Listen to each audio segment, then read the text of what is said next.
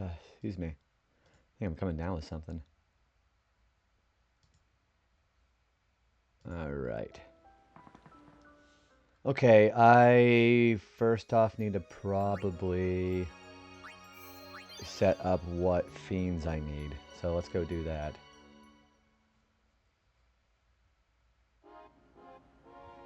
Okay, I need to go to this Cavern of the Stolen Faith tonight.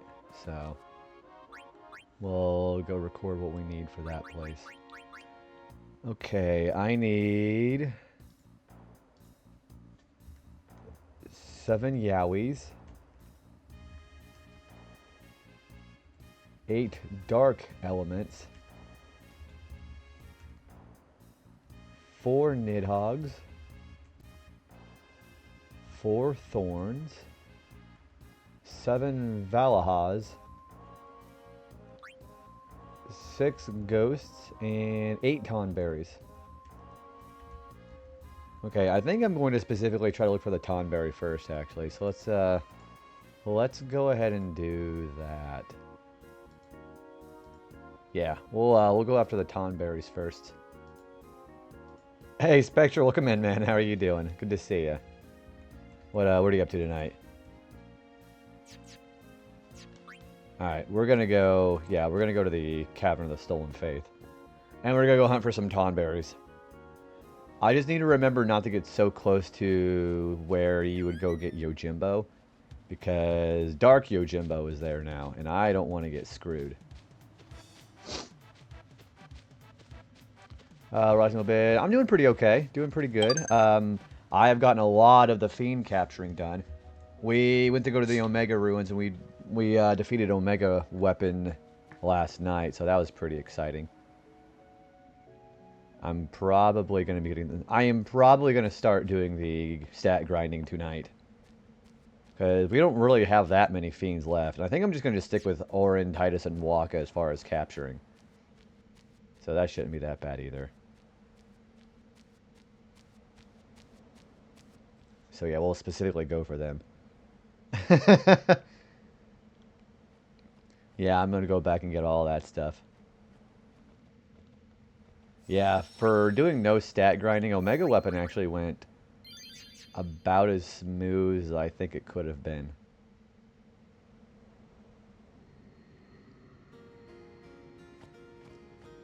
So the best place that you want to go to as far as capturing Tonberries is you want to go to the areas that have green light on it.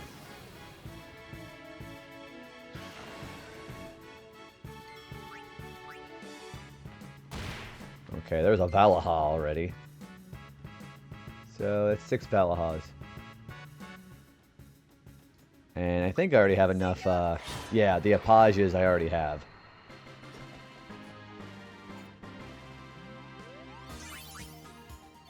Yeah, I'm not too worried about getting anybody else grinding right now, so.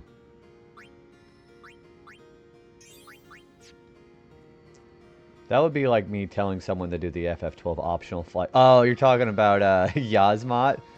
Man, I bet... See, Yasmat actually took me... He did take me 12 hours the very first time I did that, as a fun fact. Okay, I already have the corals. Live and let live. So these little green areas right here is supposed to be where the best place to get Tonberries are. So let's just kind of go around this area. And then he'll eventually show up.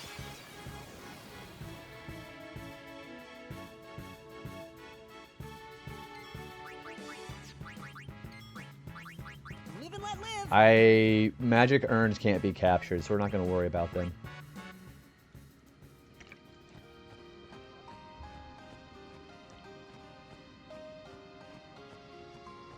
A lot of people say that Tonberries are the hardest enemies to capture in this game, and I would have to agree with that. They can be kind of tough to get.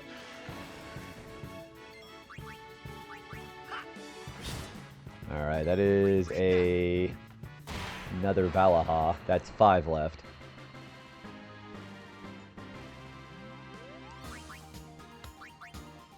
There are ads, by the way. Sorry about that. I feel like after I eventually finish off Yasmat, I would politely and jokingly tell the person to get out after I spend that one fighting it to do it again. Hey, there he is. Okay, he is probably going to use Karma. Hey, Ocricius, thank you for the partner push wishes. I appreciate that, dude. How are you doing? Yeah, see, there he is. There's the fucker right there. Farewell. Well, at least the Tonberries can be captured pretty easily. So there's one right there. Yeah, we're going to go with Tonberries first before anything else. But yeah, how's your night going? It's good to see you.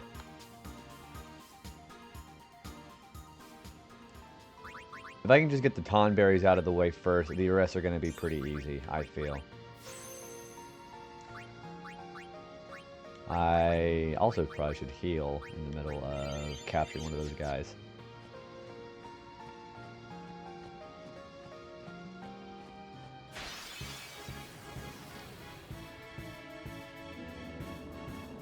Yeah, see, we don't need those guys.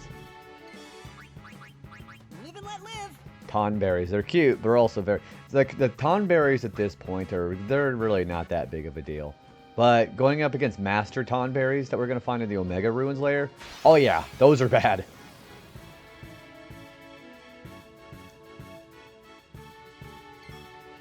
I've been tempted to show whether to actually... See, the way that actually the magic urn fights work in this game is you're supposed to randomly select one of those eyes on the outside of the jar. And if you hit the right eye, you get increasingly better and better rewards. But the minute you hit the wrong one, it blows up and does a lot of damage on your party. So I don't think it's worth it. And I don't think you get AP or experience or anything. So I don't think those guys are really worth fighting. So I'm not going to bother with them. And you can't capture them, so...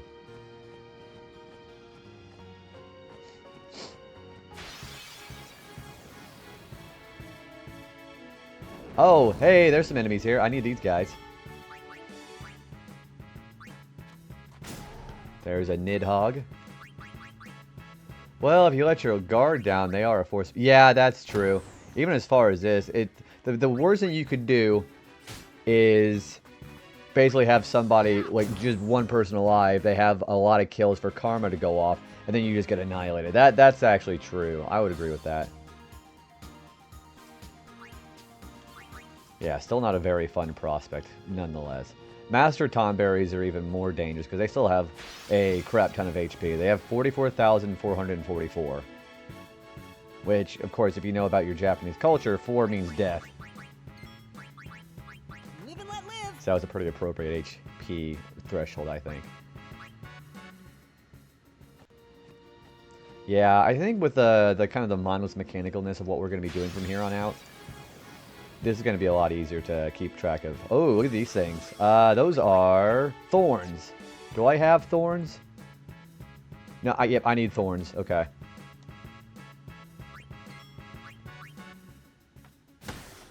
Okay, we're going to capture as many of these thorns as we can. The magic pot really likes you today. Unfortunately, I don't care for fighting those right now. Okay, so one more thorn. We're mostly going to need Yowies. Yowies are probably towards the entrance to the cave, actually. Lurk in this part. Thank you, Sarah. I appreciate that. Thank you very much. And let me not forget to shout you out as well, too. Guys, go follow Pocket Cuckoos as well, too. Sarah's been a really good friend of the channel here for quite a while now. And she's playing a lot of... She's playing Kirby. So that gives you more of a reason to go follow. No, not those Yowies. No. Damn it. You know, last time I was talking about the enemy called the Yowie in this game, there are so many people who are making the other Yowie joke. I'm like, you know what? I probably had that coming.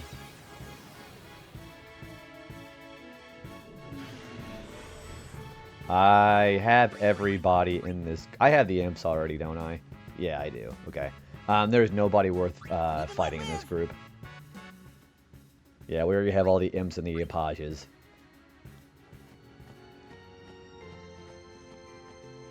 Dang. Boy, you're not kidding. You really do like... the magic pots really do like it. I was like, Yowies, you say? No, unfortunately. I mean, if I knew more about it, I'd talk more about Yowies. But I actually only know what the word and the meaning behind it is. I actually don't know any examples. Energize, thanks for loving here with a 15 stream streak. Heather, thank you for the quiet hello, and Wingman, welcome in and enjoy your work, dude. How are all y'all doing today? Thanks for everybody for hanging out so far. What's everybody up to tonight? Ooh, a ghost.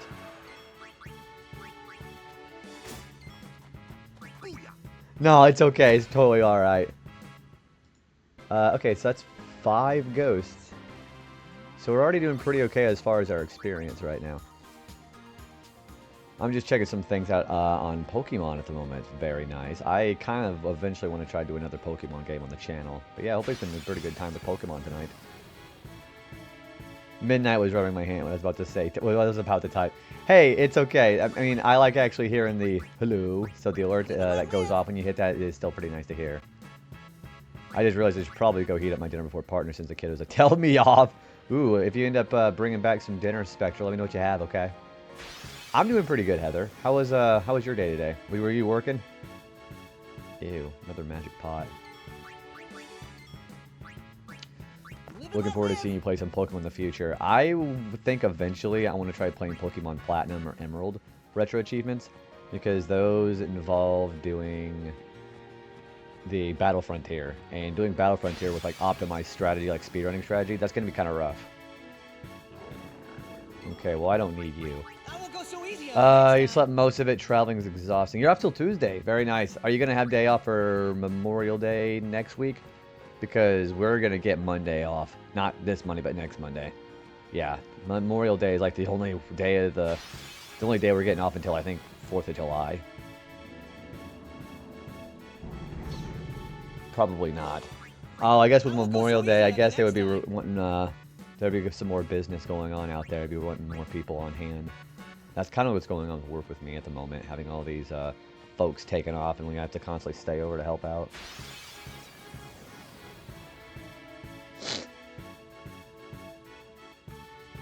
I still am not a fan of wanting to... They're really throwing the magic pots at me right now tonight.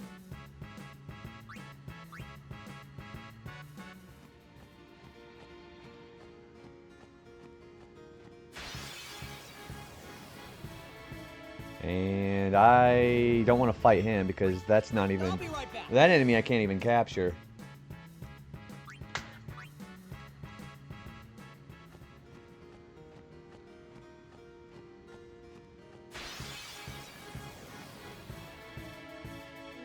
Wow, these guys are really enjoying this. Okay. Live and let live. So, where are the... Well, I was going to say the Yowies are the one I need the most. Not those Yowies. The lizards. It says they are... They tend... Yeah, they're tending to be near the save sphere.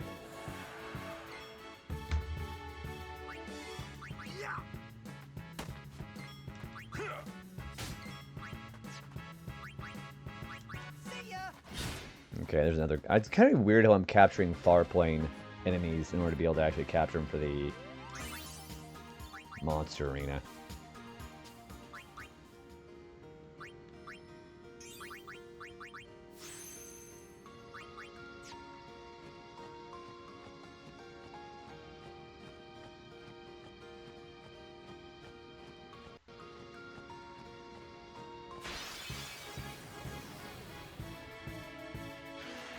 Another Valaha, okay. Say your prayers.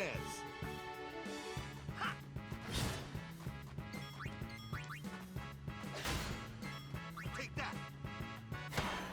Okay, so that is 4 more Valahas.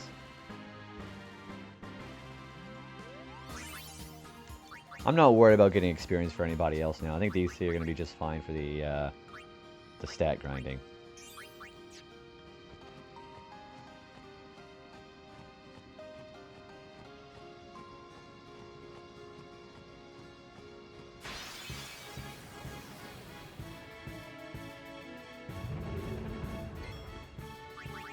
I'll be right back. Okay. We're still getting quite a bit of money for this too, so the money's going to be great for the armor that we're going to go buy too. Which eventually I need to do some auto haste customizing.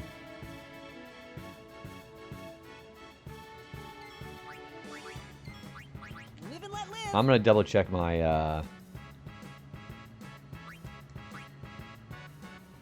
the location of the Tonberry, because he should be around here.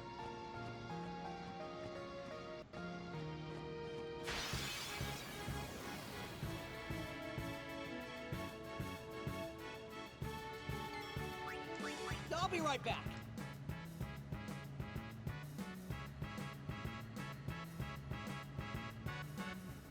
Okay.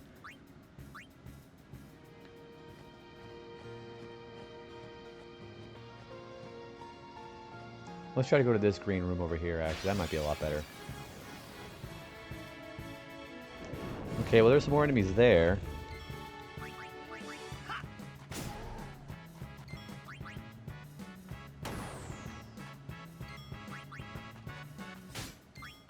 See ya. Alright, 2 more Dark Elements and another Nidhogg. So it's 4 more and 2 Nidhoggs. Alright, perfect.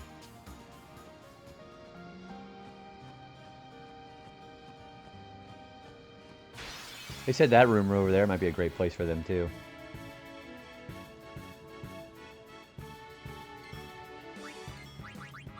So we are a Fiend Mon Master. You know, I'm looking to consider myself an actual Fiend Master if I'm able to capture all the Tonberries. They say the Tonberries are probably most abundant in this room, but that's going to be kind of frustrating. What's the current achievement we're going for? Hey, Doc. We're going for capturing all the Fiends in the game, basically. We got to capture 10 of every Fiend. And we're looking for one of the hardest ones in the game, which is the Tonberry. Also, go check out my friend Killer Draco, by the way. Really cool fella. How was your stream earlier today, dude? I saw you were live when I had to go to the bathroom. Hopefully Zelia has been good. Yeah, Tonberries are probably the rarest enemy in the game, but they supposedly have a higher chance of being found in these green rooms. Hey, Mel. Mel, how's your retro achievement adventure going today? So easy on you next time. The big... Oh, you do have 100 flowers. Well, congratulations. How's your weekend been? How's Sunday been? The plot is definitely plotting. All I remember seeing whenever I had to go to the bathroom and take a look at what was going on was I saw this giant gun being fired. And I was like, yeah, that feels like a Xenoblade kind of thing. But it looked pretty interesting. It sounds like a stabbing good time. Whenever I get stabbed in the place, basically stabbed in the gut from a Tonberry, that's not really anything to worry about. I mostly have to worry about them counterattacking with Karma. Because Karma is going to definitely kill anybody on my team. I'll be right back. It's been good. I only got not only got 100 Smiling Fire, but also 100 achievements for Air Ride. How many achievements are in the set again? Isn't it like 200 and something? Because I know GameCube games are actually pretty large when it comes to that. 203. I figured it was something like that. Yeah, the newer consoles tend to have the largest achievement sets.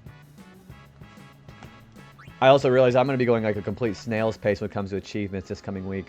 I can't really think of any game that I want to play if I were to do... If I were to do another stream on Tuesday. I'm going to think it's going to be a good stream tonight, but... no. There we go. But depending on how well the stream goes tonight, I'm probably going to go live on Tuesday nights and see if doing more Final Fantasy X, like for a smaller stream, would be okay.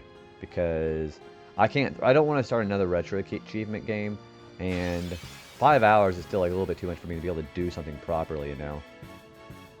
So it's going to be pretty slow going. Live and let live.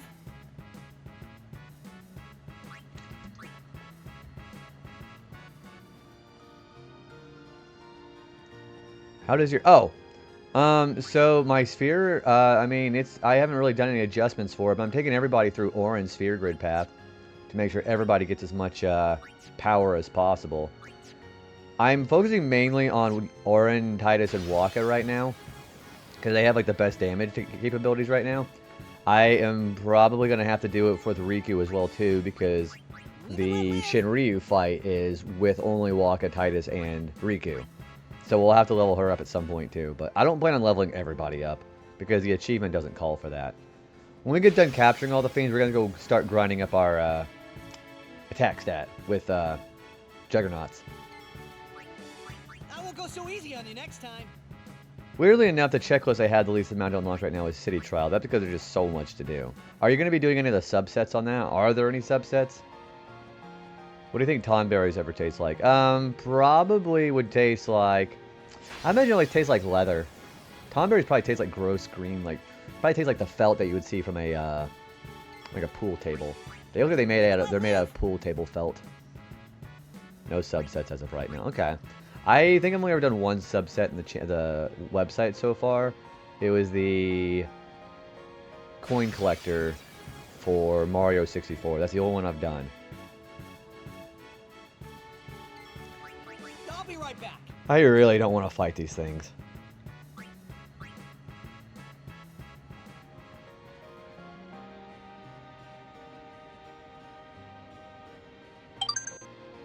Hey, Amethyst, thanks for the flower. How are you doing?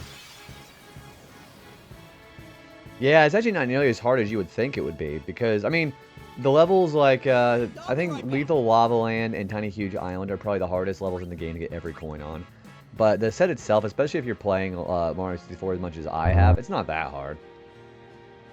Debunking 2401 one achievement at a time. Luigi is real 2401. That's exactly right.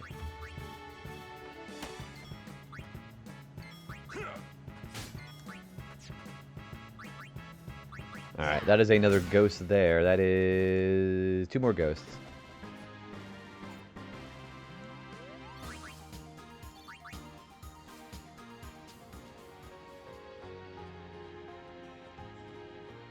I don't want to go too far into the cave, or else Dark Yojimbo is probably going to annihilate me.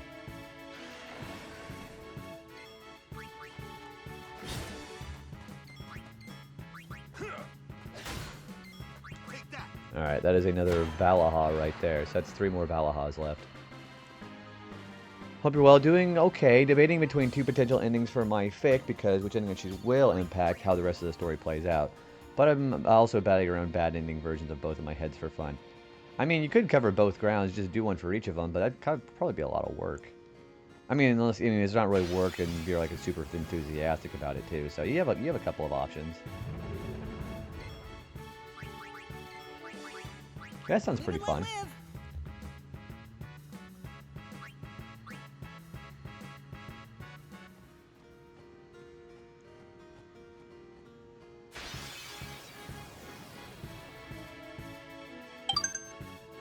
Hey Foxling, thanks for the flower. How are you doing today? I won't go so easy on you next time. My face hurts from laughing. You're talking about your Dokapon today, right? It's so damn hot. Milk was a bad choice. You're melting. Ew, look at that thing. How are you both doing? Foxling has been playing some Final Fantasy VIII, and Kev's been playing some Dokapon Kingdom. We had a stream of that today. Hopefully you've all been doing pretty okay. Yeah, everybody's been playing Final Fantasy. Oh, gosh, it's cracking me neck. Yeah, Kev had just got the thief job, and apparently it's going pretty well for him. Live and let live. Is it Tuesday yet so I can play more? You know, days of the week are just a mental state of being. You can have it be Tuesday right now if you so wanted to. So it's Tuesday afternoon. I'd say go for it right now. Ooh, I need that.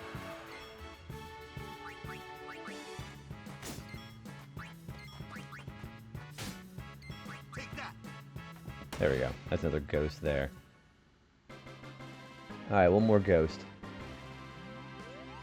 Okay, Beep, gonna go play some more. Do it right now. Yeah, Foxing going live, everybody. Maybe it'll be Tuesday if we believe hard enough. And with a tiny bit of magic, all your dreams will come true. I wish it was Tuesday so I can go live again. I have family. Oh, you're doing D&D tonight, aren't you? I'm so tired of magic pots. I don't want to fight these things. I won't go so easy on you next time.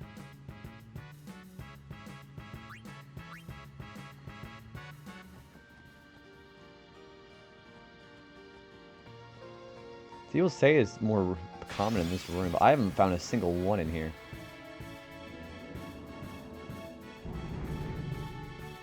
Can someone knock my ass out until Tuesday? Like, hey, you want to teleport yourself from days of the week? Yeah, it immediately just knocks you unconscious. That was yesterday, this morning. Sunday nights are just for family call game time. I know I'm going to have a family call here in a little bit. I know that usually for Wednesdays that we get together for things. And I know, kind of like our big activity is just, you know, my sister plays Tomb Raider on Tuesday with my mom, and I play Resident Evil 0 with her whenever I come over on Wednesday. So we still have some games a week too. All right, that is 2 more Valahas. I could, but half the point of the fic is to establish a canon for Tallulah. The fic wouldn't be entirely Coke-centric, but I've never established a full canon story yet for any of my fan characters. Yeah, that makes sense. Yeah, so there's not anything just like just set in stone. You really just kind of just make it open-ended.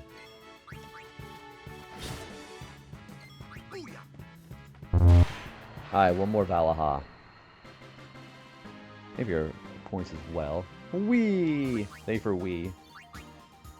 I don't know, guys. I don't think the Tonberry is gonna be here. Oh, look at the devil. That's him now. I'll be back.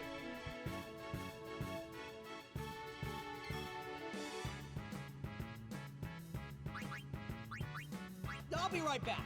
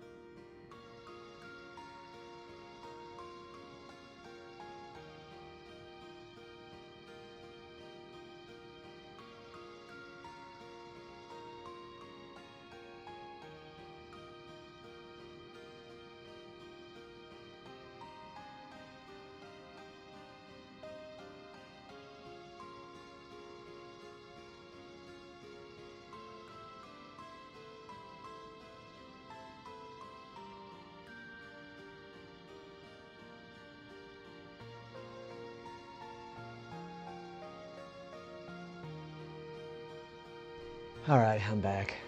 Yeah, just the usual phone call. I usually just batter around endless AA alternate universes and never settle on a full storyline. I want to establish a real canon for her. A story with a set ending.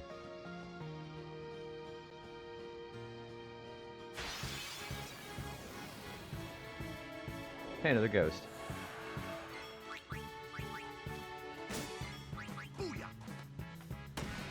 Alright, that is all the ghosts I need.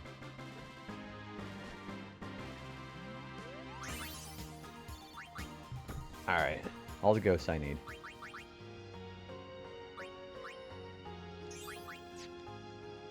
So yeah, definitely by far the hardest thing I'm gonna have to find are the Tonberries, but I'd say about an hour.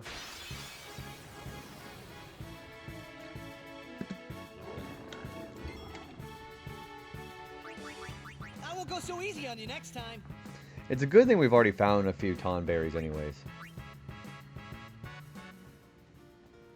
They say right here is a great place to find them, but maybe just the RNG was just more favorable for those folks.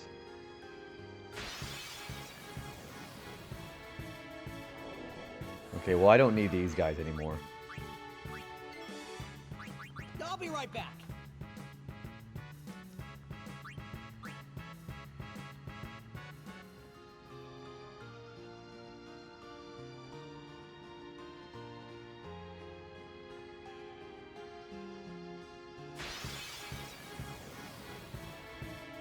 And not that thing. I'll be right back.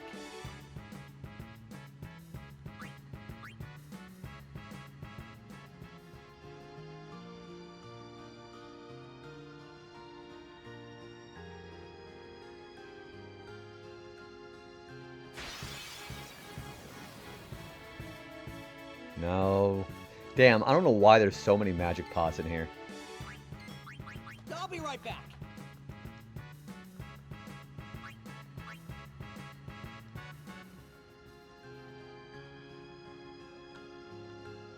Yeah, I've seen so many conflicting stories about where these tonberries are supposed to be.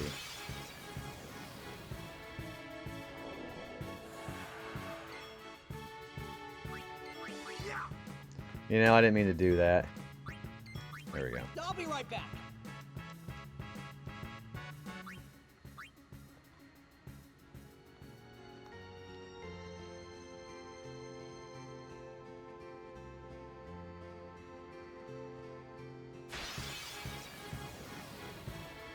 And, you know, there's a point where I was looking at finding a bunch of ghosts. Live and let live. Or I was trying to find ghosts, but now there's I'm not supposed to be finding them at all.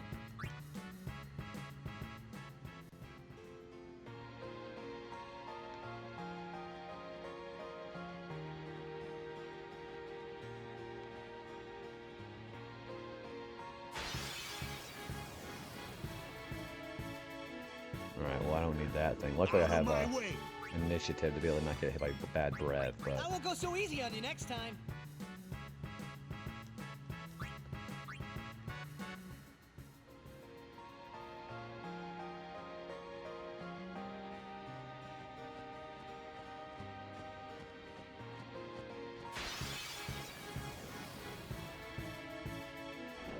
Hey, more of these guys.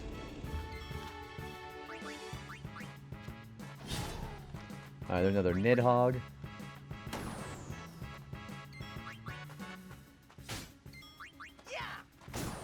And... need 2 more Dark Elements, 1 more Nidhogg. So we're doing pretty okay as far as that's concerned. We're just not finding Tonberries. I'm gonna see if he's right here.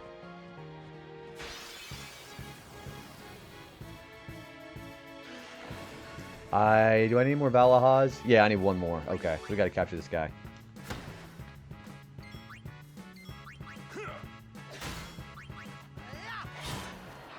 Alright, those guys are done.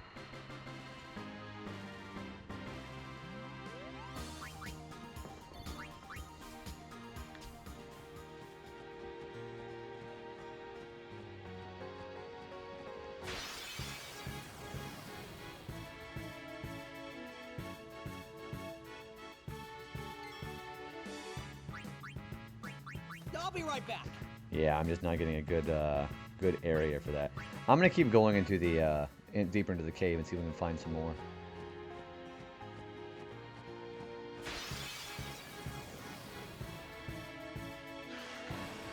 Yeah, see, I don't need these guys. Live and let live. Well, I got my plan for the next Dokapon. Oh gosh, you probably got like the roadmap and your blueprint set. So you guys just probably got just all planned out there. What's the next plan of attack?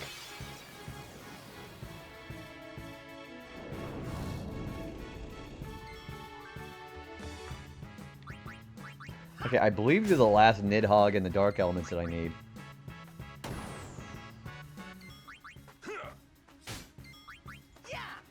Yeah, those are all I need, so those guys are done. 1 Thorn, 7 Yowies, 7 Tonberries.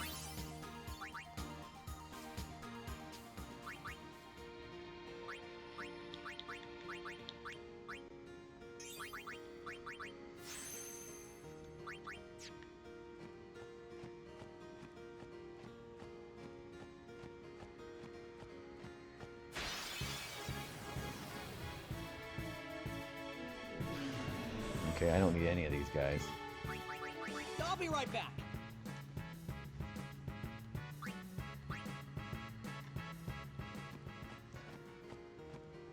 Well, there is a salamander bug I need to get for the king, so that's a start. Level up in the lava cave and change a magician after thief. So it sounds like that you are going for the Robo Knight then, yeah? Live and let live.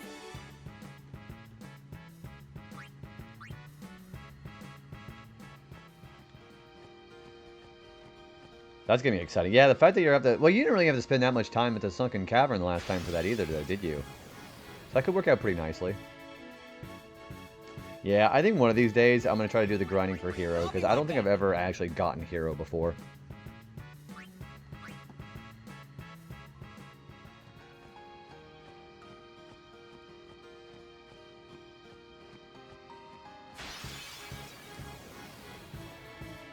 You think you got it within a week? Yeah, I have never gotten that before. Oh, you mean the one for the... I mean the last time you had gotten Robo Knight on our file.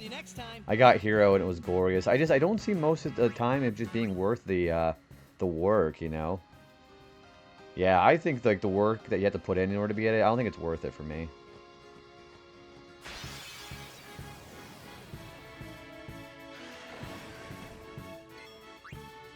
I'll be right back. I'm doing my Finch stuff on my phone while I do that. You have to get Acrobat, and that's step one. I don't even want to even... I don't know, it depends on either the work for Acrobat's is really, like, really short, or it's just really long and it's just not worth the effort. Like, I could be going and fighting monsters and doing shit, you know, while I'm looking for it. But I'm also just might be particularly picky, you know. Apparently dinner is spaghetti. Ooh, do you like having meatballs or pesto or anything on it? What do you like having on it? I won't go so easy on you next time.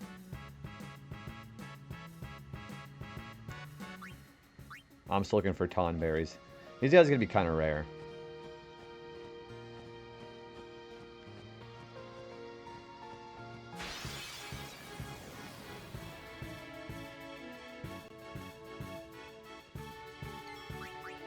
Whoops. Hey, we actually hit it right. That's what a magic urn looks like, by the way. Stamina tablet. Yeah, I'm not going to bother with these guys. We got a stamina tablet for it, though. See, you don't even get any XP or money for it.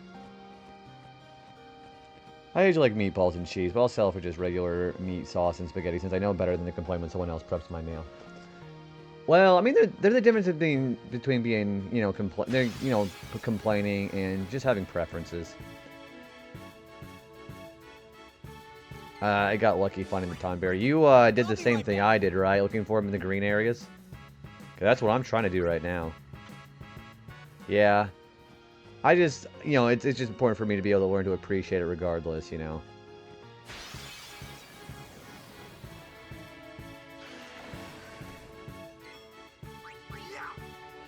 I don't know why I keep doing that.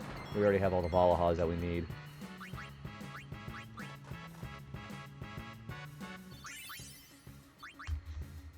I think I'm in the wrong room. I think that's what it is.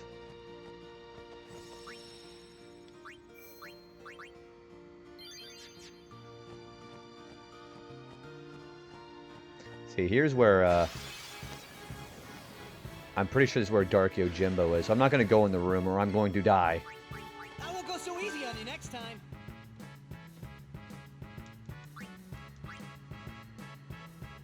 Yeah, I'm just going to stay here.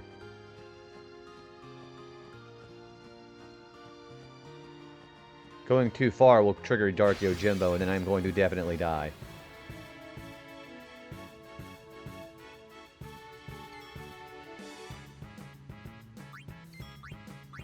I'll be right back.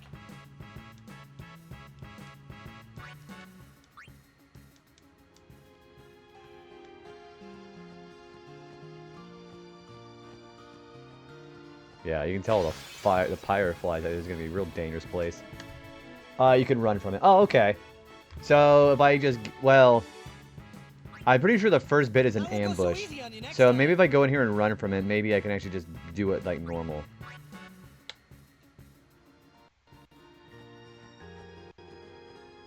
Let's just go right here. That seems a little bit more peaceful.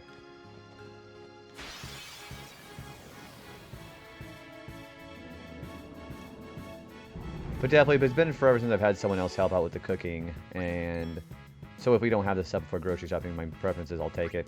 I'll be right back. I don't know. I think the older I get, the more I'm just not particular. I mean, I've always have picky preference as far as my food, but even like especially if somebody else makes it, it just tastes good enough. Just home cooking tastes good enough for me, no matter what.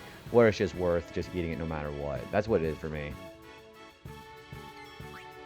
I won't go so easy on you next time. Yeah, I have like preference as far as like pickiness, but it's like food that can actually just sit and eat. Then I don't have any real problems with it.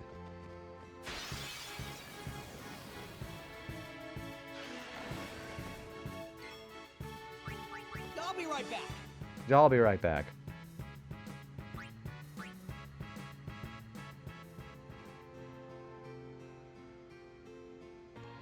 Okay. Definitely, I'm just slowly adjusting to having somebody. Yeah, I got used to that over the years, but that's just mostly just like me taking help from my parents. So I have some preference on that too, but I am particular about who helps when it comes to that. Live and let live. Yeah, this is the right place. Corals. Yeah, the green areas have the corals in them, so this is definitely the right place to be. Just don't want to get so many damn magic urns. I'm so tired of it.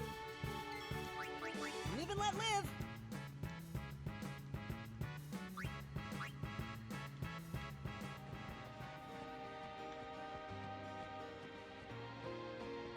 I told you they like you today. I am not particularly thrilled about seeing all of them. Yeah, see, another one too. I'm not particularly thrilled to see them all. There's a shit ton of them out here. I might go save. I might go save and reload the RNG, because I might be able to go reset the RNG. We're gonna go do that. Oh, never mind. Yeah, here's here's Dark Yojimbo.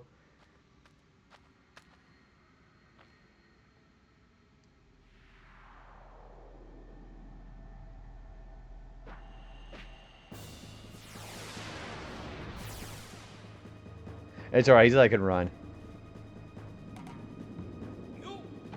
Yo! Time to run.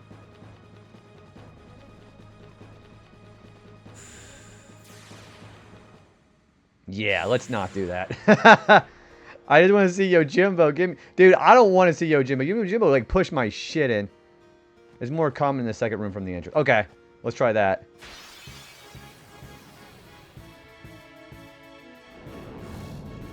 I was like, oh shit, I don't want to fight this guy right now. But yeah, you can just run from the glyph.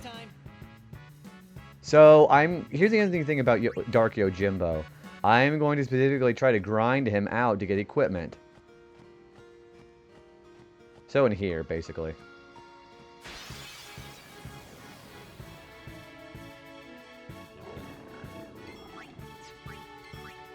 I won't go so easy on you next time. I won't go so easy on you next time.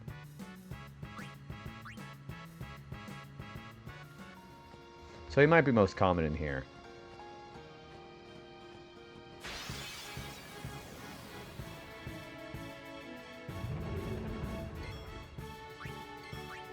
I won't go so easy on you next time. You're gonna hear that a lot.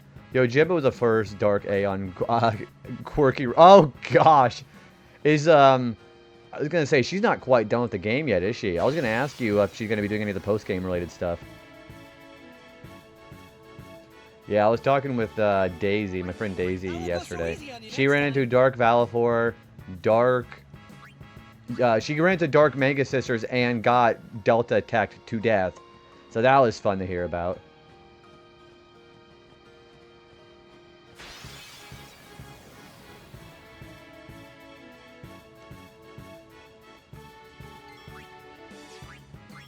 Live and let live.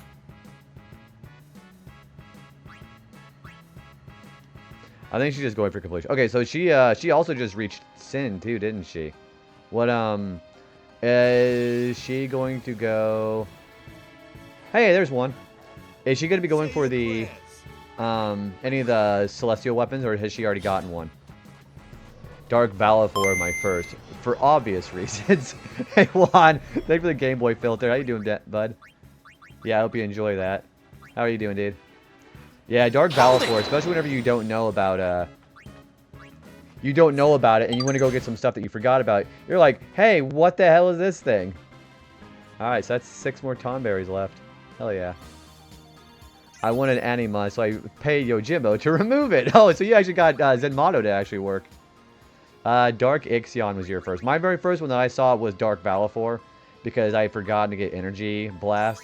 And I was like, oh, I better go back and go talk to that dog to go get it. And then, lo and behold, look who was waiting for me. I'm doing pretty good, man. What do you got going on this weekend? Very successful first stream of partner pushing. I think I actually reached the average that I needed to for that stream, so awesome. Thank you, everybody. So it's been pretty good.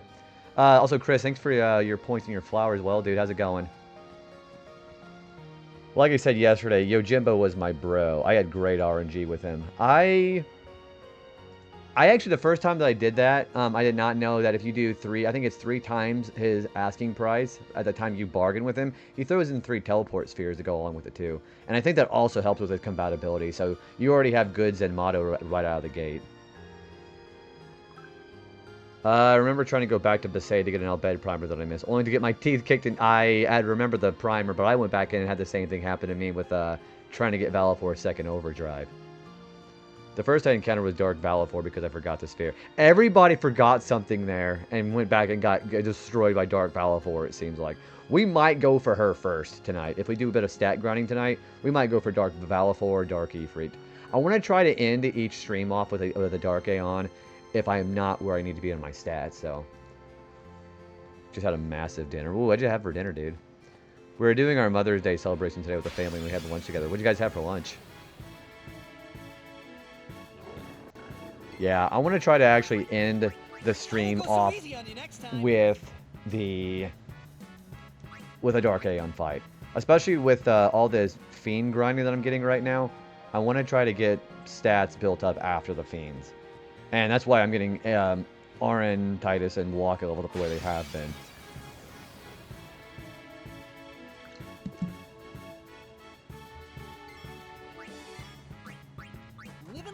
I beat Dark Valifor. I cheesed the fuck out of it because I don't care, because I'll take my W. I'm not allowed to use Yojimbo, unfortunately, so I gotta do it the old-fashioned way. Did you do all the Dark Aeons, Kevo? Chicken thighs and veggies. Probably half a pound of chicken and a solid pound of veggies in my belly. What kind of vegetables? I'll be right back. We had different cuts of steak at a steakhouse. Ooh, how do you like your steak? I think I think I've asked you this before, but you like medium rare in your steak, don't you? Which is the only objectively correct way to eat it, might I add. No, you didn't. I'm going to at least, if I don't get the stats I want to get tonight, I'm going to try to at least take out a couple of Dark Aeons, because you don't need max stats for them. Let's say that you're low on accuracy or luck, you can use aim and jinx to kind of fix that. Medium rare is the way. I can sometimes go for medium. Medium is about as far as I can go that direction. Carrots, broccoli, and cauliflower. Do you prefer leaner or fattier steak? Fattier. I say the fattier the better. You give me like a big blob of fat on the edge of a steak, I'll just chew the fuck out of that thing. I'll chew it like a cud. No, I like fattier steaks, for sure. But a good mixture of vegetables, too. I like, as far as vegetables, I like carrots and Brussels sprouts and asparagus, especially. I think asparagus and a good steak are probably the most ideal food for me. Live and let live.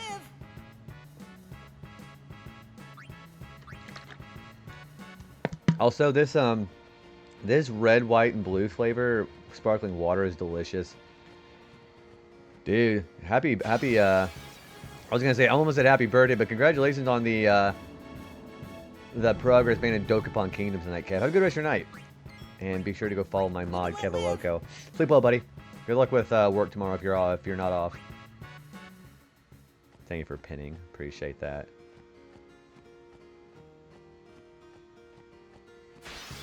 Thank you, dude. Yeah, have a good rest of your night. I'll be right back. Yeah, it tastes like a red, white, and blue pop, like one of those ice cream pops that you'd eat in 4th of July. It tastes like that. Hey, there he is.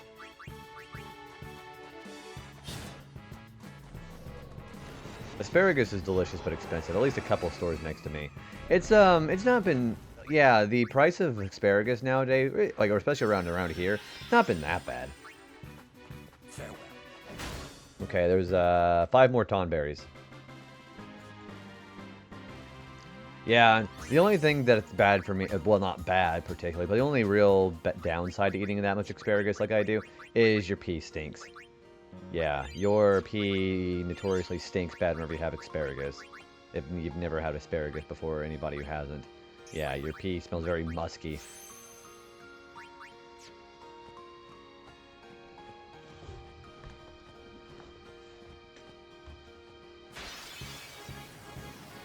It was $4.50 a pound, and everything else I got was under. That's pretty good value. Whenever you were living out where I was at, did you ever go to I'll be right back. the market that we have here in town where you can get some of your produce? I think the produce is a lot better at that market than would be like a normal grocery store. Excuse me. I'm not saying the name of the store because that would definitely dox me, but you're a cheapskate for food. I'll be right back. I think when I find out, whenever I'm about food, I think for the most part I've learned that you get what you pay for the most part. So you pay for higher quality food, it just tastes better. So I'm not particularly a cheapskate about food. I just like buying really good bits of food.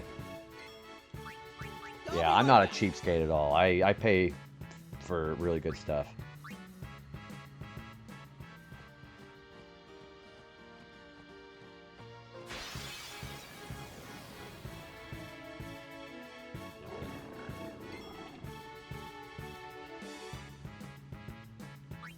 I won't go so easy on you next The one you time. could walk to from... Yeah, that's exactly where I go to. It's great. Yeah, it's like right down the block. Yeah, that's like more expensive than you would see at normal grocery stores, but it's one of the best. For sure.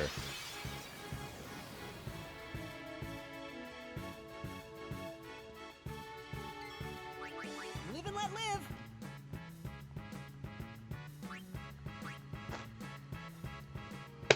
Oh man, I'm so thirsty. I'm out of sparkling water, so I gotta get some more of that later. There we go.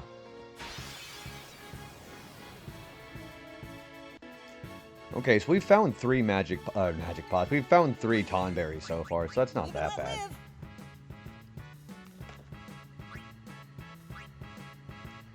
That store is a bit better with distribution logistics because it primarily sources from within. Yeah, it's all almost entirely local, which is why it's got that kind of quality.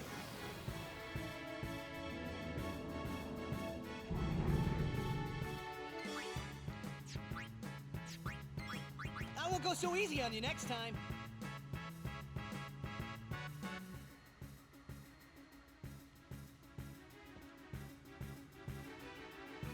And they got fancy. Yeah, they do.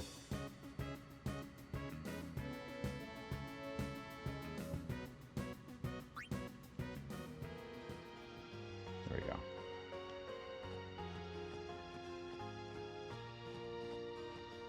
Yeah, everybody else is complaining about how there's so many magic urns in this place.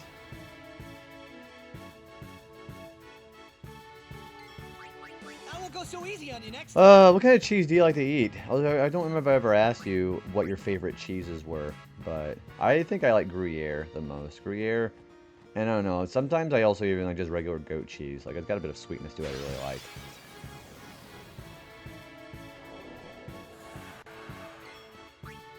Live and let live. I think I'm gonna try to run into some Yowies. Not that Yowie. Yeah, we're gonna try to run to a Yowie here. Hey, these things. Yeah. It's the Merlot Bella Ventano. They may still have it at that store. You know, no, I think the last time that I was out there, I think you actually might be right. Farewell. There we go. I captured a couple of Yowies just for you guys.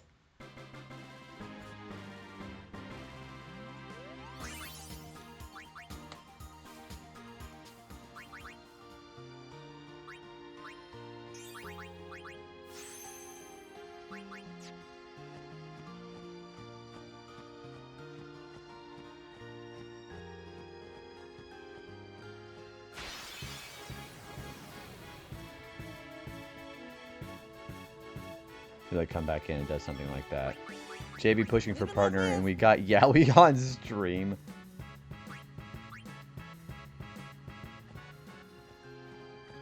You know, I think I wouldn't say obsession, but hey, there's one. But the fascination with Yowie that this community seems to have, I'm like, alright. Well, he is definitely dead. Oh, he didn't die. Wow. Enough. Alright, 4 more Tonberries.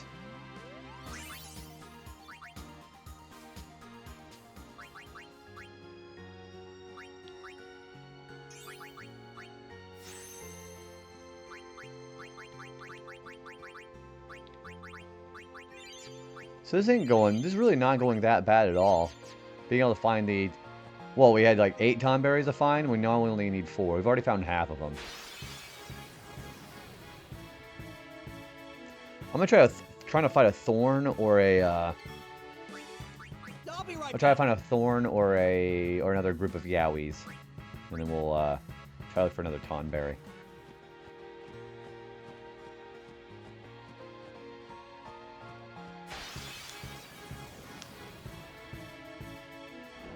Well, I don't need those guys, but...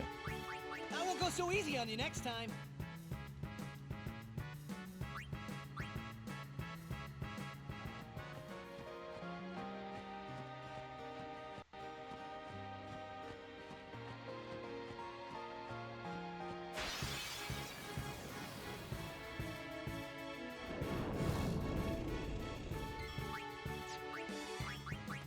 So after we done with this place, we gotta go to Mount Gagazet, then we're gonna go to the next, we're gonna go back to the final dungeon to get more. Because there's a lot of final dungeon enemies that we have to go get from there. Hey, 3 more of them.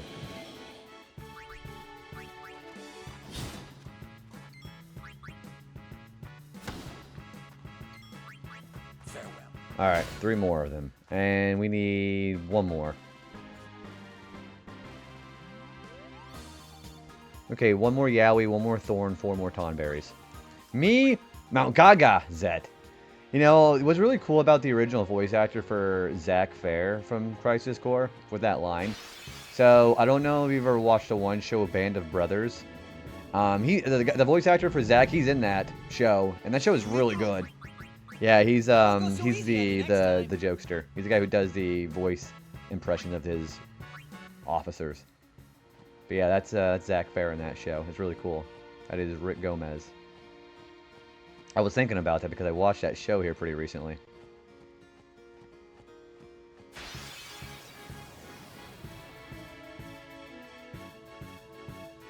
Yeah, he looks super young in that too. Live and let live.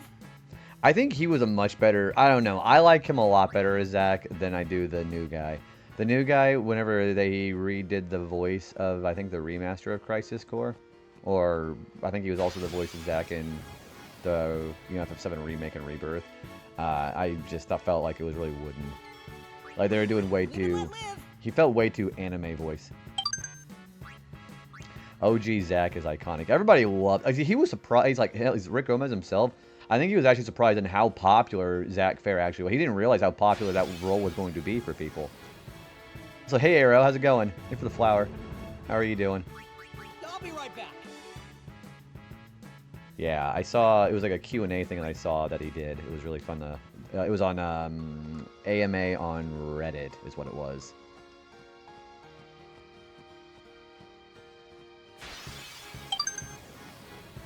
Hey, flower from Jake as well, Jake. How you guys doing?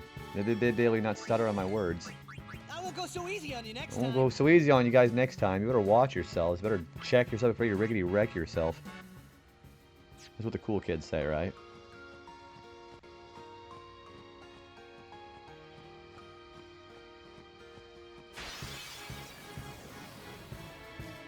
I'm alright-ish. Doing a social experiment's been kind of missing in action lately. How it goes? It's good.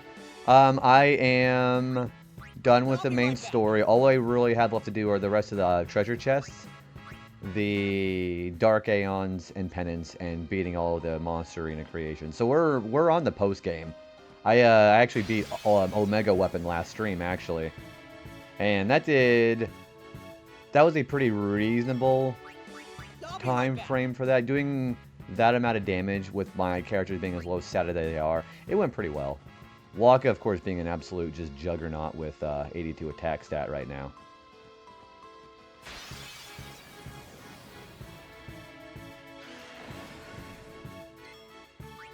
I'll be right back.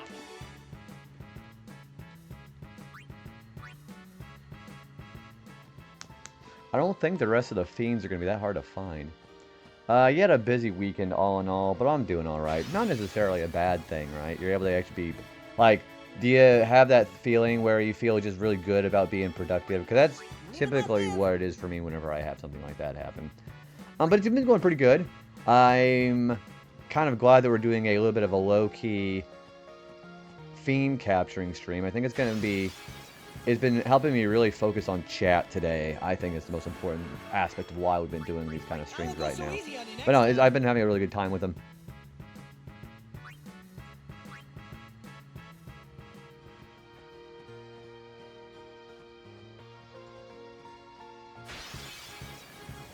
That typically is the kind of feeling that I get from being productive. Maybe not being productive at work, because that's like, you know, I kind of have to be there. But I like making the choice to be productive at home, and I feel good about that. Yeah, we found 4 Tomberries so far. Yep, we found 4 Tomberries. We need 4 more. So we've been having reasonably good luck. Not like the best luck in the world, but pretty okay RNG, I think. I'm not looking forward to going to the Omega Ruins, because we got to go find... we have to go find the Varunas, and those guys are pretty rare, too. We both have FF on the break. Ooh, what kind of class did you make on your character, Arrow? Here we go. I'll be right back. I like how Walker just is so enthusiastically like, here we go! I'll be right back. I would figure the Tonberries are going to be the most difficult things to find. It was a more productive weekend, yeah. On the plus side, you did get a Switch 2 recently. Very nice. What kind of games did you get for it? I chose Ninja and doing it control only this time. Spent 10 years on keyboard and mouse. Figured it's time to try controller. I've always been more of a keyboard and mouse kind of person, because I feel like my reaction times are just better on that as opposed to controller. I mean, I know plenty of people who play controller only, and that's really cool they were able to pull it off, but I couldn't, because my reaction times are not fast enough for a controller. I gotta do the relic weapons every expansion before I can move on to the next expansion. Is it like a require? Yeah, you gotta do those, don't you? See, like, there's one right there.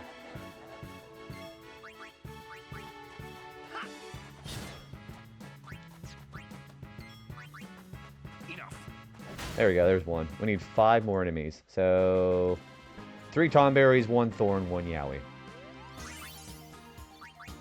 No Switch games yet. Still wondering what to get first. You should try DK Bonanza, or if that's not your thing, I think trying out Pokemon ZA is also very worth your while. Both games were very good. I don't have to, but instead of just speedrunning the game like I usually do, I'm just going to pace myself by doing the long grind of every expansion pack. I feel that the only way I could be able to do something like that is if I had to do it with other people. I was mentioning when we were talking about FF14 last time, I don't think I could get back into it until I have a group of people who would be able to do it with me. Also, there's an ad break. I'm going to do one more battle. I'm going to go take a bit of a break and go to the bathroom and get a drink. So,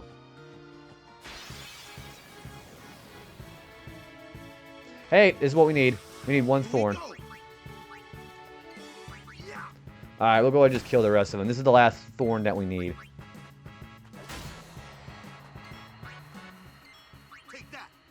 Alright, thorns are done.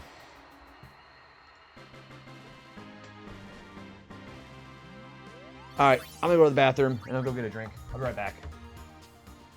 Don't you guys go anywhere. Alright. 1 second.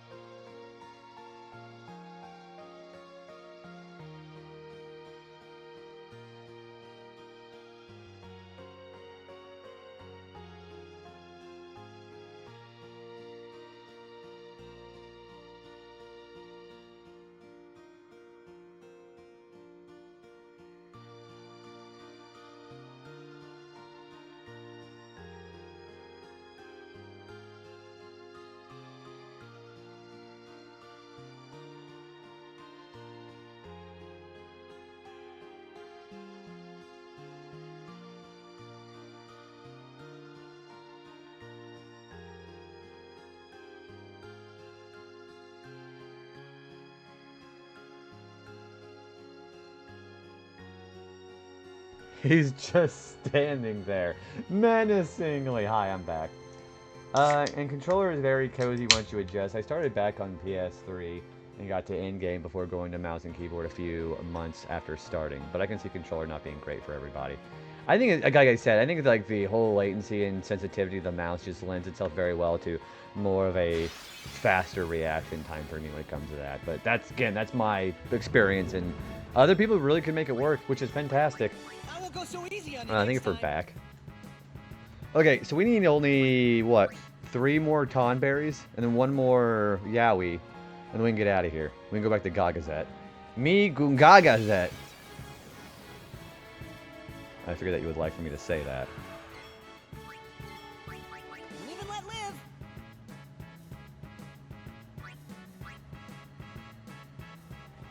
Burp, burp, burp, burp, burp, burp, burp.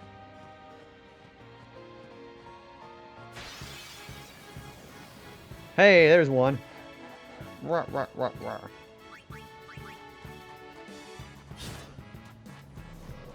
What is this creature you keep calling? Oh, Yowie. It's that lizard. It's Y-O-W-I-E.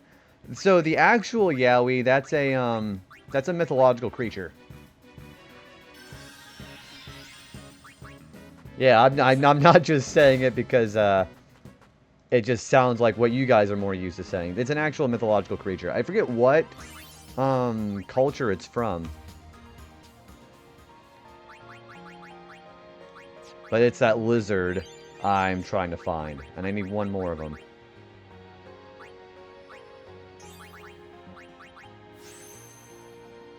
Yeah, well, I mean, to be fair, it's also pretty unremarkable, too, so you'd be forgiven for thinking that.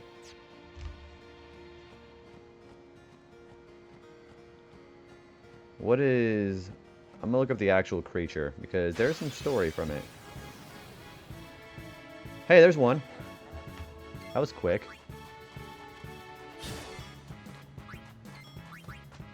Enough. Alright, one more Tonberry. So, the Yowie is one of... It's a entity in Australian folklore. And it's got Aboriginal oral history. Okay, so it's Australian.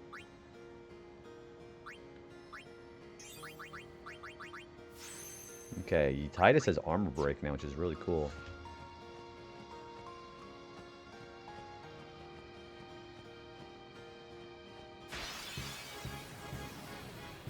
Hey, there it is. There's the last Tonberry we need.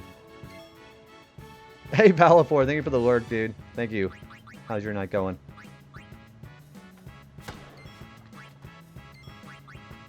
Enough. Okay, that's all the Tonberries we need. Now we just need one more Yowie, and we're done. Oh, thank you for the follow, by the way. Appreciate that. Welcome on in. Alright, so that's done. Now we just gotta find one more lizard. I remember it took too long to get the Tonberries. I went super dry on those. This room in particular has been the best place to find them. That big room there, the second big room in here, that went much faster going in that room and finding them. Trash City Rick. Oh, hey, I know Trash. Trash is a pretty good friend. Really big fan of Retro Achievements there, too. How you doing, dude? Good to meet you. Yeah, I like Trash. Trash is pretty cool. Oh. Lorkwar makes some dinner. Thanks for the works as well. Also, Shins was very kind enough to be able to actually raid into us last night. Yeah, I hope we have a good dinner, Shins. Thanks for coming in. Doing well, working around my grind with some more... Oh, enjoy old school RuneScape. Let me know what your, if you want to share what you're grinding later on. I'd love to hear about it. And you're welcome to shout as well. Enjoy your dinner. Yeah, I like Trash. Trash is one of the highest, ranked on Retro Achievements. So if you haven't followed Trash City, you should. Yeah, Trash was able to stop in yesterday and say hello.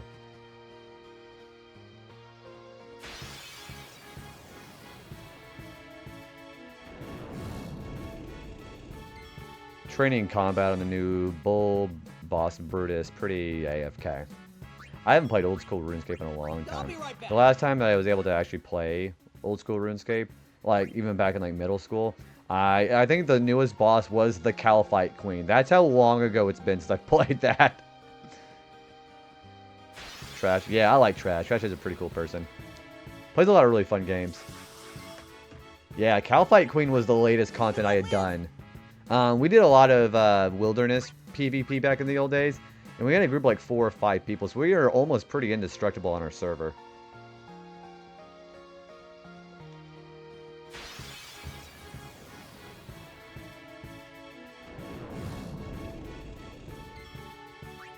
I'll be right back. Yeah, what was interesting about the Calphite Queen fight is half of the battle she was on the ground, and the other half of the battle she was also airborne. So you kind of had to do different attacks on her forms in order to be able to take it out properly.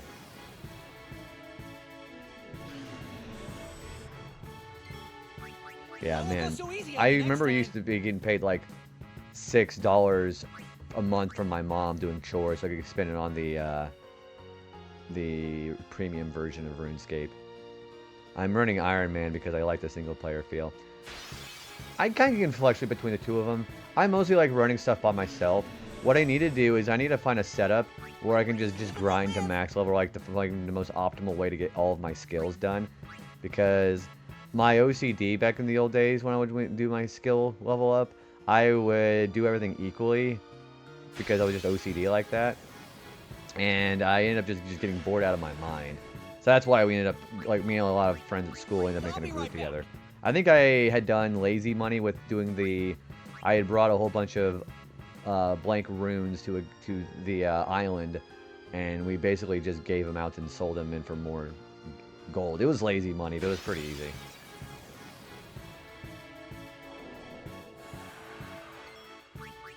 go so easy on you next time.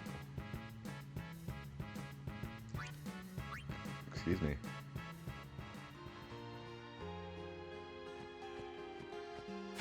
I'm pretty sure this hallway's gonna have what I need too. I should be fairly close to being done in Gagazet too, actually. I'm just doing free to play, so my money method is server hopping, respawning items in the wilderness. I mean, that's the best way you got to get around it. For free to play, see, I'm surprised, even back in the old days, because of how much stuff there is to do during the free to play section area. I mean, you know, I'd hang around the Lumbridge most of the time and socialize with people when I had nothing else to do. But, I mean, it was better than just spending $5. Back in the day when Jagex was only charging $5 a month for premium. I've almost finished the free-to-play content. I'm having fun doing so. I had been in the free-to-play stuff longer than I probably needed to be, because it was just... RuneScape was a big social thing for me and a lot of friends in school when we played it. I had tried old school RuneScape a little while ago, maybe like last year, but the UI was so small I could hardly read anything, so I'm just like, meh. Yeah, I couldn't figure out how to get the UI to be larger. There it is. That's the last enemy. There we go. Second cave is done.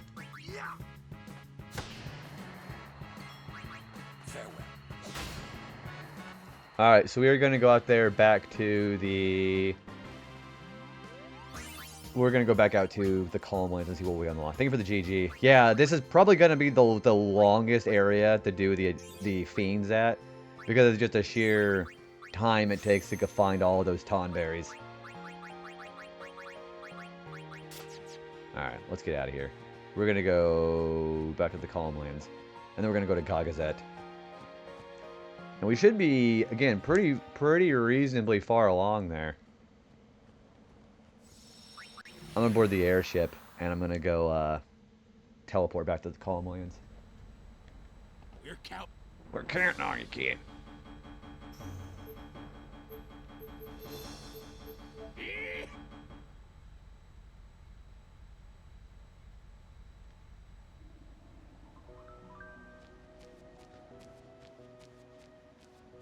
Addicted to doing top ride checklist boxes so much I plugged in a second controller.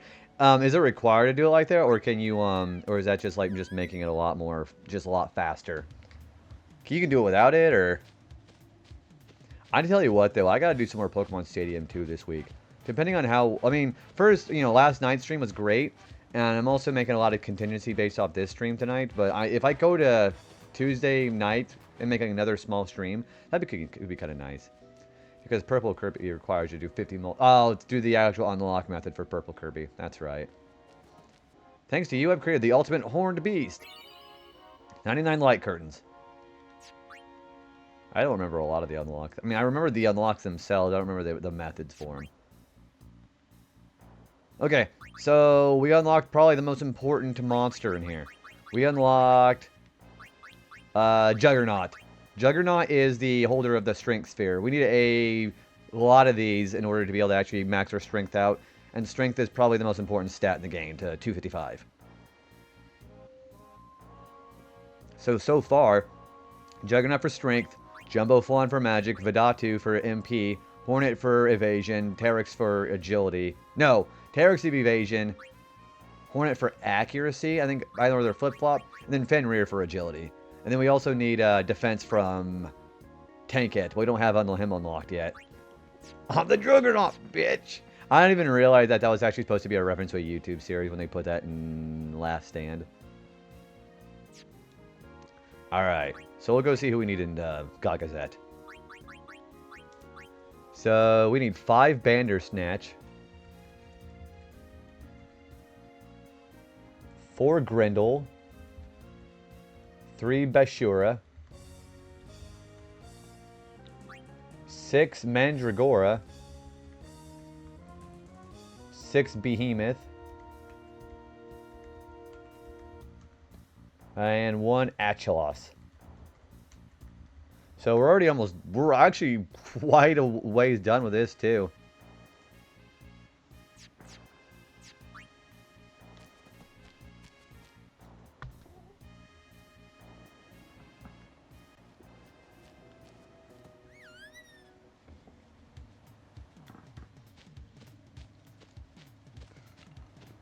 And then we're going to go to Sin right after this.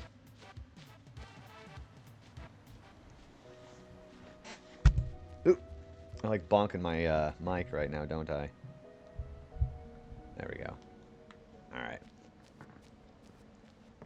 So yeah, we're going to go up to Gagazet. We're going to go on the trail for a little bit. Then we're going to go back up to the airship, warp in, because the Mount Gagazet warp area is going to be where the big enemies like the Behemoth and the Mandragora are at. Then we'll go get them done.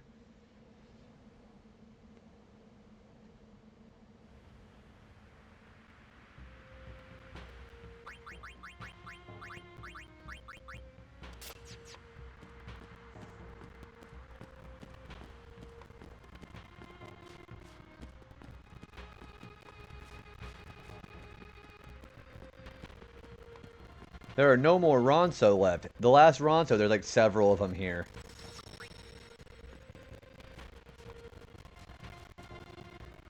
I'm going to go to the mountain trail.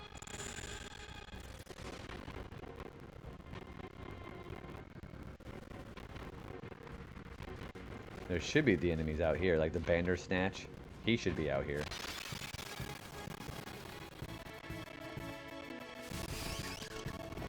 I don't think I need these. Yeah, Grat, I don't need those. I'll be right back.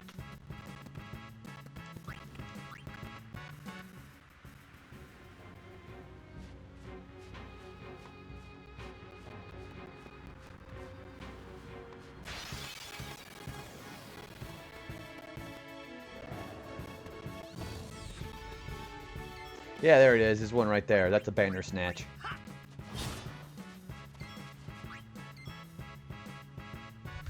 Whoop. Maybe not hit my phone off my lap.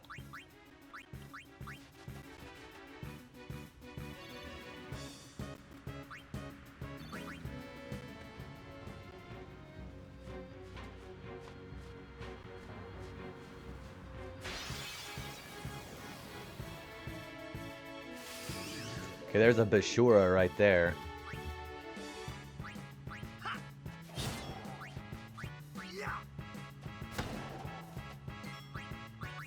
Okay, so that's that. So we need 2 more Bashuras.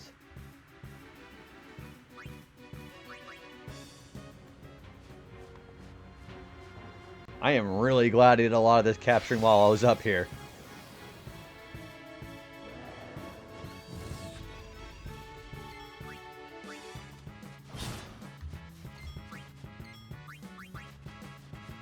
Alright, that is 3 more Bandersnatch. Okay. The Mandragoras and Behemoths should be pretty easy to find. Where are the Grendels at? You captured after hitting with a ball. Might as well be Pokemon. You just see Waka just throw it and it just opens up and just absorbs the fiend. Dude, Waka did the funniest thing earlier. So we did Auroch Rails with the World Champion, and he just spikes it with his open palm on one of those big-ass spikes on the ball. I'm like, ow! Like, holy shit, that looks painful.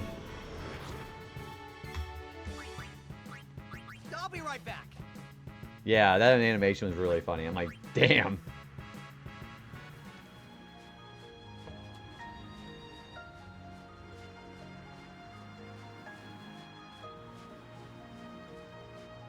So I know the Grendels are going to be in the cave.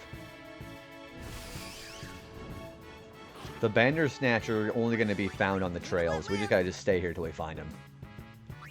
Yeah, it says the Grendel is going to be in the cave. It says the Bashura is going to be on the mountain caves, on the mountain trails. Yeah, that was over. I posted it on Twitter one time, and then it was really funny because Sheep had responded. She's like, "Waka, you idiot!" I'm like, yeah, I'm familiar with that one. It's really funny. Yeah, he just basically just yeets it right on the ground, goes right back, and just immediately he gets petrified, and then he shatters. That's what's really funny about that.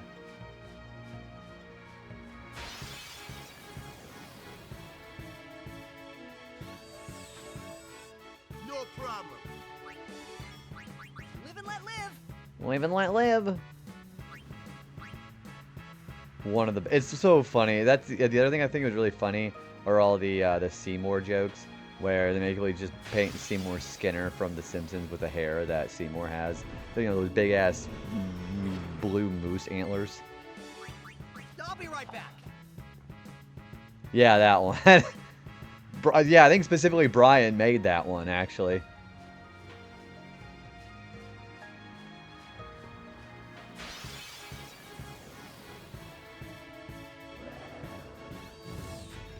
It was really funny. Ain't no way. Alright, another Bandersnatch right there. Alright, so that is... How many left? Okay, we need 2 more Bandersnatch. So we can go inside the cave.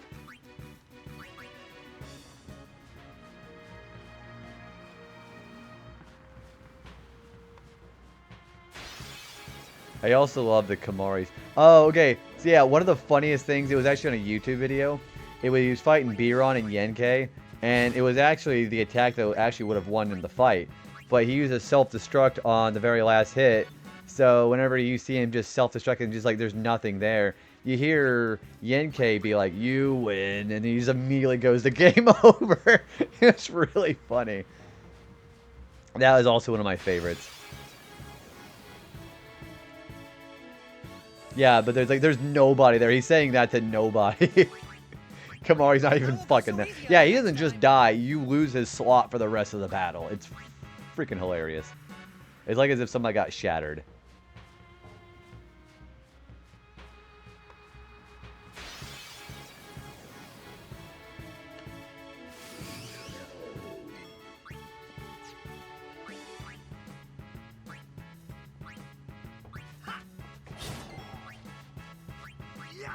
Alright, there's a Bashura there. And now we can get out of... So we need one more Bashura, too.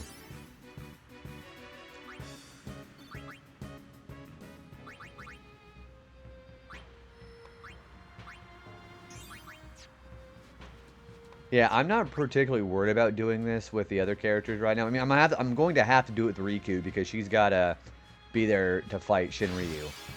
But the others, I'm not that worried about. Like, Kamari and Lulu, I couldn't give less of a fuck about. Live and let live. Kamari and Lulu are probably the 2 worst characters in the game. Because Lulu's elemental magic just kind of just loses its luster later on.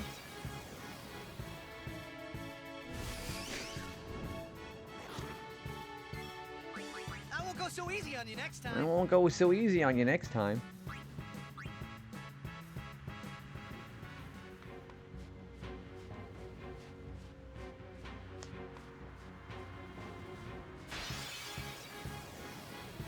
I think that's another Bashura right there. Yeah, it is. Okay, cool. So we'll get the last guy there.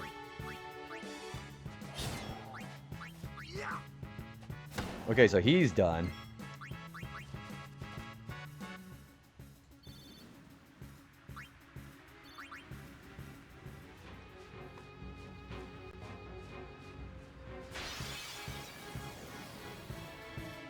And, okay, I thought that was... The camera angle made me think it was going to be a Bandersnatch, but it's not. I won't go so easy on you next time. I won't go so easy on you next time. Boy howdy, Willikers. Whatever kind of whippersnapper voice you want me to say.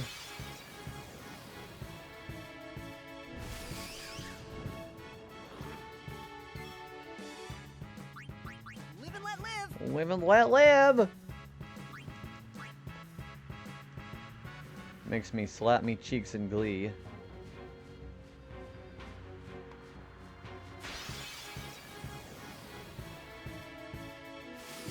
Okay, well I don't need him anymore, so I'm not even going to worry about that. I'll be right back. I'll be right back. No. I really do have to teleport back into the caves after this. The caves.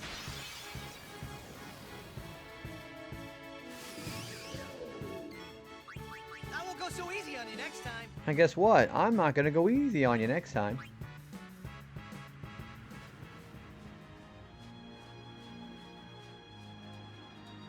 No, damn it. You're not even going to get that close to the teleport pad, and you're just immediately just magnetized towards it. right back. Wow, that is one of the most egocentric things I think I've ever actually seen. Yeah, I like seeing posts from people that, you know, they try to, like, they have very obvious humble brag moments. And then just some of the most arrogant statements I think I've ever actually heard them say. Like, it's very, I don't know, maybe not very self-aware. I mean, there's also like a big, well, not big, but kind of a small thing in the back of my mind that thinks maybe they're just joking. But I don't think they are.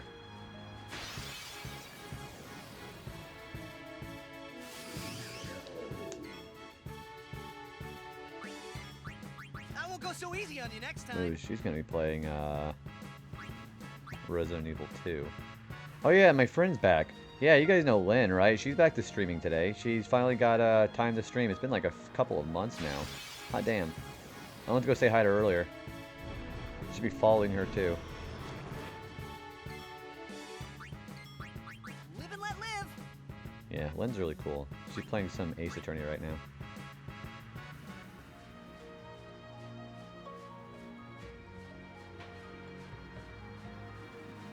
I want to see Ace Attorney. That'd be pretty fucking cool. I won't go so easy on you next time. I'm not going to go so easy on you next time.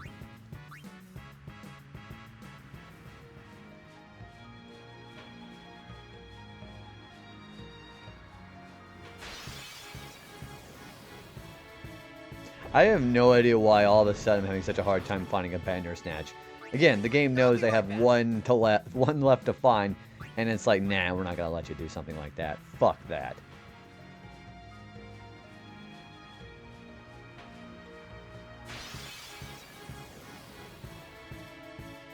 There it is. Gosh, the game knew I was getting ready to square up for a minute there. It seems like.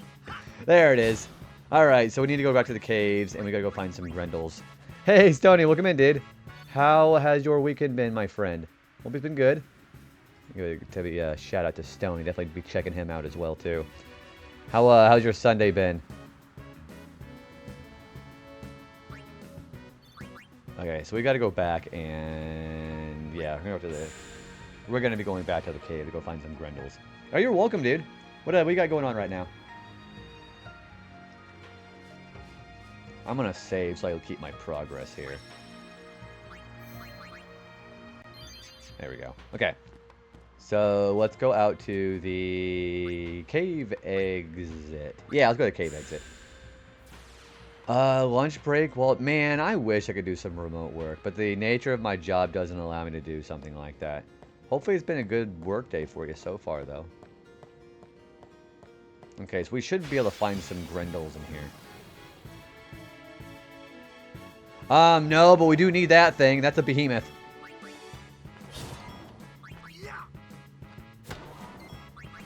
Farewell.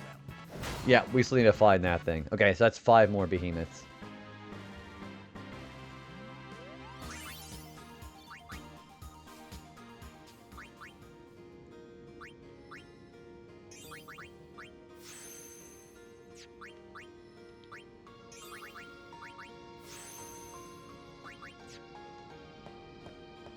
I get that. Typically I don't, but extenuating circumstances at this time. I think if I had a choice to, I would like to be able to work remotely from home. Ooh, Mandragora. I would think that I have the self-control to be able to actually stick with it. Because I know there's a lot of people who have the problem of, I am just going to just bullshit and watch some TV or do some gaming while they're supposed to be working from home. And I'm sure I would probably be able to have the discipline to be able to stick with something like that. Just that me not having to get in my car and travel and be around other people that I don't want to be around, you know. So that's why I feel like working from home would be kind of a pretty cool thing to do, for the most part.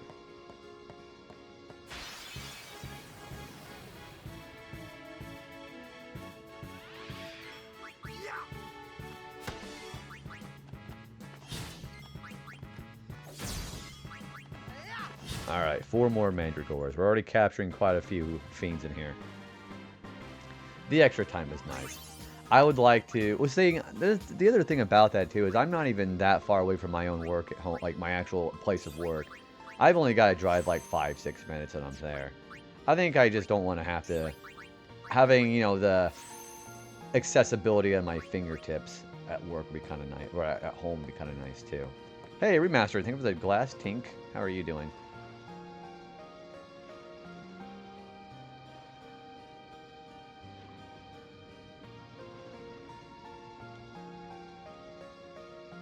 Alright, so we've got to find one HLOS. HLOS, whatever you want to pronounce it. And then we'll have the fiends underwater here done. Yeah, that thing. The swimming doohickey.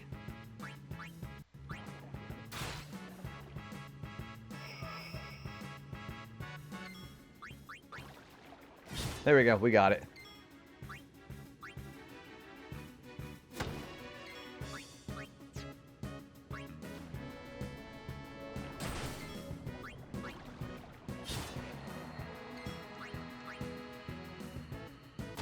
There we go. Perfect. Yep, we got that all done. Okay, the water enemies are already done.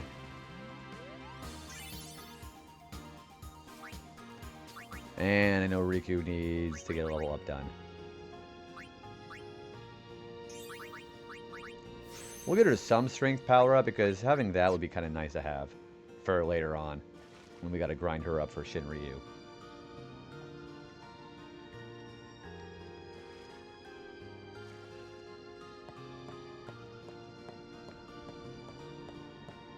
Now, Grendel should be found somewhere around here, I assume, right?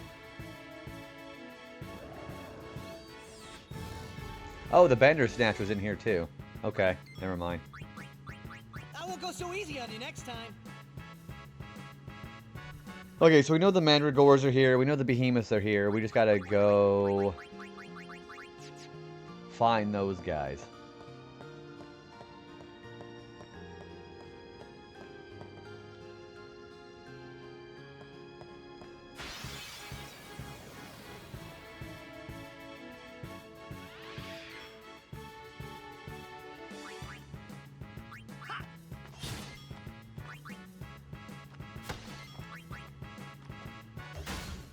Alright, that should be another Mandragora captured there. Okay, so 3 more Mandragores. Yeah, it says they're anywhere in the caves.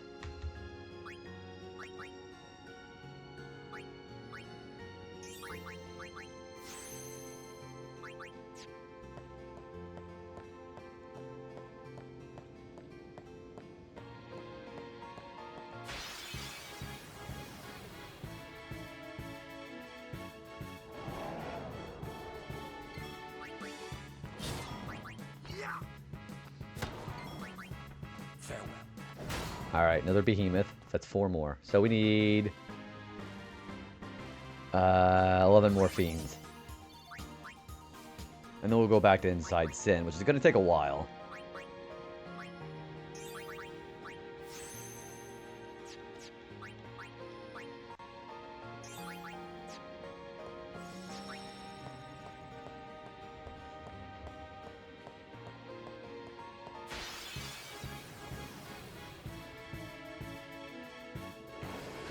Yeah, there's one right there.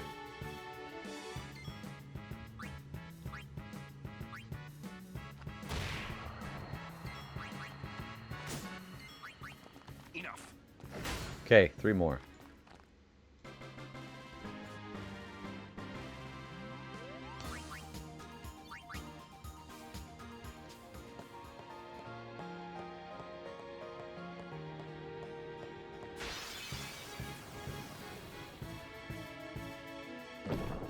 I already have Dark Fawns. We don't need these guys.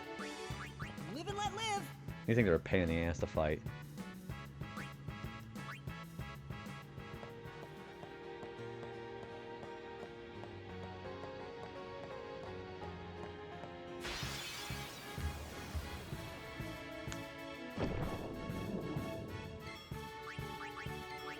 Live and let live.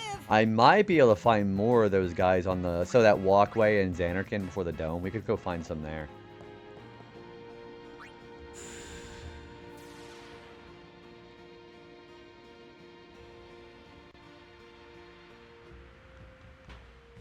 Now let's go to near the Xanarkand ruins. No, let's go to Cave Exit where we were just at. So we'll just walk that way.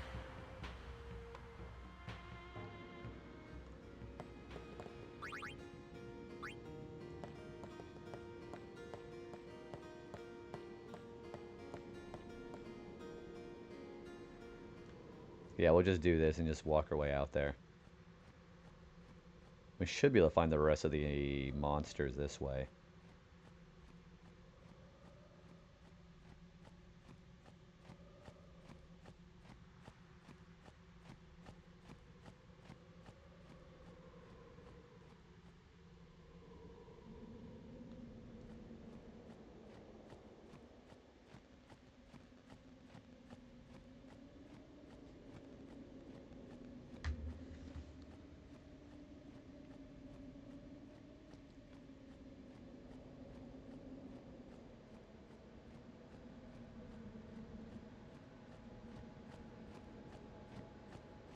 I forgot how long this walkway actually is, jeez.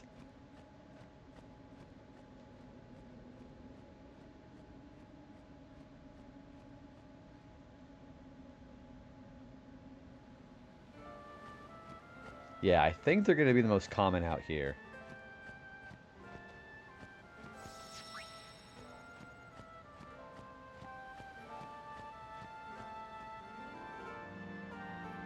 Besides, you get to hear this song again.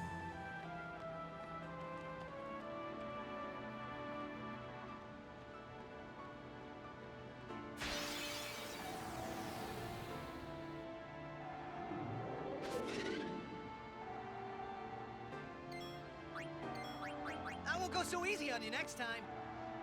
Alright, yeah, we don't need either of them. Got a lot of money, too. I just realized we made like 30,000 gil here.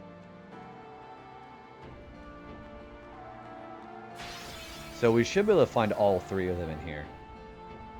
Yeah, see, there's a Grendel right there.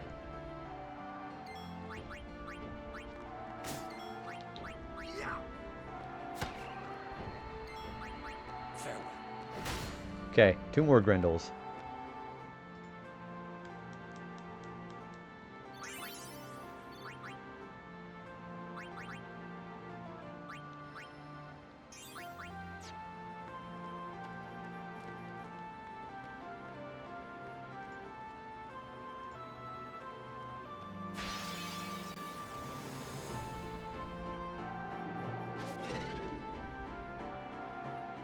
When I hear this song, I feel like screaming Final Fantasy X! You're gonna be able to scream that plenty here for a little bit. We're gonna be here until we find the rest of the fiends that we need.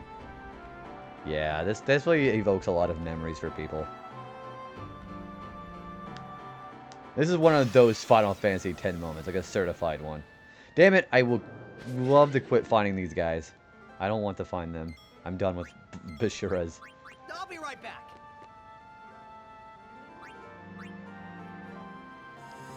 Meow, meow, meow, meow, meow, meow, meow. This is also the... Yeah, this was the sort of stuff I... It's just so agonizing. Final Fantasy X!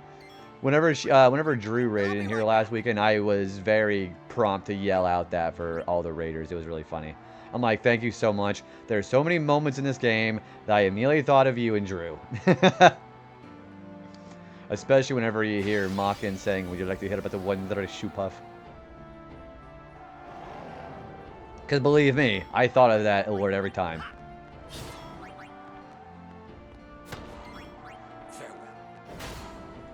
Alright, that is 3 more behemoths. 3 of those, 3 Mandragoras, 2 Grendels. I do like I love when the JRPG decides to crank out the song even during battle. Like, background music override is one of my favorite tropes in JRPGs.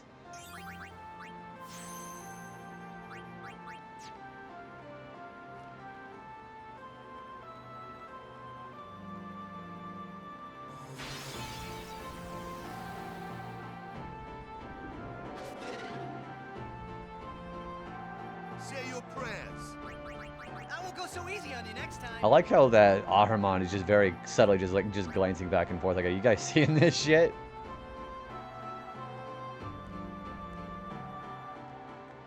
I think I have a little bit more to run to before we get to the dome. Oh no. Sorry, we're just gonna reset that loop there. There you go. I didn't realize. I forgot that was just one long screen instead of two.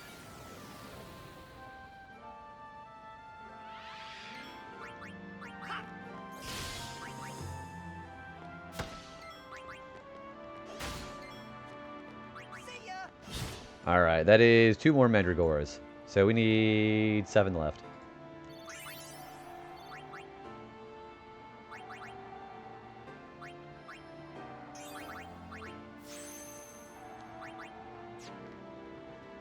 How much HP does Titus have?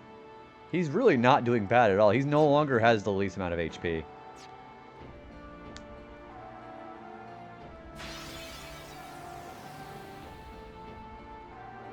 Okay, there's another Grendel.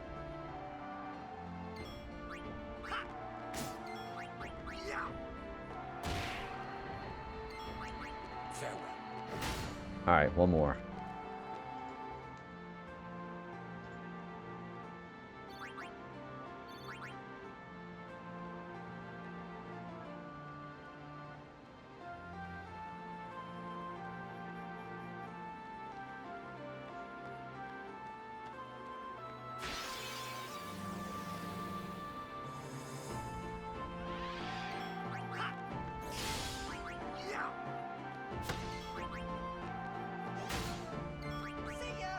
Okay, one more of those.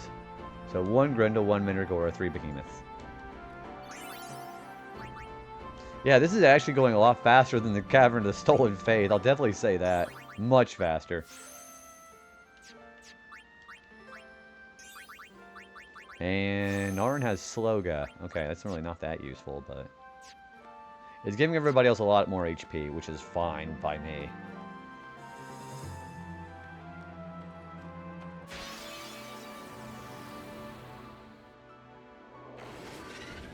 Oh, who am I going to text from? Is that Mom?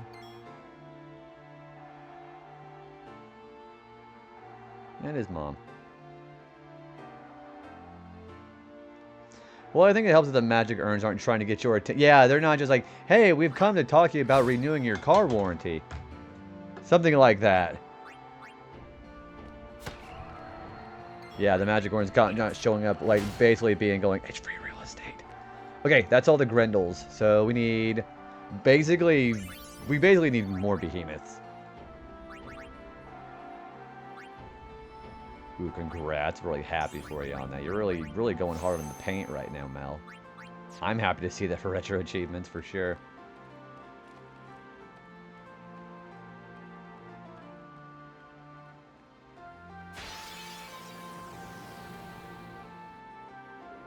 Okay, well, I don't need these guys anymore.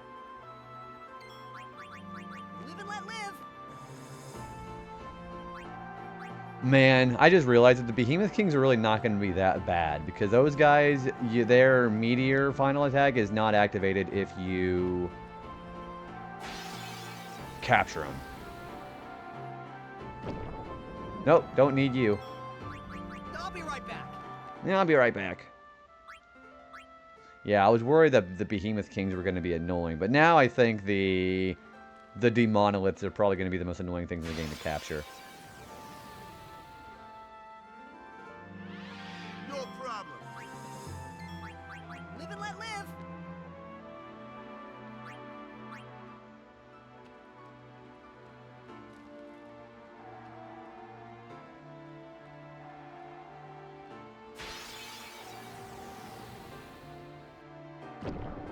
I like it. There's also just a very tiny shadow that shows up, and then this gigantic fawn just drops out of nowhere.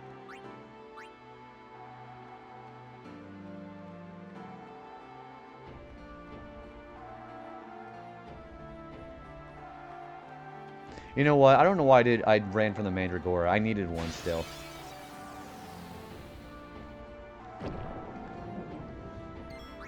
I won't go so easy on you next time. I'm not gonna go so easy on you next time.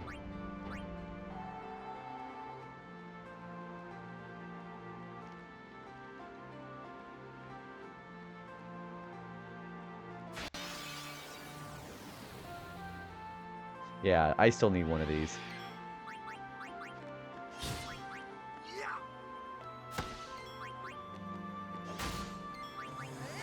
There we go. Okay, 3 more behemoths, and then we're done here.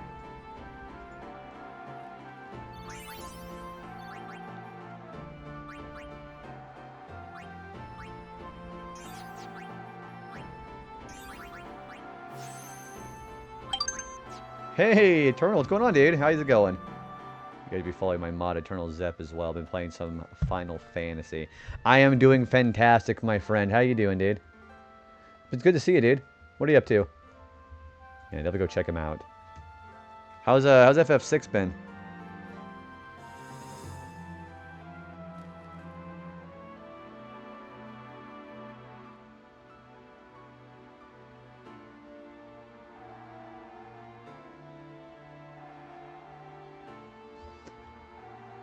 Dude, I'm also really excited, man. I'm going to probably be doing a Dark Aeon fight tonight after I do a little bit of grinding.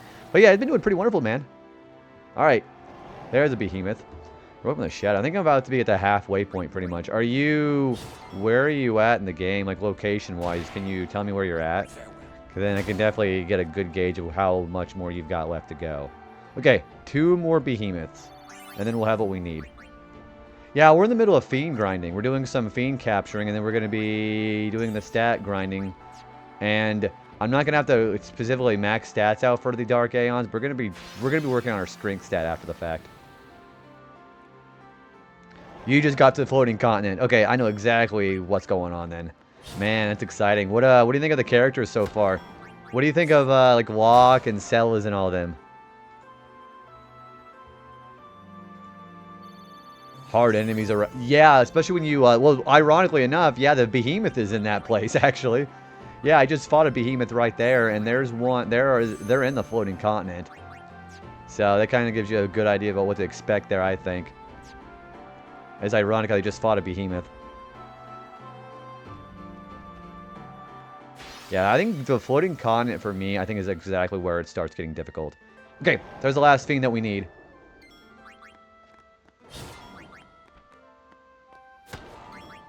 And, alright, Gygazet's done. So that's 10 of everything of Mount Gagazet.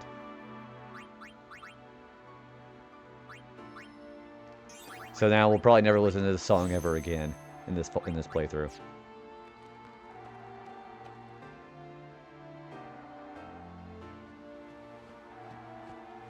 Alright, we're gonna go board the airship. We're gonna see what we unlocked in Gagazet.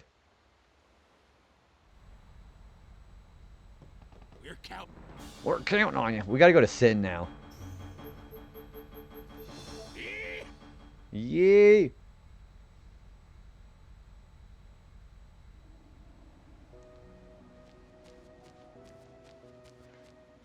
Some of the characters are so useful. I don't like Edgar very much as a character, but fun having the party. I find all of them pretty interesting. What do you think of... I think my favorite character in that game, maybe not necessarily the best to use, but I think my favorite characters are probably Shadow and you already know how I always feel about blue mages. So Strago automatically gets points for me because of his blue magic. But I think Shadow overall is probably my favorite character in the game. He's just such an interesting character. I like the character that they have like an aura of mystery around them. But he's not asking for the damn 4th Chaos Emerald. Okay, there are no monsters unlocked from that, but we're almost done. Okay, I gotta calculate who I have in here. I love just chucking shurikens as Shadow. I missed him in my party for a while. I'm going to imagine that you're gonna get some more espers, and the espers are gonna be pretty cool too. What kind of espers do you like using so far? Are there more super bosses coming up after this? Yeah, so basically any of the area conquests in here, species conquests, and the original creations, we're gonna be fighting all these guys at some point. But specifically super bosses, we're gonna be probably fighting at least one Dark Aeon today. I'm gonna try to do either Dark Valifor or Dark Ifrit. Okay, so 2 Exo Ray, 8 Wraith, 6 Gemini, both of them, because they each count. 70 Monoliths. 7 Great Malboro. 8 Barbatos. And 10 Behemoth Kings. Okay, so we have a pretty decent amount of enemies to grind here now. I haven't even been using this Esper summons for some reason. I've been pretty focused on the magic and learn from them. That is primarily why you want to be using the Espers. So even if you're not necessarily using them for battle, the junctioning that you get and the benefits you get from having them equipped is way more important. Which is why there are some people who will try to do grinding to level like 99 or 100 before you get the Espers. Like, you know that one area where you have Bannon with you and you do that auto-scroll river? Some people will just tape their X button on there with like a rubber band all night. And they will go to all those stats. But the thing is, your stats are terrible. Theoretically terrible because you don't have any Esper stat growth. That's also primarily why you want to start kind of saving your grinding until that.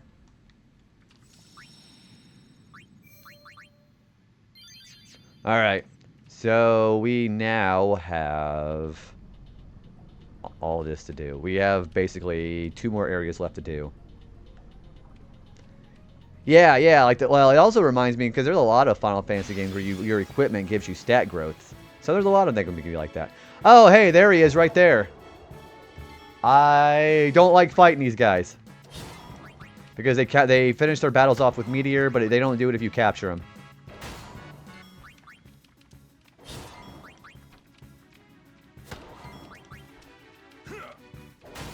Hey, MQ, what's going on, dude?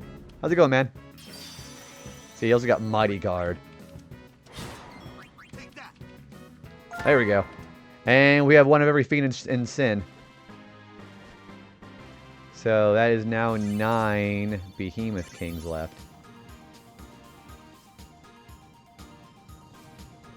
Wow, there's a lot of achievements I have to get caught up on right now. How's it going, dude?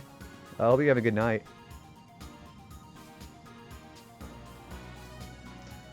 Doing just chill tonight. Spyro 2 is complete now. Congratulations, man. Are you going to go straight to... Oh, we're about done with equipment. Are you going to be going to Spyro 3 right after? Or are you going to be doing something different?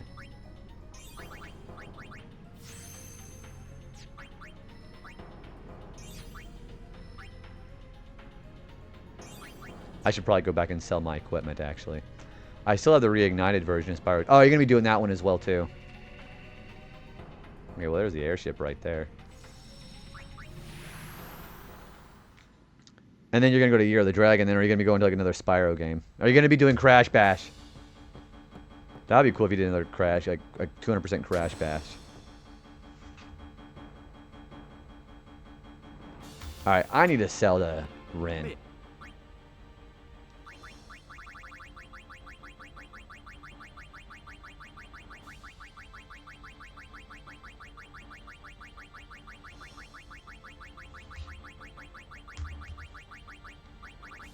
Well, there's a lot of shit here. Damn. Yeah,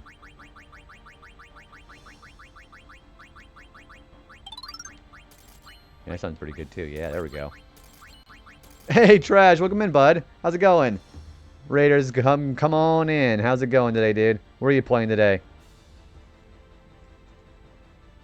You were playing... Oh, you're playing... Well, of course you were playing the retro category. You were doing some RA, weren't you? How was it? Yeah, welcome in, everybody. If you guys haven't been here, hi. My name is JB. We play a lot of retro JRPGs in here, especially during the Gremlin hours. I am currently partner pushing right now, so I do appreciate anybody who chooses to stick around or just leave me up as a lurk. I very much appreciate that from anybody. You're working on a new collectathon event. I haven't been that familiar with the collectathon, you know, like the whole RA collectathons, like, you know, like events and all that kind of stuff. So, yeah, tell me about the details of what you've been doing on there. Game Station, welcome back in. Thanks for coming with a raid. Yeah, Game Station said that you recommended me to him, which I really appreciate that. But yeah, we're playing some Final Fantasy X International. We're doing it with Retro Achievements, and we are finished with the main story. If you never played Final Fantasy X International or the HD Remastered version, there are a bunch of post-game super bosses that we're preparing for. They're the Dark Aeons, and I am on the cusp of getting ready to prepare for them. I am currently capturing 10 of every fiend in Spira, and we're already almost done with that. But yeah, I do appreciate you bringing the raid up here, man. How has your weekend been, dude? Yeah, I gotta sell all of these. These things are all fucking useless.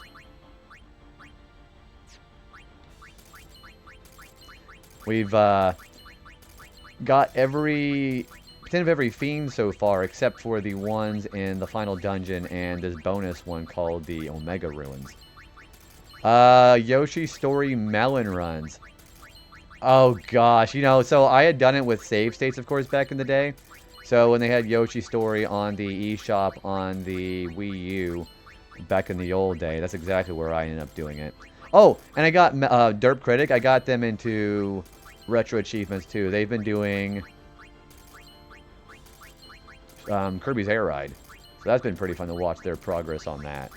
But yeah, anybody who comes in with a trashed raid who needs to go ahead and raid off for the night, please take care of yourself. And again, not pushing too much about into the partner push narrative here, but if anybody does choose to hang out here while I'm been pushing for that, I do really appreciate people leaving me up while they go take care of themselves. But yeah, go get some food or any kind of rest, man. Yeah, see, I'm just getting a lot of money for that. Thank you. Thank you. I've been doing Kirby Air Ride and Pokemon. Yeah, that's right. You've been doing Pokemon Yellow, too. Yeah, Dorp's been doing a whole bunch of City Trial, I believe. That's been really cool. And I'm very familiar with the all melon runs in Yoshi's Story. I don't really think it's a bad game, but I definitely don't... I definitely prefer the original Yoshi's Island as opposed to that, so... Also, thank you for giving Trash a follow. If you think the Retro Achievement vibe over here is great, you'll love it over there. And you've been doing Top Ride right now. Gotcha. Man, I should probably owe myself another Air Ride playthrough eventually. I gotta get ready for bed. Dude, thank you for stopping in, man. I really appreciate it. Like, again, it doesn't matter how much time anybody ever chooses to hang out here, but anybody ever pops in and just says hello, I always appreciate it, dude. Have a good rest of your night. Sleep well. Yeah, have a good rest of your night, man. I appreciate you, dude. I already have all the adamant choices I need, so I don't need to fight these things anymore. I'll be right back. Yeah, I'll be right back.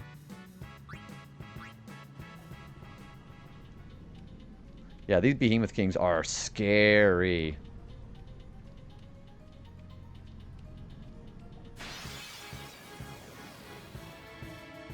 I don't know why there's so many damn Adamantoises in here either. Like, hot damn. I'll be right back.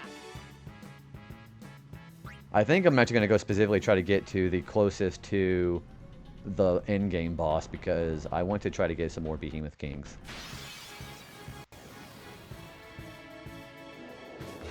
I don't need Ahrimans anymore either. Live and let live.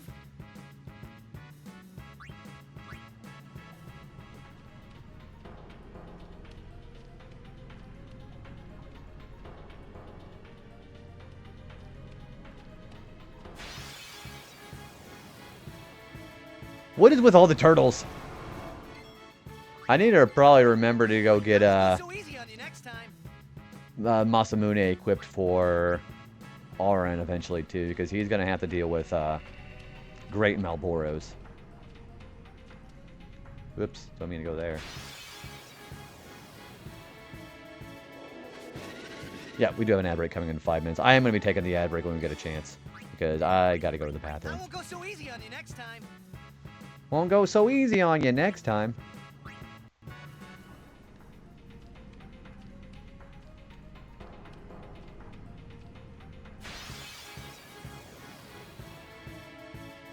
There's some... Yeah, there's some Geminis right there. Hey, Phone Sug, welcome in. Phone Sug. Did Titus leave the Destiny Islands already? Man, that little shit should have just stayed Destiny Island with Waka and then Selfie for whatever reason. I always wondered why Selfie was with that group in Kingdom Hearts, but it's a good point nonetheless. How you doing tonight?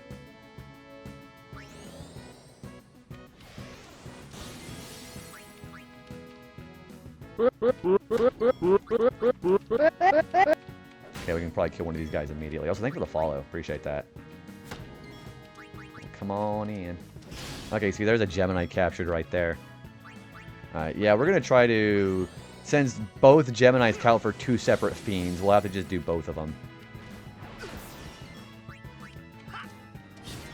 Thank you for the lurkies. Okay, that's one of each. So we really need 5 more of each of those, actually. And I have over 1 million gil now.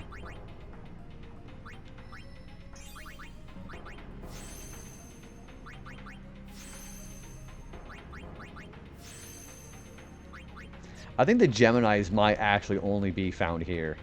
So I'm going to double check my notes here and see if the Geminis are found anywhere else inside Sin. I would not mind finding another one of these, though. This is going to be really nice to prevent Meteor.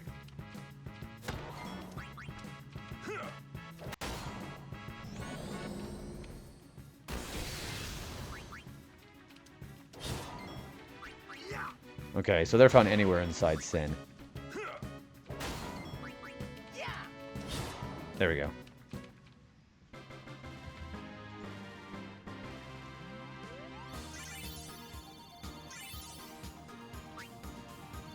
I think the Exo Rays are found out here, but I haven't seen any for a while.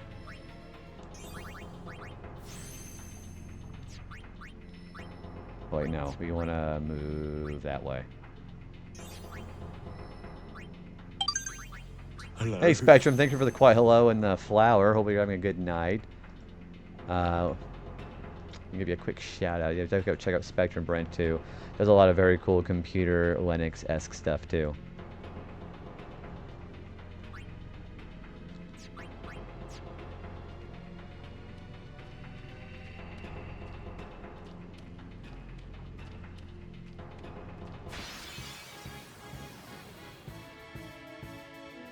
Oh, there's an Exo Ray right there. Okay, we can get these guys now. I think the Demonoliths might be the only thing that might stand a chance. Because the Demonoliths are always scary to deal with. Because they can just do Stone Breath and just petrify me. But Auron's immune to it now, which is really nice. Also, that is all the Exo Rays that I need. That probably reminds me that I should probably equip Stone Proof for him right now, because we don't have it on right now. There we go. That's better. Just in case a Demonolith ambushes me, you know. We need to silence those guys for Pharaoh's Curse, too.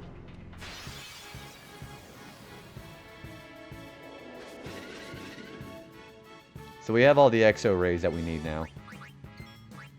Live and let live.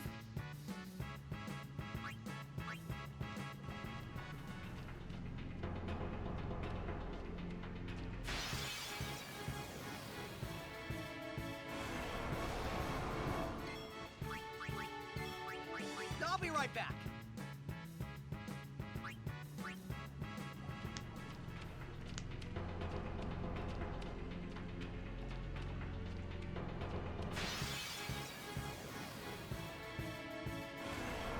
These things are distressingly common. I don't care to see them anymore.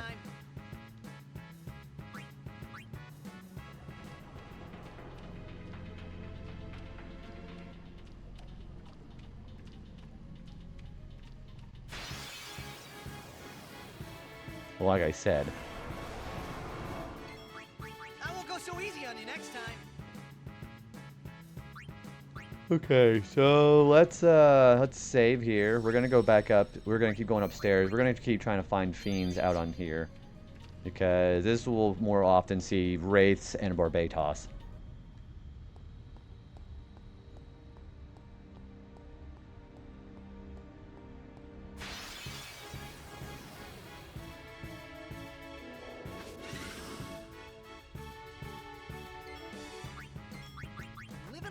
As long as I put Silence Buster on, say, the Demonolith, I think I only find them one at a time in here.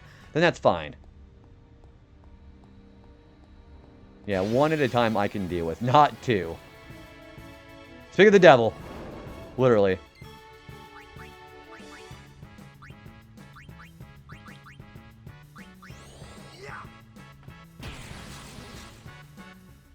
Okay, I'm going to finish this fight, and then we're going to go ahead and go take a break here.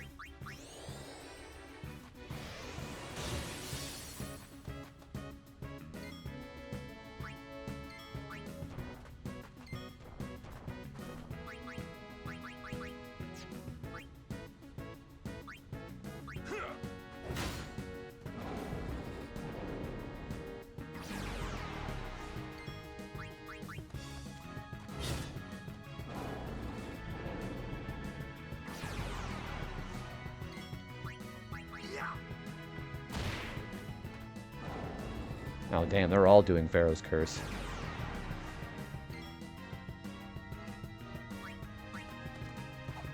Ow.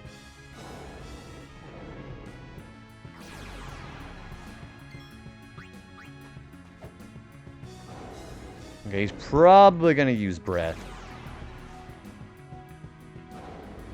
He's going to probably petrify those two.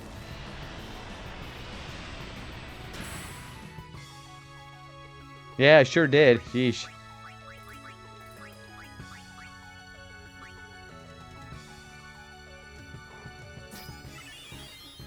What can trio of 9-9 do?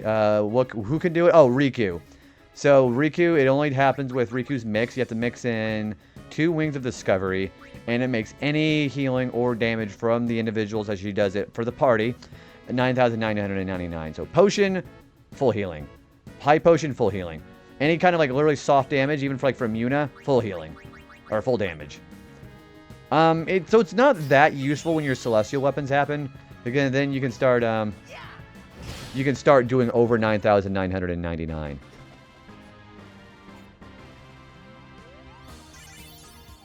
Alright. Alright, I gotta go to the bathroom. I'll be right back.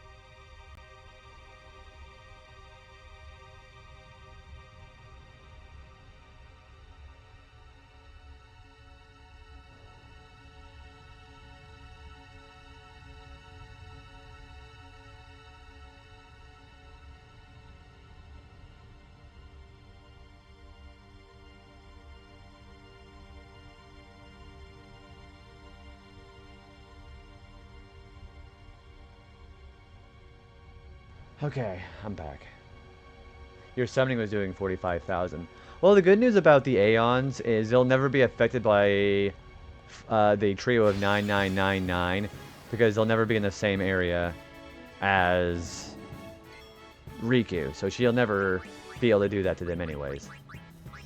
Thank you for the welcome back, by the way. Appreciate that.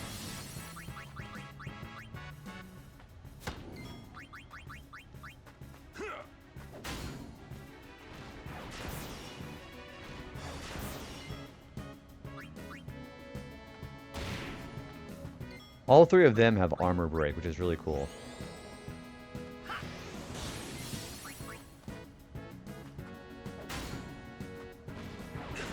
Now that I'm thinking about it, I better probably put the Masamune on Orin because he is probably going to get ambushed by a Great Malboro. Is the bow body redeemed for... well, it's actually me saying bow body, but yeah, it's referencing The Office. So it was an inside joke with one of my friends. We were talking about The Office in her stream, and I started talking about bow body with her. And then whenever she came in the stream and I said bow body, she thought it was the funniest thing. So I'm like, you know what? I'm just going to put a redeem of me saying bow body. So it's kind of an inside joke. I say bow body. What does the first B stand for? What are we doing? We're making acronyms. Bow body. What's the first B stand for? Business. I like it. And he's like, in this side of the room, Jim, Pam, Phyllis, Elroy, and then this side of the room, Creed, Pam, and he says them twice, and then Jim's like, she never called a meeting. Or he never called a meeting. Hey, Benny, what's going on, dude? I hate you, Dad, Jed. You gotta say it in the same voice as Bobby Hill, though. How's it going, dude? Welcome on in. Hope you had a good weekend so far. How are you doing?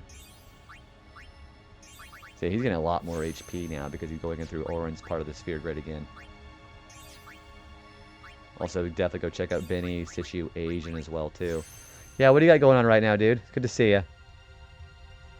I did do... Okay, I have 4 more of each Gemini to do. I better probably put the Masamune on, or I'm going to have a bad time. Nope, didn't mean to do that. Hey, Aaron, where are you? You better be either sick, dead, or mute, because if I have to say it one more time, this entire classroom is going to feel my wrath. Here. Why didn't you answer me the first time? What? I said, why didn't you answer me the first time I said your name? Because it's pronounced Aaron. Productive morning gym, cleaned up, a clean apartment, folded laundry. Ooh, your usual app. Oh, is it used the afternoon for you right now? There we go. Well, that sounds like a pretty productive day so far. I haven't done a dang thing. Oh, shit. I haven't done a dang thing so far today.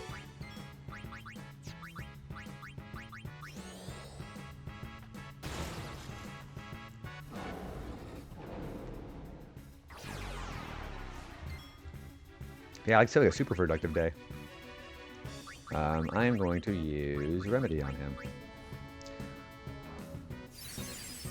Finished a Xenogears was my first goal since I started streaming. Now I need to move on to other retro games that you grew up playing. What are the other ones that have been catching your eye as far as what you wanted to play so far? Via, I fucking hate the monoliths. Can you help me do something about these guys? Oh my gosh, guys, I fucking hate fighting these things. Also, Via, hi Raiders. What's going on? We had a good time. Also, Dore, thank you for the resub there for 18 months. That's fucking crazy. I won't be able to stay active on chat for very long, but I'm doing pretty good. Raiders, hi, how's it going? Yeah, I fucking hate the monoliths. Oh my gosh, I hate these guys so much. It's quite the way to greet a raid. Well, I say that because I'm like, you know what? I bet Via knows exactly what I'm talking about as far as fighting these things. But yeah, hi everybody. What's going on? Via, what were you playing today? I'm let me give you a proper shout out here, okay? I want to see what you were playing. You were playing some Kingdom Hearts Birth by Sleep. How has the routes been going on that, by the way? But yeah, hi everybody. My name is JB. I am officially partner pushing for that sweet purple check mark right now, and it's really cool. It really could, I could say, push so far. I love it so much, but my gosh, tragic story. I'm telling you, man, that's one of the biggest things that I think was like about Birth by Sleep, because I had gone through Terra, Aqua, and Ventus' story, and whew, for a prequel, that gets pretty fucking dark. But yeah, we're playing some Final Fantasy X International. I am fighting, in my opinion, the worst enemy in the game, and we are done with the main story. We're actually getting some fiends captured for the monster arena, and I'm going to be going after some Dark Aeons here eventually before the end of the night. But yeah, I've also been doing with Retro Achievements support too, so if you've never been on Retro Achievements before, take a look at it. It's made by fans who make them for retro games, very much like PSN or Steam achievements, kind of like that kind of thing. But yeah, good to see that you had a good time with Kingdom Hearts. If anybody does need to go ahead and raid off for the night, by the way, Via, I'm sure it's probably a probably a good stream there. I was just focusing on your question. Was it legit or rhetorical? Rhetorical. I definitely would say a rhetorical question. But it's a pretty freaking crazy experience right now with fighting these things. I think it's one of the worst things in the thing to fight. But yeah, definitely go ahead and take care of yourself. Anybody who came with the raid as well, too. Let me say hi to the raiders in here, too, as well, okay? Jin, welcome in. Ishami, I totally am awful with pronunciations. But yeah, thanks for coming. Also, Rabo, good to see you as well, Rabo. Since I have to do some errands, but go look at them on. Hey, Dore, if you want to go ahead and tell me what Pokemon sticker you want and what game you want to vote for between Tales of Symphonia or Paper Mario the Thousand Year Door. If you want to give me a heads up on both of those before you go ahead and work for the night, I'd appreciate that. If not, don't worry about it. But yeah, you're entitled to both of those. Thanks that you resubbed. I do appreciate that, though. Yeah, Via, definitely go get some sleep. And it goes for anybody else who hung out with Via on her raid, too. Go ahead and self-care. Anybody does leave me open as a lurk tab while they go ahead and do the rest of their night, taking care of themselves while we're pushing for partner right now. I immensely appreciate the support there, so thank you. And thank you again for the raid as well, Via. Yeah, go check out Via Final Fantasy as well. While I was playing Resident Evil and, of course, Final Fantasy games like myself. So, yep, gotta give her a follow. Man, these things fucking suck. Alright. Yeah, these things are terrible because they counterattack is what they do.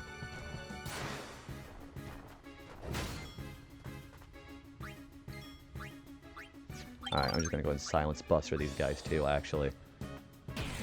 Why? Okay, I was gonna say, why do these guys not get affected by silence? But yeah, there it is. Hey, East League, what's going on, guys? I was just going on a big tangent about how I think these D-monoliths are the worst things in the game to fight. And they're so tanky because they've got armor, too. What's going on, everybody? Easily, it's good to see you, dude. How's your life and how's your PBs and your streams and all that going on right now? Yeah, how was FF8, dude? Tell me all about it. And thank you for the follow. I appreciate that. Yeah, we're playing some Final Fantasy X International today. We are doing some fiend capturing before we start doing our stat grinding for the Dark Aeons. So that's exciting. Hope FF10 is going well. It's going incredibly well. We actually beat the final boss yesterday.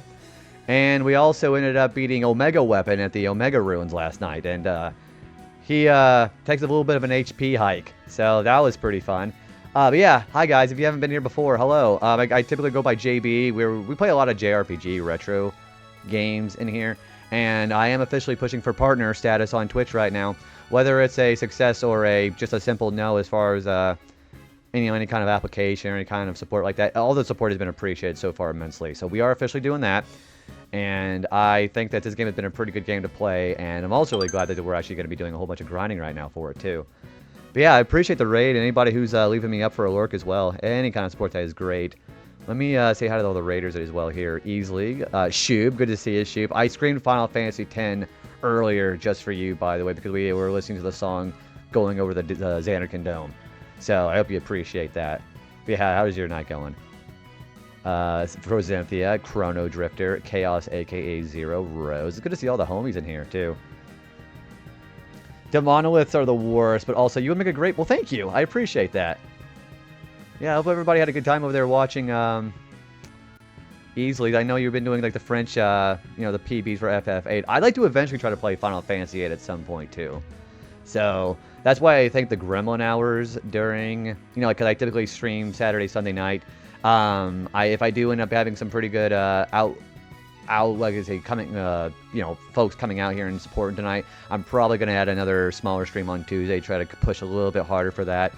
But it's been pretty good, pretty fun, and I've been incredibly flattered.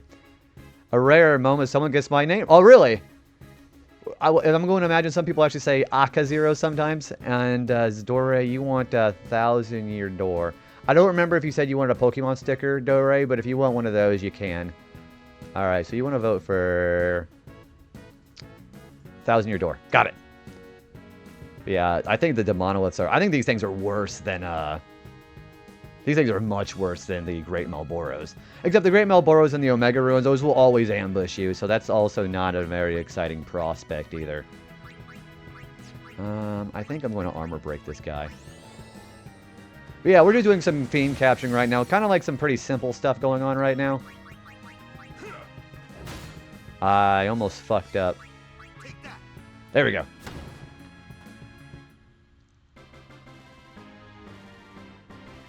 But the weirder part say, hawk almost means you didn't. You do want a Poke Sticker. Would it be the original 151 Pokemon? I have every Pokemon except Chansey. I have all 1,025 Pokemon. And guys, go follow Easily. Easily is somebody I met in a lot of other people's communities on their, playing Final Fantasy. So I would greatly encourage you to go follow Easily in my community if you haven't yet. But yeah, go get some good rest, dude. You probably killed it as far as your speed running today. So I appreciate you bringing the homies over here as well, man. And thank you again for the raid. But yeah, have a good rest of your night. And you as well, Chrono. Yeah, go get some rest, guys. Yeah, we're very pretty big proponents of people taking care of themselves. Again, always appreciate the support while we're doing this tonight. But yeah, take care of yourselves first, because I think self-care is obviously, as we say, best care. Yeah, so the game plan is I'm going to go ahead and just start doing the 3.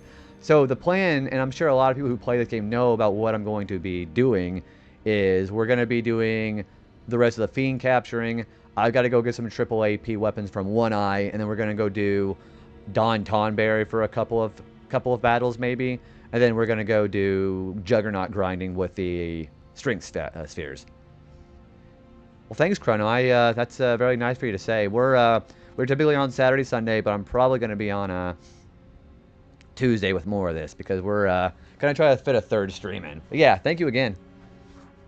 You want Hatcherene. I do have Hatcherene, actually, Dore. Let me get her out now. Let's see here. Yep, there she is. So we'll get Hatcherene's sticker in here. We'll continue on, okay? We're going to put Hatterene below Beedrill.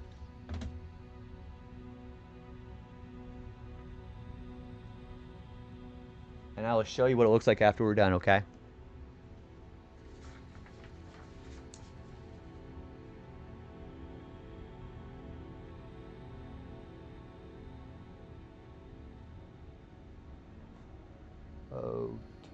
Okay. You're welcome. As a matter of fact, we're going to go ahead and go to full screen now and show off what she looks like. So, right there is where she is. She is right below Beedrill and right next to Grotle. I'll get a little bit closer to see what she looks like. Can't promise that my handwriting is the best, but I think the stickers by themselves are pretty nice. Again, thank you so much for that. I'm glad you like it. Alright, okay. Did I take the Demonolith off? No, we have 5 more Demonoliths to go for.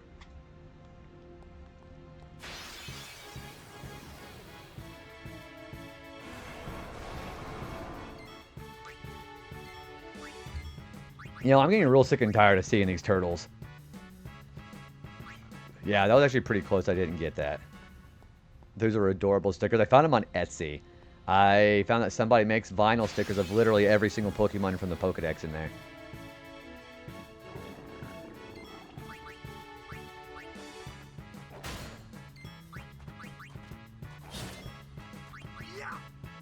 Opti-Irons. Yes, thank you again for sticking around and let me know about that, Dore. I appreciate that. Alright, we're going to provoke this thing so it doesn't bad breath me. Are the turtles becoming the... Yeah, they are. We've seen, I think, 10 turtles in here, and I don't need any more of them, either.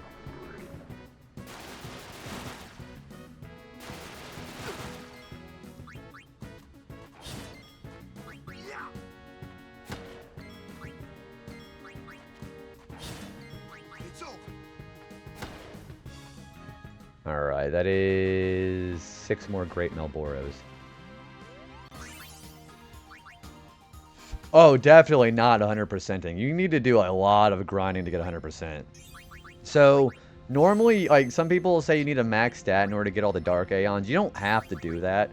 I mean, I would recommend, regardless of whether you're going for them or not, 255 Strength, Defense, Magic Defense, and Agility are the biggest recommendations I could give. Those are, essential in order to do all the arena monsters and the Dark Aeons pretty easily. But the other thing you need to worry about is luck. Because luck, even if you have perfect accuracy, you may not even get a chance to hit some of the enemies in there because their evasion is so large. So, and then some people also recommend that you don't really have to have the 99,999 HP. And I think you can pretty much do everybody but Penance like that.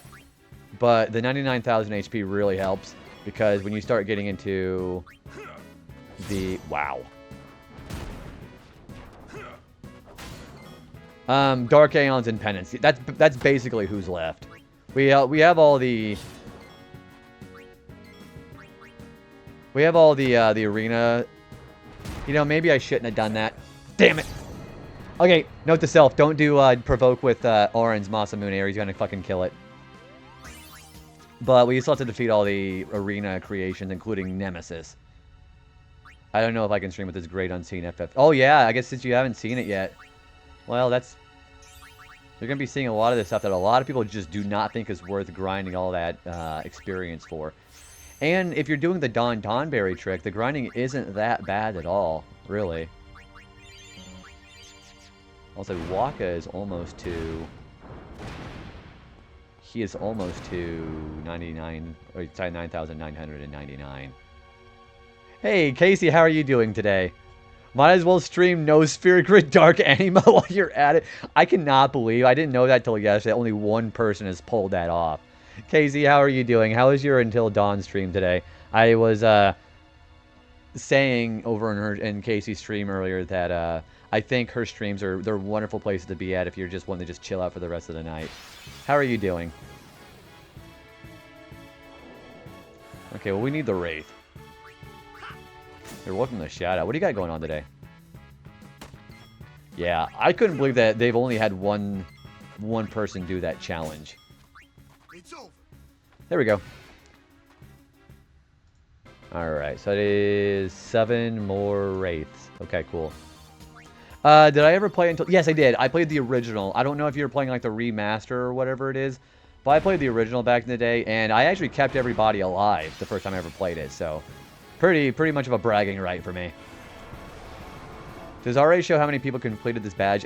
Yeah, so if you go on the specific badge on the website, it'll tell you. However many hardcore and however many softcore. Yeah, I actually kept everybody alive my very first playthrough, but because I was really savvy. Have you, so you're pretty close to done at the end of the game at that point then, right? Watching Shoot play Until Dawn made me realize this is definitely not the kind of game for me. Come to find out, there is a VR game of that universe called Switchback VR. No, that's for the Dark Pictures. It's called Until Dawn Rush of Blood is the VR version of that game. That one actually scared the shit out of me because it's like right in your face whenever you're playing that. So, can't really handle that fine. I saw that video in the lab because I had watched Dan SG08 on YouTube for years. I didn't know it was him until somebody told me about that yesterday, actually. And I know my friend who's in chat here, Prozinthia, he is currently going for trying to get grinding for, or getting Dark Anima done for that as well, too. I killed 4, saved 4. You had the biggest jump scare of your life. Okay, so since you're done with the game, I'm going to go ahead and talk about it a little bit. Whenever I was trying to go to the section of that game where it's a stealth segment, and you're trying not to alert one of the Wendigos, I accidentally fucked it up, and it was like screaming right in my face on the TV screen, and I about threw my controller. It was so scary. The Wendigos are scary. Sheesh. All I know is it is hardcore horror, and nope, it's not so bad until you get to the second half of the game, until like the Wendigos show up. Then it gets pretty bad. You're making me tempted to platinum this, but I don't want to pull out another disc to reinstall my copy of this. It's a really fun platinum, but I think the platinum on the official HD remaster is worse because you have to deal with, hey, look at these guys. You have to deal with having to fill up the entire sphere grid with everybody, and you don't have to do that with the Retro Achievement setup. Yeah, if you ever are able to play with a PSVR, you should try Rush of Blood and see what that is like.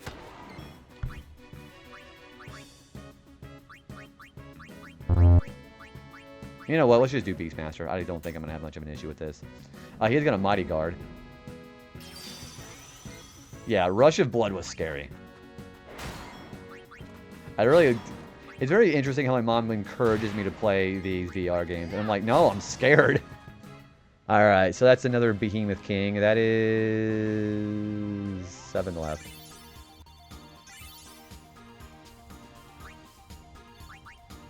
Oh yeah, by the way, yeah, we have a new redeem, by the way. So if you've never seen like kind of like a cool little filter, we have a Game Boy filter on now too for 1,000 points. I get to have my screen in a little old-fashioned LCD screen. Pretty fun. VR kind of gives me a headache. VR actually makes me sleepy. I think for the Game Boy filter, that's actually 2,000 points. But what made it really... the thing that happened with me with that is, thank you for Bo Body. It's interesting because I get really tired. It's like my eyes are just so overwhelmed with just fatigue that it doesn't matter. I just play for like maybe like a bit of time, and I'm already getting ready to fall asleep. It just exhausts my eyes. For a VR, Minecraft is terrifying. I bet it would be terrible with whenever you start fighting something like the Wither or the Ender Dragon.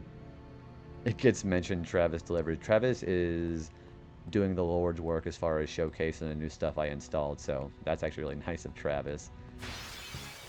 I just get the motivation to retry to beat Tales of Arise thanks to Draco, and then here's you. It's inspiring to take my Tales of Arise disc that's put in my FF10 copy.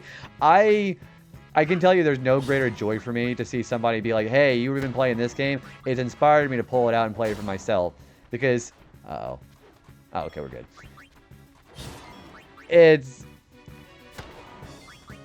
kind of a cool feeling to be able to see like what I've been playing right now, and then somebody else is like able to talk about it because they're doing the same thing that I'm doing. Alright, so that is 6 more Behemoth Kings. We still need 8 Barbatos, and I fucked up earlier. Ooh, thank you for the spectral hat. The spectral hat. Thank you for the spectral hat, Toad. Toad hide. Thank you for the Toad hat, though.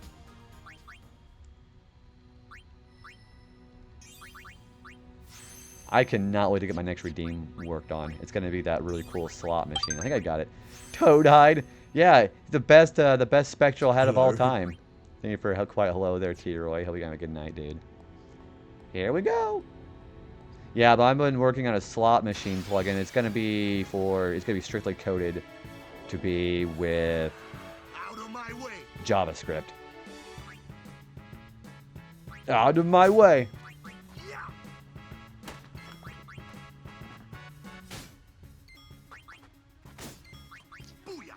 Booyah. I was gonna say I didn't know I had a hat when you called me Toad Hide. Well, I had said spectral hat at first. I'm like, yeah, I'm definitely stumbling over my words for a little bit here. After Rebirth, I was content with taking a bit of an FF break. Rebirth is, like, I will always say that the OG version of FF7 is better. And I don't fault anybody for liking the Rebirth and Remake, but those games are exhausting to play.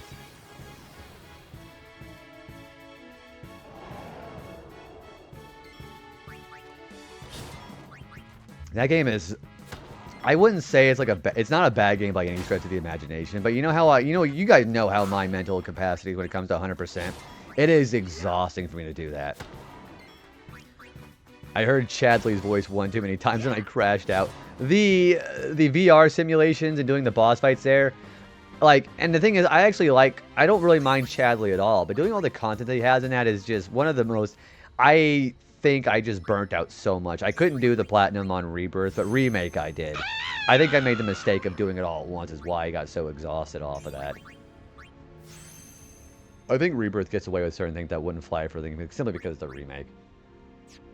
And remember, I still can't do the challenge of don't go a single cutscene without mentioning Sephiroth.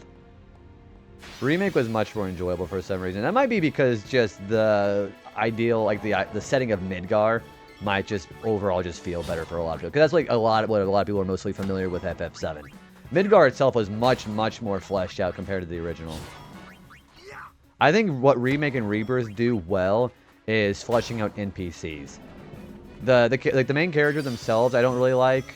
They do as well as OG FF7, but the NPCs that they didn't really elaborate on very much, they do much better with that. Arise is pulled out. It's time to install Final Fantasy X. You ever go for that, either go for Retro Achievement run or go for the Platinum run. I mean, you can at least get the same stuff done over on this version, though. I think any series you can get burnt out with. I did Yakuza 0, and through 4 and halfway through 4, I had to just stop. I do like the combat. I think it basically fixed the problem that Kingdom Hearts kind of has, menuing mid-combat. Okay, so it's a very big, slightly noticeable movement whenever you're doing something like that. But whenever you're able to actually go select something mid-battle, and it's just like just a gigantic crawl of being able to do something, I think that's a lot better than having to have everything full action like in Kingdom Hearts, and you're just getting your ass kicked trying to do heal. I think the whole atmosphere of the OG was mostly lost, which is why they're like, why are there tourists everywhere? I actually like all the NPCs. It felt a little bit empty in OG 7, so one of the things I'll definitely give the remakes as opposed to the OG is having more, you feel like there's more life in the game. Some of the NPC, like the ones they make just whole cloth, I don't like, I'm not like that like about. But like Johnny, I love what they did with Johnny, and I like how they actually made more of the place just feel more alive. Damn it, I don't want to fight into a turtle. Platinum Run, I got told by the new person who lived in my house that made me the spaghetti today. She's never seen the story of Final Fantasy X. I still argue that Final Fantasy X, even for its linear hallway mentality that again, a lot of people have problems with, I think they do this. It's one of the best stories, I think. Final Fantasy X story is just, there's a lot of things about Final Fantasy that I like, but the stories are always one of the best things, and I think this is one of the best examples of it.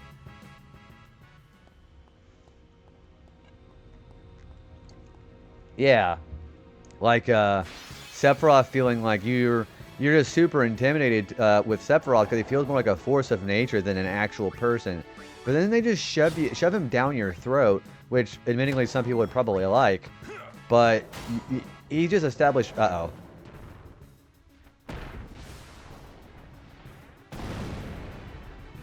Yikes! But he just thrown down your throat like immediately, constantly in that. You know, it's like, hey, this is our popular character. So I guess it's like Wolverine publicity, I think is what it's called. So I can understand why they do that for business sake, but... Yeah, exactly. Probably, I mean, that's probably exactly why I got into Smash Bros. Too. Your party member will land with a crater. Feels very... Oh, I mean, with Heave from the Behemoth King. It's definitely an intimidating... prospect I have to deal with. You don't want 19-inch Sephiroth statue?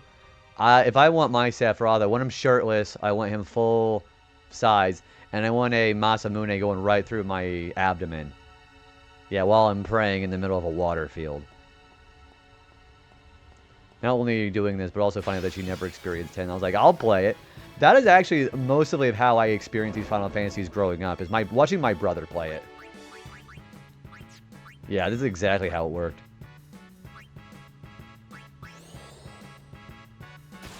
Why the fuck are these things... I hate doing this because it never takes unless I do Silence Buster.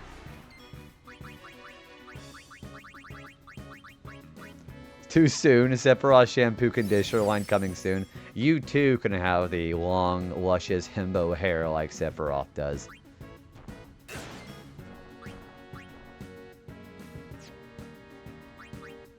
Let's just do Silence Buster. Fuck this. I'm getting real sick of this guy's shit.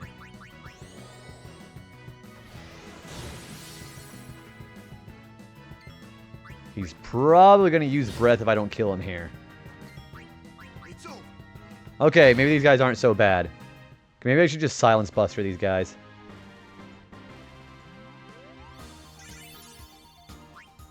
One of the worst fights to do is doing 2 Demonoliths in the Omega Ruins, I think. And I haven't found Barbatos, too. He might actually be in the...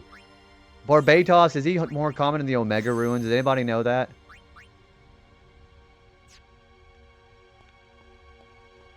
Yeah, if anybody can get me a source on Barbatos, I might just leave and go do him separately after I get everybody else done.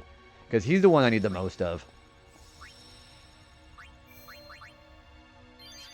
Those guys aren't so bad. All you gotta do with them is just provoke them and then just do armor break, and they're pretty easy. I fucked up and did it with Orin whenever I had the Masamune.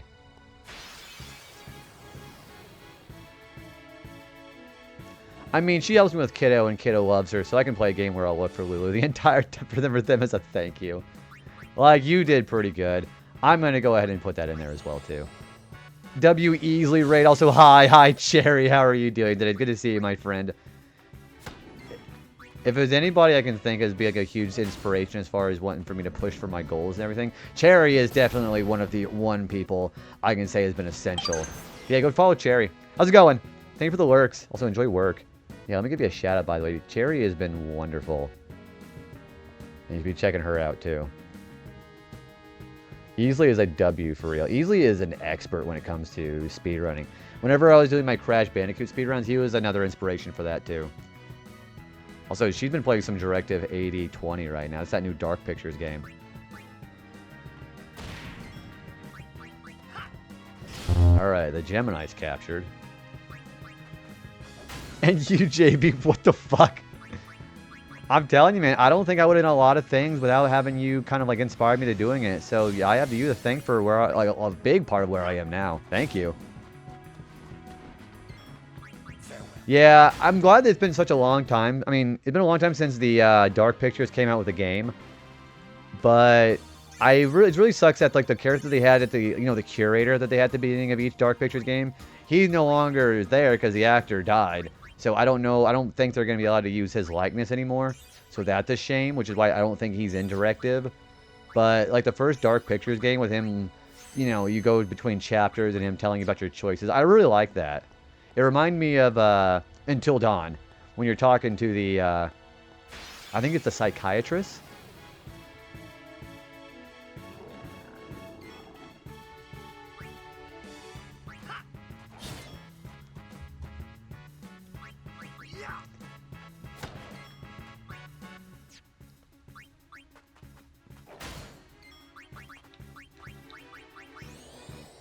You want some of this?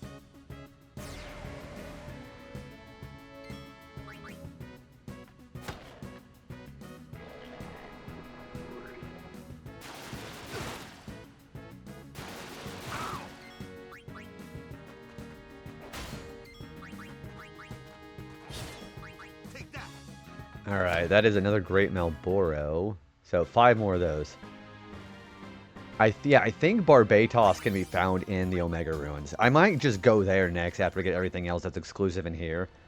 So I'm not just spending so much time trying to fight that thing and looking for something rare where I can just find it better somewhere else, See, where is Barbatos? He is there, isn't he?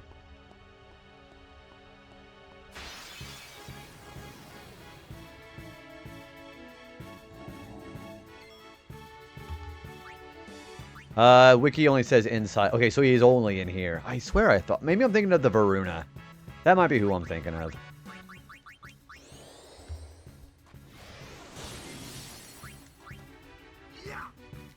Barbatos. Okay, we're gonna look and see here. He is... Yeah, he's only found inside Sin.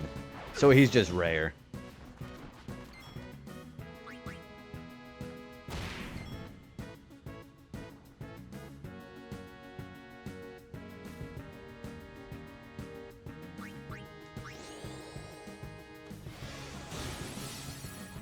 I don't know why armor broke him again.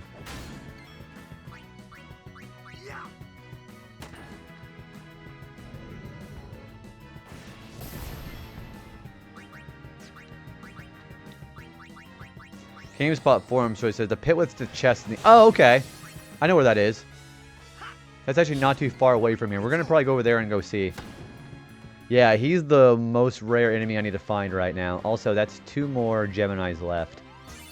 We need to find some Wraiths, too, but those are just going to be kind of natural. I think Wraiths are in the Omega Ruins. I don't think they're that common over there, either. I know another rare enemy that I'm about to find is the Varuna. Those things are pretty rare, and they're only found in the Omega Ruins. I mean, they're more common inside the nucleus of this place, but that's beyond the point of no return.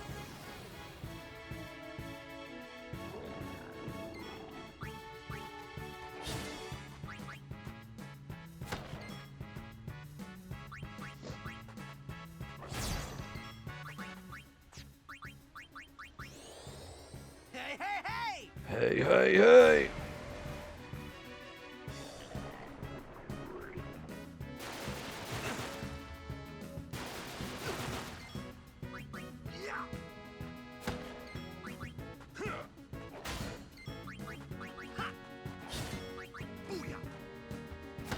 Alright, how many more are left of those? We need 4 more of those. So we're doing pretty well. The ones, yeah, the ones that are going to be the most I need to get right now are the Barbatos. And we're going to go to the elevator area and see if we can get some of those. I'm just really glad the monoliths are only one at a time in here.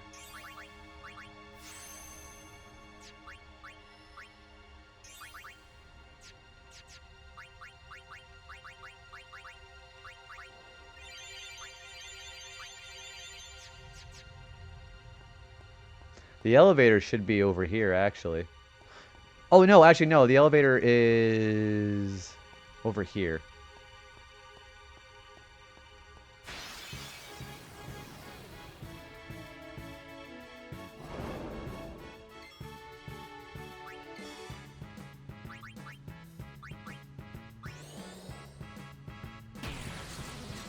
We're going to try silence bustering these guys and just going at them immediately. Because the worst thing they're going to be able to do is just breath. And then I have immunity with Orin, so it's fine. Hey, I'm doing well, Dynastic. How you doing, buddy? Hope you've got a good Sunday for you. Okay, so maybe we should just do silence buster on those guys. Alright, 3 more D-monoliths.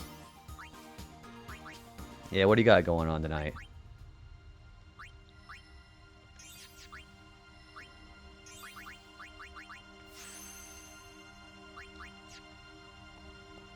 So the elevators are talking about are over here.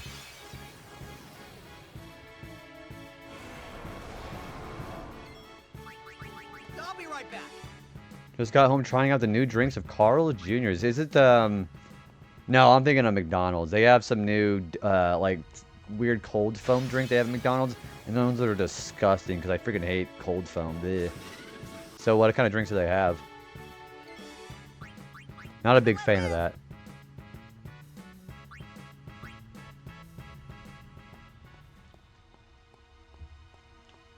So they mean like the elevator's like over here, yeah?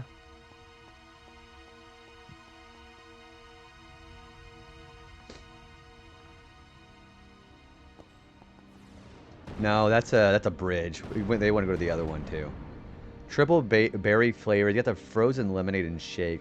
I don't know if anybody like feels the same way about flavors like this, but I know one drink I really like to have as far as those kind of places is there's a combination of blueberry lemonade that some places do. That's like delicious. That's like one of my favorite drink combinations ever. So I started like berries. That's what I like.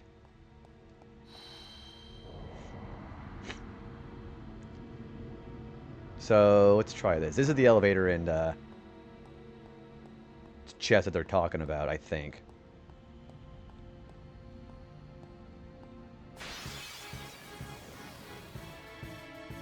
Well, not the Great Marlboro there, so that's not the same thing.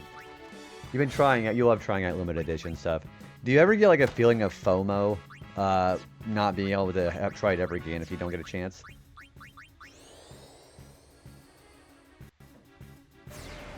Excuse me.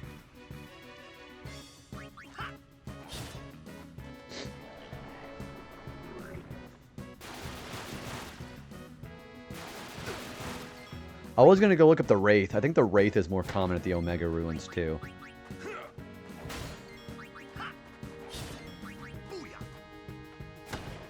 Alright, 3 more Malboros.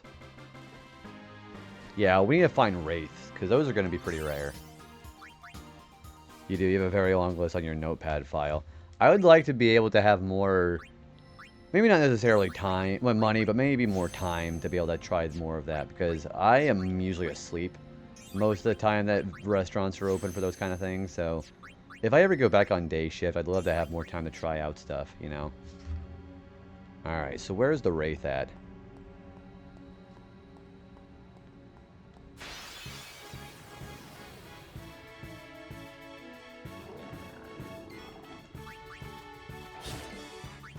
I wanted to try the Baja Blast. The Baja Blast Pie. Like, you know, respectfully, Game Station, that sounds disgusting. That doesn't sound very good. I mean, some people, obviously people taste tested it, and apparently it's good enough to put on the market. But damn, I was like, that doesn't sound very appealing. It's why I no longer eat at McDonald's, because I already tried out everything on their menu. They don't even add a whole lot of anything new on their menu anymore, food-wise.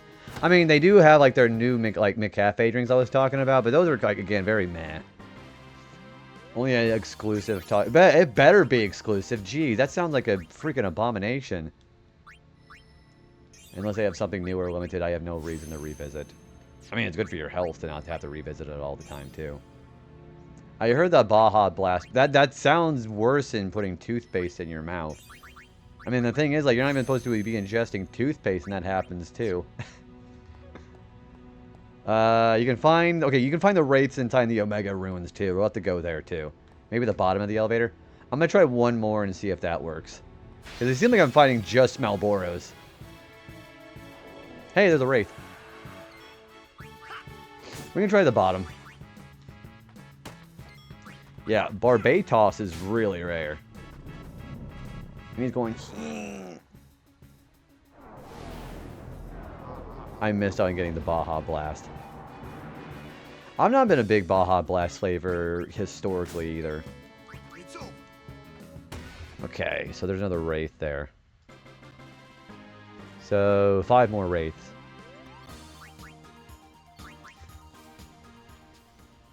Okay, let's try the below the stairs. Yeah, let's try that.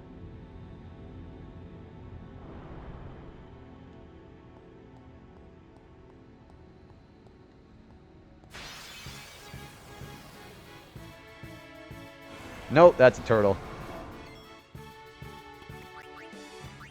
I won't go so easy on you next time. Next to the cliff with the oops.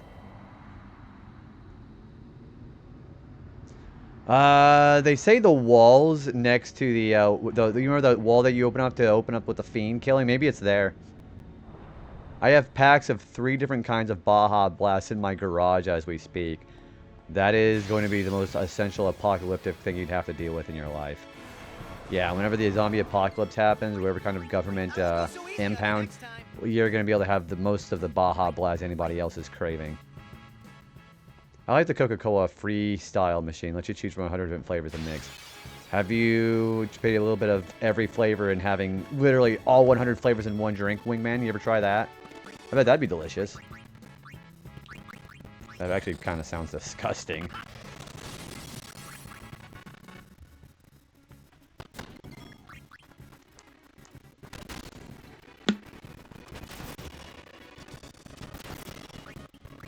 I did buy those 6 drinks at McDonald's, all added to my... Yeah, I don't like them. I tried the strawberry raspberry, whatever it was called. It wasn't very good. And I don't like the cold foam either. I did it without it. It was just like very, just meh.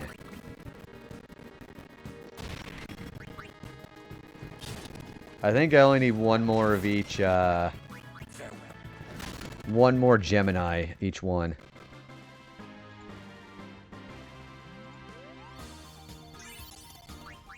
There are some chips that used to be exclusive to prisons that had all the seasoning for one... Wait, why prisons?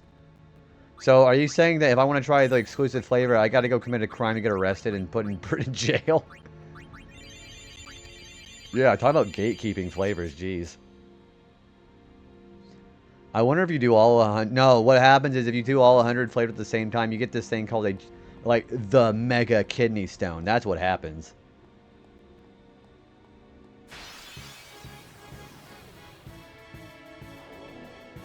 People would leave prison and be mad they couldn't get the brand of chips outside. Like, man, I can't adjust to life outside of prison. Gets arrested just for that sweet chip flavor again. That's a hell of a information age kind of idea. We used to have to make prison pies every Monday. Since you worked at Domino's, did anybody ever tell you the story of the one guy who had the last name of Noid? He didn't work at Domino's, but he had the last name of Noid whenever he was still a mascot. And he thought that Domino's was like a hate campaign against him, so he basically held his workplace hostage and ended up shooting himself later all because of the Noid. Do you remember about that? Yeah, that's why the Noid wasn't a mascot for the longest time, because of that one guy. That guy was crazy.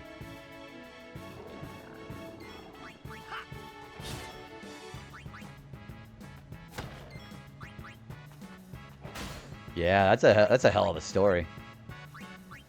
Yeah, for the longest time, because back in the 80s and 90s, the Noid was that mascot where we'd pogo step on pizzas.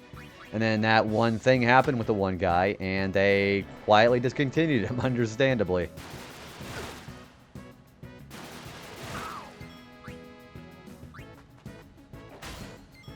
Yeah, they did. It's crazy. That was a hell of a story. I remember reading about that because I had played Crash on the Run back in the old day, and I didn't know about that whole thing with the Noid. It was actually crazy. Which is crazier is Lynn in a great way. Dude, Lynn's back to streaming, and I freaked the fuck out when I saw her live earlier.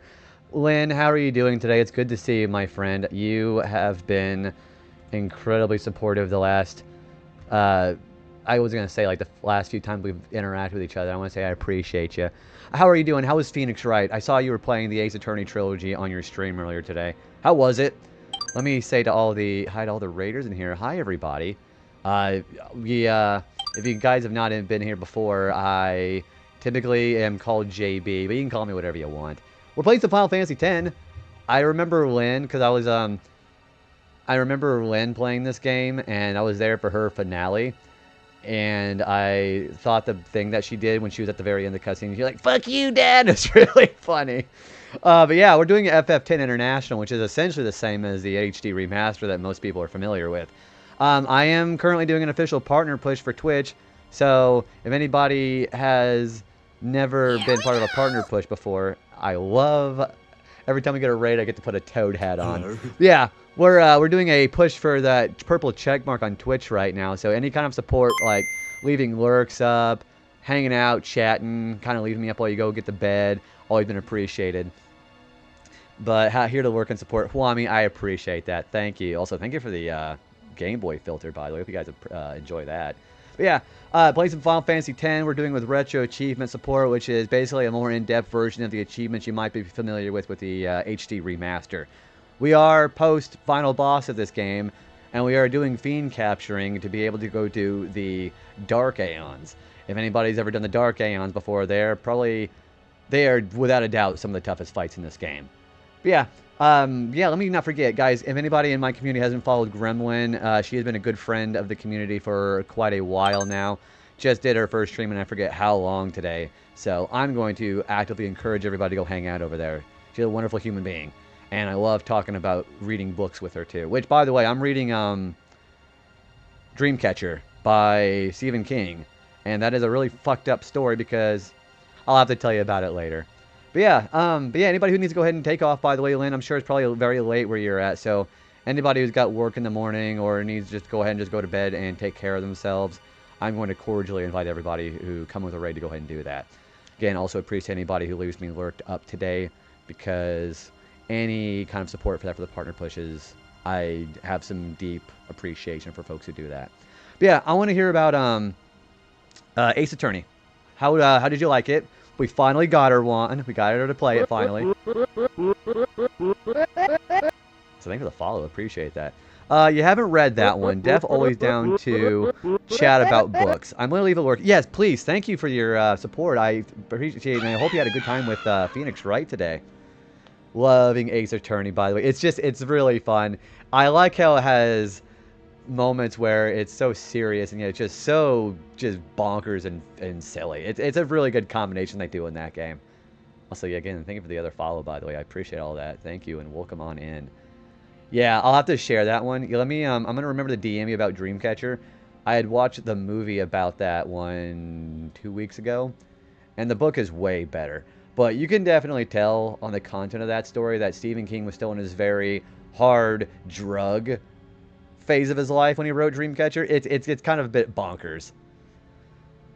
Apparently you have 6 more trophies to get for Final Fantasy X. I'm going to guarantee it's going to be the ones where you have to fill in the sphere grid, basically. Also, let me not forget my manners. Let me welcome in everybody who has not been here and who came with the raid. Willis, thank you for the flower. I appreciate that. And Fleur and Huami. Commodore Amigo, welcome in. Chris and Juan, welcome back in, everybody.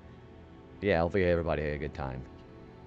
Yeah, we're not really in any kind of spoilers right now for this game, but anybody who was not wanting to see the content of like the end game of Final Fantasy X, this is your warning not to go get spoiled right now. But I'm not doing anything story related. We're just doing some fiend catching.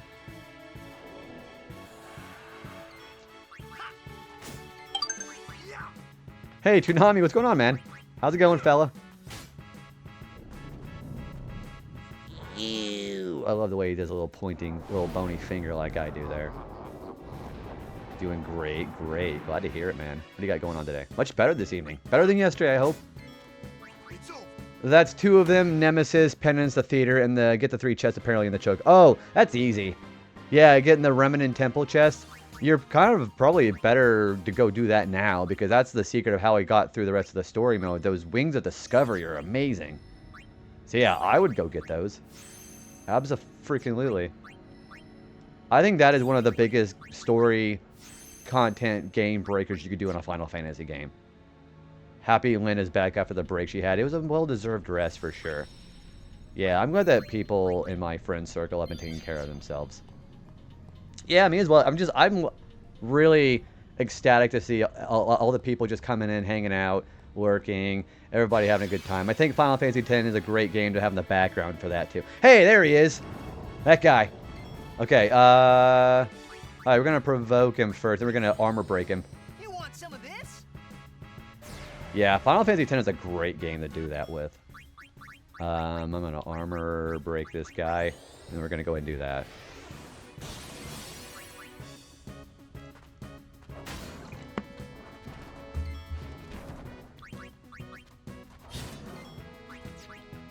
Actually, it seems like these guys are more coming right next to Sin, actually, or right next to where Seymour was.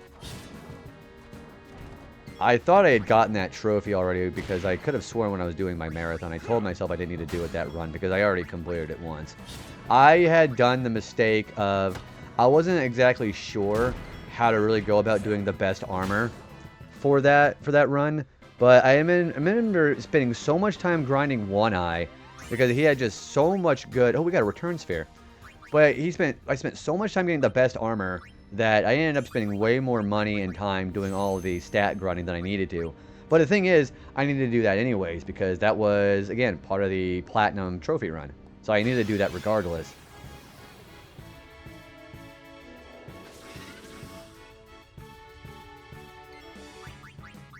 It got so warm in the north. Oh, you're in the northeast. Over here in the Midwest, it got to a high of 83 today, and that's still, surprisingly enough, it's not that warm compared to what most people are used to.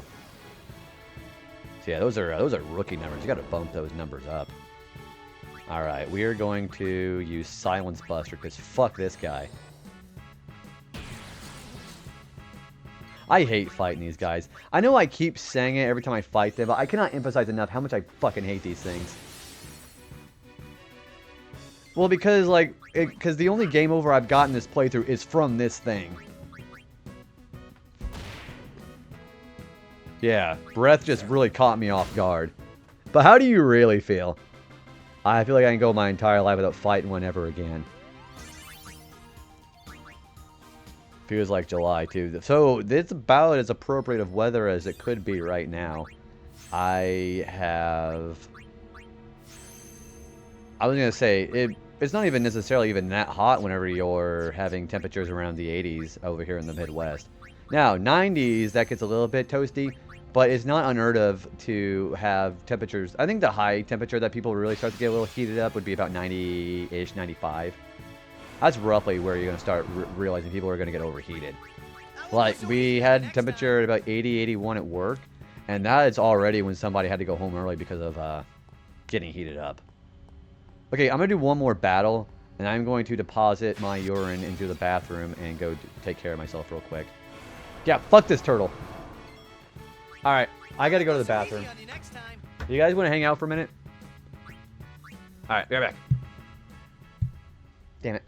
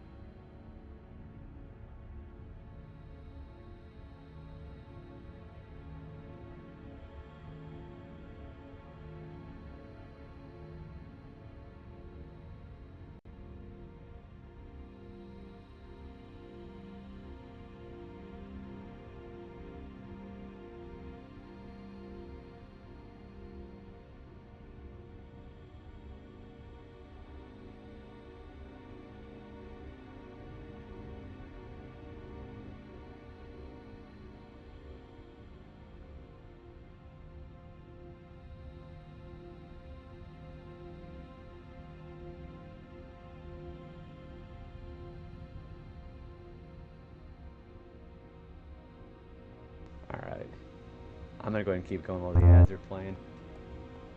Thank you for wasting points. Dude, Juan, have you, I'm trying to remember, Juan, have you done the Dark Aeon content in this game? Hey, I like to fight in these things. These things are cool. I was trying to remember whether or not you've done that or not. Because my goal for tonight is to get at least one Dark Aeon done.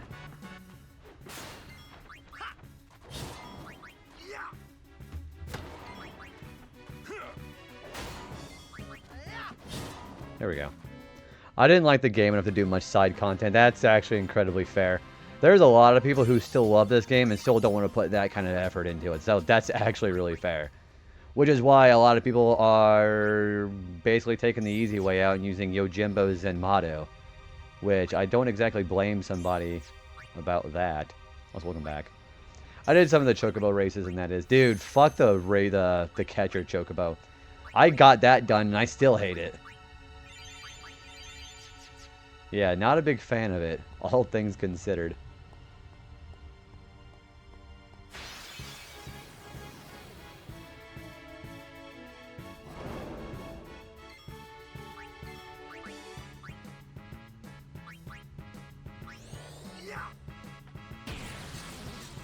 It wasn't the most fun I had with the game, that's for sure. I think the thing that makes it worth playing for me is just the battle system is so, like, not that much of a problem to deal with, so I can deal with it enough.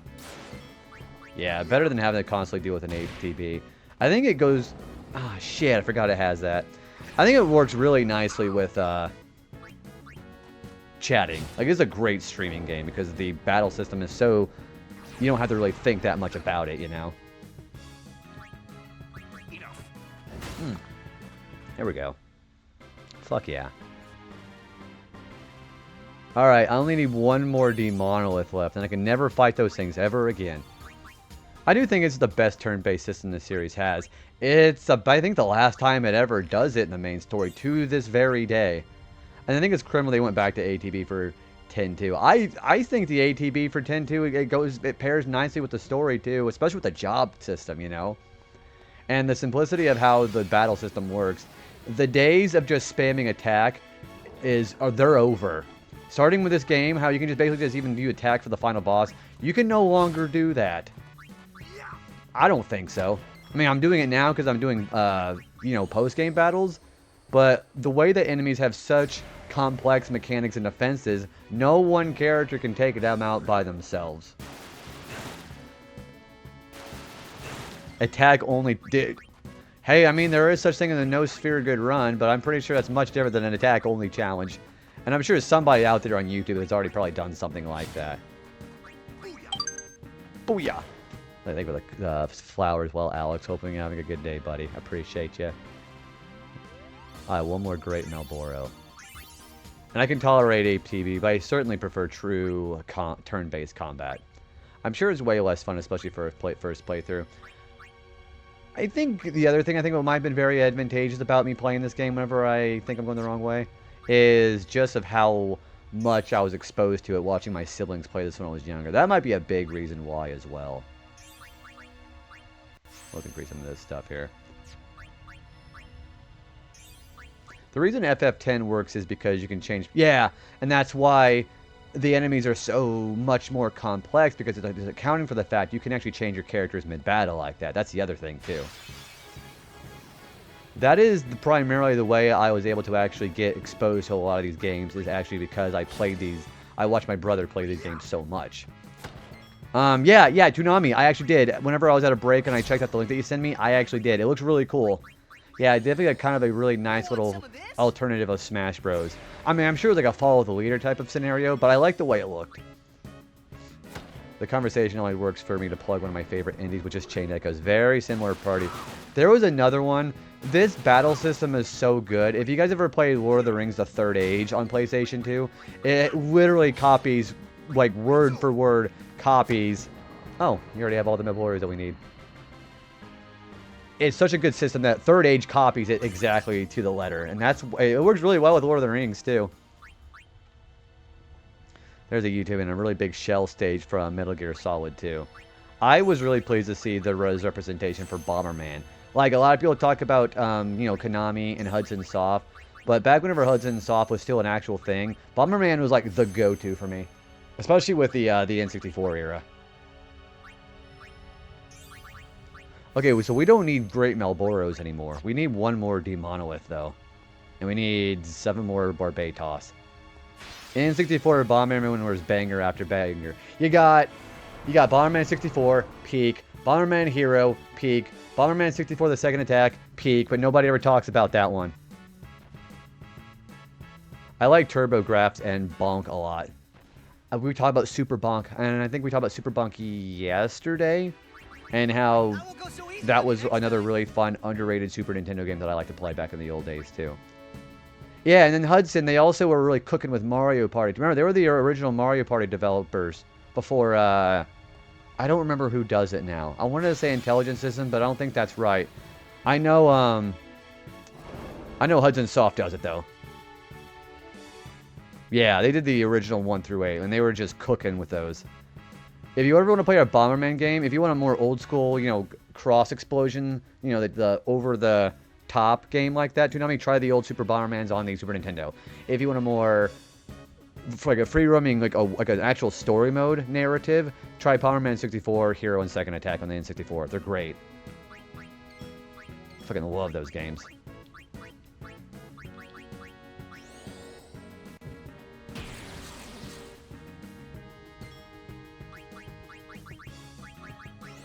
Konami's been on a hot streak lately. I'm almost ready to end my friendship with Bandai Namco and throw my lab with... Oh. Yeah. The fact that they're doing so much... in my opinion, it feels like gatekeeping for that creator program. It's having the luck, being able to be part of the community on basically a reasonably high average viewer rate. I am on your side on that one, dude. Yeah, I don't really appreciate how companies gatekeep that stuff. Especially on content creating, too. Yeah.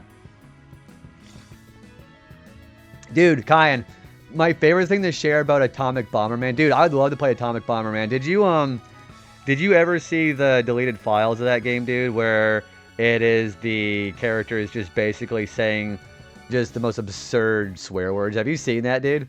Yeah, also guys, go follow Kyan too. He also does do some gaming. Yeah, dude, I saw that like years ago, and it was the funniest shit ever. They'll say sentences, and I think Billy West is one of the characters who were doing it. They'll say like, you know, blow it out your ugly ass. It was really good. Yeah, you do. You stream. Yeah, we'll go follow Kyan. Seriously. How you doing, bud? Less than once a year. I remember raiding into your Earthbound. I remember being like, rating into your, I think it was your finale on Earthbound. So don't let Kyan fool you. He does stream, just maybe not as much as anybody else does. Kyan streams more on Jin's channel than his own. Aren't you like the most prolific be on a phone call with Jin redeem person on that? It's either you or Dave. Yeah, whenever Jin has one of those phone a friend for like 20,000 points, it's usually either Kyan or Dave. You haven't been lately. I remember... I also really liked having, because whenever I was still in Jin's server, and we would have the open Discord call, and it was cool hanging out, because I know we had a lot of folks in there talking, and I remember you were always at work, and then I ended up being on overnights always at work too, so it was perfect where I could just sit in my lab and just basically just talk to everybody. I like those kind of nights. You're in that call right now. You're not working right now, are you?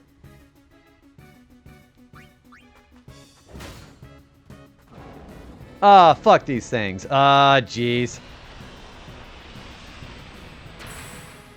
Oh.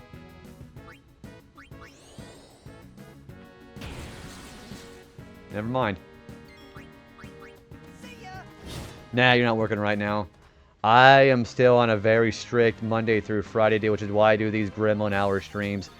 I am starting, because that's like one of the things that I had to do whenever I was trying to 180 how things worked for me here on Twitch.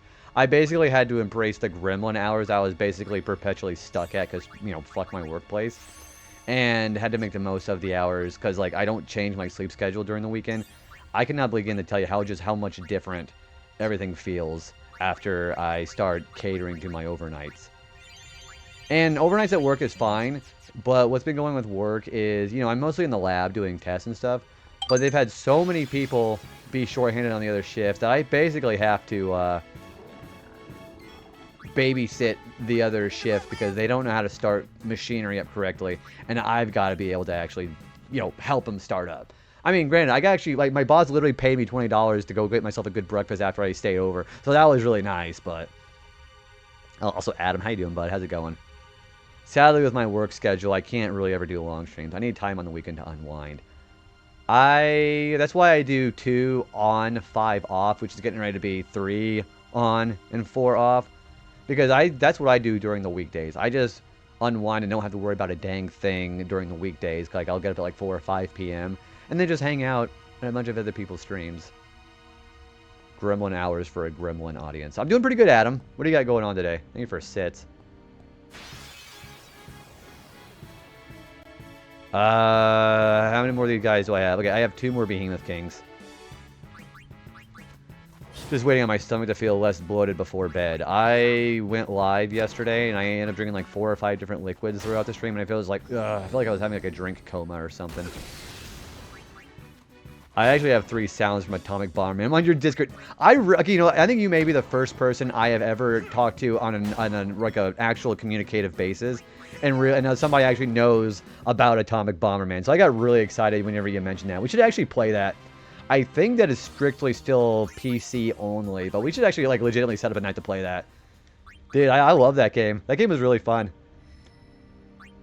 Again, I'm more towards the modern Bomberman feeling as opposed to like the old, you know, the top down. But they're just great fun multiplayer.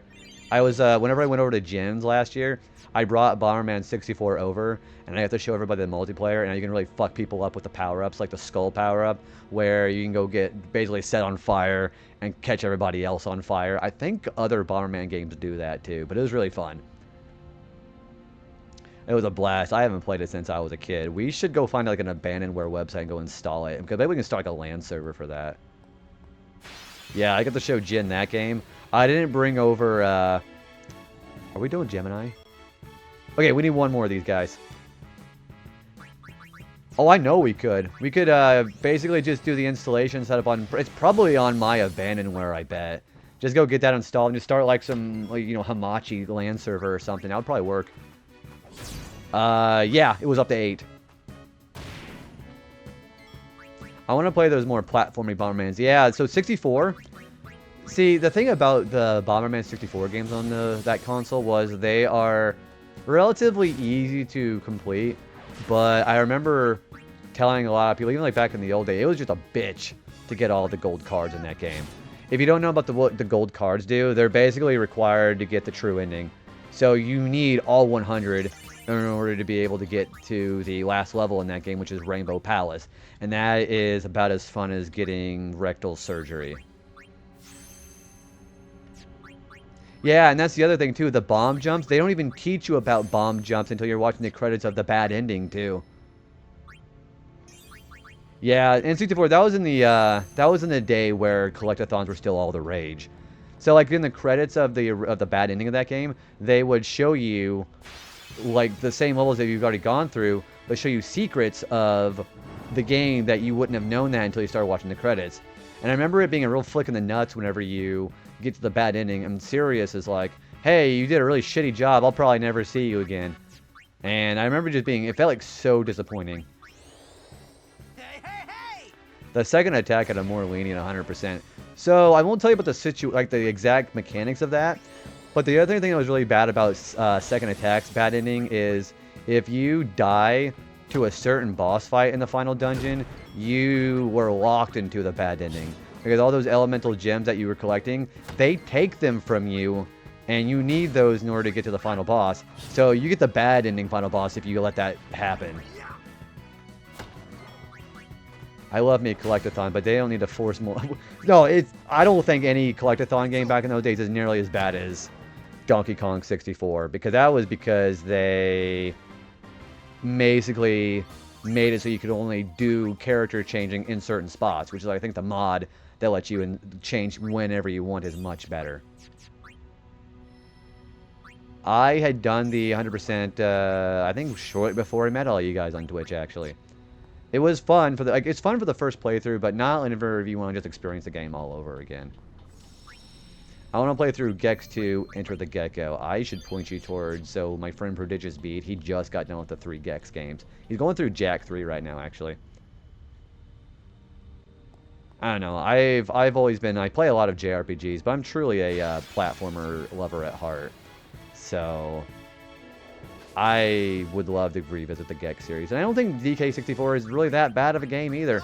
I just still encourage people to play it with the mod. Especially if you're using RetroArch, you know.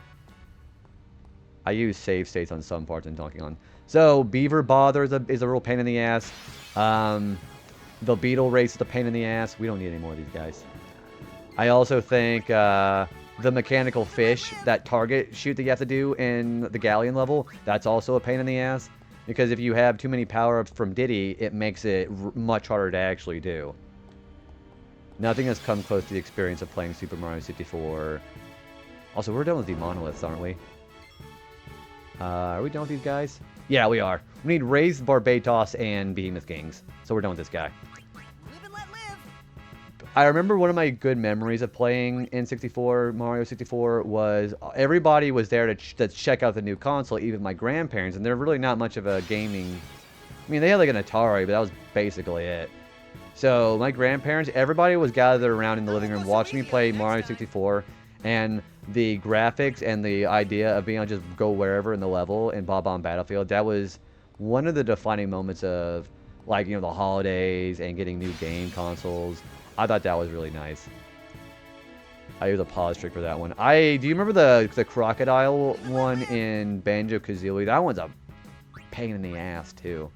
I think Banjo-Kazooie is pretty bad about some of their 100% requirements, too.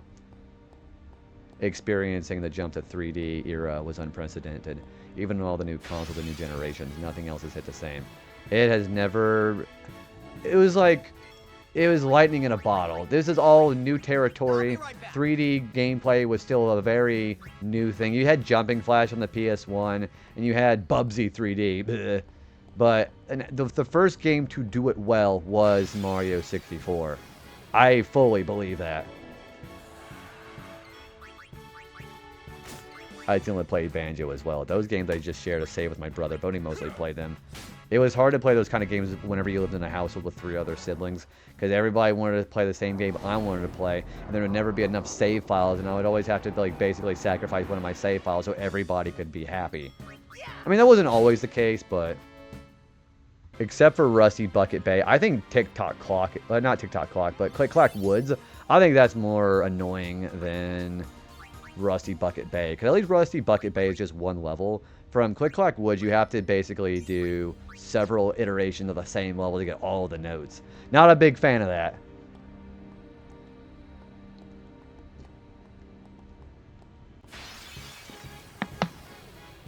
Yeah, that's also true. The fact that you're definitely more likely to die, especially because of the grimy water. Hey, Cuba, what's going on, dude? I always love the fact that there's a JB emote. How's it going, dude? How are you doing this fine evening, my friend? Hope it's been good. What do you got going on? How's Octopath Traveler 0 been? That engine room is hardcore unforgiving. You have such a strict time limit before the propeller engines start going back, so I'll give it that credit. I think Rusty Bucket Bay music is also better, too. You should be in your bed, but you're not. You're welcome to shout out, dude. Hey, this is the place to be at for Gremlin Hours right now, though. That's a real feeling, though. So it should be some more Barbatos here. Hey, there's one. Every time I speak these things into existence.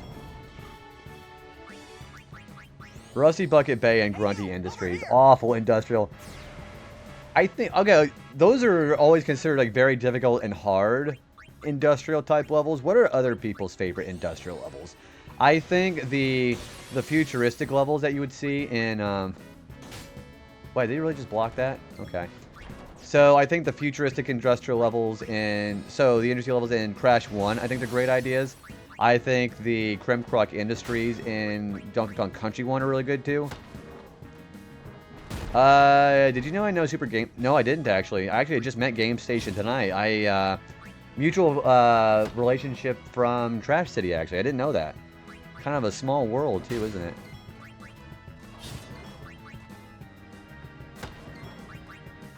See, I like it whenever people like have there's such a small enough bubble on Twitch where everybody just knows everybody else.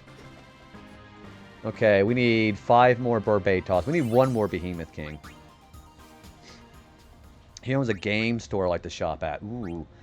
I have actually not gone through many games stores, but whenever I hang out with a lot of Twitch friends back in a couple of years ago, I got to hang out with some friends. We went to a game station. They had arcade Battletoads, which is really cool. And I also got to buy a box copy of Secret of Mana, and I also got Star Fox from there too. It's really cool. I actually really like going through game stores.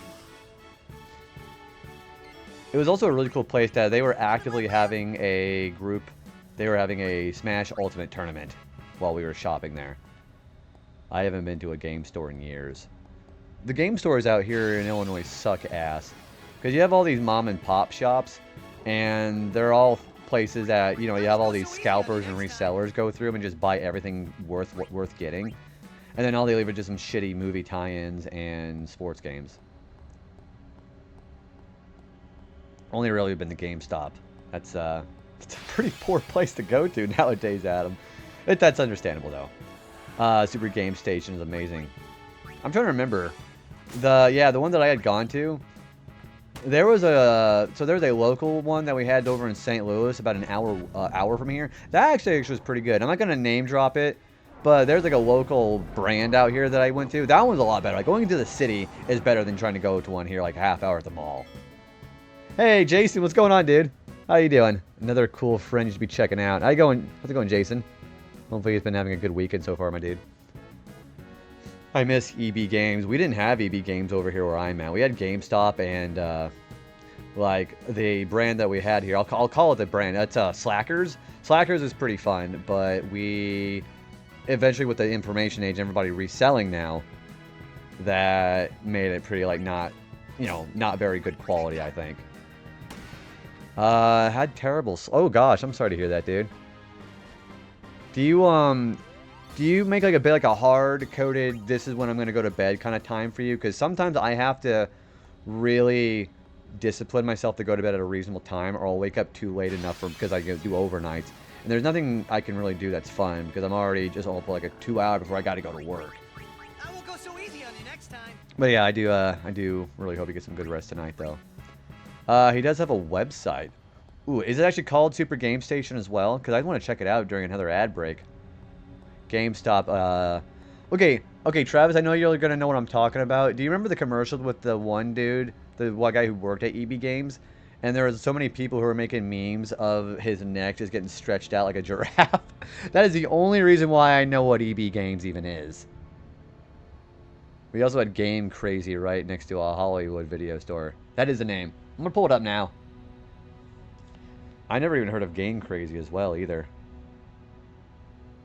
I have had nothing but bad experience with GameStop. I don't even go through that much, to be honest with you. I had one time I ordered a used game online as a gift. They sent me an empty game case to ensure we could hold them accountable. Eventually, I had to threaten legal action. I'm not proud of it, but it got the situation. No, I'm kind of the same way. I would have done the same thing that you would have done. Wait, actually, is this... Holy shit, I think this is the store I went to. No, this can't be the store that I went to. But yeah, there was a store like this that we went to. There was a back... So, it was cool. For a minute there, I thought that was the store I went to. But, there was a game store like this that we had gotten... So, if you get a high enough valued, game from the store, you got free credit to use the arcade room in the back. And we played arcade Battletoads. Me, Kane, and Rich played it together. This isn't the actual store, is it? Oh man, that'd be so cool if this is the same store. Lost Ark and... Oh, okay. I'm looking at the one that they have over in... This is the one they popped up. So the one that I went to, it was over in Virginia. And that's the one that popped up. I thought it was the same store. No, it's not the same. Yeah, we went to Virginia's. And that was really good. Danny at Lost Ark is awesome. I love them. Hey, I'm going to take a look at the one at North Carolina then. Because the one that popped in... This actually might be the one then. Yeah, we went to the one in Virginia when I was out there to look at the orchestra with some friends. That place was so cool. But at Lost Ark in North Carolina, they do the free arcade. This might be the one, the Virginia one. That might be the one that I actually have gone to. Because we had a really cool guy that was there that did that. And gosh, that wasn't you that I saw there, was it? There was a group of us in there, and we had gotten there, and they had an arcade room with the Theater Rhythm Final Fantasy in there too. Gosh, that'd be cool if that was the same store. I don't remember what I was supposed to do here. Oh, I gotta provoke this guy. Dude, if that was the same store, that would be awesome. Yeah, I got an complete in-box of Secret of Mana from that store. Lost Ark in North Carolina is good. I got a Joker figure. You're in Radford which is the one I went to. So, hang on. Yeah, we had free arcade. If you buy something valuable enough, like a high enough priced item, you got to do free credit with that. Hang on, this might have actually been the one we went to.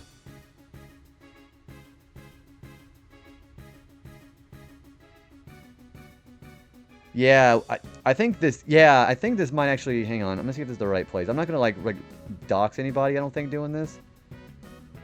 We were, no, this isn't the right one. We were closer to Richmond. Yeah, we were closer to Richmond. He wasn't there, went to Radford University, but I can still visit. But yeah, that kind of thing. So yeah, I don't think it's the same store, but because I see pictures of what you guys got over there in Radford, we had a similar experience where we had so many different Super Nintendo and N64 games, and seeing a layout like that you have there, that is exactly the type of game store I'd love to have around here. And I'm sure there is stuff like that over, especially in St. Louis, but it's a real pain in the ass, especially around here, because there's a big activity with reselling out here, which is a real shame.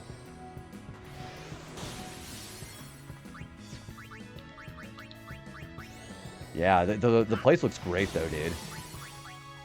Yeah, if I ever find myself in Virginia again, I'd love to stop in. I love store layouts like that. The fact that folks who run stores like that are able to keep the retro feeling alive, I give some mad props to. So I need to make a point to come visit you guys. Yeah, you're quite welcome, dude. I love seeing shit like that. Alright. 4 more Barbatos. Man, that's why I love retro games. Just, if you know where to look, you can find some great shit. Yeah, having the same kind of principles, like giving rewards for stopping in, like that's great.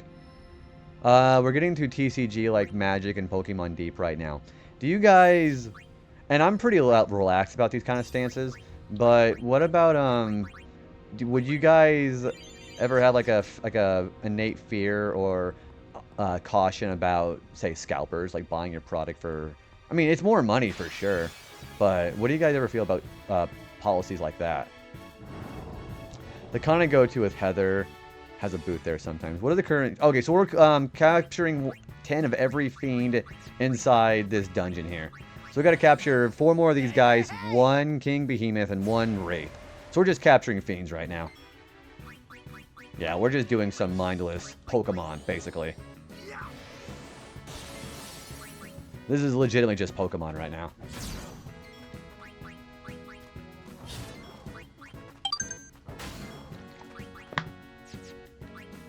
Thanks for the flower, by the way. Hey, JB, how goes the extra content? It's going great, Simone. We ended up actually going to the Omega Ruins and fighting a super boss there. How are you doing? Yes, that's exactly what we're doing, Adam. We got to capture 10 of everything to unlock the final enemy there, which is Nemesis. But we've also got to defeat all the creations there at least once. So this is going to be a little bit of a grind. Yeah, we're probably going to be fighting at least 1 super boss today. Also, Simone, going to get a shout out for Simone as well, too. We keep the price about market value, so most of our packs get opened or collected. People do buy our high and single to reseller grade, which is fine. It's not like you have responsibility to choose what other people do with the stuff that they're buying. Like, it's their money, That's how I feel about it. What is this Tetra Elemental here? Oh, that's kind of shitty, actually. Also, yeah, Simone's been playing some Kingdom Hearts right now. Yeah, so I guess from a business standpoint, there really isn't much you can do. And, you have some people out there just like, scalper. I'm just like, it's their business. They don't choose what the scalpers do. You're the one who's just selling it. You're just doing business. The way the prices are, facilities that if you buy a card today in a couple weeks, it could be, yeah. So, being able to actually market your prices depending on what the, I guess you could say, the stock of whatever the actual TCG actually is. I don't particularly like scalpers in particular, but I don't try to redirect that displeasure to people who are just doing business, you know. So whenever I was asking about the policy on that, it was definitely not like you're doing it the wrong way. You know, I was like, you know what, that's fair. You're not responsible for what people do with the stuff that they buy from you. So I think that's cool. I think that actually having some thought process around how to put the prices on what you're selling is cool. Like I really think it's cool. I think it's a good question. I think it's a question I like to ask people because, especially whenever I'm going to try to eventually, you know, just wondering about that. Ew. If people pay sticker price, I typically do not care what it. Yeah. I'll be right back. Yeah, having a little bit of like a hands-off approach to it, basically, right? I do advise friends not to buy from... Yeah, that thing I am unambiguously agreeing with Travis on. Buying from scalpers just perpetuates it. Yeah, buying from businesses that are not involved in the scalping, that's, you know, that's totally great. And they're not responsible for what the scalpers themselves do. But buying from scalpers, you're just perpetuating more of them to keep their activity up. I try to be more pragmatic about how I interact whenever I'm talking about, you know, activities that are definitely seen negatively, like scalping. I know I always try to word it in such a way where you have a lot of people who are just very passionately being like, "You need to kill those motherfuckers." I don't think bloodshed is the way to go, or being bloodthirsty, you know. I think this is the last Behemoth King that I need. I go to a cool used store in North Carolina. It's a used book game, and what kind of so, is there like an actual books that you can get from there? I mean, that you enjoy, or is it just like anime and manga? Scalpers have ruined so much. You know, scalping like online, that's already bad enough, I feel. But whenever you are going in person, and I've had, this may have been just fabricated stories just to like you know, rage baiting, but stories that sound plausible enough where you have scalpers deliberately taking all of the the Pokemon packs in front of children who wanted one. I think that's kind of shitty. I've heard of stories about that. I'm like, fuck, dude. I live in a small town where most of us Pokemon people know each other, but I think in other areas it's more cutthroat. Especially in cities, like especially where close to where I'm at, I can imagine. Especially like Chicago. I know Chicago can be very bad about that, but that's like way north of me. The funniest thing I saw was an article recently about a store making scalpers answer a simple Pokemon quiz to be able to buy cards. Something any fan would know, but someone is just in it. Oh, like, what does Pikachu evolve into? And they probably wouldn't be able to answer it being Raichu or something, right? Or probably like a more in-depth question. That's probably too simple to answer. There we go. That's all the Behemoth Kings that I need. So I need 3 Barbados and 1 Wraith. You guys are making this process very easy, by the way. Thank you for that. Music and DVD and even some VHS. And did anybody out here actually use VHS tapes, or am I the only one who even thinks about that? That does happen where adults take it away. Oh my gosh, that's so shitty, dude. Man, okay, unironically, fuck those people.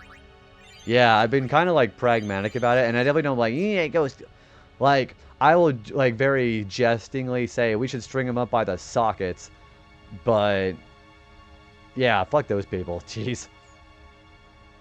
But I hate how expensive the card get, which is why I also respect and love the fact that TCG Pocket exists, so you don't have to have that kind of stress of purchasing and basically bleeding your wallet dry in order to buy something you want. You can just play it on TCG Pocket.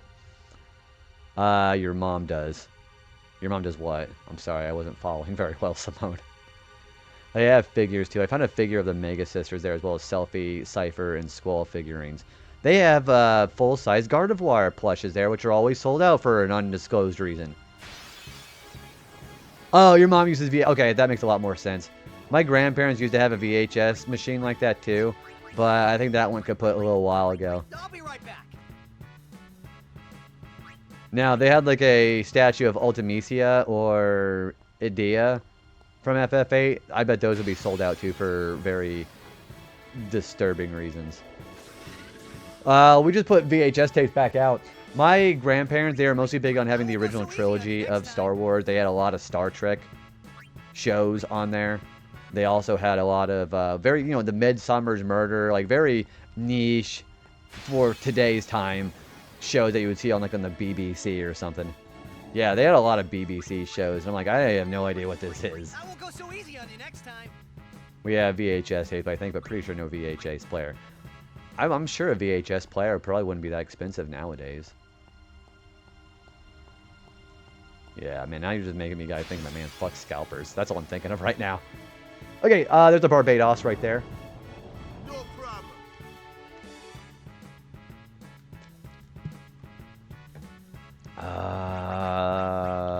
There we go. Never test a used VCR with a... No shit. I was going to say, that's a great way to fuck up your VHS. Because there's a very good likelihood that you might actually, like pull all the string all out. No, that's totally understandable. Like, do like just some regular plain Jane thing. I have a VCR DVD combo player I used to hook up to my NES to a capture card, but it also copies VHS to DVD. That like the early, like the late 90s or early 2000s, when everybody was being very experimental about their hardware like that, that was a great time too. Because you have like some really cool niche functionality like that. It also reminds me of whenever somebody was talking about they have a DVR earlier on yesterday, how they have machines that are able to record TV shows for them while they were out too. That shit's really cool. Also, Chiss, thank you for the quiet hello, dude. Enjoy your evening. Thank you for that. But honestly, VCR tape fairly resilient. I guess that would also depend on how much usage, like, you know, like being used enough to like lose the integrity. I would imagine something like that, if I were to guess. The deep cut, that top note, that cream, pure vanilla. That's a 10.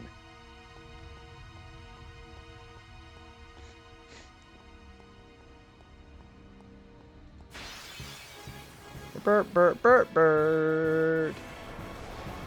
Do you guys remember that video? It was the one old guy, he was a scientist, and he was talking about ice cream. He's like, that top note, that cream, pure vanilla. That's a 10. I have been streaming for 2.5 years. I started officially streaming for real in October of 2023, and I guess you could say the vibes of how things were as opposed to today were much, much different. And I'll tell you what, the difference between how I was streaming back in 2023, okay, and now, night and day. I'll definitely tell you a lot of things that I'm doing now, experience. You gotta build experience. I used to suck at talking for so long, and I was mentioning this yesterday, how I would talk so much, I would be stuttering so much, and you just do it enough and practice so much, it just becomes natural. I started using Twitch right around then, I think. I have actually had my account since 2012. I've been around since Justin TV. But I didn't really... I streamed like maybe for like... Because with my friend Riken in the chat, I used to stream stuff for him, and that was basically it since 2012. But actually doing a real career of Twitch, I've been doing since 23. You started streaming in February of 2020. Dude, freaking let's go, man. Streaming for that long is actually really impressive. You started in 2018. It was super different before COVID. COVID, I think, would have been the ideal time to start getting into streaming because everyone was already inside. There's a lot of friends that I know that got partnered because they did a lot of streaming back in 2020 to 2022. That was an ideal time, I think. I still have friends I met that are still around too, which is awesome. You guys should all be following each other, by the way. Yeah, fellow streamers.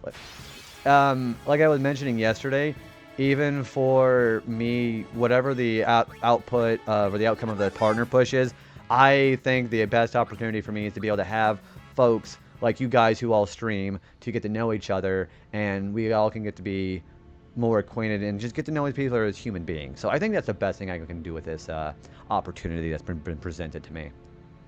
You started yeah, Simone, you started pretty recently. I think I met you through Kane, actually. I started streaming in 2020, but wasn't very serious about it. You hit affiliate in January 2021 and started to take it a bit more seriously. Travis is the way... Yeah, I think I admire the way that you set the standard for professionalism when it comes to streaming. You know, like having fun, you know, just kind of hanging out and just being silly and funny with people, that's all well and good, but like having standards, like, and I was mentioning this yesterday, the standards and etiquette for being a streamer on Twitch, I think Killer Draco does a great job setting the gold standard for that. There's always something I think every friend I've met through as a streamer, they do something unique and kind of builds into what I can learn from them. And so that's what I think it is for Travis. I didn't even grow during that time. It's a very fickle thing to be able to actually grow on Twitch, I think. So, like, I think the only reason I was able to actually grow initially on Twitch is because of the folks I met. Like, the first person I met here on Twitch, I met her on Reddit. And you don't want to, like, just start throwing out there, hey, I'm a streamer, because that's, you know, promotion, and people don't like that, which is understandable, because you feel like you're being used. But being able to casually talk about, I think it was Jen, who was like, hey, do you stream? Like, I'm getting ready to. So, building a rapport with people, I think, is most important if you ever want to try to make a name for yourself out here. I mean, streaming is all well and good, but the relationship that you build with people who are like-minded in the hobbies and the interests, I think, is more important. Okay, that is the last Wraith that I need. We need 2 more Barbatos. Let me get caught up in chat here a little bit here. I didn't even grow into that time. Past Twitch has kind of been a blur to me now. It was a much different time. It took me about a year of streaming to get all the settings from NES to OBS just right. People in chat helped the journey. Which, yeah, like, you know, with experience, you're able to meet people who are able to share bits of trivia and knowledge and with their experiences and make your experience more enriched. I appreciate that, but it's definitely been something that I had to be learned. I'm sure you may know at least one of these things, but I didn't know how to exactly... I had to learn how to, like, say words and, like, express sentences to make it not sound like I was being insensitive. So that was like the main thing that I had to learn about being interactive on Twitch. Saying things without sounding like an asshole or, you know, sounding insensitive or offensive. Even if you had good intention behind what you say, you still gotta, like, put yourself in somebody else's shoes with the empathy and saying something while not sounding like you're being disparaging. That was, like, the thing that I had to learn. Growing on Twitch is hard, but sadly I feel I've plateaued at this point. And even in some ways regressed. I feel like my peak in terms of growth was 2023 when the Elden Ring Rune Level 1 run in Final Fantasy X first playthrough. What you say is important, yeah, it's what you say and the context around what you say as well too. And I never think people are maybe not necessarily, you know, plateauing or regressing. I think it's just different fluctuation. The fluctuation on Twitch can be very fickle and finicky. I think just because you have one, you know, spurt of time frame where you feel like you're kind of like stagnating, that doesn't necessarily mean, and I'm not trying to sound optimistic about it, I'm trying to be realistic, because, like, look what happened with me here. I'll use myself as an example here. I had the same feelings for the longest time too, and I'm not saying, like, you need to change what you do. I think it's just time. Giving it enough time. Even if it's like an extremely long amount of time perceived, there is always going to be an opportunity for somebody to be in that limelight or having the spurt of activity and growth and traction. Just because it hasn't happened yet doesn't mean it's never going to happen. It's not an if, it's a when. And I know it sounds flowery from the position that I'm out here, so I'm not trying to sound arrogant about it. But I think for me, what I had to do was basically, if I felt like I was like regressing or kind of like being in the same point, I always wanted to try to do something that would encourage my growth. Like, what is something new I could do? Well, you know, something fun that I can do for myself regardless of how it makes me grow.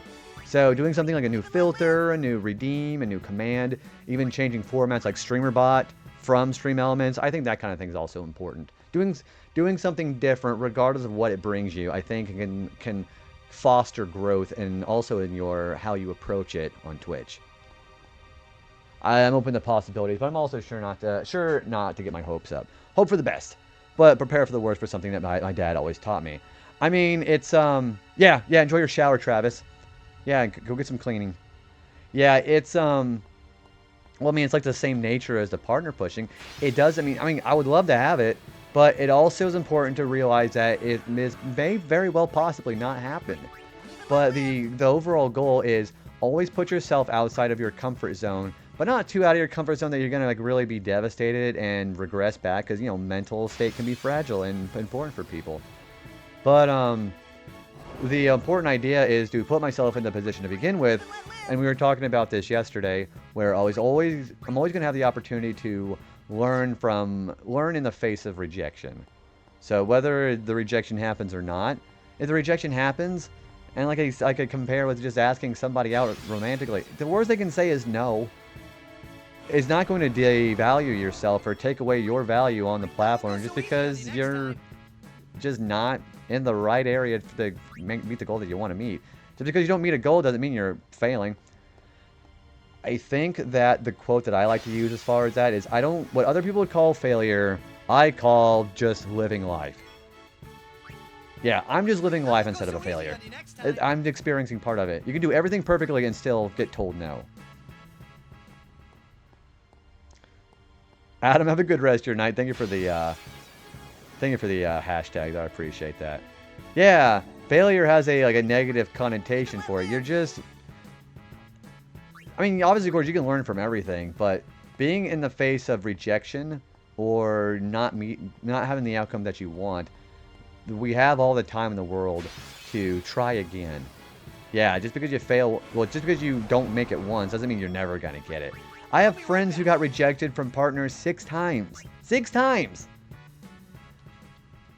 Ooh, have a good night as well, Simone. Thank you. Thanks for hanging out. Yeah, I've had people fail 6 times. And I've had people do like 2 or 3 partner pushes, never got the numbers that they wanted to. And I actually kind of respect that, because especially whenever they have situations where they know what their standing is and they're able to be realistic and just try again later after re-evaluating, you know? And tried to get into it 3 years ago, but now I'm like, whatever, and feel comfortable with it. It's okay to be able to be, maybe not lackadaisy is the right word for it, but maybe being more hands-off about being so locked in and being very casual about it without putting too much of yourself through it. I make jokes and say you're going to partner push. I think more people who should partner... Wait, oh, you're partner pushing! I had to read that for a minute there. I was like, partner push? You mean, yeah, partner. Yeah, if I push too hard, I don't think it's going to be very healthy for me, though.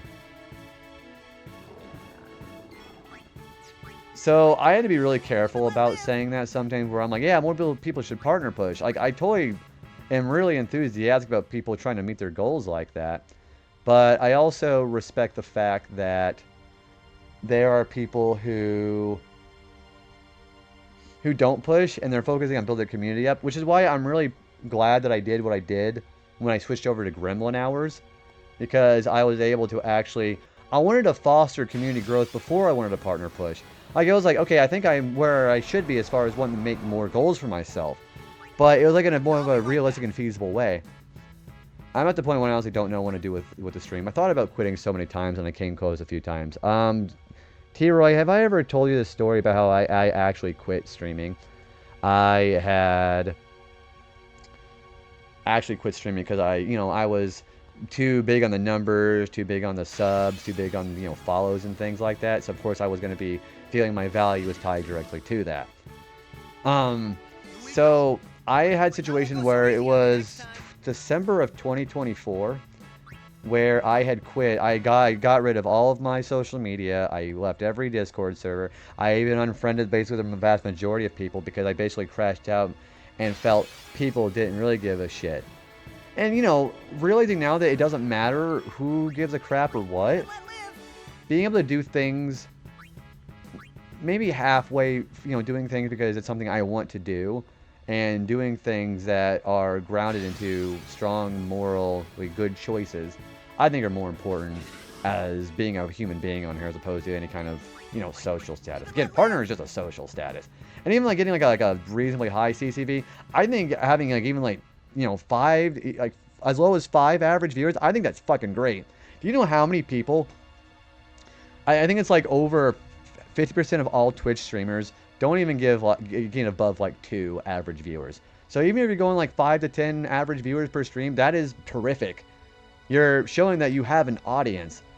And it doesn't matter, it's an audience. It doesn't matter you know, people are like, if I have like 30 CCV or whatever it is, great. But even having the foothold, like the small stone of having an audience, being able to just try to foster that growth and I guess being able to make a more rock solid foundation of a community as opposed to being spread so thin. I think that's very important too. My best streams are when I was a morning streamer, but sadly things with David happened with, oh, your son, with school scheduled and it's not possible at the moment. I will always respect people prioritizing their work and their IRL. I mean, Twitch is, Twitch is a very finicky thing to be able to work with. But like IRL before URL, as we like to say, naturally. But we also, IRL is always going to be there. You never know when Twitch is just going to go belly up and just basically make some stupid ass decision where it may not be here anymore. So I think the long-term investment of your real life priority, I think, is much more important than anything you would ever do on here. I almost came that close a few times, but granted my mental state has been up and down. I think that's why I hit hard at the gym. It's one place I feel like I made progress. You're bettering yourself in your own life. You're promoting your good mental health by being healthy, treating your body like a temple, but not like one of those little Thailand temples where the monkeys throw shit everywhere. But you're treating your body like a temple and doing what you can. You're being a good steward for yourself. Yeah, being a good steward for what you were given and what you are at as far as your health is more important, I think. I had a guy give me crap for having only 13 watchers on TikTok, and I laughed and said, dude, you know how many people... Yeah, okay, do you know how many people... I had one guy who came in yesterday. He said, hey, no offense, but you look dead. I was like, dude, I'm dead inside. He meant my appearance. But I now think I encourage having folks coming in and saying stuff like that because it is buffeting my body and my mental state to be able to put myself into adversity like that. So I'm not saying like I encourage people to be shitty to me.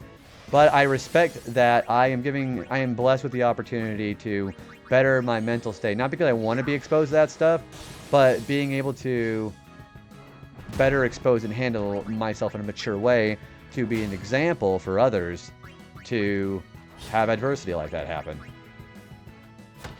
And then I gave him a lecture on how the amount of number... See, I don't even think the lecture is even necessary. If it's somebody who is self-aware enough to make a comment like that, the lecture is not necessary. Because they're already self-aware enough where they're going to do that regardless. Yeah, after everything that went down with my grandma, I really wanted to take care of myself. I'm always going to respect somebody taking more care of themselves physically than anything they would do on here. This is very fleeting. And as of course, our lives are very fleeting as it is anyway, so... You should always do the best with what you've got with yourself before anything on here.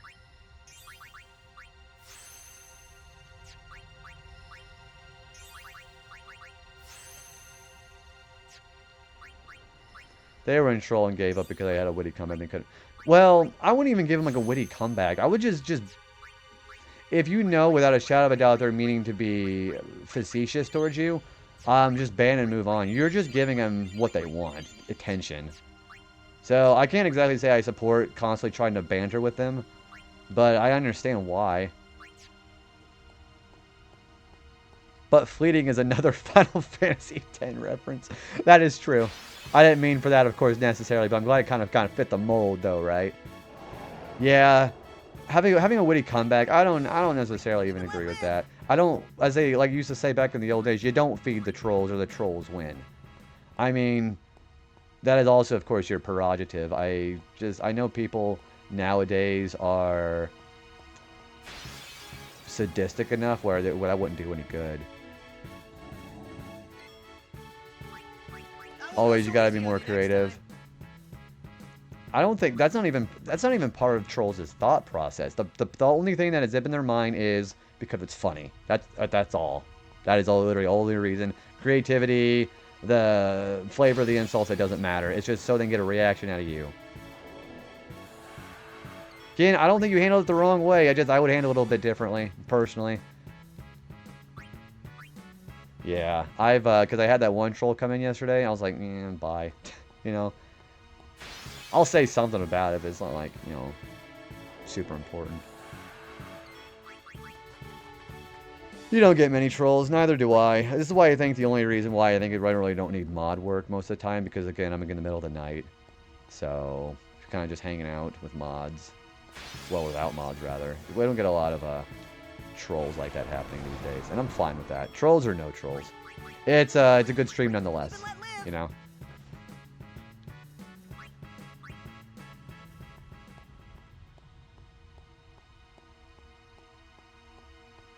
I'm pretty sure there's one more of them right here. I'm gonna will this last Barbade toss into existence. You did ban one before I did. They said ban if you're gay, and I said, oh, I'm very happy, and LinkedIn ban. Oh, okay, that's probably how I would do it. Yeah, just be like, okay, yeah, bye.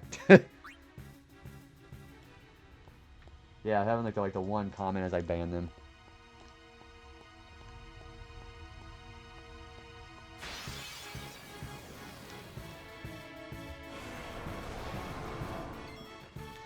People act like gay is an insult. Well, see, that's again the other thing about being anonymous on the internet. They may not even like hardcore believe in using gay as an insult. They'll just spin that as an insult strictly for the amusement. Yeah, that's not relevant. They just do it for the reaction. Out of my way. Have a good night. T-Roy, it's been wonderful having you around. Again, always go check out T-Roy Jenkins. Taking care of himself in the gym a lot. I respect the IRL before URL mentality that T-Roy has, so I encourage you to give him a follow. Have a good rest of your night, man. Sleep well. Yeah. I mean, nowadays, I feel like most people in real life, well, maybe not most, I feel like the majority of people have the understanding of how using that is not an insult. But when you're on the internet, everything is apparently fair game. Are you talking about gay stuff? We're talking about how people like to use it as an insult regardless of their actual real life standing. Yeah, like how people use gay as an insult regardless of how they actually feel in real life, because since you're anonymous on the internet, you can feel like you can just basically just say and do whatever you want and get away with it. Which, I mean, fundamentally that is true. Unless you say something as like a legitimate like against TOS or like a hate crime, you're gonna pretty much just get away with what you're saying. You know, banning notwithstanding. You had 1-2 trolls, you just instant ban them. The one thing that will make me mad if someone rushed me, called me to chop, play the... Oh! I had one guy come in, I think it was like not last birthday, but it was the birthday before that. I had somebody come in and say that, like, are you playing the games? Right after I ban you. Imagine actually having the audacity to try to tell a streamer when they can go play something, you know. Using gay as an insult as a joke in itself is kind of funny, to be honest. But because it's just one of those... Yeah, it's like, it's just an antiquated... Yeah, I totally get what you're saying. It's just because it's such an antiquated mid-2000 insult that you would see back in like the early days of the internet. It's such a outdated output, I guess you could say. If I get bored in a stream, I just mute tab and look around. Yeah, I most of the time I have to do a lot of lurking because that's kind of like I have a lot of things going on during the weekday, but I have to... I have the volume up, but I'm also admittingly not exactly in a lot of places outside of my friend circle, you know. I'll be making the JB for partner joke once every stream with an irrelevant variation for the circumstance. Okay. I'm not going to stop you. I mean, I figured it was pretty low-hanging fruit, but yeah. I gotta work a lot, too, because I'm all over the place. I just don't have the time to basically interact much. I got a lot of family stuff going on during the weekday, so... Monday and Tuesday are, like, the only times I'm able to actually hang out with people. Unfortunately, calling things people... Yeah, it's because in a disparaging way. It's because of the context they're using around what they're saying. Yeah, it's literally the same thing as basically what any other troll would say on the internet. It's just got the context around what they're saying.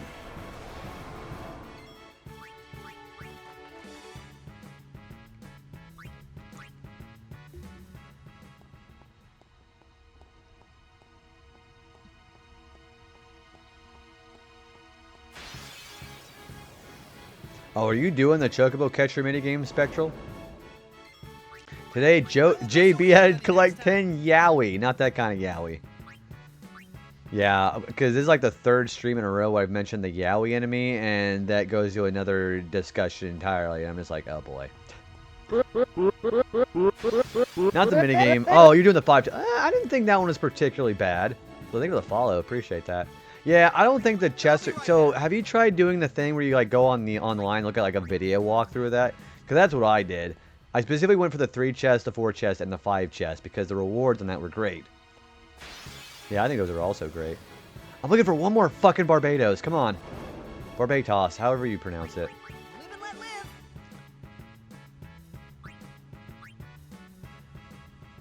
I had someone follow the troll name back in 2018. I laughed so hard that they ended up not. They ended up because their name was funny.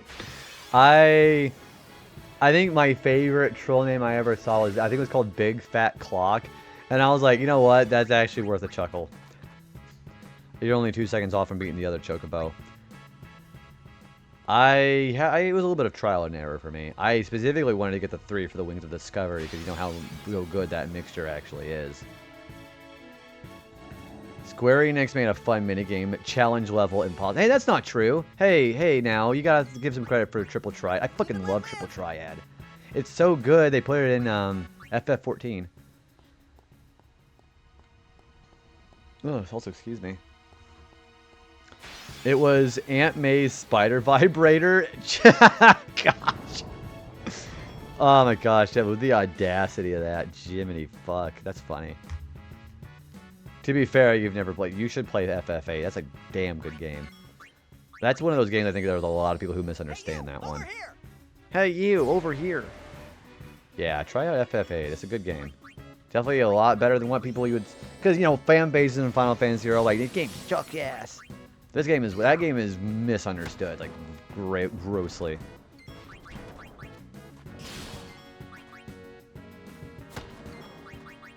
Yeah, I love FF8. I've had so many people... Yeah, like I had a raid in her earlier who's playing FF8. There have been so many people playing that I've been really in the mood for it. And that is all the fiends inside Sin.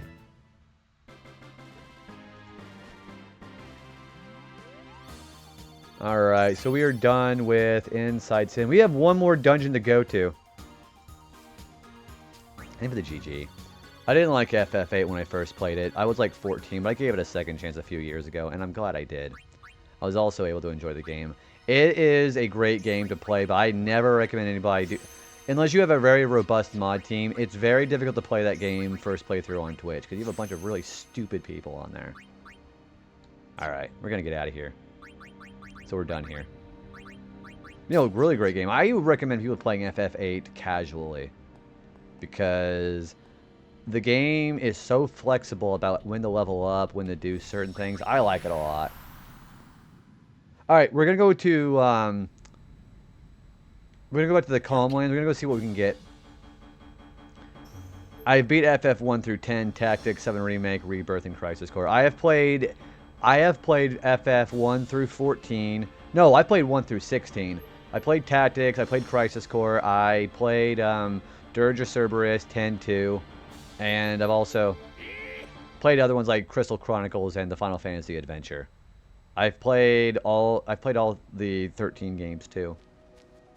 I've played most Final Fantasy games. I actually really like FF13. There's a lot of people who don't like FF13's, you know, hallway simulator mode that people talk about. This game did it first. Dirge of Cerberus is so underrated. I like Deep Ground and I like the villains in that one, but I don't like Vincent's Chaos transformation in that one. It looks really like... I like the original Chaos design more. Like it's just like a demon instead of like a Shadow the Hedgehog edgy ass character. I'm gonna try a different controller and see how that changes things. I played 10-2. I haven't finished it. Same with 12, 15, and 16. I fucking love 12. I've been researching specimens you brought for me from Inside Sin and created one nasty beast.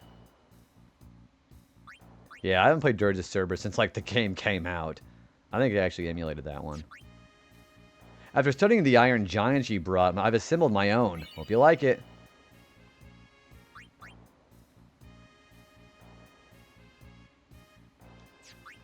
Alright, so I'll tell you who we unlocked. So we unlocked... Where is he? We unlocked Abaddon. That's a reskin of the Varuna. He's not that bad. But he's definitely not something to joke around with. We also unlocked Ironclad. That's basically a super... Like a souped up Iron Giant. And we still have some more original creations to deal with. Okay, so I'm going to sell what I have as far as weapons, and I am going to not do that. I'm going to go take a bathroom break. We're going to go to Omega Ruins, and that's the last area we have to capture fiends with. And I'll do my calculations of who I've got to capture and get that done. Because we have the hardest random encounters in the game in there to capture them with. So that's going to be... Oh, boy.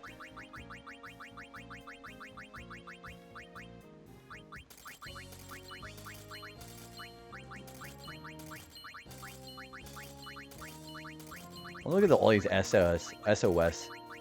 You know what? I think I'm going to keep that.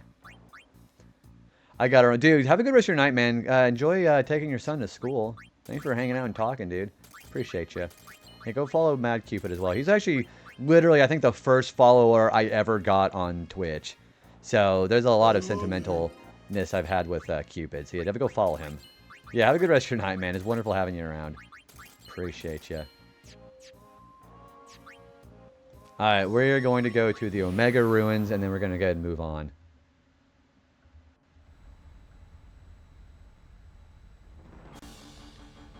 We're counting on you, kid.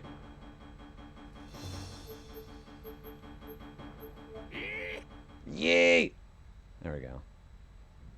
I really enjoyed it. Dude, Through the Rhythm, I never was that particularly big into it, but I know my friend Chrissy, she's really big in those kind of games.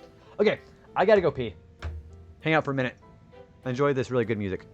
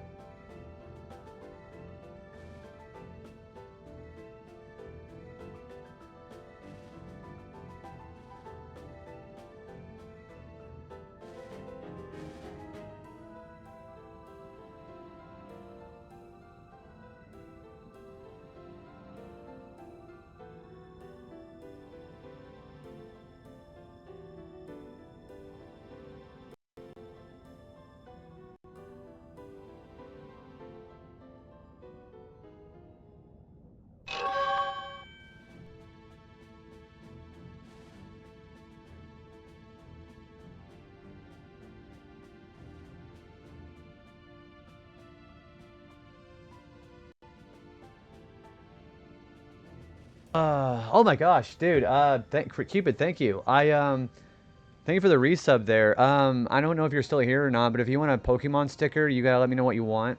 And if you want to vote for a game of either Tales of Symphonia or Thousand Year Door, you're entitled to that too.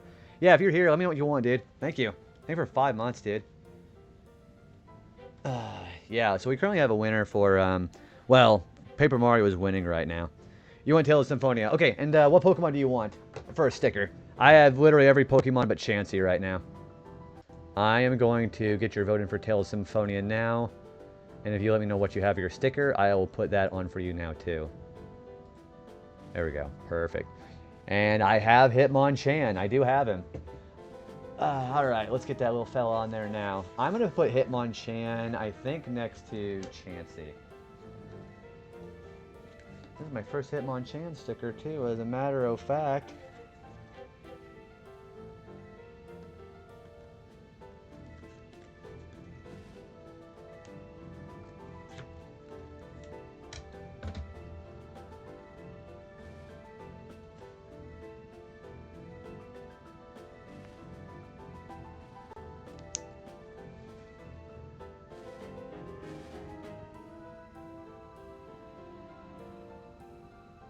There we go. Alright, I'm going to show you what Hitmonchan looks like on the big screen here before we switch back over.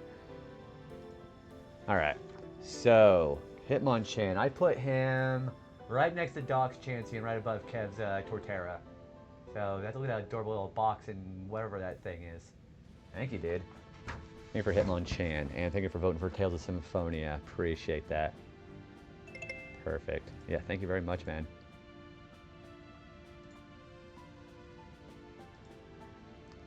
Yeah, I'm glad you like it, dude. Okay, I need to go record however many fiends I need to get in here, okay? So, let's take a look and see what fiends we need. Okay, Monster Arena. Our next location is the last place we're at now. So, we have Inside Sin. No, not Inside Sin. Omega Ruins. Yep, thank you again for sticking around for letting me know about that, man. Have a good rest of your night. Sleep well, dude. Okay, so we have 10 Zaris, 10 Floating Deaths. We need 10 of everything. 10 Black Elemental, 10 Halmas, 10 Boros,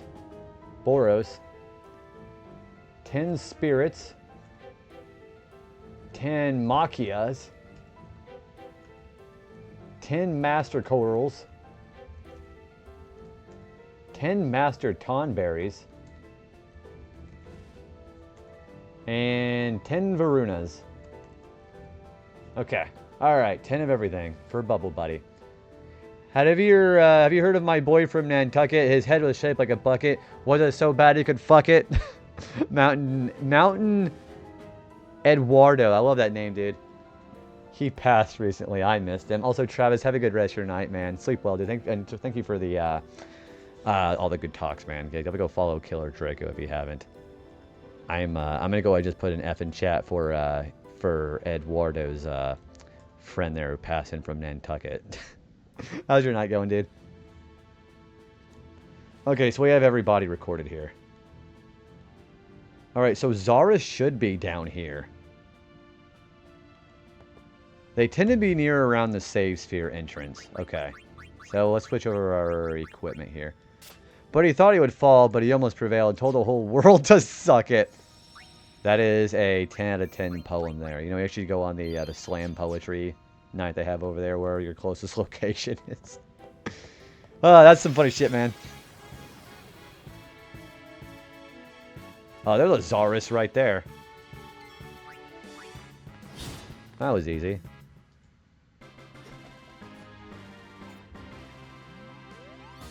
I think I'm going to actually try to just walk through and try to get all the encounters as we're running around. Because maybe we can go find some from the Varuna as well, too. The controller change did not improve anything. Oh, hey, I know these things.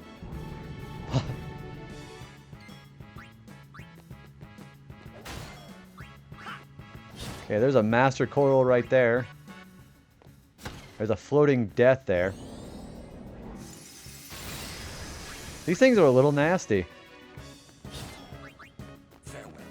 Alright, 2 Master Corals and a Floating Death.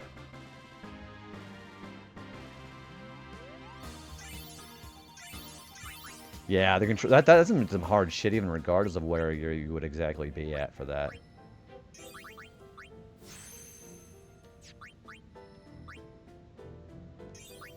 Where are my level 4 key spheres? Okay, I think I'm going to use them for in here. This is a full break.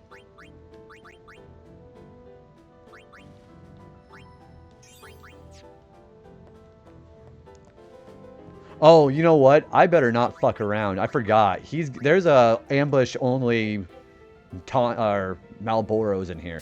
I better not fuck around in here. Yeah, you know, I could have just saved myself a bit of a headache not running around with Malboros out here like that. Okay, 8 Zaris left. Can't blame it on stick drift. So we have a lot of money in here right now. Yeah, that's some tough shit regardless.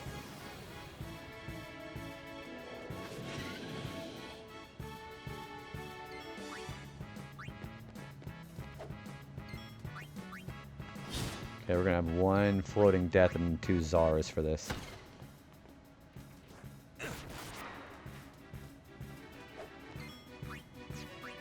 You know, I also didn't realize I probably shouldn't be attacking them with Orin because he doesn't have a capture weapon on right now.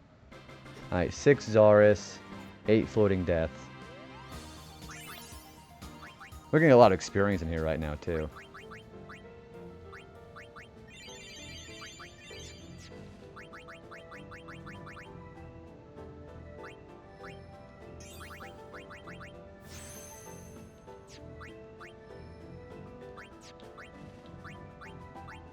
I'm gonna have to move over here eventually anyway, so.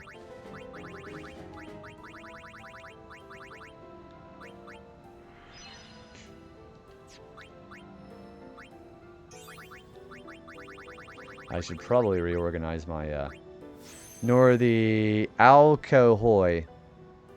The alcohol. The wordplay is lost in me right now. What do you mean? You meant to say, oh! The alcohol. Oh, alcohol. I'm like, wait, what are you talking about? I get it. I'm like, what the fuck are you saying? No, I totally get it. I was like a little bit on the uptake there.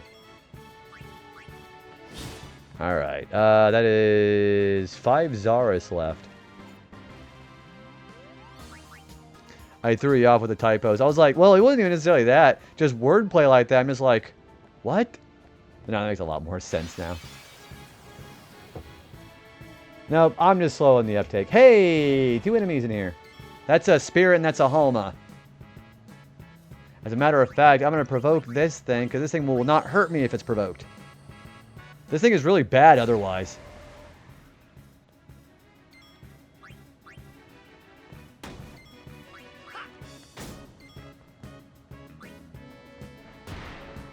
Yeah, oh, damn it. It's going to white wind me anytime it gets provoked, though. So, at least I lost chance to get one of the Homas, though, which is unfortunate.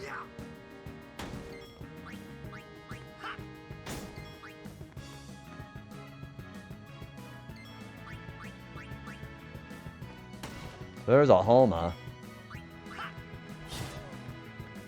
It'll keep white winding as long as it's provoked. So, their poison mist that they otherwise do, it'll do poison and confusion. It's really bad. Okay, 1 Homa, 1 spirit. Okay. That's pretty good.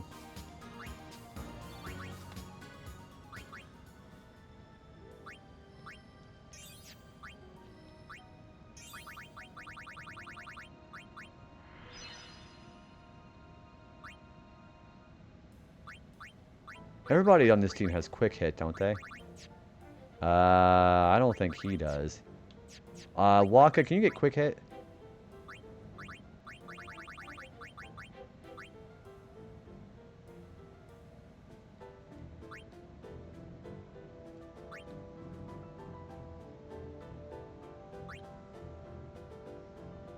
Yeah, let's get quick hit.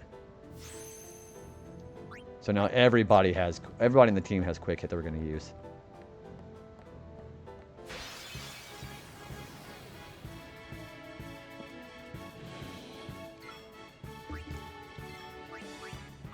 I would rather accidentally kill enemies I didn't mean to than get caught with my pants down by a Malboro. Because, again, we're always going to get ambushed by that thing.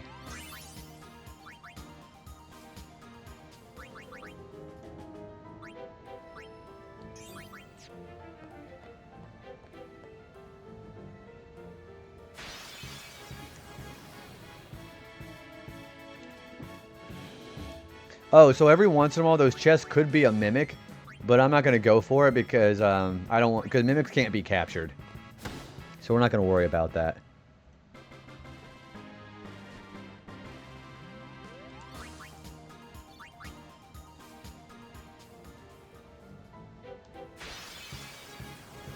Yeah, Waka really is like very good in this place. I love using him in here. Let's flee. I already have Adamantoises.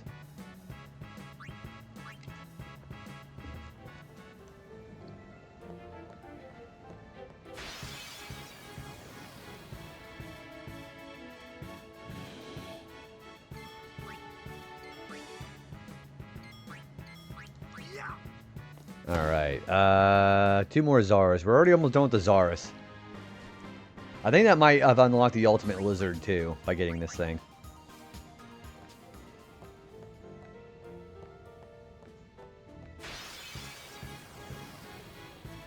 That is... Oh, Pyroboros.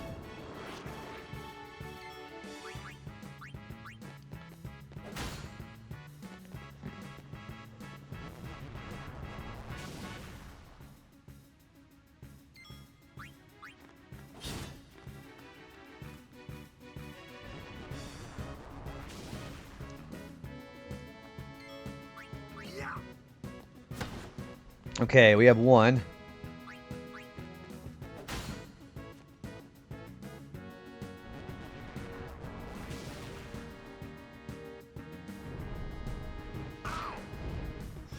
They automatically know Firaga.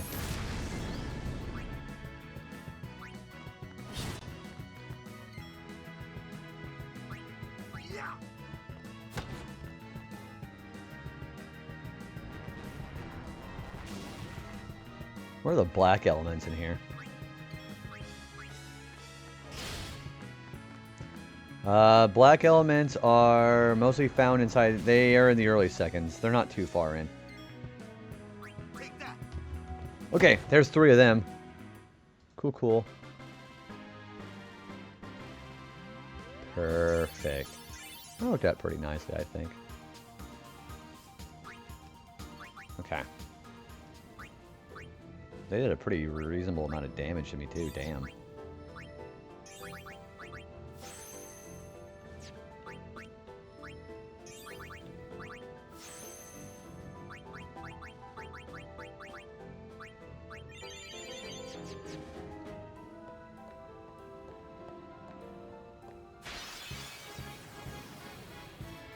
That is... Oh, gosh. These really are the, This really is the magic urn of this place, isn't it?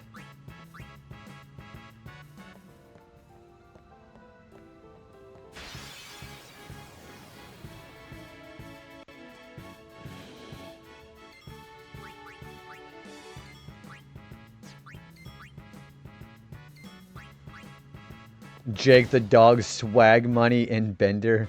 What does that mean? Who's swag money? I know Jake the dog. Oh, I get it, because John DiMaggio. That's what it is. So yeah, Waka and Kamari then, basically. That makes sense.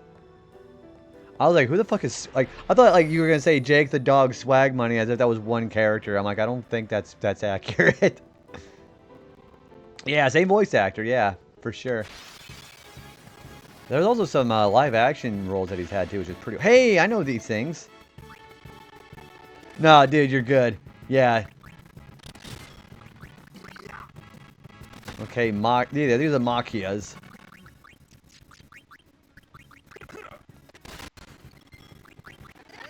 Okay, 2 of them.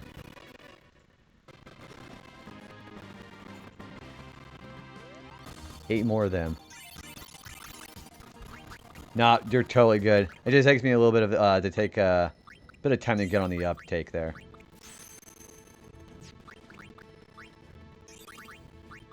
Okay, he's got full break finally.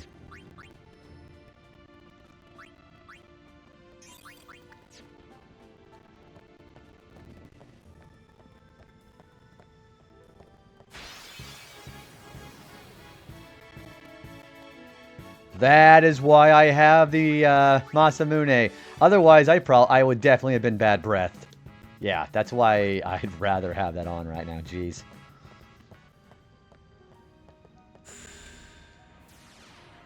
There we go. Okay, we are going to stay in here and try to get some encounters in here. Yeah, that thing, Master Tonberry. What is the Masamune? Oh, so it has first strike. So even if the Great Malboro ambushes me, I get 1 turn with Auron to get the fuck out of dodge before it bad breaths me.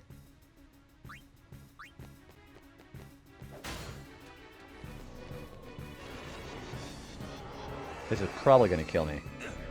Oh, it didn't kill. Wow.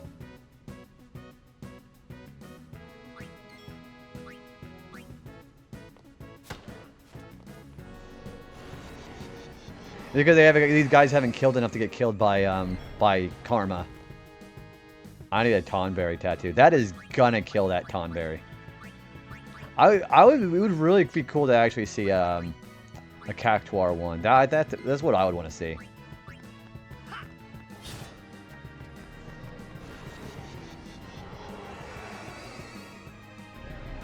Well, Tidus will automatically die doing that. Jeez.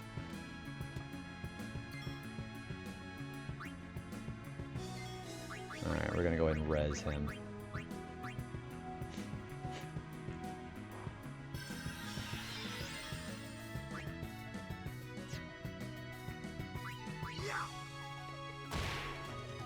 Okay, Waka's gonna die.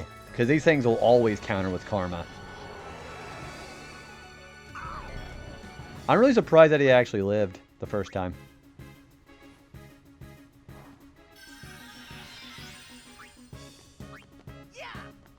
There we go. That's one. So we still need to see a Black Elemental and a Varuna.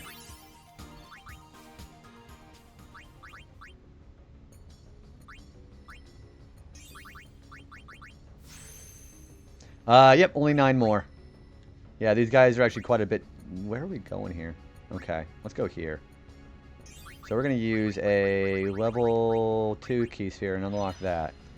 I think where I'm going to take him next is...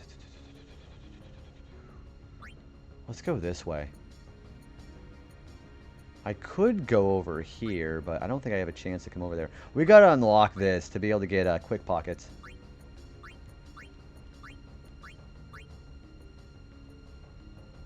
We need some more level 4 key spheres, like, bad. Where is my most accessible way of getting in there? I could go in there. I'm grinding levels to try old school rune game free to play bosses. What are the next boss you're going to be going for? You just look over the Chivos.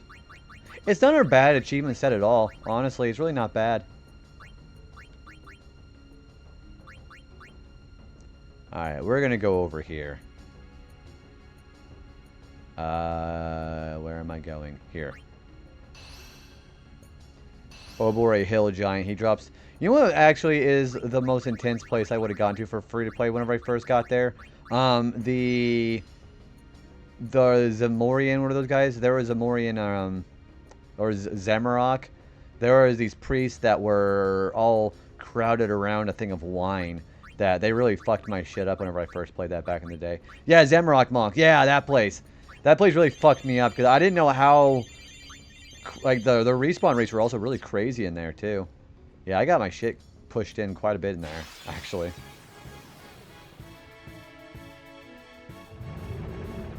I used to grind their Steel Mason RuneScape Classic.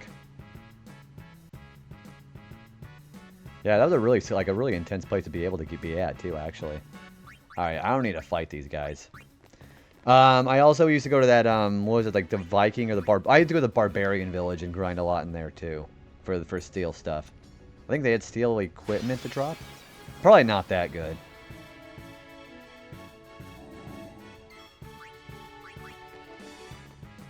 Okay, Varunas are probably going to be more into the room with Omega, if we were to find Varunas.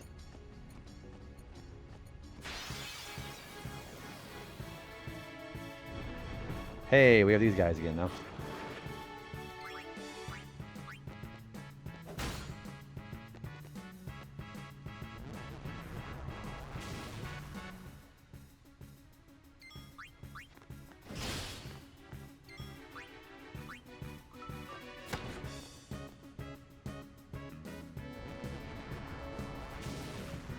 So the Varunas should be in certain spots too, I think. Yeah, Varunas should be out here. Yeah, they're more abundant in the areas where you fight Omega Weapon after you defeat it.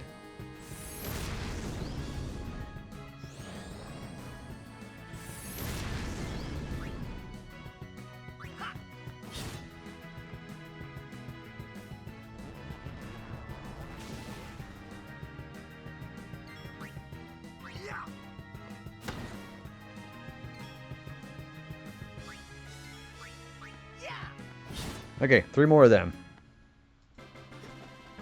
So that is 4 more.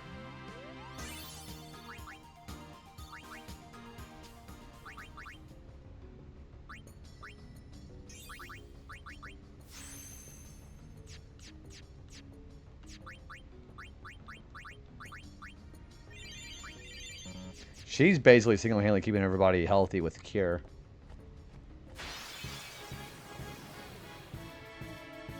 Hey, another Tonberry. Hell yeah.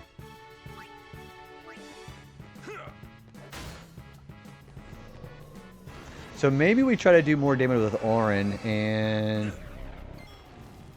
Yeah, let's do more damage with Auron. See, he's already almost got it down all the way, too. So we just heal, like, res him up and then just capture him. So that's less intensive resources. There we go.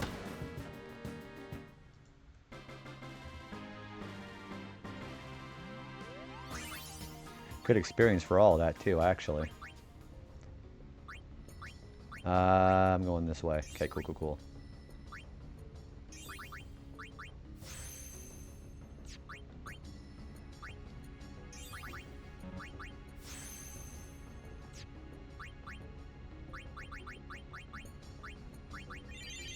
Yeah, I think I'm gonna stay out here and go get Tonberries and Varunas, because those are going to be the 2 main guys I need to get in here. That is bad. Yeah, I'm glad I remembered to put that back on. Yeah, they always will open with that.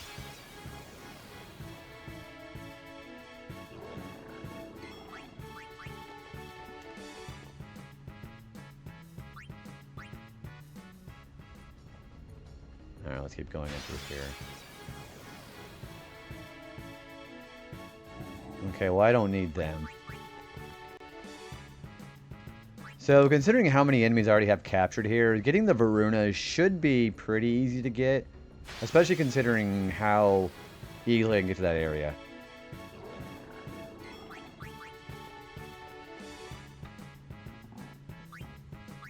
Alright, so let's keep going in through here.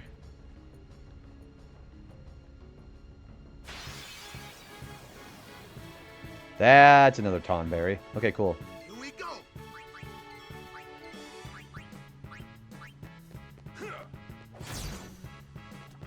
I probably want to res him and then do it again. Or heal him and do it again.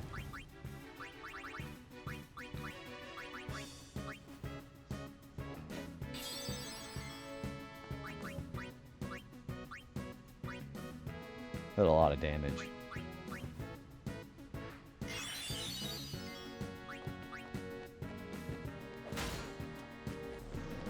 So that was about, what, 21,000 damage?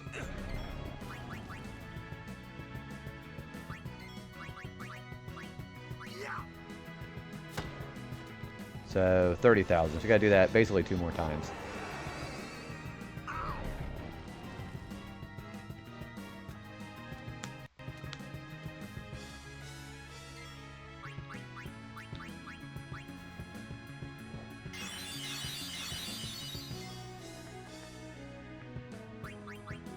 Do I even have cure magic for somebody? You know what? I shall bring, I'm gonna bring Yuna in for this. There might be no reason to do the other stuff. Just don't hit it with, there we go. With, Auron. Okay, so that is 7 more Master Tonberries. And we have a teleport sphere for that. Yeah, those guys are great for that.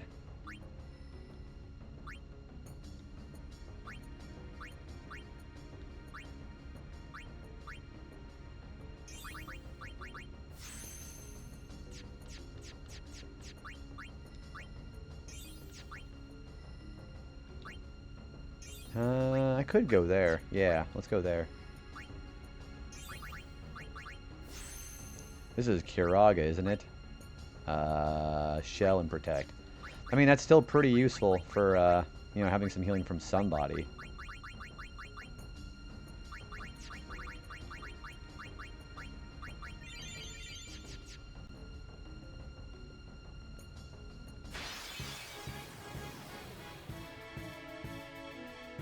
Okay, that's boring. Here we go.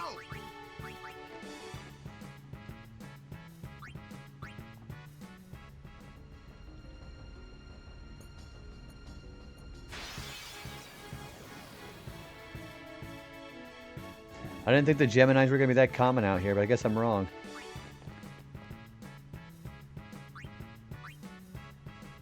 Okay, so how about over here? Oh, down here. That is... Oh, gosh. No, no. I don't need to fight these things. I'm going to get the fuck out of here. Jeez. What a real pain in the ass.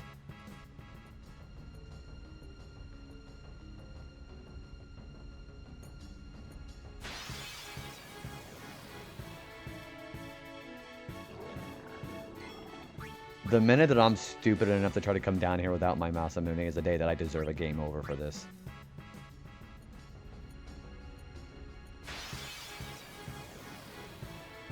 Considering how often these things are here, jeez. So, yeah, that's why I'm also glad I gave Provoke to Arn in case I did have to fight them, like I did earlier. Then I just provoke him and I don't have to worry about bad breath. That's the other reason why having First Strike is really nice.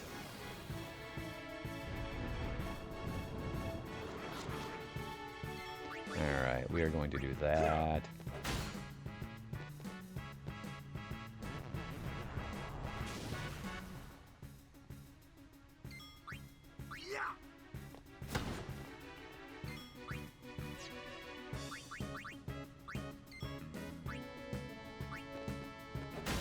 Okay, I'm still not understanding why sometimes he doesn't have that kind of damage capability, but it's whatever.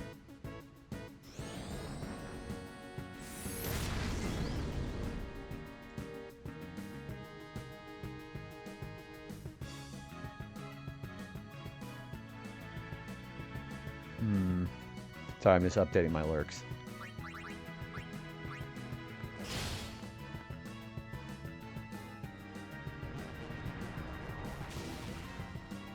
I think it's actually fucking huge.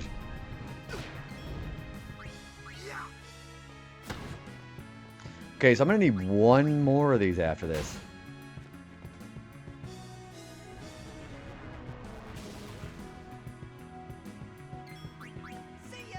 There we go. Alright, one more of them. We're already making great progress here.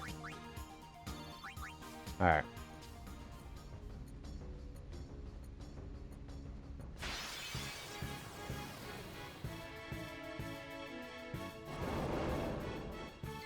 Jeez. Alright, let's come in through here.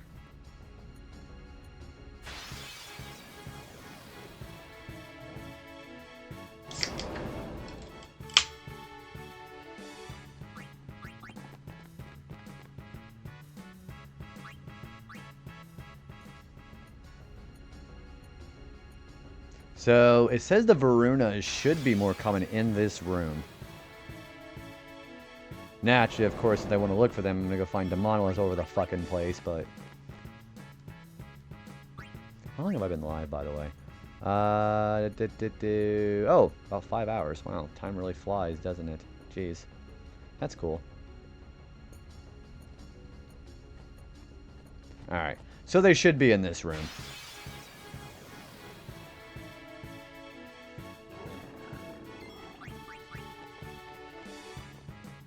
I still haven't found a black elemental yet. Well, no, I think it's called dark in this place. I think black would... No, it is black. Dark was... Okay, we'll only have to fight one more of these guys. Yeah, the black elemental was... Here, the dark elemental was at the Cavern of the Stolen Faith.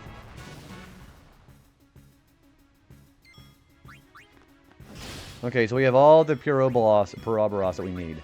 Let's get out of here. Okay, so we're done with those guys.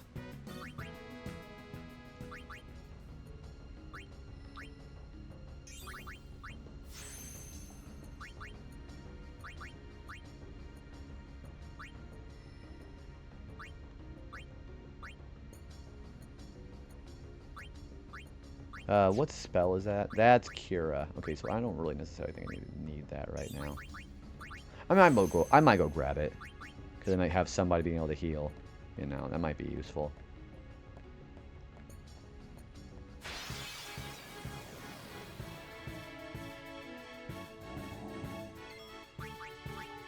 I'll be right back. I'm going to double check this is the actual correct place I need to be at for the Varunas. I'm pretty sure it is.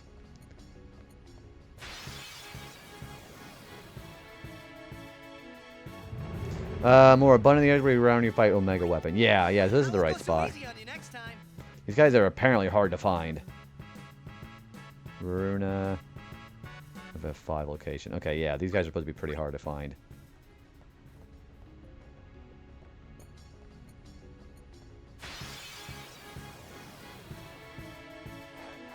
Well, I mean, I'm not complaining finding one of these guys, so whatever.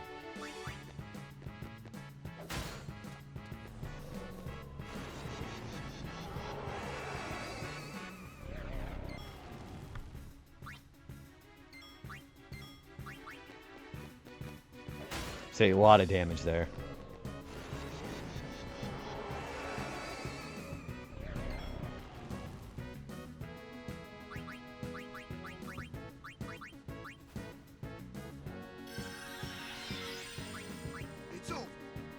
Okay, so that is, what, 6 more of those guys? Yeah, 6. Okay. And I'd like to fight more of these guys, because having teleport spheres is really not a bad thing.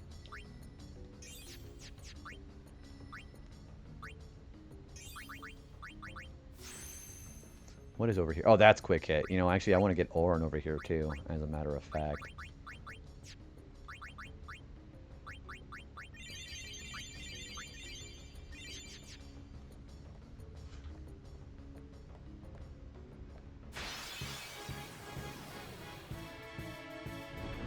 Yeah, I don't need to fight these things. I love how someone reacted to my message from 2-3 years ago with the Game Alliance thing. Yeah, I needed them to respond back then.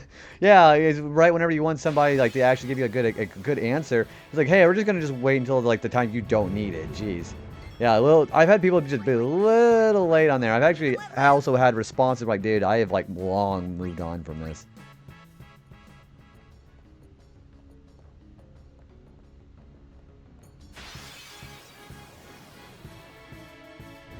Okay, I don't need these guys.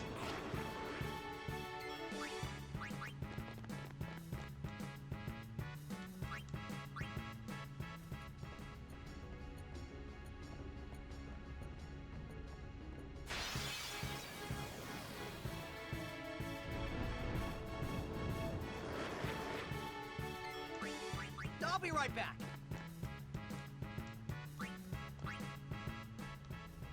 Like, it was legit about the state of the game server being 2 of the top alliances, and we were waiting for them to confirm.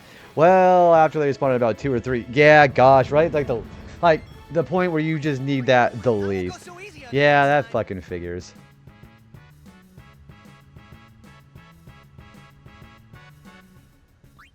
Yeah, I've had situations like that many a times where that happened.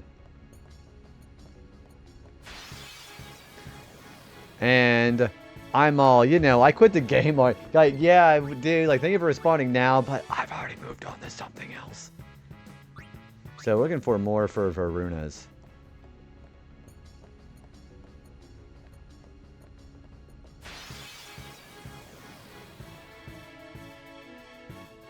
Alright, so where would the Varunas be, exactly? Yeah, where to capture the Varunas. We're gonna look for that.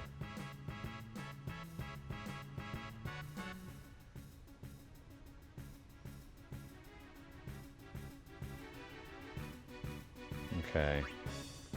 So it seems they're right in that location. I'm going to move back over that way.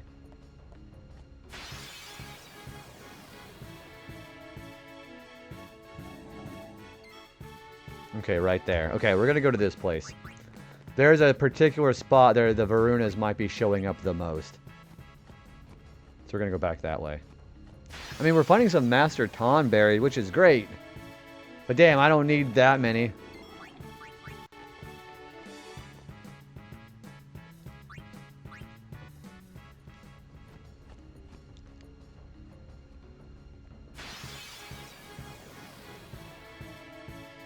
You know, it actually might be a really good idea to have Yuna out there. Nobody else has Dispel, do they? Yeah, I don't think so, because Varunas have haste. You know, I could cast Slow on them, actually. Yeah, we could do that. The girl I was showing FF2 was like a beak away from getting me the trophy. Oh, you quit actually. Gotcha.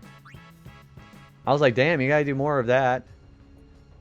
I don't know. I don't think that's a very good platinum trophy for that game, because you have to do so much. Doing all the entire sphere grid, I mean, you might as well max stat it if you got to do the achievement for that, you know?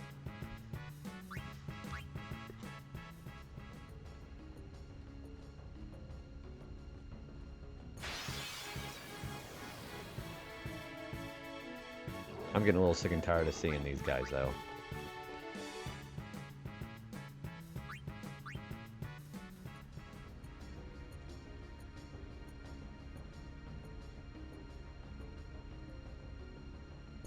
So it seems they're more abundant on this circle in particular. So maybe they are here at this circle.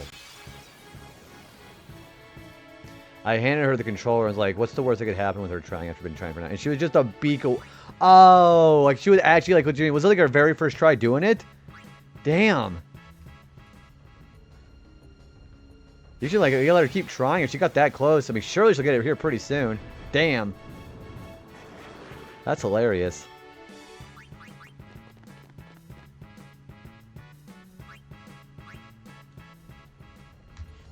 So yeah, maybe this particular circle here is where these guys are supposed to be more common. So I'm going to try it out here.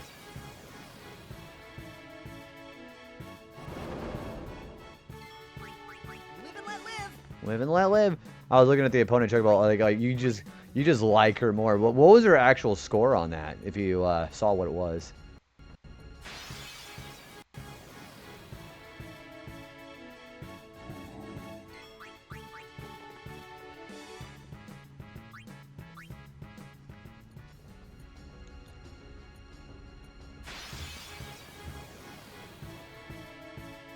I don't want these guys. Fuck. I'll be right back. 3501. Do you think if she stuck with enough, she could get a 0-0 time on it?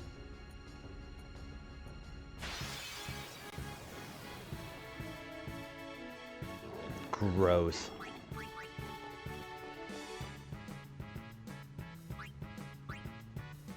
Damn, this guy found 4 Varunas in a row down here. Maybe I need to save and go reset my RNG or something. Fuck. That might be what I need to do.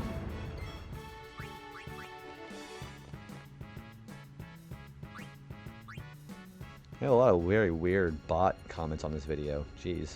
That's weird looking.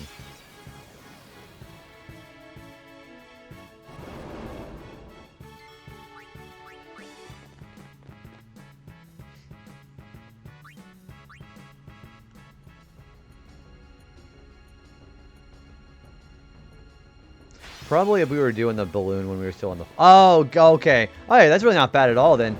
So, have you gotten the 3 and the 4 chest, though, right? Well, you got the Wings of Discovery?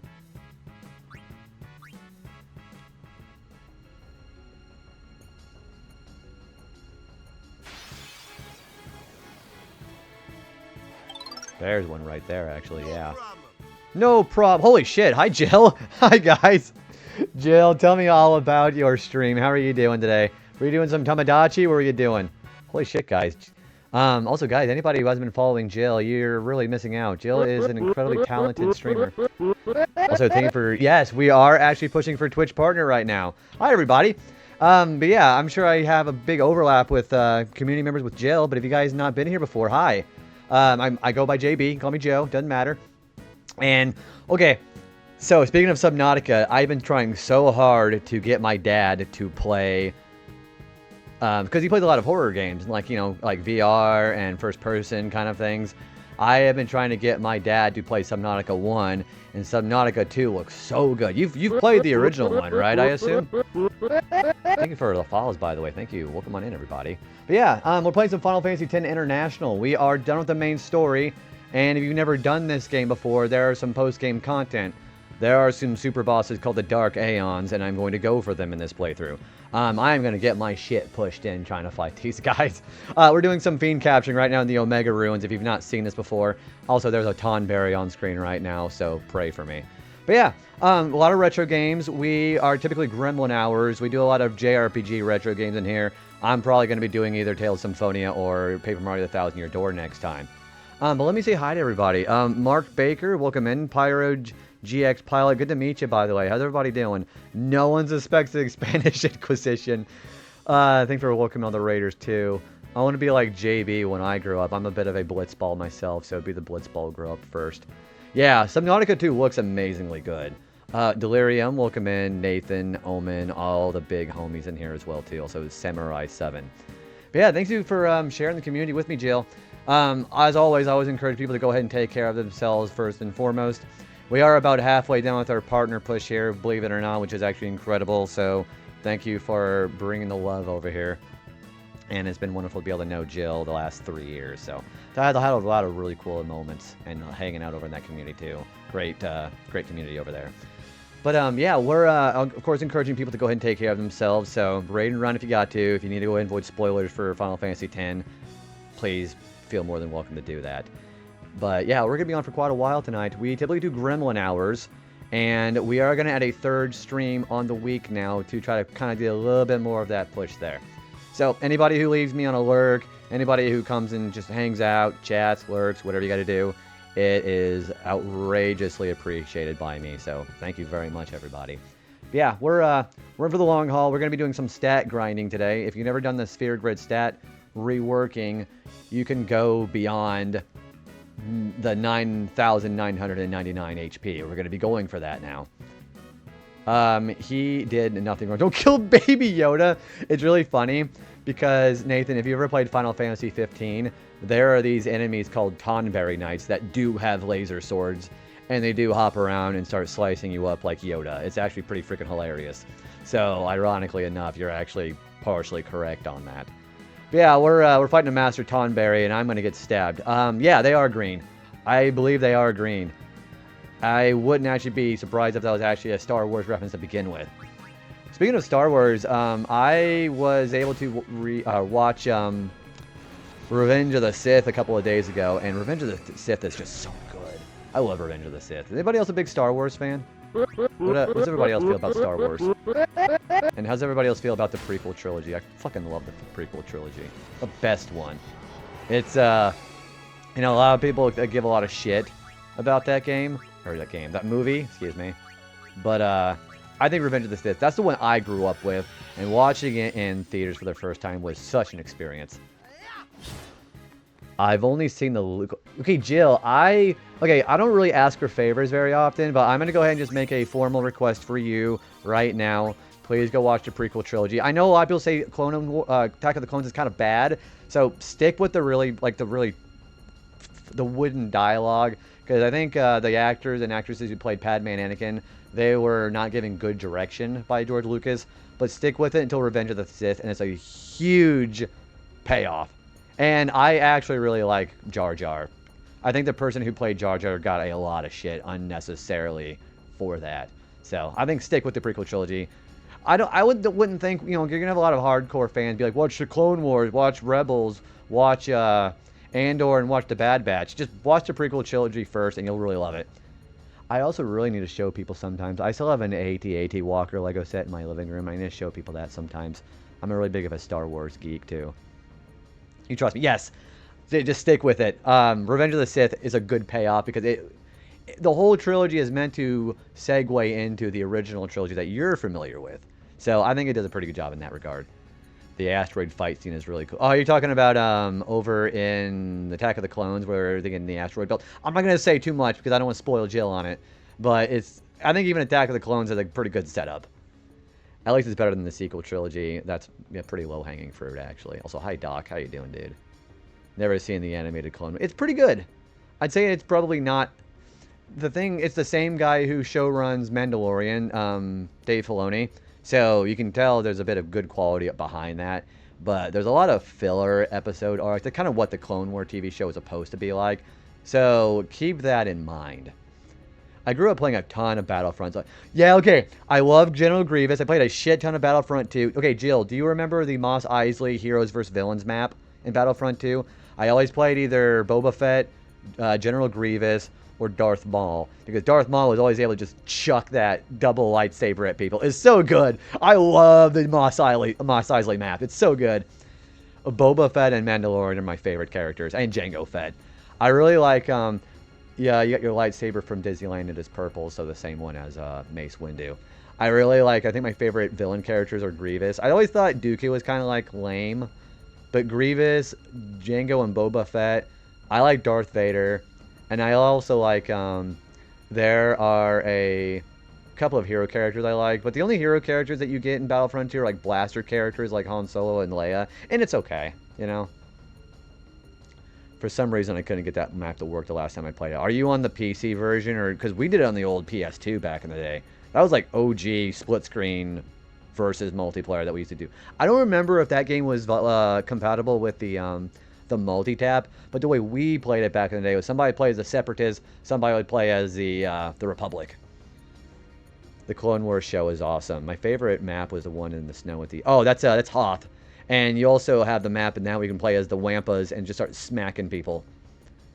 Dooku was a lot cooler in the show. I agreed with that. Same thing with Maul. Taking notes so I could discuss more Star Wars with my bestie when he's not sleeping like a normal person. Ask him how they feel about the original Battlefront 2. You can still play the classic of that on PC. I tried to play the new Battlefront because it wasn't the same. Because it didn't feel like... They felt like it took itself too seriously, I think. And the Battlefront 2 games, like on the old PlayStation 2, it felt like, you know, just old, corny George Lucas fun is why I think I liked it better. OG COD multiplayer. I actually quit playing that after the original Modern Warfare 2 on the 360, actually. You're excited to... the Old Republic. Yeah, speaking of other Star Wars games, Knights of the Old Republic is one of the best RPGs I've ever played. Don't say anything about the plot twist, because that's so fucking good. I think that is one of the best plot twists in any video game. Yeah, I don't remember if multi-tap was actually compatible with Battlefront 2 or not. If anybody knows that, I would love to hear about that, because it makes sense, because it was for the PS1 with Crash Team Racing and other multiplayer games like that, so I guess it stands to reason. Energize, it goes great. How's your evening going? Clone Wars developed. I think Clone Wars is also the reason why I think Plo Koon is overall my favorite Jedi. Plo Koon, Kyle Mundi, and then there's another character named Pong Krell who's exclusive to that show. I liked him too because he basically had two different double-bladed lightsabers. Love Knights of the Old Republic too. I definitely enjoyed both of them, but I think I enjoyed the first one a little bit better. I'll ask him because I don't think he'll do my Chocobo ad break with Remnant Temple for me. I got an ad break going, guys. You guys want to enjoy the... Yeah, I got to go take a piss. If you guys want to enjoy the Omega Ruins music in here right now, I'm going to go put a little bit of an environment here. I'll be right back. You guys talk Star Wars among yourselves for a little bit, okay? I got to go take a piss. I'll be right back. Also, the sequel trilogy suck ass. Don't watch it.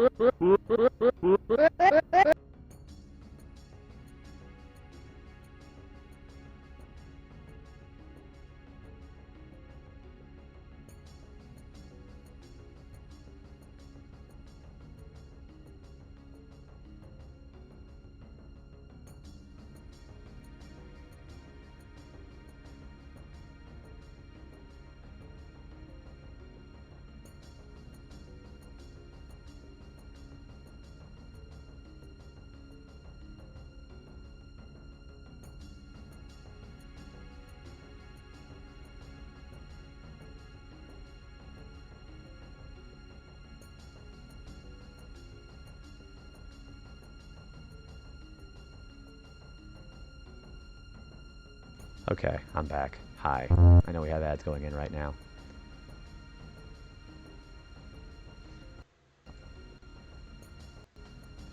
Let me get comfortable in here again. Also, I am going to go ahead and keep trying to find the Varuna in here while I'm doing this. So, there's this real pain in the ass demon-looking character called the Varuna that I have to capture for the monster arena. I don't know where the fuck it is. So, I've been doing some monster hunting right now. There's this area called the monster arena where you've got to capture a lot, like basically every monster in Spira. And you have to get all 10 of everything in order to unlock the final monster. I have been looking for this thing for about a half hour now, and I think my RNG might be fucked. So that's what we're doing right now. Oh, thanks for the Game Boy filter. Yeah, I got a new Game Boy filter if anybody's not seen it yet. I'm still working on a really cool new idea where I'm going to be doing a slot machine filter for people to hang out and try that out. So it is completely working with Java. And I think I want to make it like Game Corner-esque style. So if you remember the old Game Corner from Pokemon Gold and Silver, that's kind of how I wanted it to look. I am really understanding why the fuck this guy's not showing up. I won't go so easy on you next time. Alright.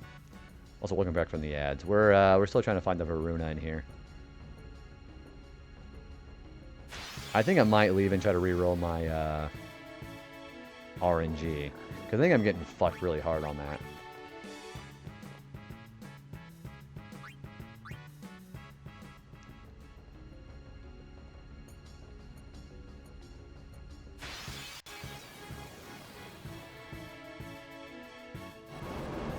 See, I don't need to fight those guys because I've already got 10 of them. Oh, also Titus learned Coward. That's nice.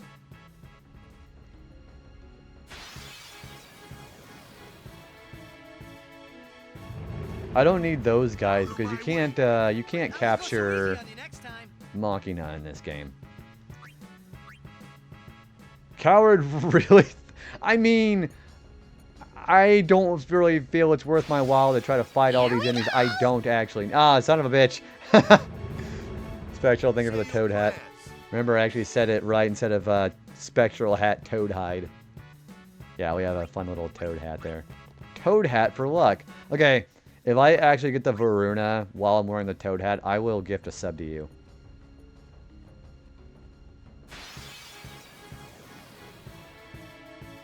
Yeah, while we have the toad hat on, if that happens, I will honor that.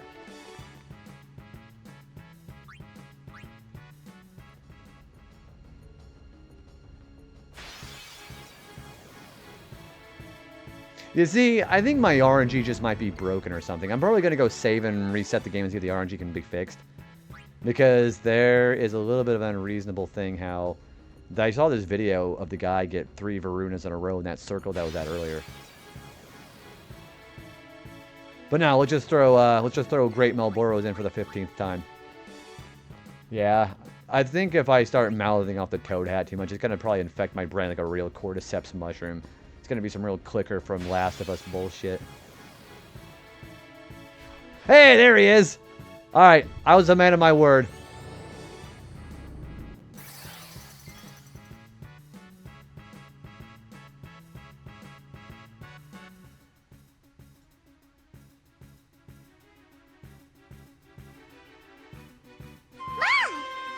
Hey, like I said, we don't want any... I want the Varunas. I want to capture them. Yeah, I was like, you know what? Fuck it. I'm just going to gift you a sub because I was made a promise of that. Can I cast slow? Yeah. You're welcome. I was like, you know what? I've got to... Shit! He's immune to that. You know, I think the best thing I would do is just use Hastiga. Hey, I was a man of my word. I'm trying to reverse psychology. I mean, I was going to say, it worked for me.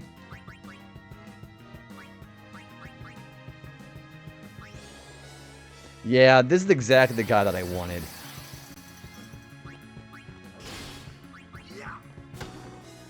See, he also does this thing called slow. Well, he'll just basically just bring Orin back down. There we go. Got one. And look, the toad hat for luck, we're just like before the hat came off. I'm actually amazed that actually worked. They have a lot of experience too, like hot damn. Oh, Nathan, thank you for gifting a sub to Super Game Station, dude. But yeah, since I gifted a sub, I will, of course, invite... I'm going to do one for Nathan. I'm going to do one for Game Station. I'm going to do one for Spectral. You each can vote for either Tales of Symphonia or Paper Mario for the next game, and all three of you get a sticker. So you just give me a heads up on what you want, okay? Thank you for the gift sub, dude, Nathan. I appreciate that a lot. Yeah. You want Symphonia. Okay, I got you. Okay, Nathan wants Symphonia.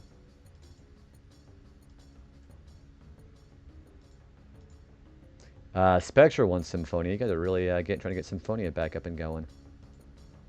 And let me know if you guys want any Pokemon stickers, okay? Not really. You guys have been incredible in the support lately. Thank you very much. Do I have... yeah, I do. I do have Growlithe. That's why I bought 3 different 151 sheets for the stickers. So yeah, I got Growlithe. Where is he? Okay, that's the same page where I got Jill's Arcanine on there too, actually. I can't put him next to Arcanine, unfortunately, but I can get him somewhere nice. There we go. Okay, I tell you what, I'm gonna put this Growlithe next to... I'm gonna put it next to Mewtwo, actually. That movie was good. I have Entei. I do have Entei. Let me put Entei on for Nathan. So, Entei for Nathan. And Growlithe for Spectral. That's why I bought every single generation of Pokemon, so we have all these ideas. Alright, I have Entei right there.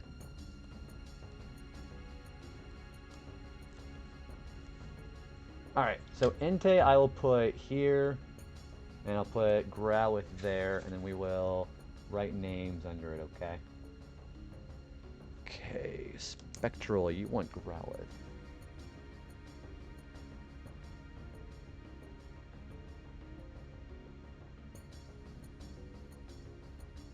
Spectral Hive, cool. And then Nathan, you want Entei.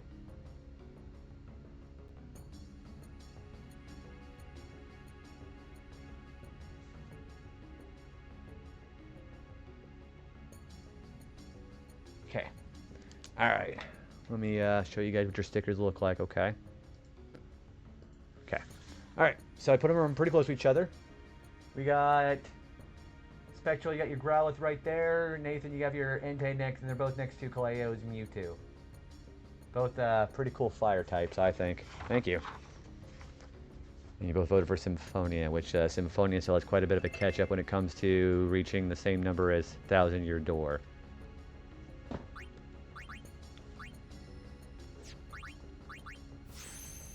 I took a pic. Oh, you got it. Okay, great. Thank you. I hope you like it. Yeah, you're welcome. I figured wanting to give back, and you guys have been, like, I am, like, incredibly moved on. You know, I also don't want to feel like I'm being a broken record or anything, but the appreciation is just basically falling out of my butthole right now, so.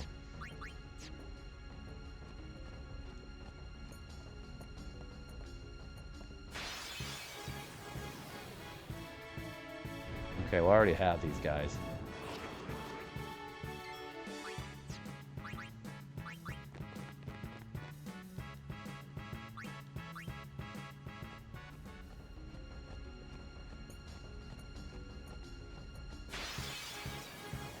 I wouldn't mind running into another Varuna.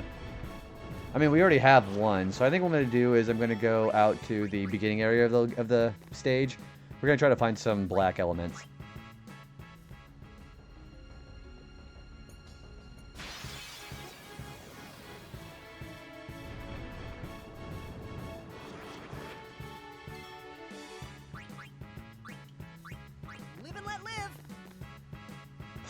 Dude, and you, Nathan. Dude, I have... It's like, whenever I know about... okay, I don't need these guys. Whenever I know... I think the most important thing for me whenever I'm on Twitch is being able to meet people like you guys. and be able to, like, again, like, this is something I never had the opportunity of having when I was, you know, still more into IRL more. But being able to have the opportunity to know people and, you know, share the same interests, because we all love video games. We just geeked out about Star Wars for a little bit. I wish I had known folks like you when I was younger, because that would have made my childhood a lot easier to deal with. And now, like, you know, I didn't have, like, just some terrible childhood. I mean, I had hardships. Like, you know, of course, everybody, like, a lot of us got bullied in school. And I'm not going to be, like, making it some big sob story or anything. But having the opportunity to get to know people who had similar walks of life and having a bit of camaraderie, I think that's been something I've been enjoying the most about Twitch. And I was talking about this with Beat earlier, the last stream, actually. Do I need floating death? Yeah, I do need that. Okay, we're gonna have to go kill that thing.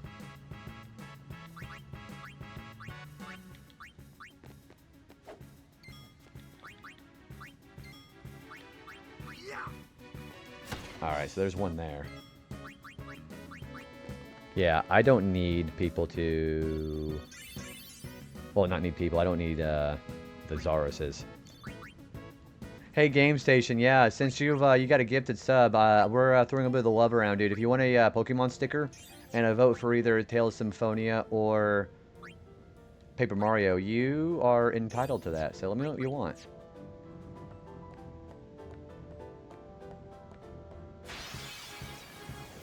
If you would like something. Okay, we only need one Zarus. You want Tails and you want Magikarp. Okay, I got you on both. People have been really loving Symphonia tonight. So I will gladly put that on there. I think a lot of that stuff kind of built the person who you are. That's also true. I think hard... You know that whole adage that a lot of people like to say, like, hard times create strong people? I think I can believe that, too. Alright, let's get a Magikarp in for Game Station. You know, just, you know, you ever had anybody ever, like, say that, hey, obviously you weren't bullied enough as a kid? And I kind of disagree with that, because I think the bullying that definitely can happen for a lot of people, like you were saying, it kind of helps shape who you are. Okay, there's Magikarp right there. Like, you want, yeah, I mean, not like I'm trying to flex on the people that used to give me a hard time in school, but I'm definitely doing a hell of a lot better than a lot of those guys. They're working dead-end jobs the rest of their lives. They probably, and I know this for a fact, they probably do a lot of, you know, getting put into things like, I'm not like wishing for people to get into these kind of things, but, you know, they get into the alcoholic life and drugs, and still acting like a frat boy even when he's in his 30s, that kind of thing. Okay, a super Game Station. So that's kind of the thing that I mean. I don't wish bad things on people, but whenever I'm seeing somebody have a, you know, they basically peaked in high school, and they kind of like are living a very unfulfilled, like an empty life, then that's kind of like I'm just drinking my tea. There you go. Game Station, there's your Magikarp there. We put you right below Nathan's Entei. Thank you for that. Here for the vote too. There we go. All right. I almost won the race for that 5 chest trophy. We begun just alternating turns. One of us will win against... So what is the thing that's hurting you the most on it? Is it like touching those pillars on the turns, like those colored pillars? Or what's going on? You're very welcome. Yeah, the person who made the stickers like that, I am really glad I got a lot of those 151 Generation 1 stickers.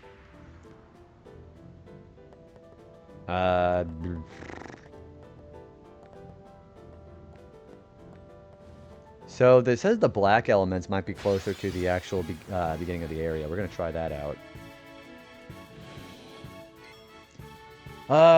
We don't need any more of these guys, so we're just going to go ahead and run. I think I'm going to stick around here and get some of the lower end enemies in here. And yeah, we'll get the spirits, the floating deaths, and the black elements. I don't want to fight these things because there's a chance I could be a mimic. And you can't capture mimics. It's either accidentally turning left when I need to go straight, or... Oh! Yeah, see, that's the other part about that particular minigame, is the camera angle switching all the time. It's pretty disorienting. I don't care for it. Meow, meow, meow, meow, meow, meow, meow, meow, meow, meow, meow, meow, meow, meow. So, I think with how tonight has been going so far, I think I will for sure... I these things. I think I'm going to officially say that I think I'm going to bring small Tuesday streams in until we hit that partner. Well, I mean, what during the push. Shit! Why? He critted, didn't he? Okay. Alright, so we have 7 left for those guys. Okay. So that's just kind of the thing, is I'm going to probably just add a smaller stream. And the thing is, the small stream, you know, may not be a big number grinder, but that's fine, because it's still just putting... It's better than having a stream than no stream at all, you know? So... Oh, that's why he did a lot of damage. He's got, like, no HP left. Jeez. I didn't realize how low on HP he was. Oh, hey, dude. Snowman's good to see you, dude. Yeah, go check out Snowman's, too. He plays a lot of retro games that are, honestly, incredibly fun. How you doing, dude? Yeah, I know Snowman's from quite a few communities, as a matter of fact. How's it going, dude? How... Ooh, you've been making some miniature models right now. What have you been making, dude? I'd love to hear about it. Yeah, tell me about what you've been making, dude. Like we were just mentioning earlier, I've been more of a Lego kind of person. Like, I had an AT-AT Walker Lego set that I want to make. Speaking of Legos, by the way, did anybody ever see that Minas Tirith from Lord of the Rings that they made? That they announced, actually? I think it's supposed to be a pre-order June 1st. But I really want that one. I think I'm actually going to dump the money on that. It's like 8,000 pieces or something. It's fucking crazy. I don't know why I keep finding these things. Yeah, I haven't done the actual, like, painting and modeling and all that stuff.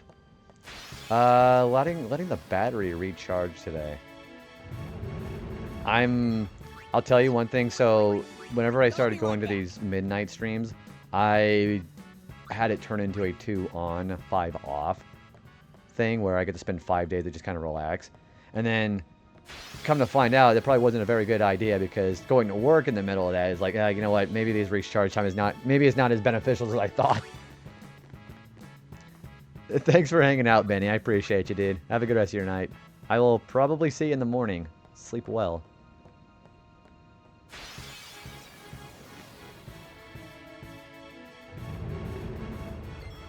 Maybe we're saying goodnight to Benny as well.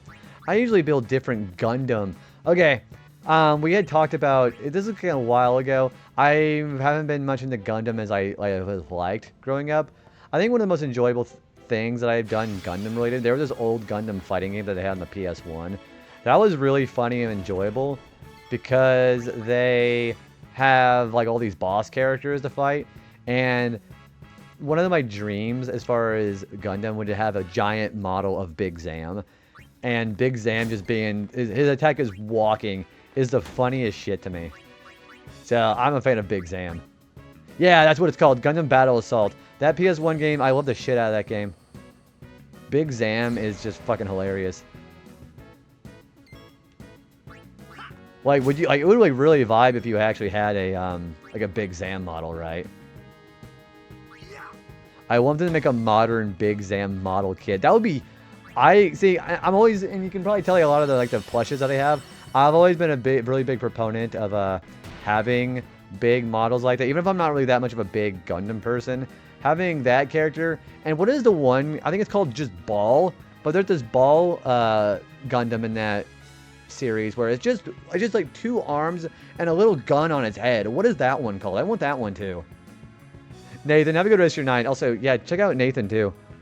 I'm glad you are who you are. I am incredibly blessed to be able to actually have somebody like you to know as well on the platform, Nathan. Have a good rest of your night, man. Also, I've been enjoying Black Flag. Yeah, having that Ball character, it's literally just called Ball Pod. Amazing naming convention. We had a good time when we were playing Assault Battle, and we had... It was basically just hilarious Big Zam versus Ball Pod matches. And just basically doing that little jabbing move with his little arm like that. It was just the funniest shit to me. Alright, that is 7 more Halma, 8 more Spirits. We need black elementals. Yeah, so I thought that shit was funny. And before the one I just built, I actually just built the ball. How many pieces would the ball have been? I would imagine probably not that many, right? I think the next area, I think that here, there's just the black elemental around this area right here, as a matter of fact. I know we don't need the Zaruses anymore. Yeah, having Ball Pod would be kind of fun, but I can imagine that's probably not particularly difficult to make.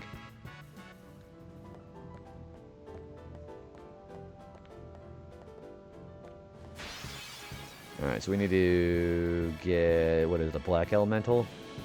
Yeah, Black Element. Not too many, but the ones it does have are small. I'm surprised I didn't lose one. I had, see, even for that, back whenever I was like doing like basic stuff when I was a kid, because I was like into model cars and building model planes and all that whenever I was younger. I was surprised even back then, like, as I had a fascination with just putting things in my mouth, and I am surprised I never ingested one of those small pieces. So maybe I had one of those trial by fire things where I just realized, like, really small pieces, especially when I make Lego sets, I just got to be really careful about the small pieces like that. It's like I have to clear a...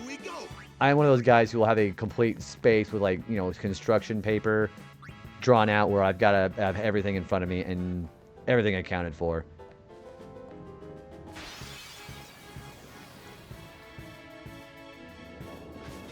Okay, well, we need some of these guys.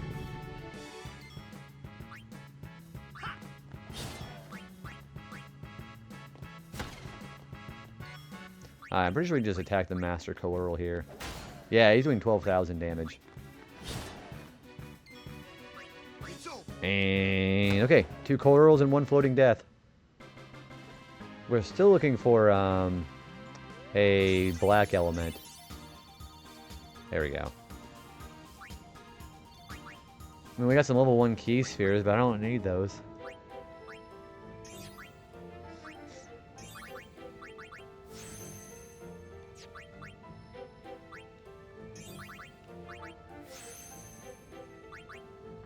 Our stats are getting really good, though. So, they said the black elemental should be around here. I might have to reset and, yeah, if they're taking too long to appear, it says, the RNG might be able to reset.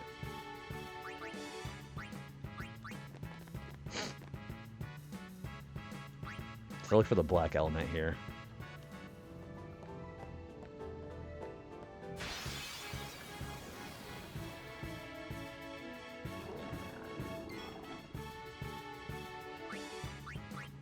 Yeah, where's the black element here? They're... No, not dark element. Black element.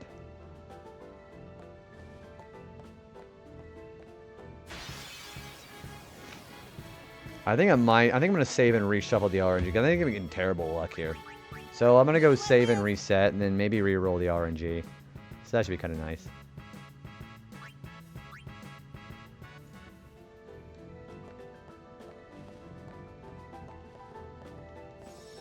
So we'll do a soft reset. There we go. Thank you for spins. Is that Homer? I guess it is Homer.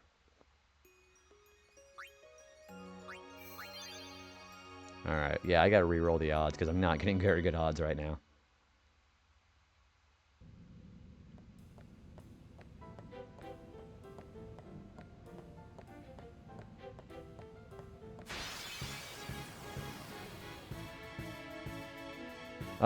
No, not those things. Yeah, I've been really fascinated, like, fixated on those things today. I cannot express how much I hate them.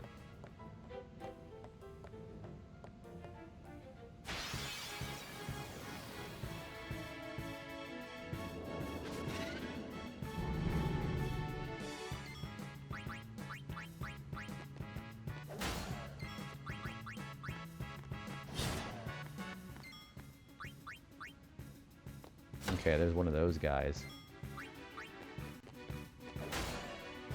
He's gonna do drain. Okay, that didn't do very much.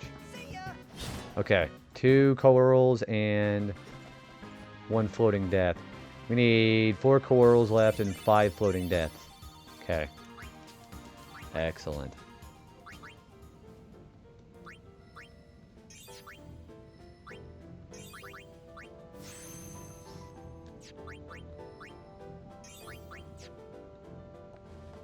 Okay, it says there might be some Varunas near the glyph where you do the teleport sphere, so I'm going to try that out.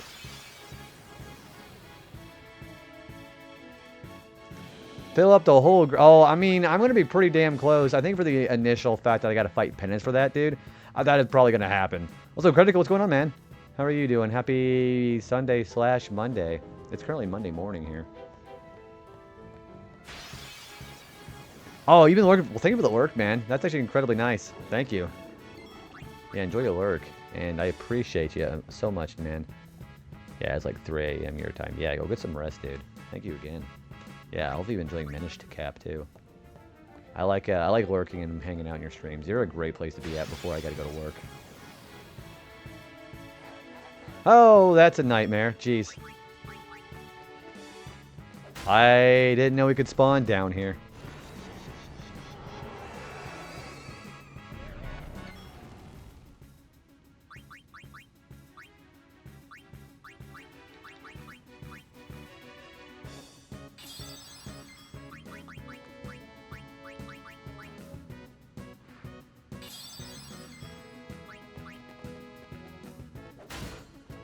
Okay, that is 40,000, I think. Hey, morning. Hey, Troy. Good morning, dude. How's it going? Oh, we had a good day, dude. How's it going, man? It's been going pretty good. We're in post-game grinding. We're actually trying to capture this little scary little green guy with a knife right now. How's Mario Maker 2 been? You're welcome. I may have reinstalled FF10 on the stream deck from your Blitz games. Oh, like watching Blitzball? Dude, are you going to be doing the recruitment with the free agents? Dude, fucking Brother is... I was so surprised how good Brother actually is. Brother was amazing. Alright, there's another Master Tonberry right there. Okay, so we have 4 more of those guys. We have still not found any black element left. Man, I haven't played Mario Maker in a long time, too. Hopefully it's been enjoyable, dude. Yeah, I love there's been so many people playing FF10 lately, too. But I think he plateaus after level 60. I never play Blitzball enough to be able to have him that high. I'm like level 12 or 13, then I gotta reset my data, and I get to do it all over again. Just for the early game, Brother, it doesn't really matter. Because, yeah, like he said, his speed is just so good. He'll outswim the Ronsos easily. Mario Maker 2 is chill. Posted a TikTok and people loved it. So I think I found a little loophole they're trying to give me an audio. Oh, really? See, that's what I love about, you know, Twitch, because you don't have to necessarily be playing the same game everybody else plays. There's always going to be a game that people just love the shit out of. And they're always going to be able to have an opportunity to find I wouldn't say a niche audience, but just having a dedicated fan base to be able to like carve a name out for yourself. No, that's great, dude. I love Mario 2 levels that have been made by people. Or Mario Maker 2, rather.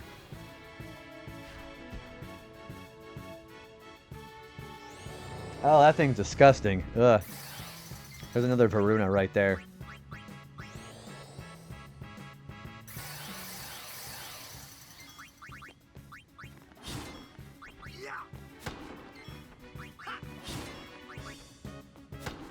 I mean, I want to find these things, but they're still kind of scary to fight. There we go. Those guys are probably going to be the rarest things to find, if I don't find these black elements.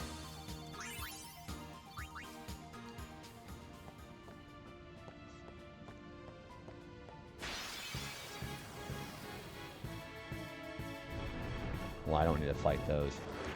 So yeah, we gotta find some black elements.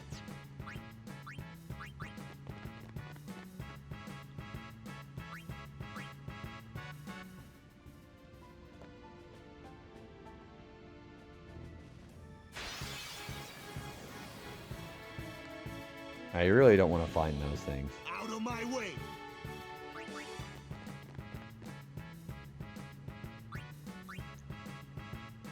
Oh, actually, there's this person who recommends which direction I need to go for the black elements. Those are like the really major ones I need to find.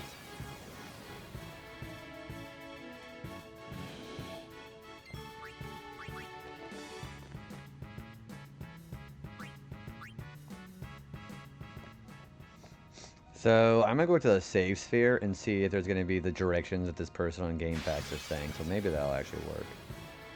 Cause for the longest time, wanting to find Zaros is I definitely have more of my fill of them.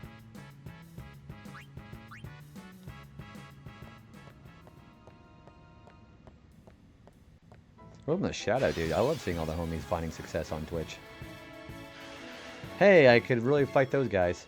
Those guys are probably gonna get one-shotted by Orin though, so I'm not gonna worry about that.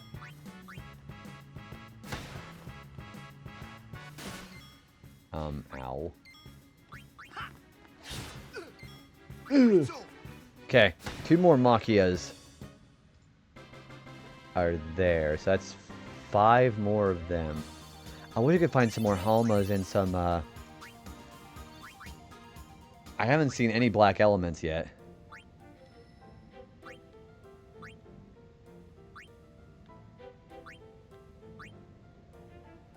Hey, Osta, how's it going, dude?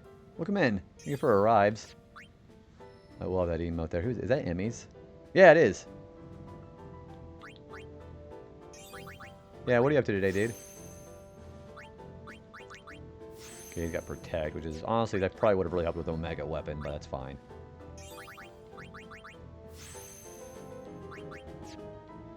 Yeah, let's go to the sphere, the save sphere, and see if we can get directions here.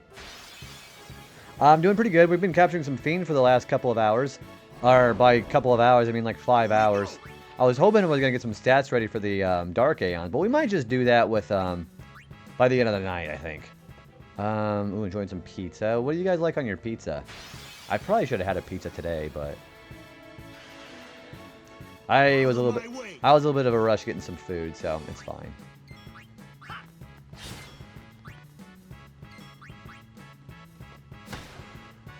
Okay, well, we're halfway done with the Fiends here. And that is 2 more of those guys. 3 more. Oh, congratulations, Spectral. Yeah, that Catcher Chocobo minigame is really tough. You like pepperoni and I am a huge pepperoni and bacon person. Sometimes I really fuck with pineapple and pizza. You guys can hate me for liking that, but I'd rather die standing than live kneeling.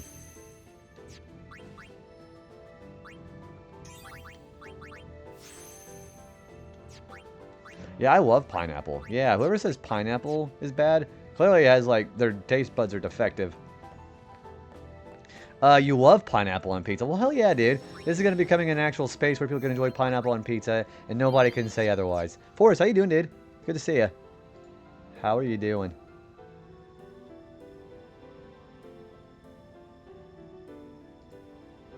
It's been going well. This is the very last area who actually... we had to capture... everything else here in the Omega Room, and then we're done. And we can start doing some stat grinding with One Eye and Juggernaut. I don't personally like cooked mushrooms. I really, really like raw mushrooms. I'll eat like white button mushrooms like popcorn. But cooked mushrooms on pizza, it's a little slimy for me. Yeah, like I like dry raw mushrooms. Those are delicious.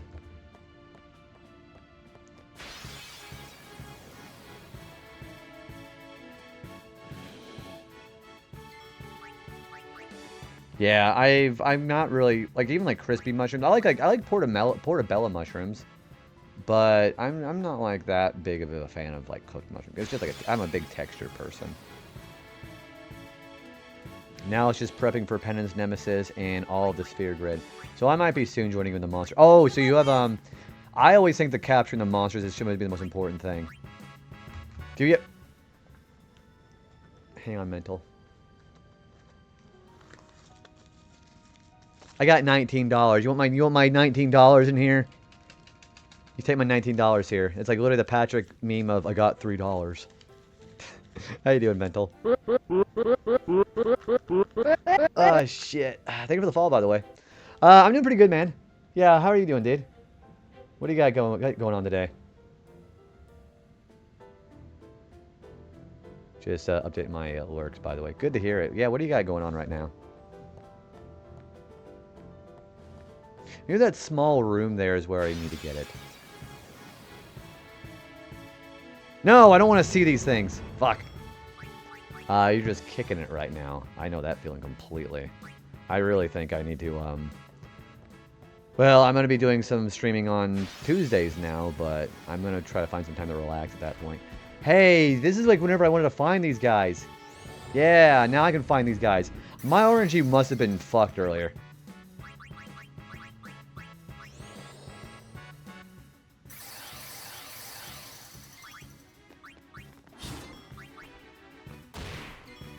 He should put slow on Auron, actually. Nope, he's gonna do Blizzaga.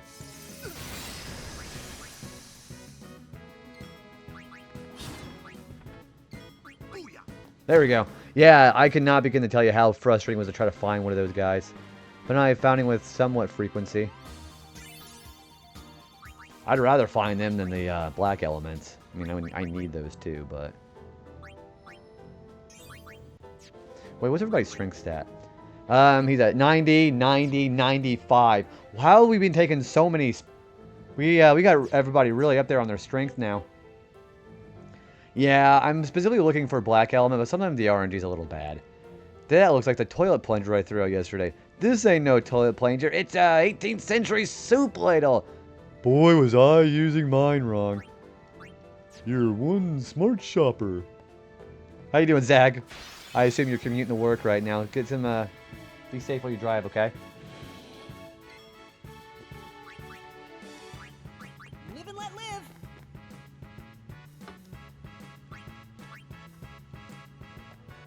Yeah, if it wasn't for the fact that the black element is just so difficult to look for. See, I need that floating death there. The inner mechanisms of my mind are an enigma. And it just spilt milk.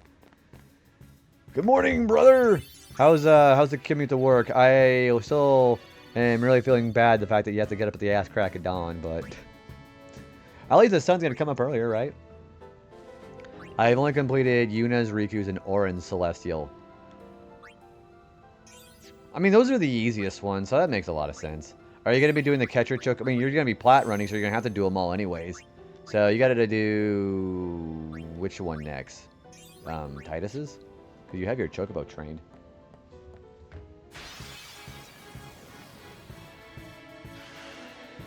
Okay, I still need these guys.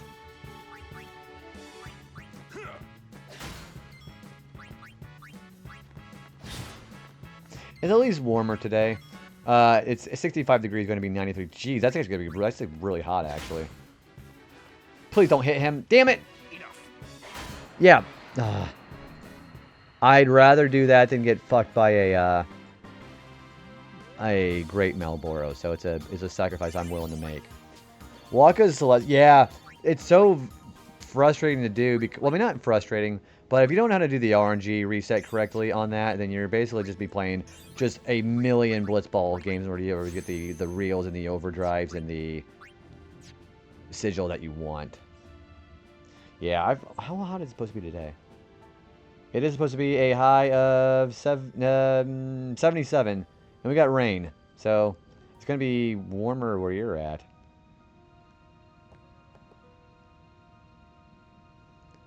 I mean, I managed to get all in the trophies that come with getting the Celestials up. Oh, so you got the trophies already, so you don't technically have to do that.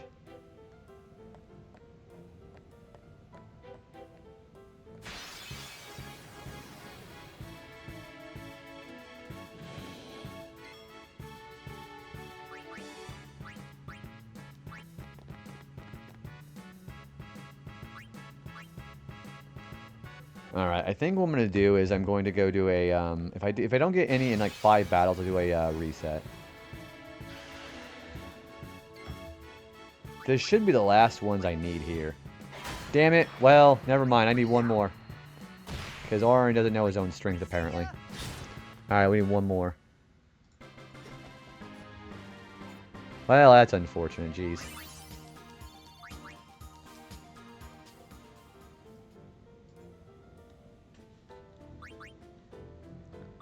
Yeah, whether you still got the trophies or not, I would still encourage you to go get them at least.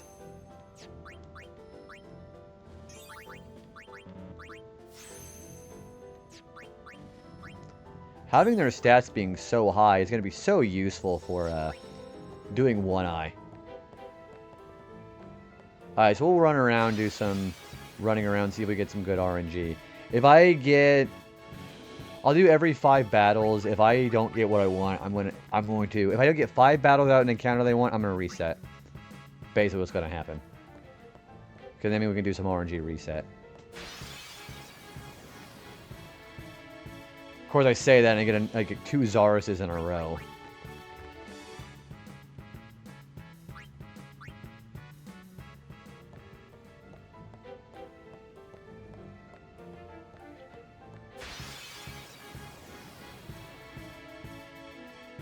Ah, disgusting. You know, somebody said also changing your party formation might help too, actually. So let's change out Titus for Yuna.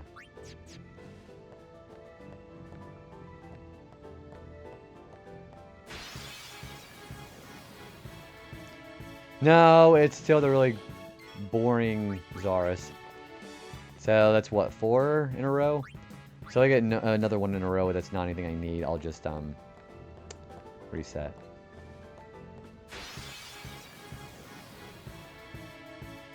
Yeah, I don't need these guys.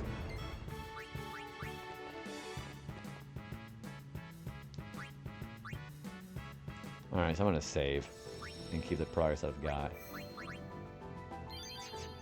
I mean, if I'm going to be putting in the hours of the most time-consuming trophies, I can probably give my favorite person an FF10 her Celestial weapon. Oh, so you're going to be doing the 200 lightning bolts with Lulu.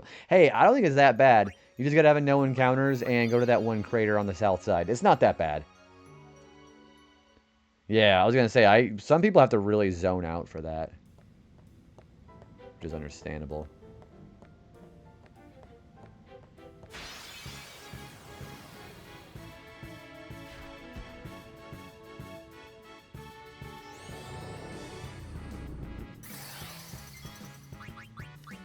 Hey, Varuna.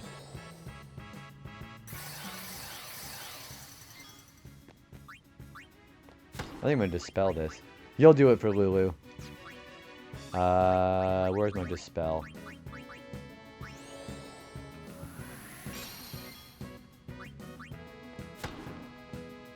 He's going to do haste on himself again.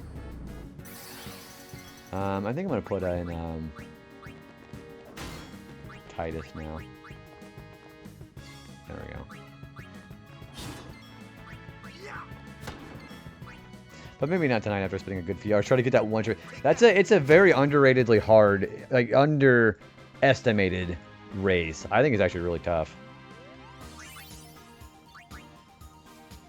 The 5 one especially, I think a lot of people really should at least get the 3. Even if you're not going for the trophies, the 3 is worth getting.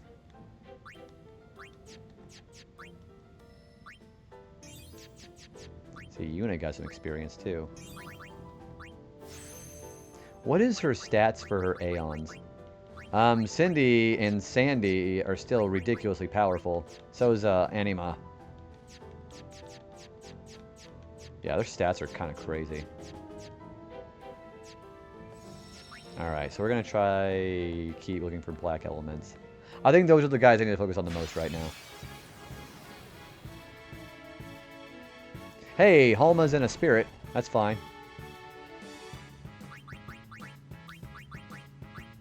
If I'm getting all the Celestial fully upgraded, I mean I have to go... Yeah, the Catcher Chocobo. I don't think the 0-0 is that hard, honestly. I think the best thing you could do for yourself on that one is just kind of just the same thing as the Lightning Bolts. Just zone yourself out.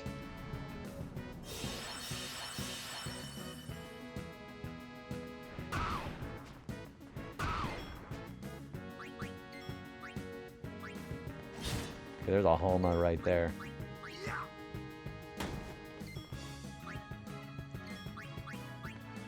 And be more... I mean, it is the middle of the night. It's like the ass crack of dawn almost for some people. So that's understandable too. And he's dead.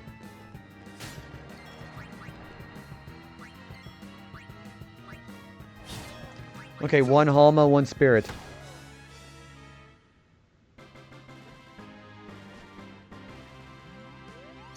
6 and 7 spirits left. Okay. So we're still getting a fair bit amount of people done.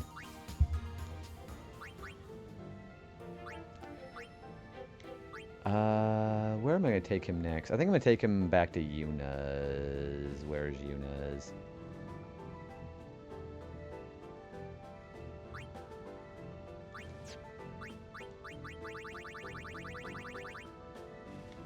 Yeah, we'll do a return sphere. Let's go back to, let's go here.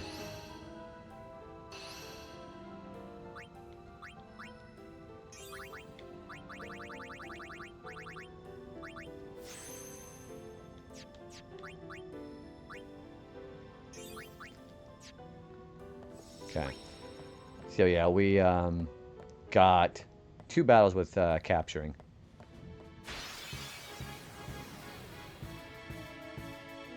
Okay, there's one.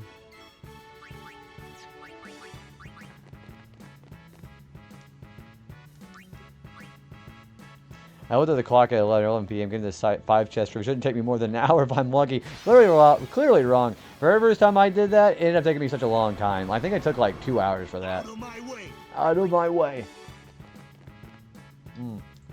So I know that feel completely, dude. It's nice also having somebody playing the same game alongside you so you can talk about it nicely. That's what I like about this. Okay, that's 3 enemies that I don't need to find. I'm heading to sleep. Chris, have a good rest of your night, man. Take her easy. I'll see you, well, maybe Tuesday. Because we're going to be doing a Tuesday stream from now on until the partner pushes over. Okay, I'll see you next time, dude. Finally! It's been so long since I've seen some of these.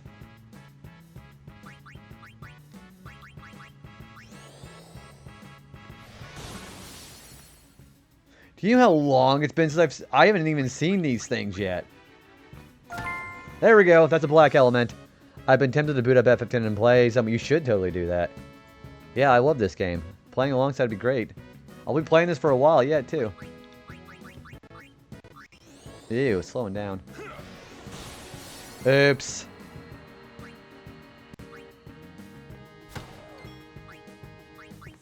Well, I accidentally killed one. That's fine. That's fine.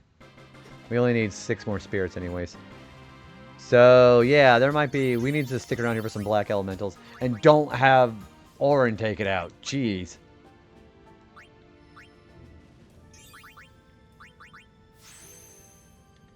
That was stupid.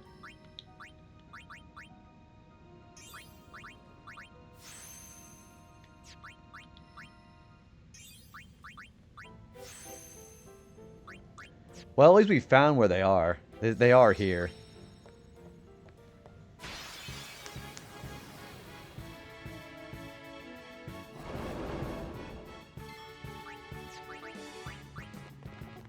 Okay, black element.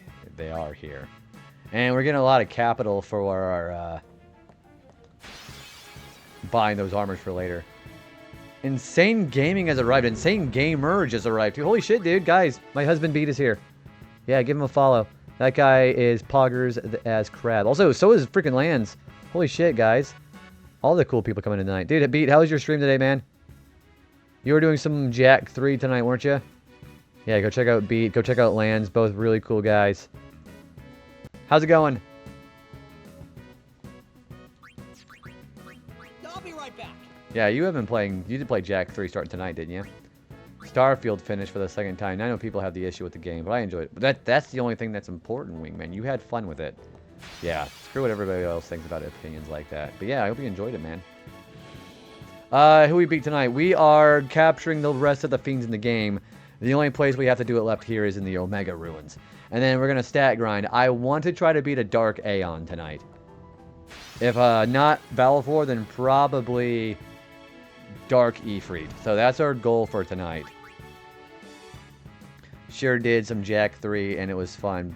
Enjoying it a lot more than Jack 2, but I can sort of see where people get turned off by it. I think overall, I think 3, now that you're actually in the game now, I think, you know, EA Sports, it's in the game.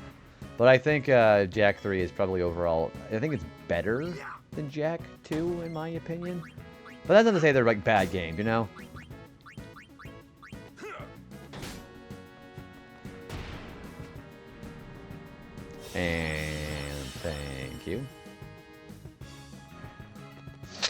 Damn it. I really hate how they hit him. Well, we got a Halma for it. That's fine.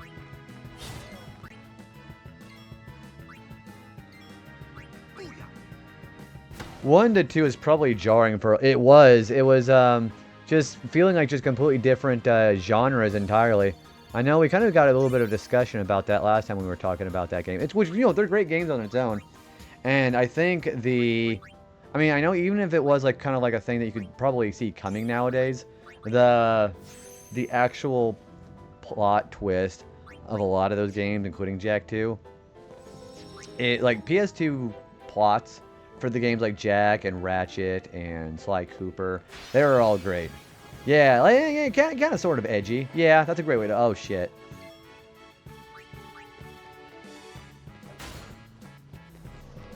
Hey, look who it is.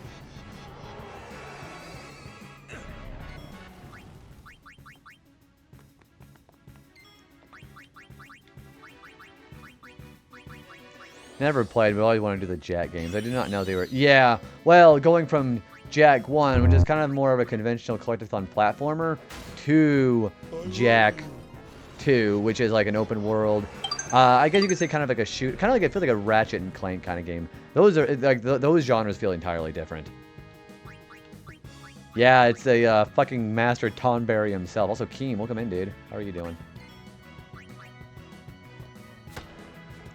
We still gotta capture this thing. I think I'm just gonna... Yeah, I'm definitely parking it next to the save spheres. We can get some of this shit.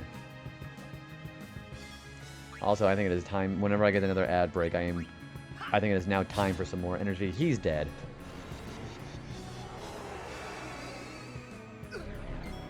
Because Titus has killed so many enemies, Karma is pretty much guaranteed to kill him unless his HP is above the damage cap. Yeah, I'm definitely ready to get some more energy when the ad break hits. There we go. Okay, 3 more Master Tonberries. I still am looking for a shit ton of black elements.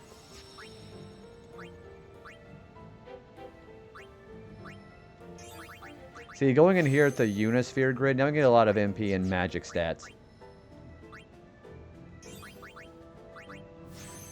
And this is going to be some great building up for the One Eye.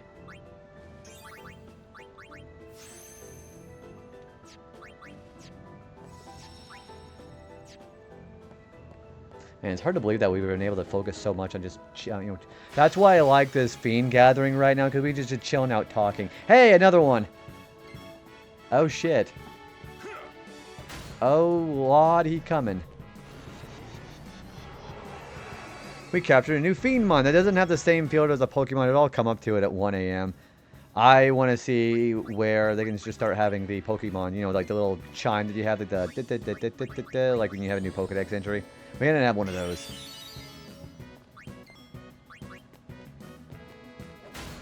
Okay, so we'll do 3 hits with Arn, and then we'll go hit him with Waka. At least you can kind of control how the Master Tonberry works.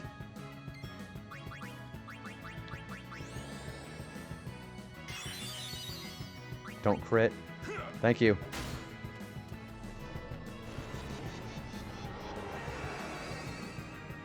Okay, I think I'm getting into a pattern of how to handle this fight. Yuna having some experience is also really important, because we can do that with our, it'll kind of make the grinding a little bit easier. Alright, so there is 2 more Master Tonberries left.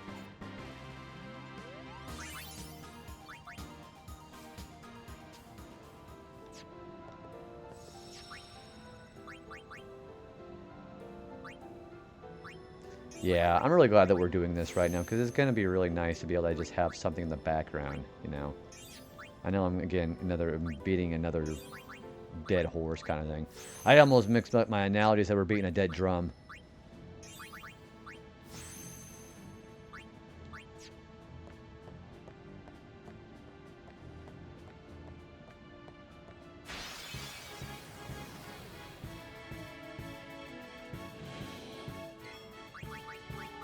Okay, again, like I said, I'm going to try to reset the RNG if I get 5 enemy formations without any new one to capture, so we'll keep that in mind.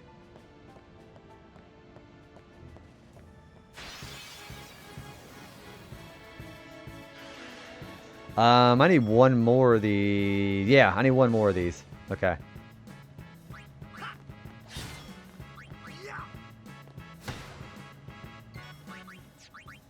So we can just get out of here. Alright, that's all the Machias that we need.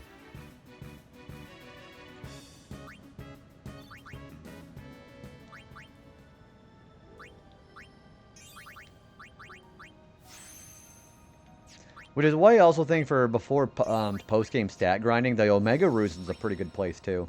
You get over 10,000 per battle.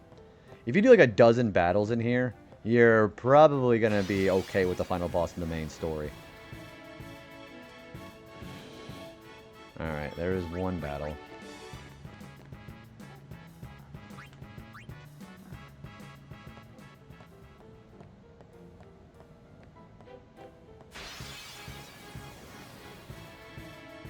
Hey, another one. Okay.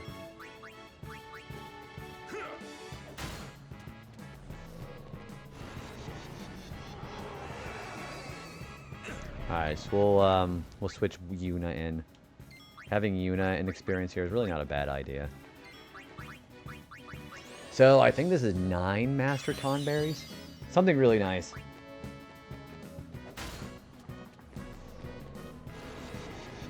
The most entertaining thing in my playthrough for the marathon for this game is when I looked at before the final boss. 86 fear levels on Riku. Did you just not like using Riku or something, or what? I mean, she's not my... She is not like top... I mean, she's top tier for sure, but I just don't really focus on her much for post-game because her damage output is pretty bad. But, of course, if you were just going for the mix overdrive, she's the best character by far. So... I am going to have to work on grinding her up eventually. Yeah. Alright, that is one more Tonberry to go.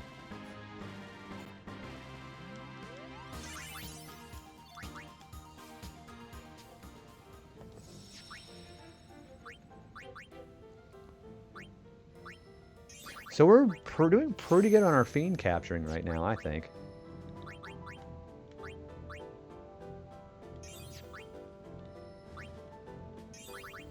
We're going to be making our way through for Kiaraga, but we're basically going to try making it so we can, I have my sphere grid planned out, where we're going to be starting on the lower left-hand side to be able to start our strength stats. And there's our last Master Tonberry.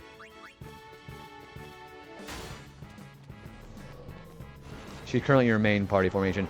That is, so typically that's how people work with this game. Is they will typically have Riku in there, because especially with Shinryu. I was definitely using her with every battle. I had avoided... I don't think she's killed a single enemy before post-game, where her damage output was so low that she was taking no damage from Karma. It was great.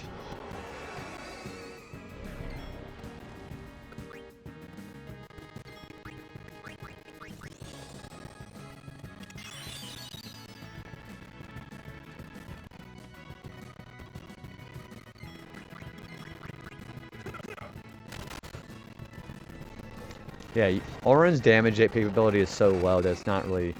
I think I'm starting to figure out the best way to take care of this thing. I think it's because where I have her waiting for a level 4 unlock and don't feel like moving. What is she? Is she next to Pilfer Gill or Mug or something? Or I don't even remember what it is. Okay, Master Tonberries are done.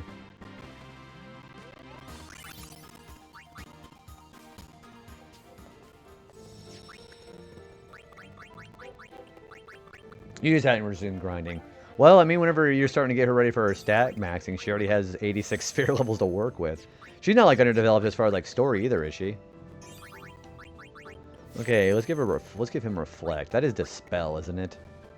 Yeah, having dispel is also going to be kind of important to have, just for flexibility's sake.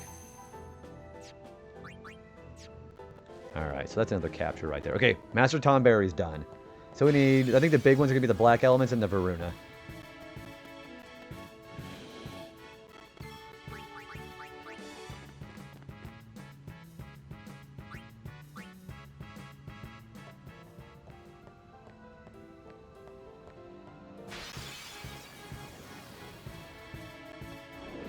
Hey, there's some more. These things are so rare. Okay, there's one. Alright, I'm not gonna be stupid and hit that black element with Auron. We're gonna make sure we're healed up. Nope, she will be the one who will probably be for the quickest to max out your hurt for sure. Good. And having it ready to go with Shinryu is gonna be a great idea too. Armor break. Not the great plan.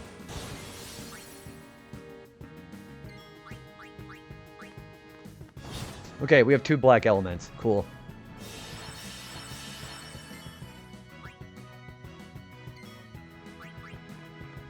And that is 1 spirit. 7 and 4. Okay. So now the black elements are still the highest one we gotta get. Also looking back from the ads. Literally we found 2 more black elements. That's kind of huge in this.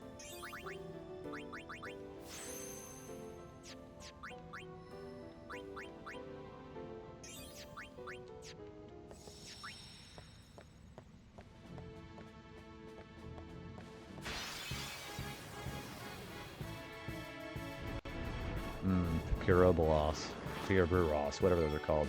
Not really wanting... I don't really need them either, so...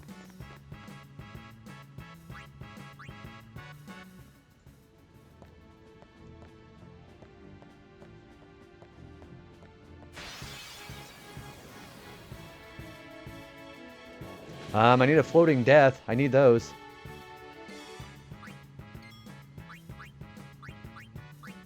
Kazblazaga on the bombs. I don't know if they actually have resistance to Blizzard in here now. I don't think they actually have a weakness, which is kind of a weird little thing there. Also, Shockley, how's it going, dude? We're finally almost done with our fiend catching. We just got to get basically a little bit of everything except for the Tonberry and the Zaris and the Puroboros. Yeah, what are you up to, dude? Okay, there's 1. I'm keeping track of how many encounters I get with nothing I can capture. If I get 5 in a row, I reset the RNG, or after saving, but...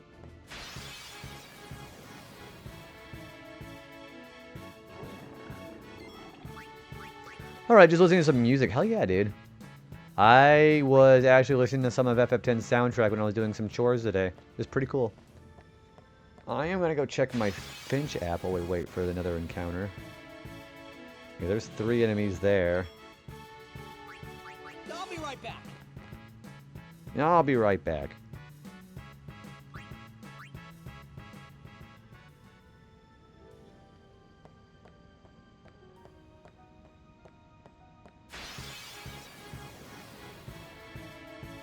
Yeah, there's 4 enemies there.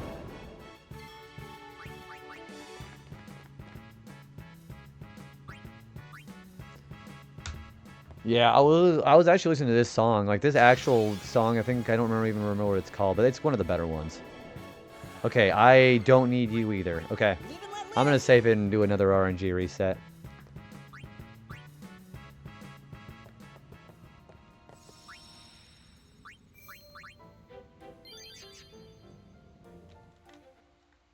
Yeah, we try to do an RNC reroll to try not to get screwed over by the encounters that I don't actually need.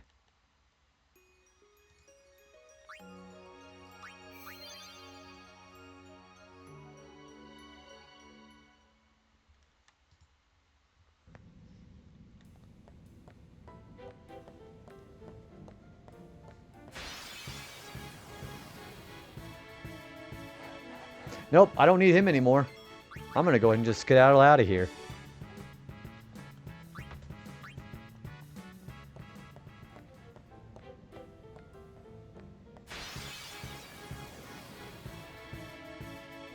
Don't need him. Live and let live. Live and let live. We got 1.4 million gil. That's... So I think what I'm going to do is I'm going to go ahead and start trying to put auto haste on my characters whenever I get out of here.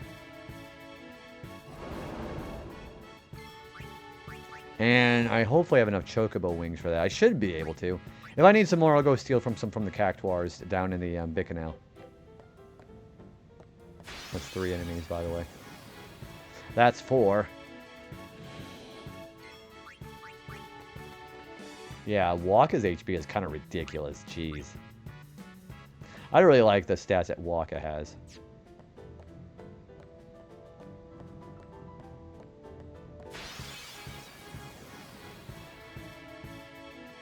Okay, I think that's 4 enemies? Probably 5, but I'm going to do one more. If it's another one, I'll just reset again.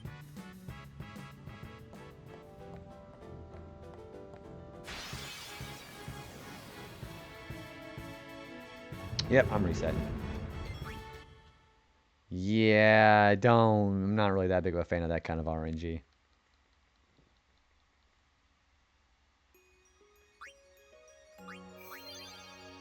Okay, we'll try, whenever we get done with the black elements, I'm going to try to go back to the upper ruins and try to get the Varunas. We need only, I think, 6 more of those guys. Hey, speak of the devil. Hi.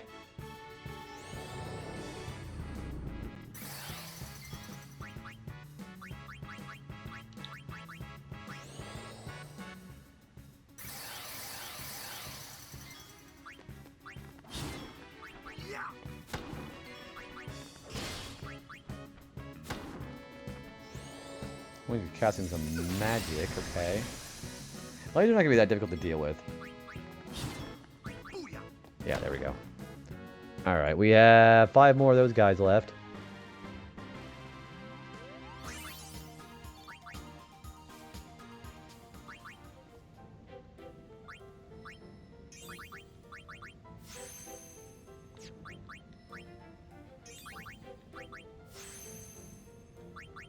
Oh wait, Aura needs something too.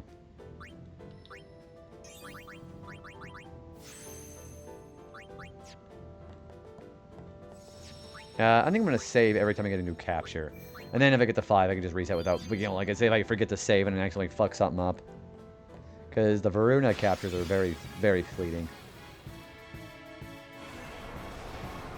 Alright, there's 1.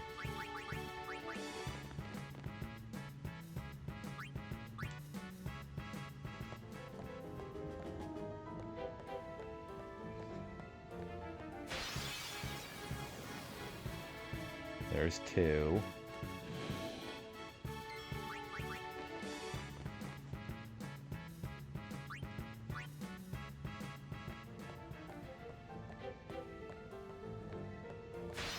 Come on. There's 3. Well, this is not boding well, I think.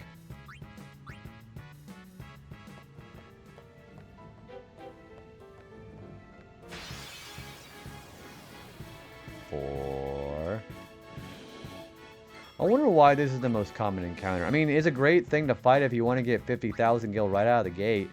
But at that point, you're probably going to be having a lot of money anyways. And 5. Yeah, let's do a reset.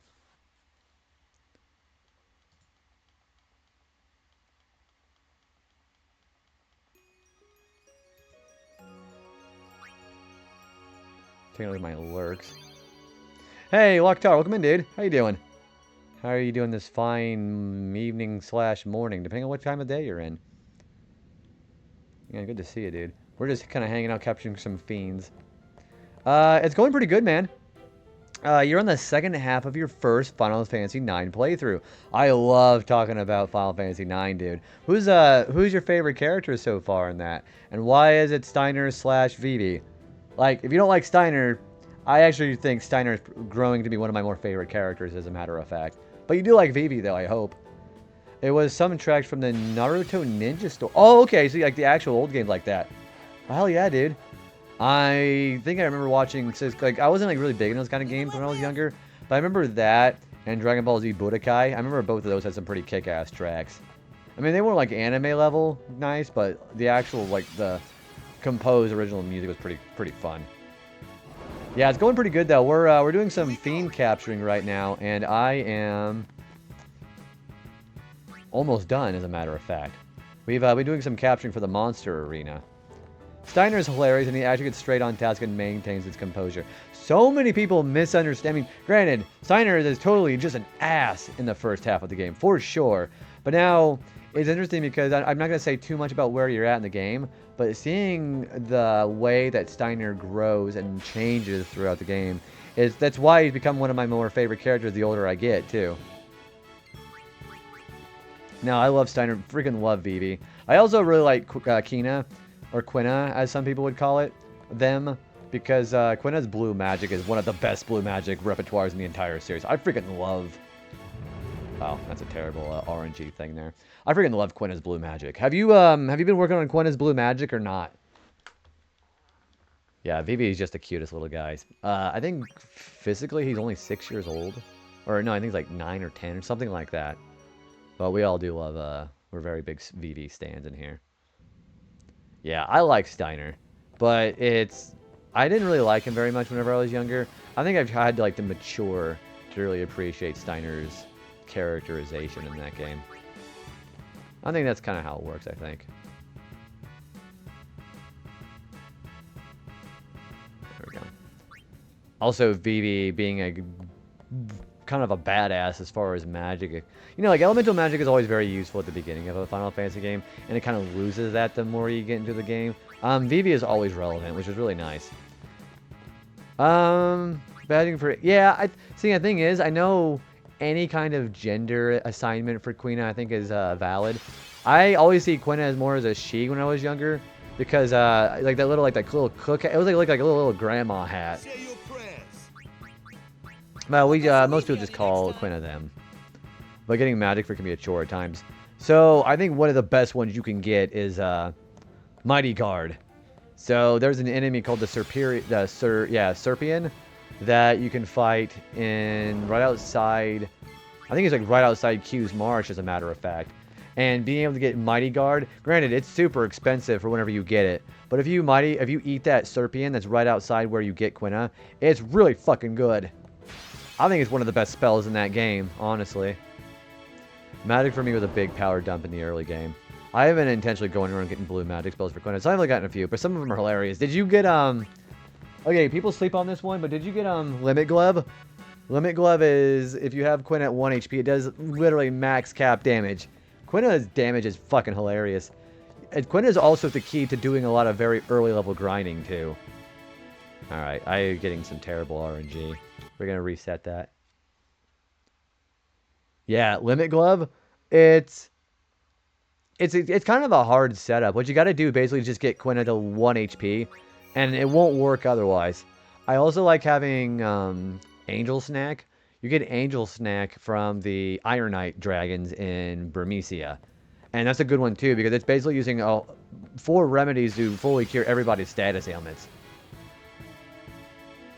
Matcha Magic. Yeah, you got Matcha Magic. Yeah, and you have Angel Snack, so you ate the Ironite. I think Ironite is one of the only ones that has it. I also, before I get to a certain dungeon, there is this enemy on the beach. It's called a whale zombie. You can get level 5 death off of that thing. And there's the dungeon right after you get it. Everything is vulnerable to level 5 death. It's such a great spell to have. Yeah, that's why I always keep Quina in that section of the game. So basically they can just level 5 death everything in there. Because all of them's vulnerable.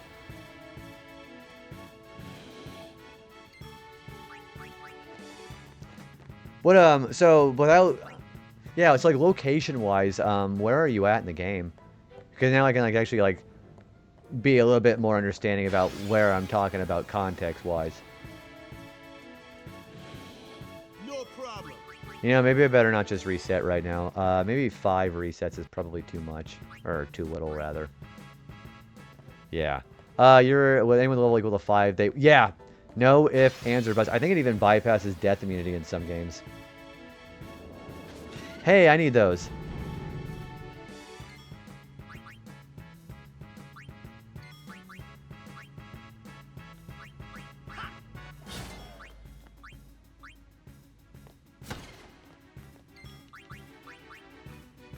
You know, I actually don't want anybody to accidentally counter the code rules. I'm going to bring Yuna in. Whoops. That's alright. Silent. Probably using it to Titus. Okay. Okay, that's 2 more corals and 1 more floating death. So we're almost done with the corals and the floating death. Hell yeah. And we have a friend sphere. Nice. Those are really nice to have. Okay, I am going to bring Orin back in. I'm getting the last of the 3 items. Oh! I know exactly where you're at then. Dude, you like Sid? It's really funny because whenever I played that game for the first time, I stayed in character reading out Sid's lines. So I put guac on everything. Also, Austin, thank you for the quiet hello, dude. Good morning. How are you doing? Dude, I like Sid. Sid was... Well, there's a lot of people who do not like Sid because of his... Well, you'll see later on. Yeah, there's some people who do not like him. And I understand why. Like, I do. Yeah, so not saying anything if you haven't seen that yet, but... So, Austin, and good morning, man. Yeah. Austin's been playing some Final Fantasy VIII, by the way. Hang out with him, too.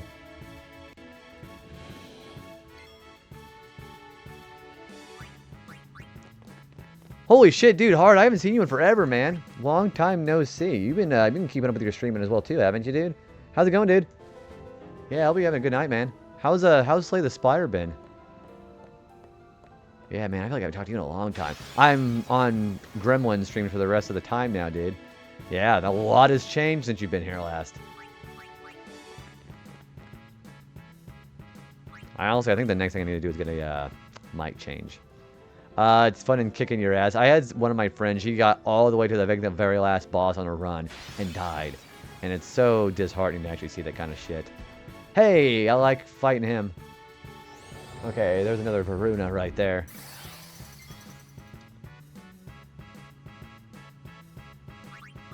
Yeah, he's been kind of kicking ass at Final Fantasy VIII.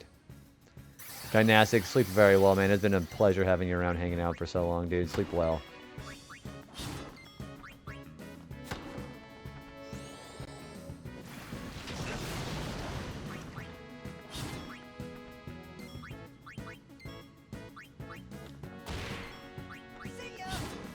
Alright, we are so more than 75% done. We need 4 more Varunas. Well, thank you for keeping me tabbed up, man. Remember, any tab that counts like that is really helping for the partner push right now. So that is incredibly kind for you to do that, Austin. Thank you.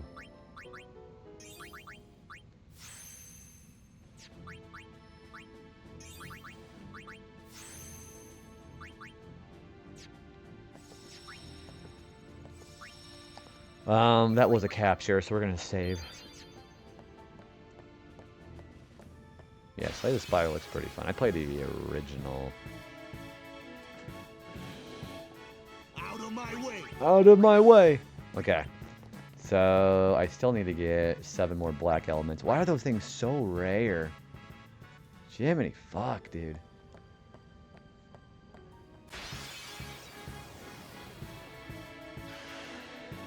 See, I get excited because I see that camera angle where the characters are facing the camera, and it looks like it's going to be a black element formation, but it's not.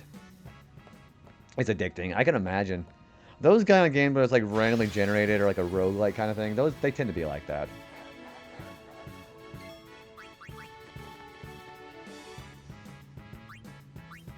Alright, let us do this.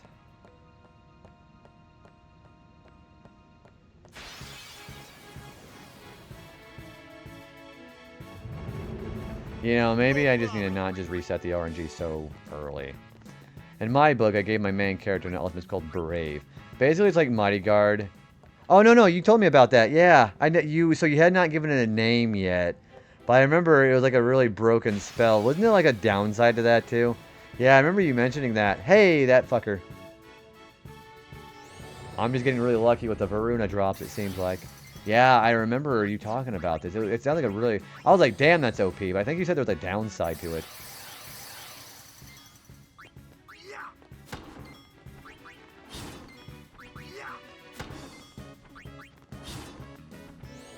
Oh! Yeah, shit. Ah. I'm gonna do that whenever I die. I'm just gonna go, ow!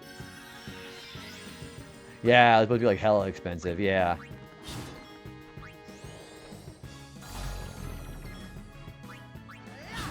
Wow, what a pain in the ass. Yeah, he knows death.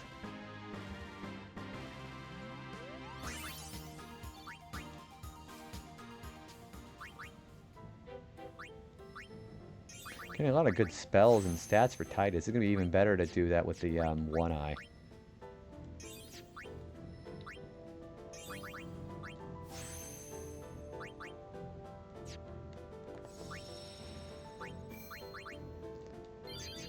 Yeah, definitely black elements are the most rare. I could speed it up, but I don't think so. Besides, we get to see one of these guys.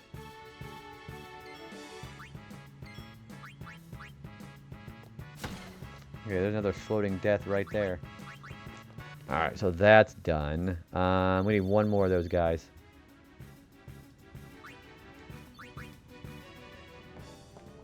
I think I remember this being taking a long time when I did this last time, too.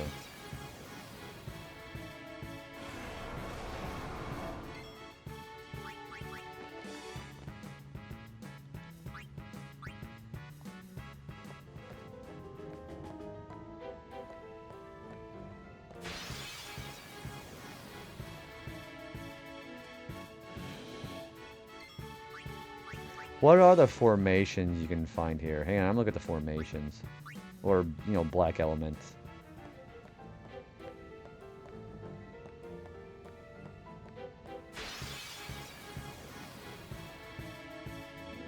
We need more of these guys. I think this formation will actually be it as far as what I need. Never mind!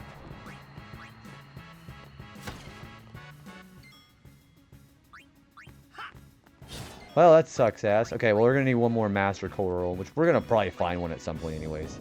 So that's fine. Alright, so that's one. We're done with the floating deaths. I mean, one more Master Coral because I fucked up. There we go.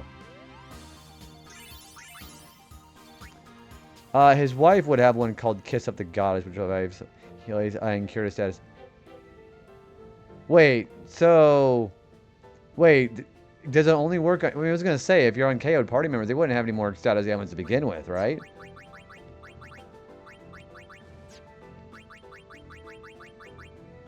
I mean, I was thinking pretty... That's like a really overpowered spell. Probably super expensive, too, right?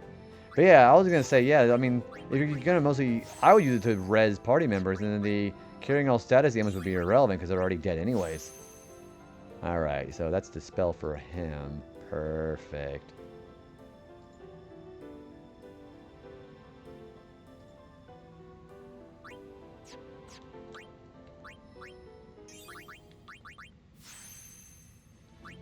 Their stats are getting really fucking good, by the way. Yeah, Orange is 95. He actually managed to overtake Waka as the most powerful physical user. But it's all going to be great because, again, this is going to be great for One Eye. Also, thanks for the lurk, Valafor. It's good. It's been good having you hang out. They wouldn't, but one party member who's up in... Oh, okay, so that still works on alive party members. So it's basically... You're basically using a Mega Elixir Plus, basically. Also, thank for the lurk heart. Appreciate you. So yeah, you're basically a Mega Elixir, essentially. Yeah, again, still probably still really expensive. Live and let live. Live and let live.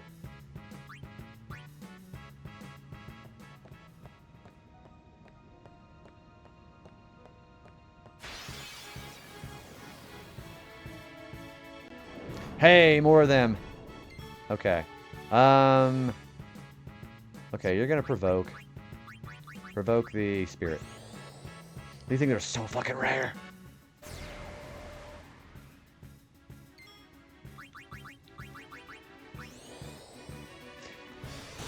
Yeah, they're just both super expensive. I mean, they have to be. Like, there's just their effects are so powerful.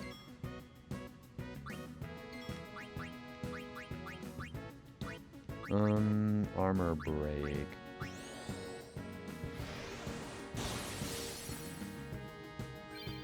And he has Tactician, okay. That's probably going to use Berserk. Oh, wait, that's fine. I've been mortally wounded. Ow! Yeah, that's fine, because that gives him a more powerful attack. There we go. That works. So, 3 more spirits. 5 more black elements. The Halma is starting to become the more rare enemy now. That's what I'm going to do. Whenever I just kill over and die, my last word's going to be, ow!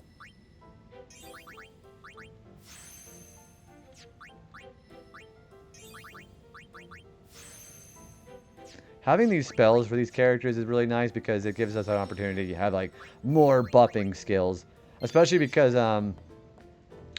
we're going to be using these 3s for the stat grinding anyways.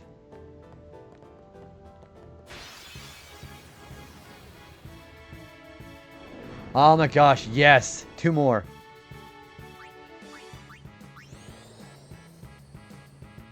I'm going to do this.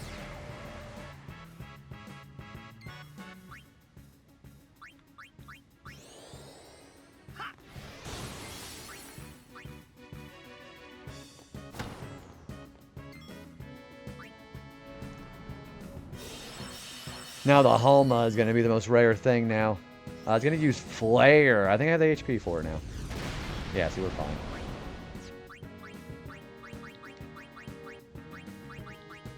Did you ever play the Grinch on the... No, I never did. Everything you tell is ouch. And wait, wasn't that the one... Ouch, it's unbearable and... No, I never did.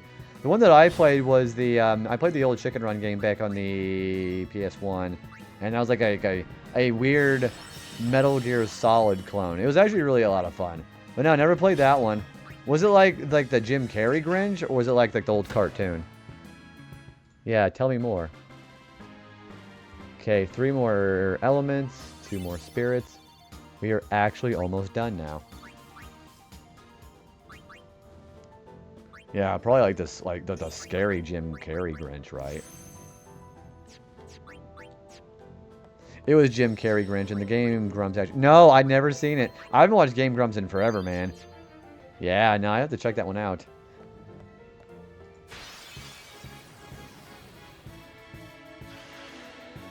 Oh, I totally don't need these guys.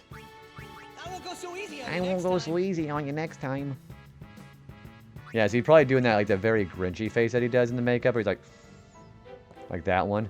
Where he does that little, like, that DreamWorks face, where he does a little cockeyed grin in the eyebrows that goes up. I had the game as a kid and always... No, I've never even seen that before. I guess it was the old PS1 era. That makes a lot of sense. It would have been the Jim Carrey Grinch, but no, never seen it. That's really funny, though.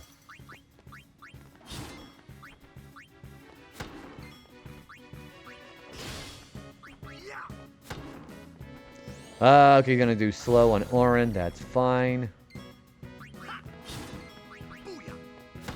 Okay, 2 more Varunas. I love how these guys are just showing up all of a sudden.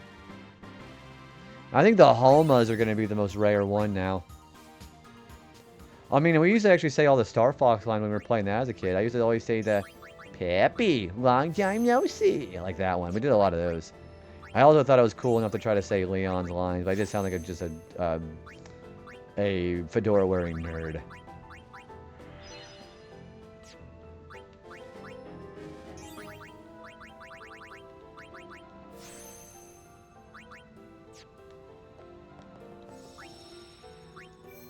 Has always got my nerves without... No, it's the exact... Oh, you mean the Zaurus. Yeah, the Zaurus is so common and annoying. The Varuna is so rare. See, now we find as many black elements that we need. Like, now I'm starting to get all the stuff that I need. Like, go freaking figure. Now I need to go find some Halmas. Having a Halma would be great. Yeah, the Varunas are actually pretty rare.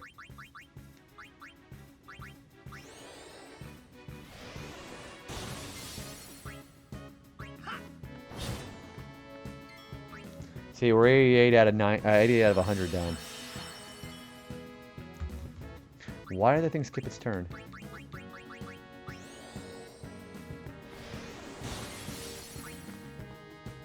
It does have flare, okay.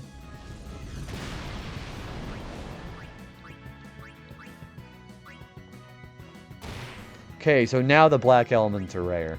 Go freaking figure. Alright, that's one more black element, one more spirit. So now I need to find the best place to roll for Halmas. We only need like 1 and 2 of everything else.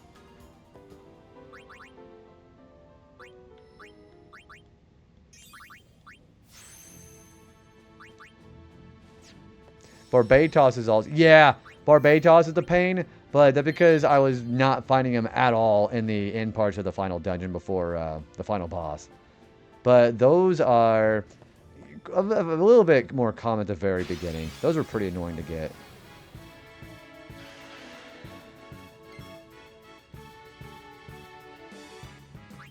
See, yeah, now I want Halmas.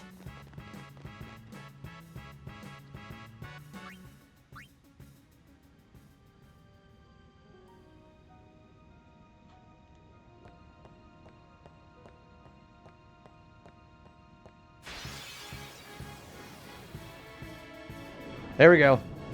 Yeah, now they show up. Holy shit. Do you know how long it has been taking me to find these things?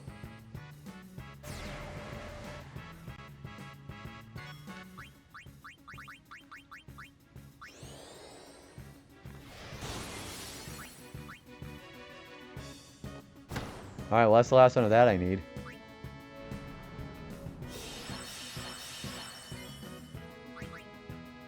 Using flare.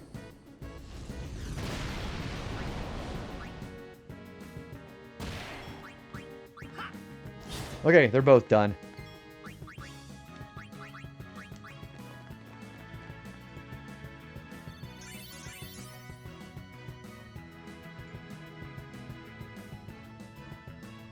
So we need 1 more Master Coral, 2 more Varunas, and 5 Halmas. Okay. And I got another Return Sphere. Okay, cool. Getting the black element and getting those Return Spheres was really nice. Like, Return Spheres are very good.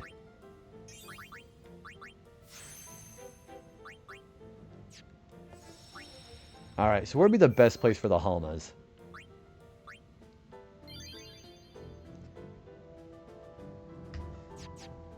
I'm going to reset the RNG.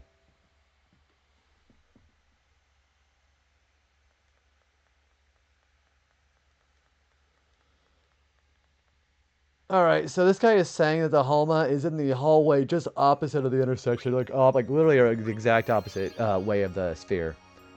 I'm waiting to get a new PC, so I don't have access to all my FF games on Steam. I've been buying them on sale for PS5. 8, 9, 15 recently. Really cheap, and I'm thinking I'm gonna... Dude, 12 is fantastic! I know, I really like how they actually brought in a lot of 12 content in, because, you know, FF14 uses a lot of 12's assets. I know, like, the Twin Tania fight, I think that's a worm from FF12. So that game looks good even today. If you've ever been curious about how the game plays and looks, it holds up even now. Although I would recommend somebody playing the Zodiac Age version first, though. I've decided to start over because I'm totally lost at what I was doing. That's honestly a real mood, even after so long after playing it too. Yeah, I love 12. 12 is great. I did play the intro on PC of Zodiac Age. That's one of them. Yeah, that one. And I like the new quality of life changes they added in. Like if you like pick a job that you don't really like for a character, you're able to just change it at the Clan Centurio whenever you want. It's really nice. Yeah, now we're intentionally trying to find the Halmas. So I guess that's what we're doing right now. Yeah, I recommend 12. Are you gonna be going for just a completion playthrough for us, or are you just getting for 100%?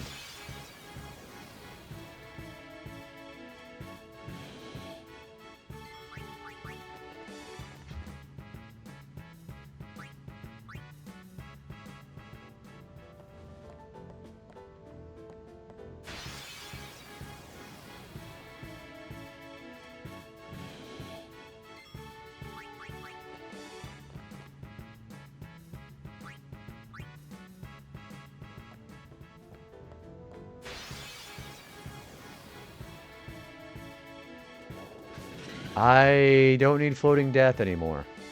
We can ignore this.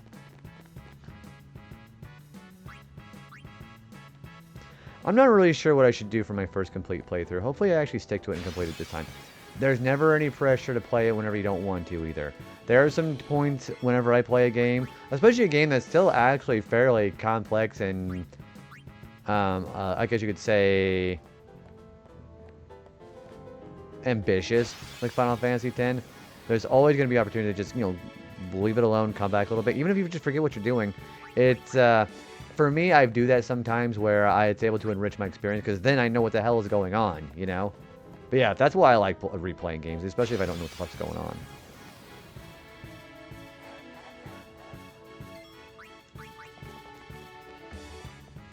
Yeah, so entirely valid way of playing it for sure.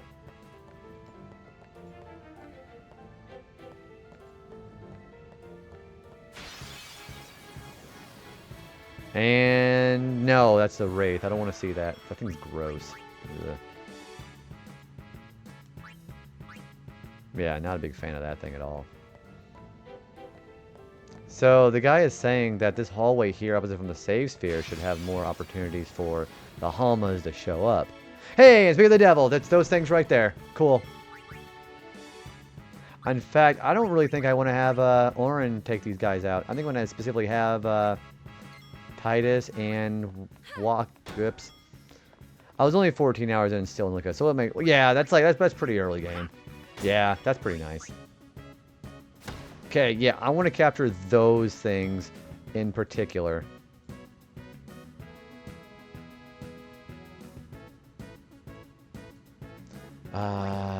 Oh, you know what? Hang on, I'm not gonna fuck myself up. I need to provoke that thing still.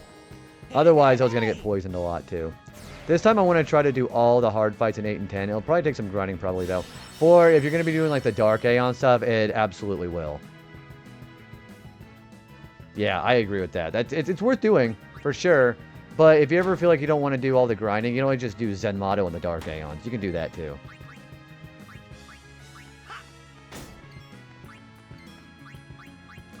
Okay, that is 3 more Halmas left to go. So very cool. I am going to probably run away. Bye-bye. I'll be right back. Those endgame ones. Yeah, they're actually really fun and challenging if you've never done them before.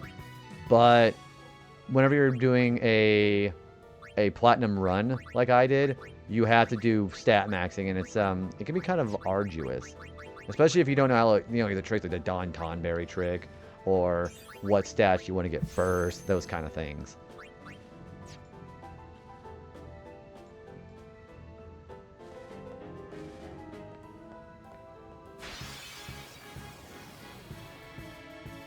Okay, well, that's a gross thing all over again.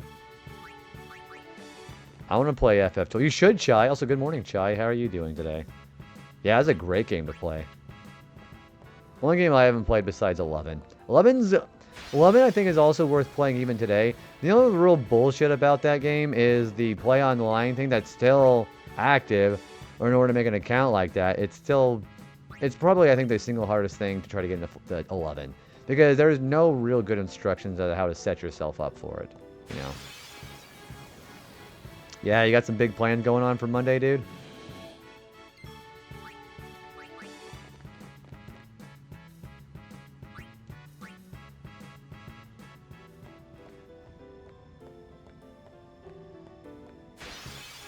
But the music on Play Online is top tier. That's probably true.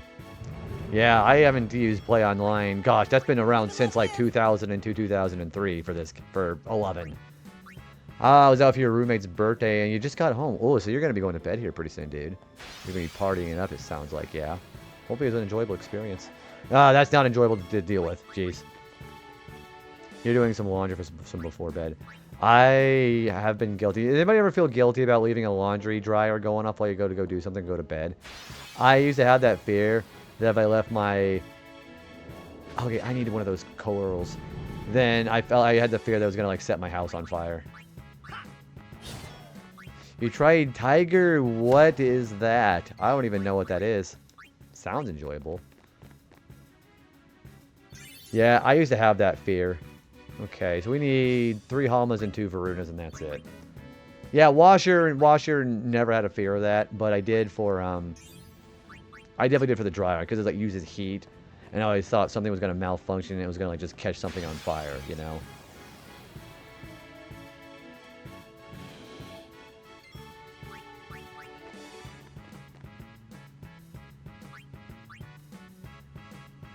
I did think if I leave stuff in the washer overnight, it will smell. Well, I mean, for like the whole safety aspect of it, that's what I'm talking about, like, just burning the house down. But no, that's actually a real thing. So the thing that I was taught by my mom when I was doing laundry was I have fear that, you know, it's going to be stinking if I leave it in there too long. And the other end of the spectrum with the dryer is just, you know, it's going to make your clothes all wrinkly and just not good to wear.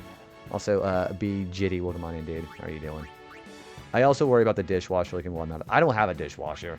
The only dishwashers that I have used are those really fancy ones that whenever I go to my mom's house and go get some dishwashers loaded up there, I know that I have to like learn how to do the loading the pod correctly in there because one of those fancy ones.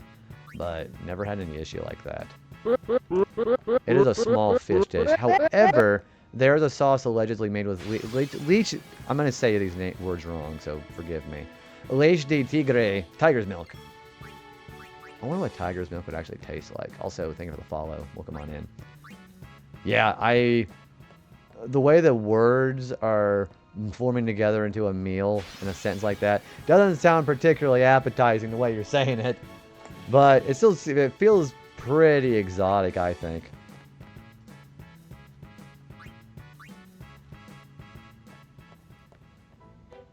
So, yeah, I'll have to try it out sometime. I'm just gonna be like taking your word for it, you know. Okay, it seems the Halma is just as rare in here as it is over on this save sphere. So we're just gonna keep trying it. It doesn't really matter, does it?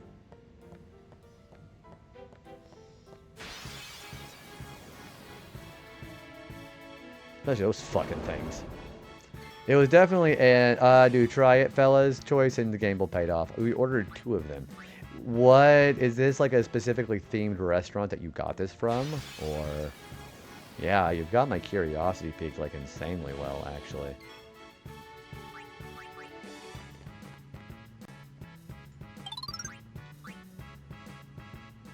Oh shoot, hi Hannah. Hi guys. You jump scared the fuck out of me. We were talking about some food, and I was kind of like ruminating on, we were talking about some exotic food, and you jump scared me. Hi guys. Hannah, you were playing some Final Fantasy 13 today. All right, I need to hear some of this tea as far as how you've been enjoying it so far. Tell me all about it. How'd you like it? Yeah, so Hannah has been playing FF13 for the first time. I need to catch myself up as far as your VODs to see how you like it. But I want to hear, you know, thoughts. What do you think about the characters? I am a big FF13 fan, believe it or not. I know a lot of people have some criticism about 13, and I hope it's not been painting your perception. I love 13. But yeah, let me say hi to everybody here. Hello, everybody. Beat, welcome back in. Scooch, Mose, Black Wolf, MJ. Welcome to the Raiders as well. Shens, welcome back in. Grant, T-Rev. But yeah, tell me all about it. Also, welcome in to Shrewsbury as well. If you guys haven't been in here before, my name is JB. Hi. We do a lot of JRPG retro in here as well. And I am officially pushing for partner right now.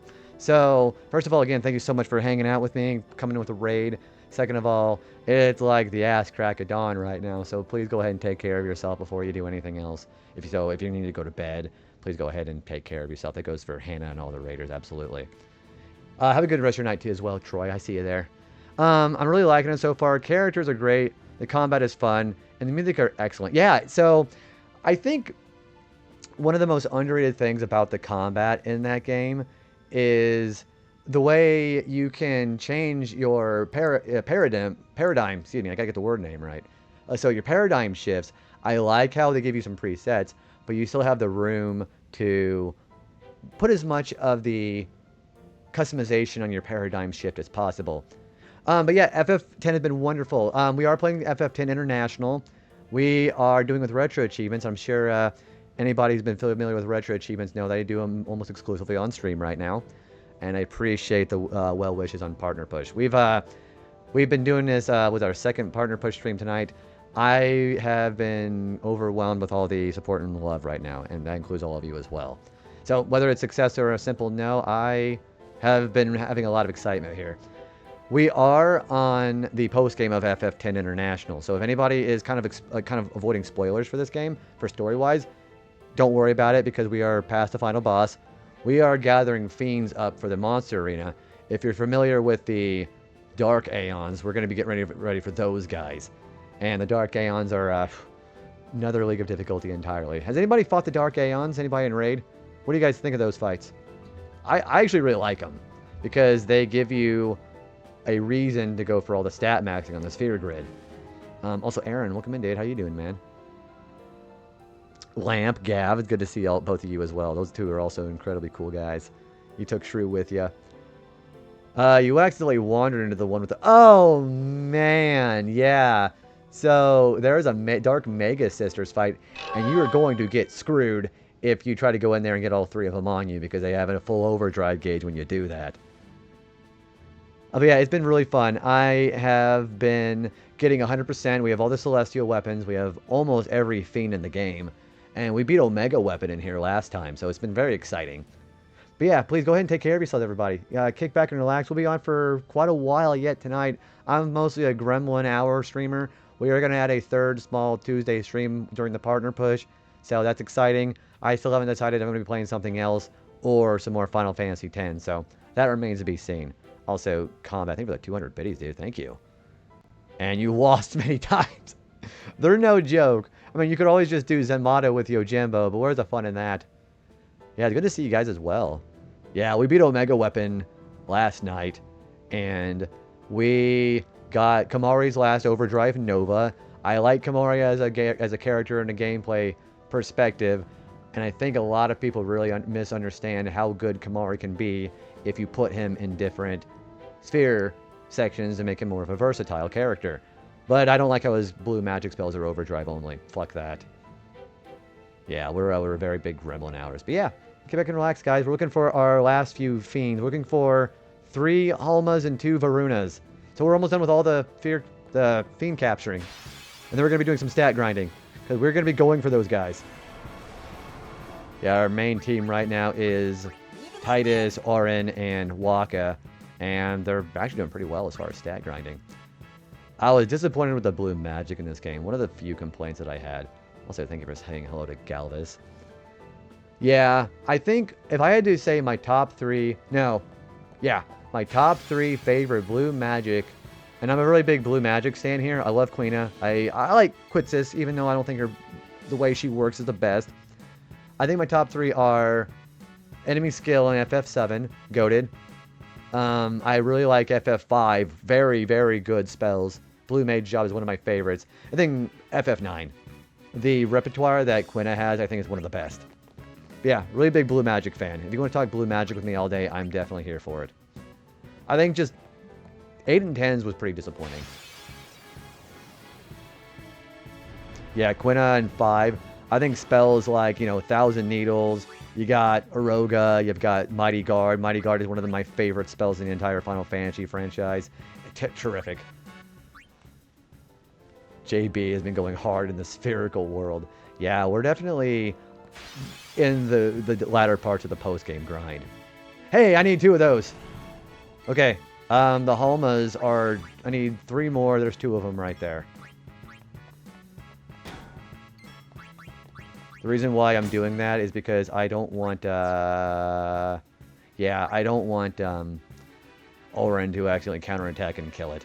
Yeah, we need 4 more enemies. Oh, thanks for the follow. Appreciate that. Well, come on in, dude.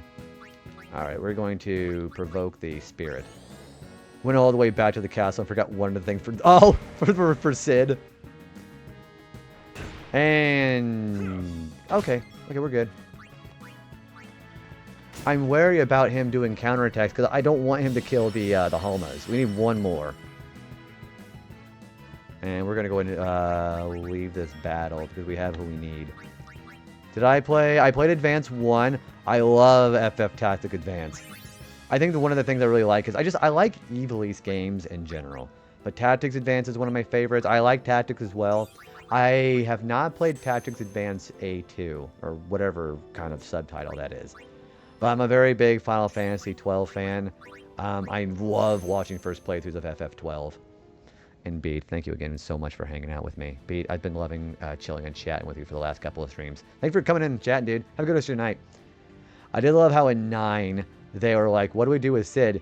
How about he's a bug?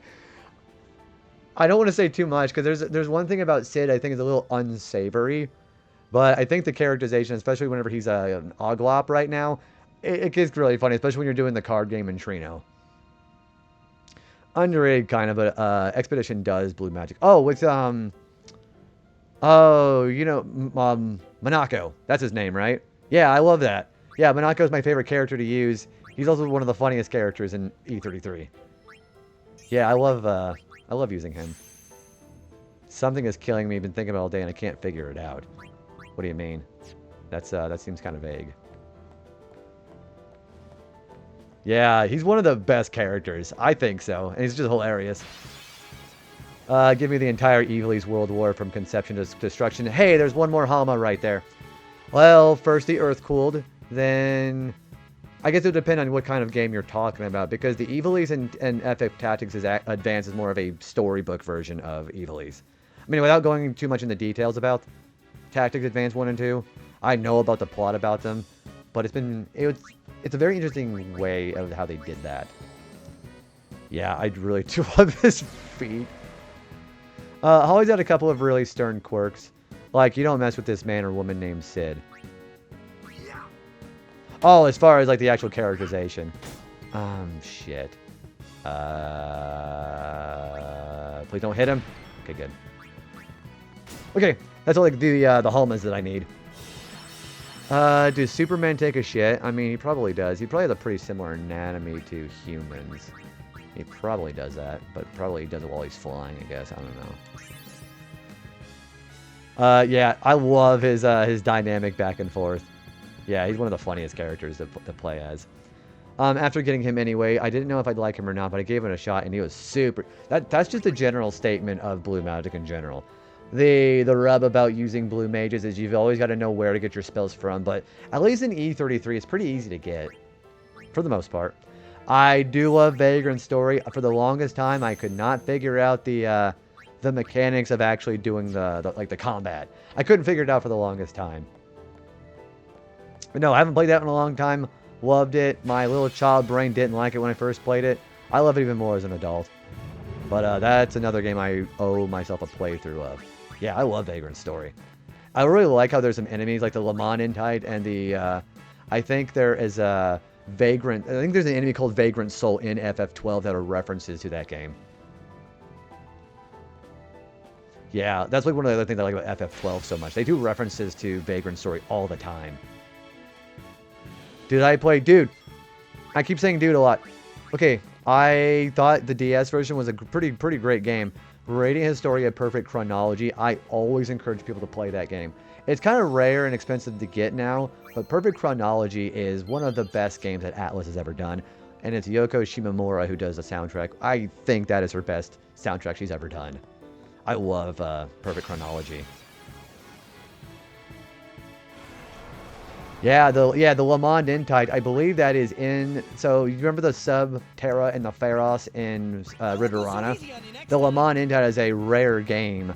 I think it's a Shadow Intite. Yeah, it's got Le Mans, because that's the city of Le Mans in Vagrant Story.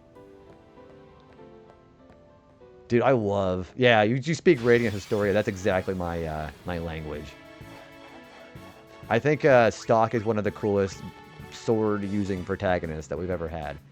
Yeah, everybody should play Radiant Historia, even if you can only play the DS version. We're looking for 2 more Varunas, and then we're done with the capturing. I think the Varunas actually just might be out. I'm just going to hang out over here until we get them. Yeah, it's not even necessarily... Because you know how Atlas games are known to be pretty hard? Like, you know, like with the Persona and the Shin Megami Tensei series. It's not even necessarily a hard game either. I really do think... it's worth getting the true ending, because there are different bad endings you can get in that game. But since it's a game about time travel, there are a multitude of different outcomes you can get. and the game encourages you to get those. It's really nice. Varuna Matata. What would you do if instead of a Varuna, it was just freaking Pumbaa that just pops out of the sky? I think the Varuna also might be my favorite design. Those things, I fuck those things. But yeah, Varuna I think has one of my favorite designs in this game. Persona 1 was pretty dang hard. I have never played Persona 1. I've only ever played 3 Reload. Yeah, the monoliths I think are some of the worst things. I think they're even worse than the Great Malboro.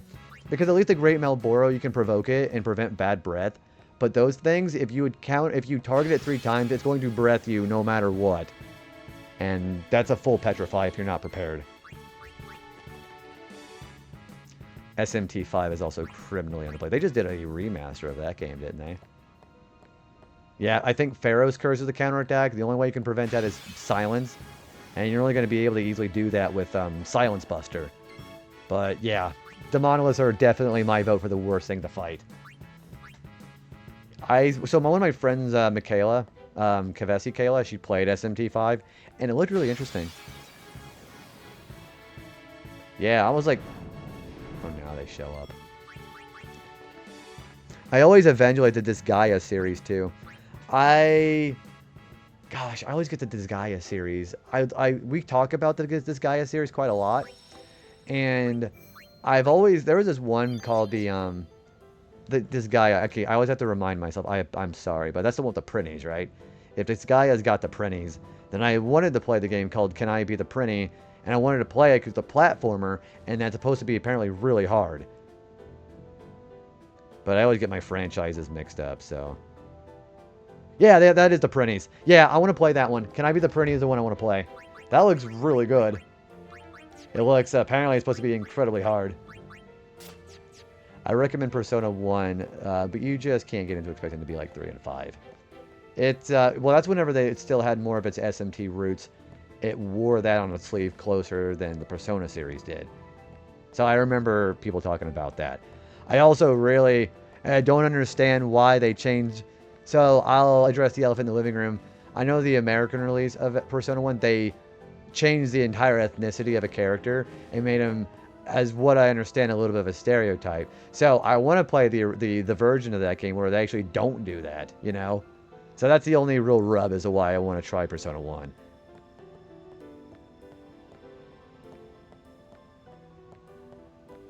Yeah, Persona 1 I want to eventually try out. And I want to try the Prinny game too. I love Prinnies. I have a friend who came in earlier who that's like his big shtick. Yeah, Can I Be the Prinny? I want to try out. This guy I do want to try out too. I guess anime is not that deep. It depends on what you're watching. Okay, do you guys want to go ahead and, you guys do me a huge favor? I'm going to go ahead and take a bit of a break. I'm going to go ahead and go get something to eat and go to another hydration and bathroom break. I'm going to leave the Omega Ruin music up for you guys. Chill out, relax. Again, and thank you again for hanging out with me during the push. It's been incredibly nice. And I'll see you guys here in about a few minutes, okay? I'll be right back.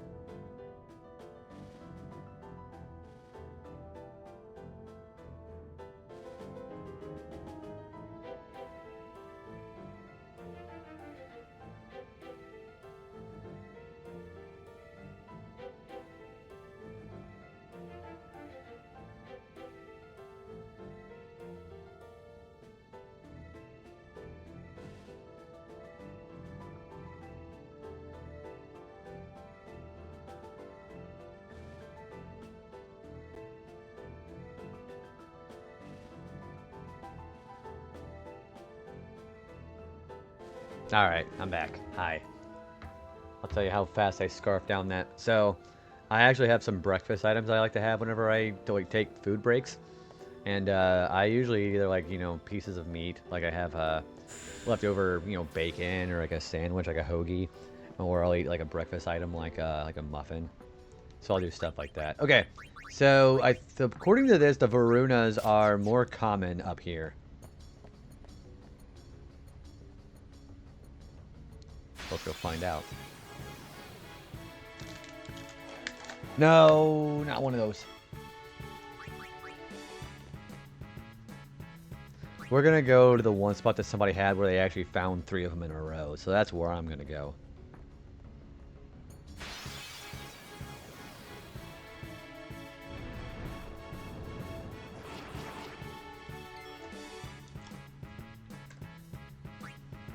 Live and let live. Live and let live. I'll be right back.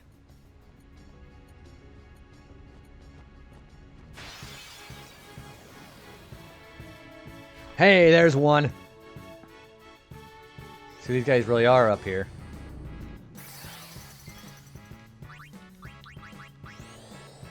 So welcome back from the ad, guys. Hope you had a good time. It's been actually a really fun time hanging out here. On Twitch, that is. Ah, shit.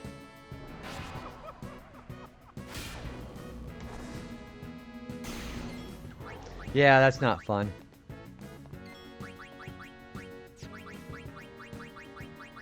You know, I probably owe myself to get full life at some point, too. There we go. Alright, one more. We really only have one more enemy to get. And it's that thing. As a matter of fact, I'm going to go and just take my list down because I am done with that.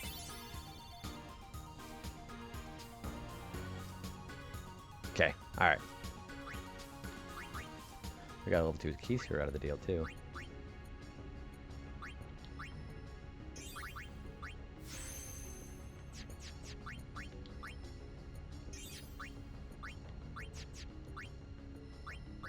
Wait, we're going the wrong way, aren't we? Yeah.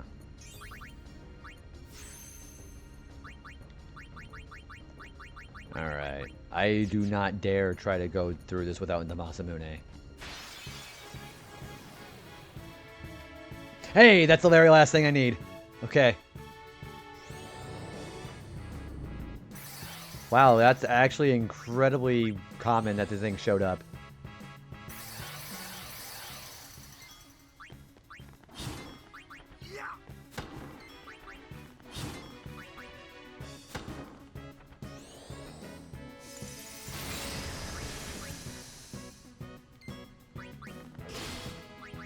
And that is one of every fiend, or sorry, 10 of every fiend in the game. We have everything we need.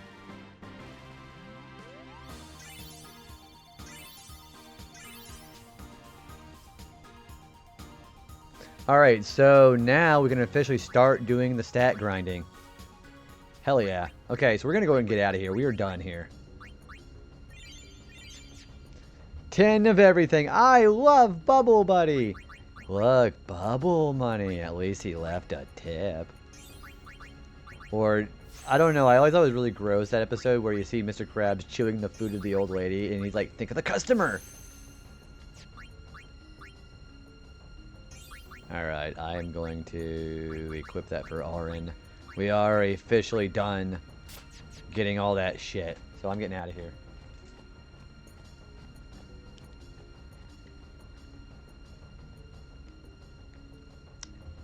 Yeah, he just like, she's like, oh, dude, hey, JT, speaking of clappies, how's it going, dude? Dude, it's been a pretty, I was going to say, that was a pretty appropriate emote there as soon as we were talking about that. How you doing, JT? It's going pretty good. We just captured every single fiend in the game that we need. How's Dreamland Deluxe been? I will freaking love that game. Yeah, I did that one, what was that, like last year? No, I did that back in 24. Yeah, I love playing that game. How's the progress been on that?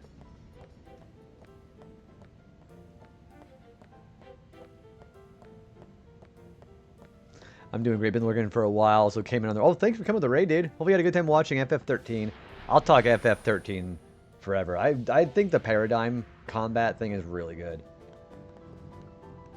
I'm like, I mean, I understand, like, so the biggest complaint that I hear about people talking about FF13 is like, ooh, it's a hallway simulator. FF10 is a hallway simulator. And people love this game. What would you like to do with the hallway simulator? Oh my gosh. Echo, stop. Okay. Can't believe, why is that a thing? I cannot believe I just triggered her like that. That's really funny. I'm not too far into Kirby just yet. I've been only playing it on stream, and I've been doing Dark Souls off stream. Ooh, what kind of which Dark Souls? The first one, or what would you like to do? I guess we could play FF13 with it. I guess. I actually activate her with the E word instead of Alexa. Like if you say Alexa, she doesn't activate. That's hilarious. I'm not saying that word, but has strong opinion on hallway simulators. That's funny as fuck. I don't even know what I said that actually triggered her. All I said was hallway simulator, and she's like, "What would you like to do with hallway simulators?" I was like, "Yes, sir. Welcome in. How are you?" The first one. It's my first Souls. It's our very first one. How's your Don't let all those elitist scumbag or Dark Souls player tell you did anything differently. Or what kind of build are you making for it? Excuse me. Guac is greater than Ribbit. I prefer the guac. I mean, granted, we do like frogs, but... Okay, we are officially done. We're going to go get some... we gotta get some triple AP with 2 slotted equipment for Waka, Auron, Titus, and preferably Riku. We gotta get the grinding for the Don Berry. And get enough magic defense spheres. I'm really into 2-handers, even if they are slow and clunky. That's actually how most people... Oh, I'm in the wrong spot here. No, I'm not. I didn't sell. There we go. But yeah, I know if I were to play a game, because I'm not really that proficient in Souls-like games, I'd probably play a lot of mage build characters. But you have a lot of motherfuckers out there telling you that magic builds are cheap. That's kind of the point. Don't gatekeep me playing that game.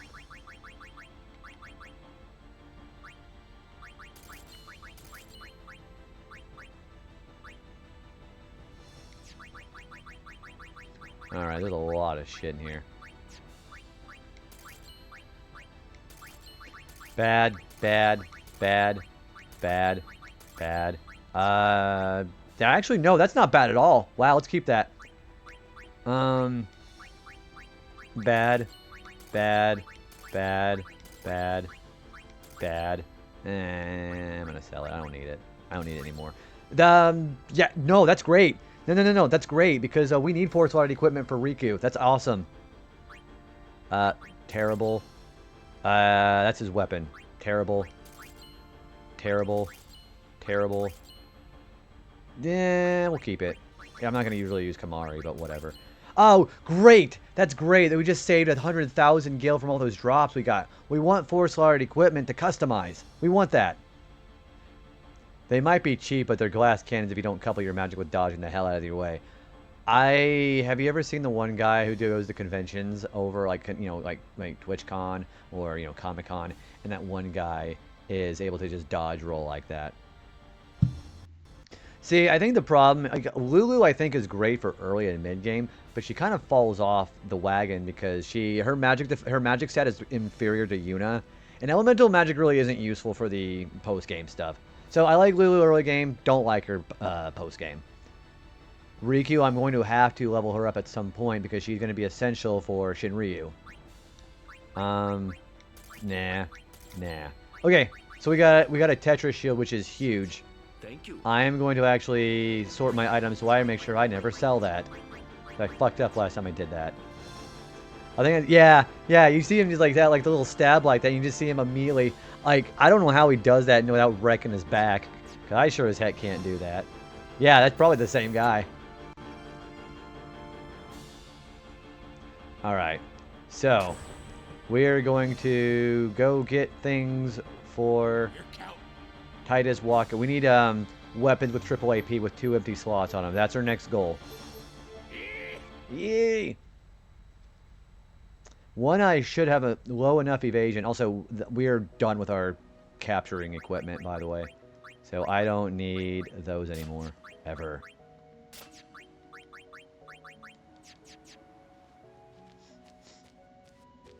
Yeah, so we could probably just go sell those. But we should be alright without it. We're going to go see what the last stuff we unlocked on the arena as well. What they are. And we'll try that out. So I'm going to go for at least full strength today. And we're going to go get our strength built up to hopefully around 255. And then I might try a Dark Aeon tonight. I might. If it's the one I'm going to try, I'm probably going to try out Ifrit.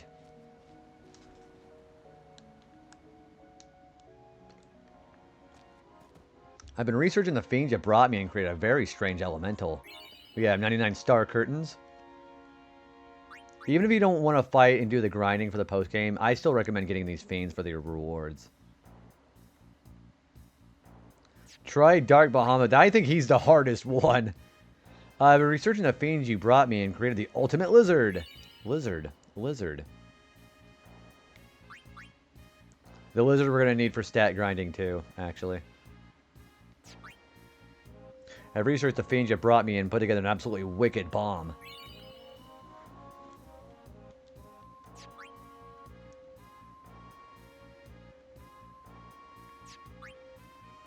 I've been researching specimen you brought me from Omega Dungeon and created one nasty beast.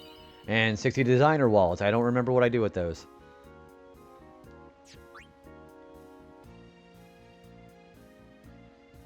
I think that's the last thing I have to get. Oh, yeah, I've been researching the fiends you created me and created one as tough as steel. 99 gold hourglasses. I think I know which one that's supposed to be. Dark Magus fought all three at once. So, okay, here's really fun thing about that, Zach. I have to do that for the achievement. I can't fight them separately. I gotta fight them, and basically, the only way you can survive that first move is to summon an Aeon. It's gotta be first strike, and because it's an ambush, and you gotta bring an Aeon out or you're going to die. I've been researching the fiends you brought me and created the ultimate eyeball. What a sentence. That's One Eye, by the way. We need him.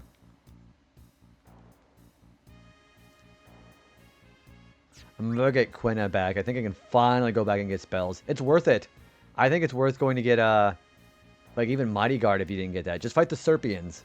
They're on the first continent. I've created a monster. This is a fabulous day. We have 99 winning formulas.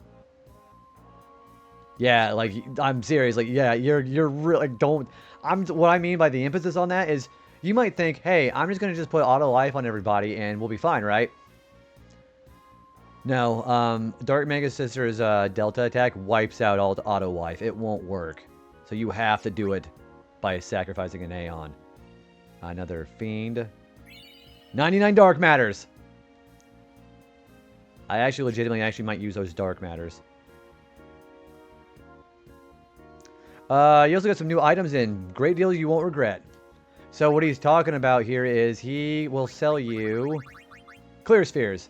For 10,000 gil, you can clear a sphere off, and the reason why you would want to do that is if you have a very inferior 1 or 2 stat sphere that you want to activate, you can erase that, replace it with a +4 that you get from one of the fiends that you grind here. That is how you're able to stat max. You got to basically rework your sphere grid with those. Dark Matter cameo from Super Mystery Dungeon. I'm surprised that's actually a reference you got. I was going to think like Dark Matter from Kirby. So yeah, you're going to need a lot of clear spheres for this. So that's why, so even if you max out all the spheres and you like fill all the empty nodes, regardless of whether you wipe out the inferior ones or not, you're not going to reach max stats. You need clear spheres to do that. Okay, so the monsters I unlocked. I unlocked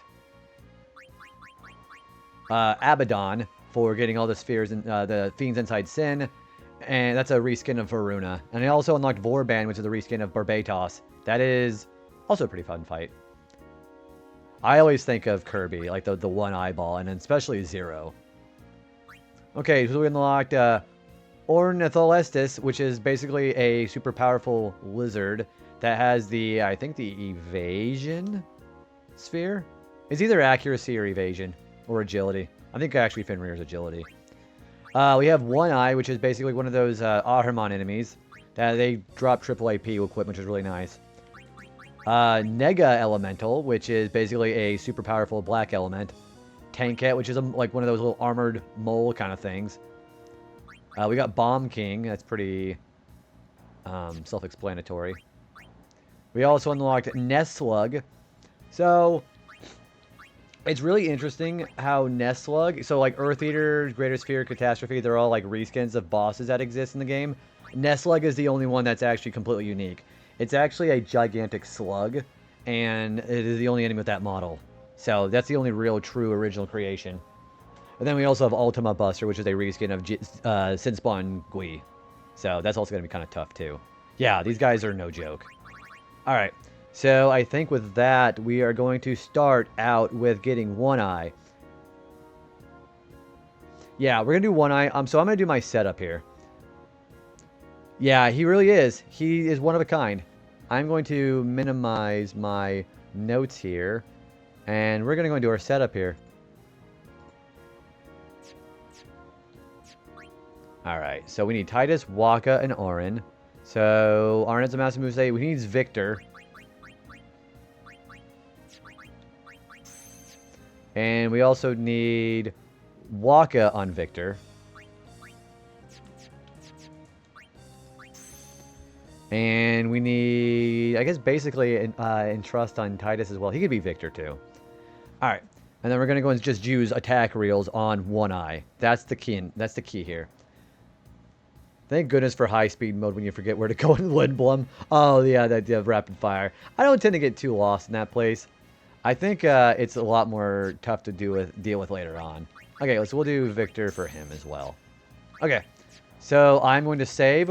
We're going to specifically try to get triple AP equipment for 2 slots for Titus, Waka, and Auron. And it's going to be weapons. So this is the official stat grinding methods. And it costs 8,000 gil per fight.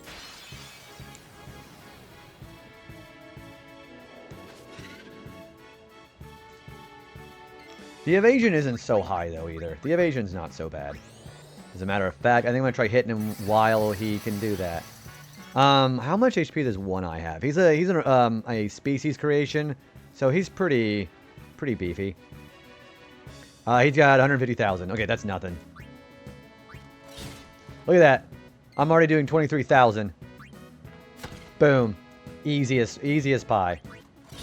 This is who you start with when you want to get what you need.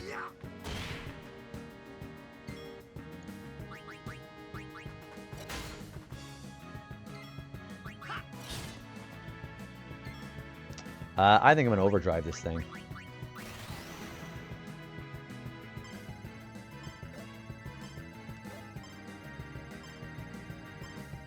There we go. That should kill it.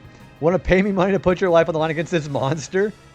Yeah, pay just get your... At least in here in the arena, you're never going to get a game over. See? Easy to kill.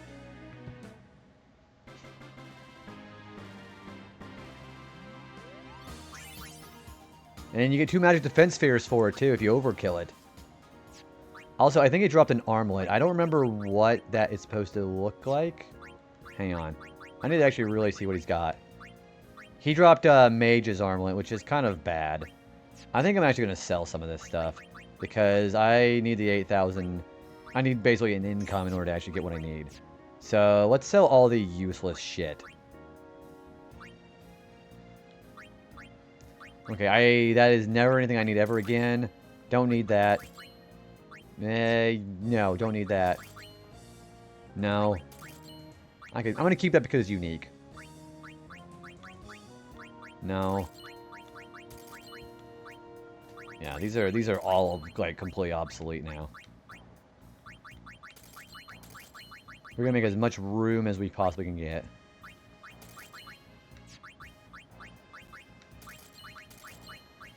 I do not want to sell the Tetris shield. That's actually just saved me a lot of money. Those 4-slotted equipment you get from Wants, that's 100,000 gil each.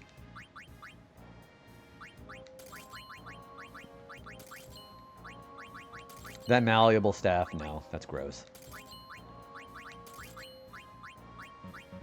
Oh, she's wearing that.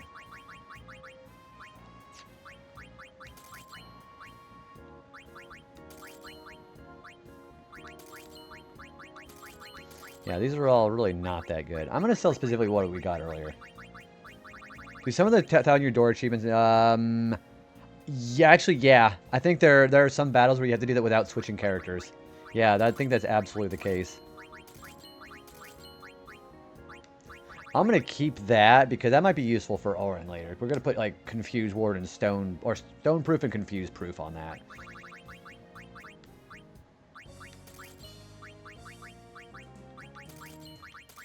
Yeah, all these are obsolete compared. Strength percentage increases is not as good as the innate break damage limit with your weapons.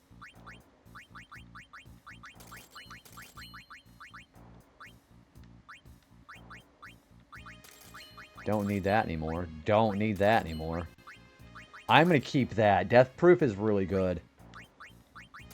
That just saves me having to use Far Plane Winds to get it off.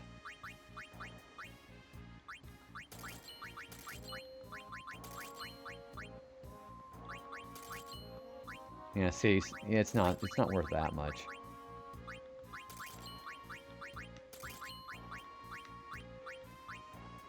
Silence and Stone Proof and Silence Proof is underrated. I'm gonna keep that in case something happens.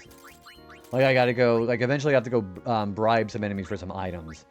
So that's gonna be the reason why I'd keep that stuff.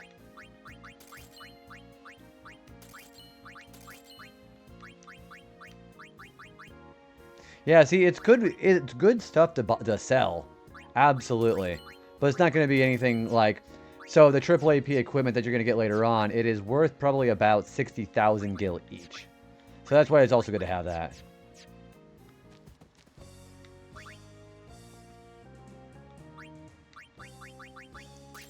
Yeah, we're going to keep doing this fight until we get the 3 slots that we need.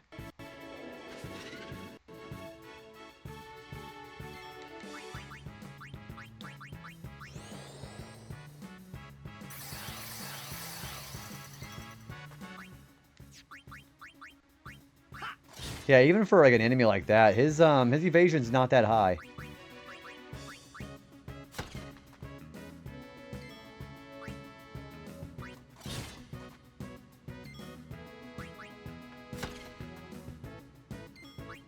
So the ideal thing you want to do is use the skill called Entrust. So what Entrust does, you just contribute your overdrive gauge to somebody else. And then Waka being able to do that means he can just do attack reels again.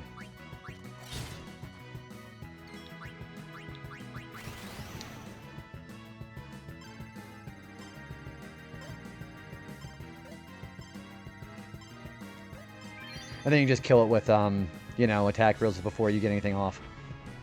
I think I actually want to start doing quick hit on this guy because that also might be advantageous to get more turns, and then we may not even have to use attack reels.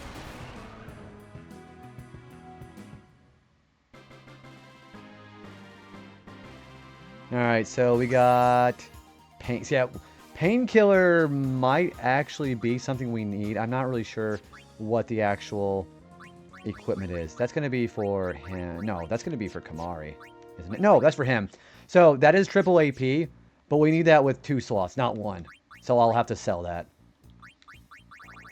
We specifically want the 2 slots because we can put AP equals overdrive and then triple overdrive onto it. So it's good money. And that's how we're going to keep the one-eye fights going, by selling the stuff that we don't need.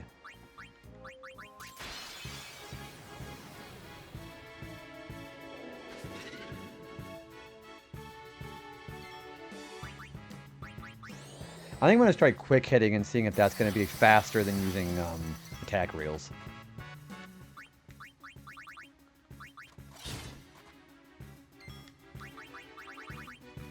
This is why quick hit's also a really good skill to have.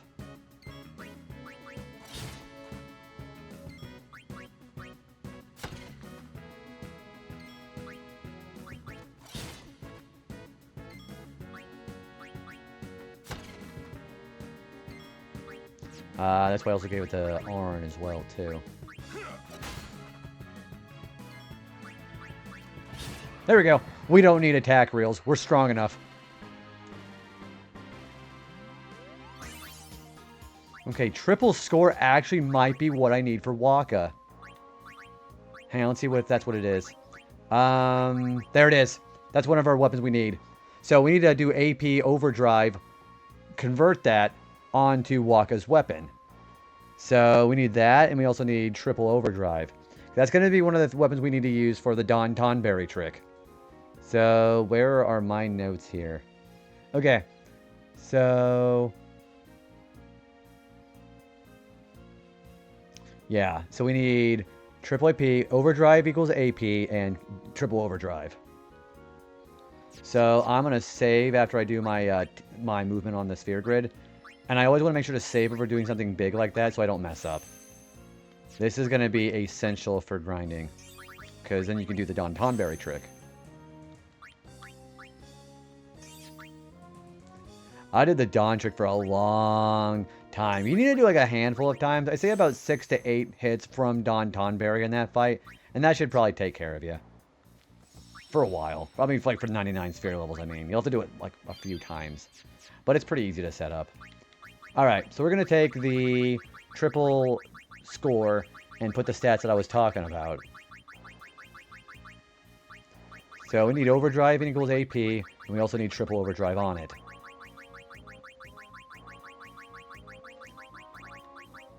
Overdrive and AP. We need only 10 doors to tomorrow, so we have plenty. And then we also had... There we go. So we have basically enough to do this with all 3 of our main characters. Waka, Orin, and Titus. So this works pretty nicely. That's why it's really important to get those items from getting the fiends captured. And that's a weapon called Blowout. So he's done. Oh, also look how much it sells for. I am not going to sell it, but look how much it sells for. I'm not going to sell it. But you customize that kind of stuff on there, it automatically becomes worth 93,000 gil. I mean, it gives you the idea that it's much more valuable than what you have, like the 4-slot equipment. How many clams? Oh, I'm gonna go to the scallops now. Okay. So now that I have established I am able to beat One Eye without using attack reels, which is huge. That's why I was working on. This is why I did Orin's attack stat with everybody. How many clams pop? 15 clams.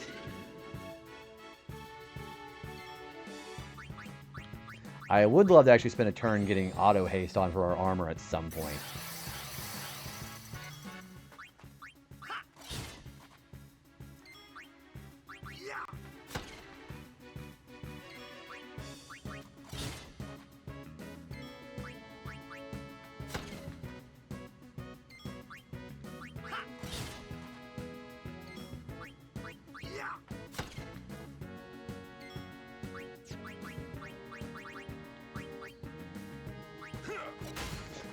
Okay, he can live.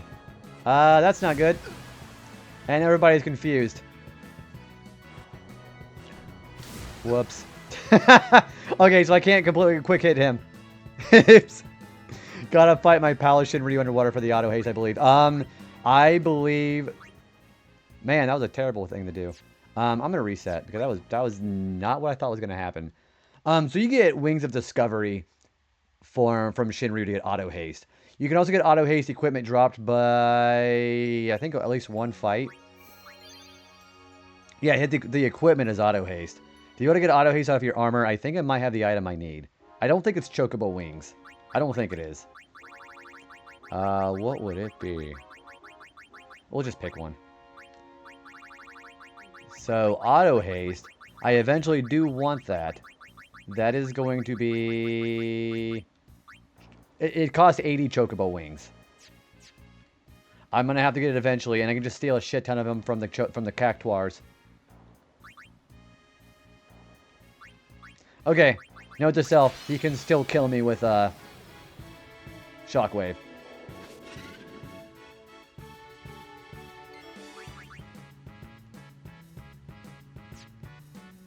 You know, this is not exactly the way I wanted to start that.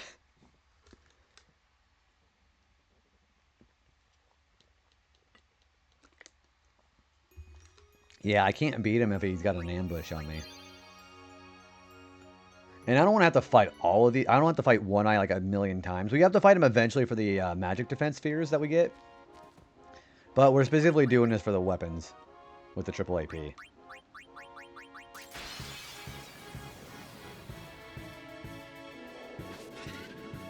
Yeah, Bulba is also correct too. Yeah, you can bribe the Machias for the Chocobo Wings too. It costs a shit ton of gil though, doesn't it? But yeah, I guess the Chocobo Wings would probably be a more lucrative option if you were to have a lot of gil. Also, I recognize you over at Daisy's stream. How's it going, dude? Monster Arena guy being able to ambush you kind of doesn't make... Yeah, like, hey, you're going to go ahead and fight this thing right here. Just unlocks the cage right before you're even able to actually fight him. It is expensive, but you do get a lot. The amount that you get from an enemy, it depends on how much you pay them. It's directly correlated to how much max HP they've got. Which is why whenever you bribe Ultimate Weapon for the Pendulums, you got to do like over 1 million. You know, I think I'm just going to go and GQ in the DAC reels for now.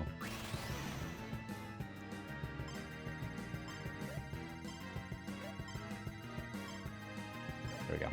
Yeah, maybe not just risk it right now.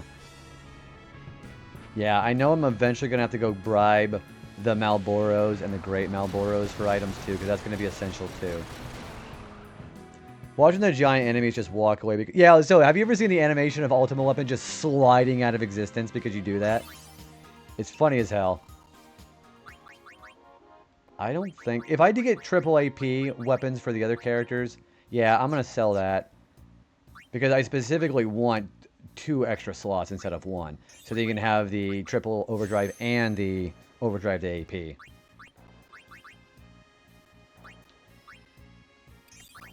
Yeah, Ultimate Weapons animation. He just takes the money and just slides out of it. It's freaking hilarious. Alright, we're going to sell that.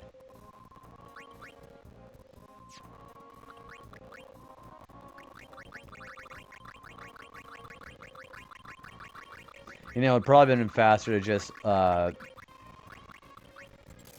sort my equipment, actually. Yeah, it's not even an animation. It's just him just sliding. That's all it is.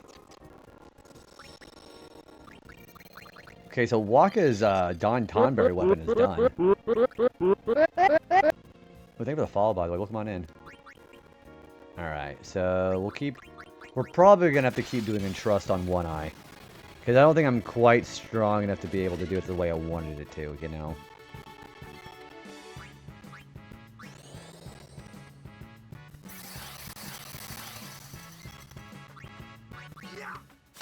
If he ends up being the last character I can use Quick Hit on, I'll probably... We might be okay. My strength isn't the way it needs to be, but that's because I'm just jumping right into this. I think this is more important.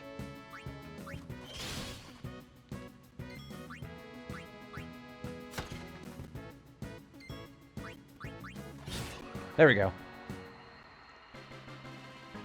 So, getting a crit's nice. And we have a mage. Yeah, the shields is... The armor is not what you want from this guy. It's the weapons.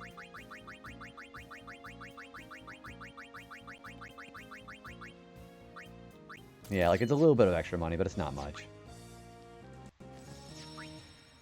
I think actually I'm gonna go ahead and just keep we're gonna go just keep fighting him. I think we no. Because if I get an ambush at some point, I don't have the armor to survive that. I guess I could put Confuse Proof on. Do I have Confuse Proof on? I probably sold it. Confuse Proof would be ideal, actually. Then I wouldn't have to do attack reels. I don't have enough stuff to customize it, but I think Orin has it. I guess I could put it on eventually on Titus, but yeah, I cleared a lot of this out. We'll do Confuse Ward, but I think it might ignore that. Yeah, I don't have Confuse Proof.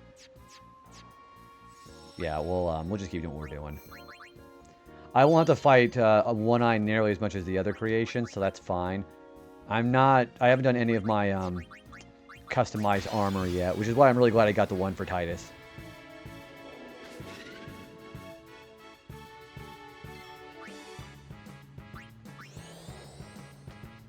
And we already have attack rolls ready to go again, so great.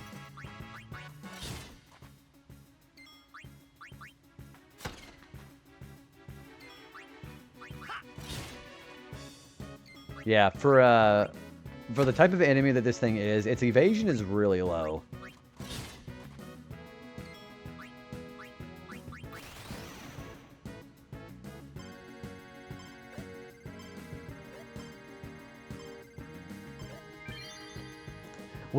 So I might come back and get some more money from this guy later on, because whenever I get the stats from Juggernaut, I'll be able to get that stuff done too.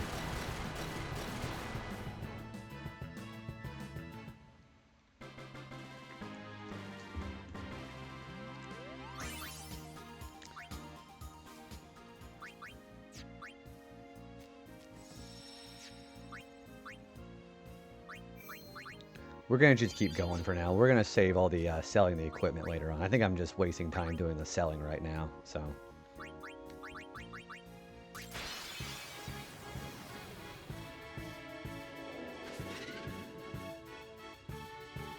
This is also, again, a way for me to get the magic defense spheres that I need for later, too, anyway. So it's a double whammy.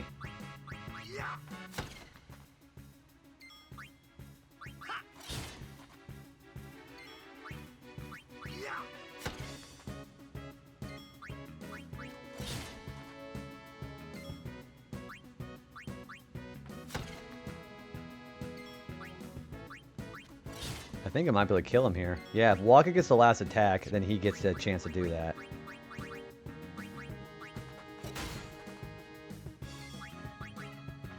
There we go. Yeah, if Waka gets his last turn, so he has enough agility to do that. And if he does, we don't need it.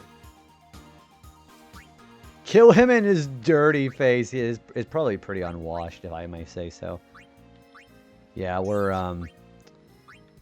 in a pretty good position where we're at. I was very wise to focus these guys on orange sphere grid section because its attack is high enough. Yeah, because you see a little disgusting unwashed eyeball that he's got going where he's doing this the whole time. That's probably why he's doing that. I hit the save sphere, didn't I? Yeah, okay.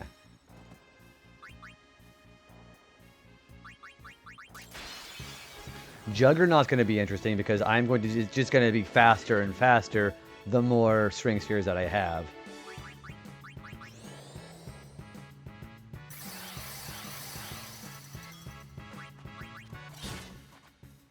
And the more string spheres that we have, the easier this is going to be. But we're not going to be bothering with this at that point, I wouldn't think.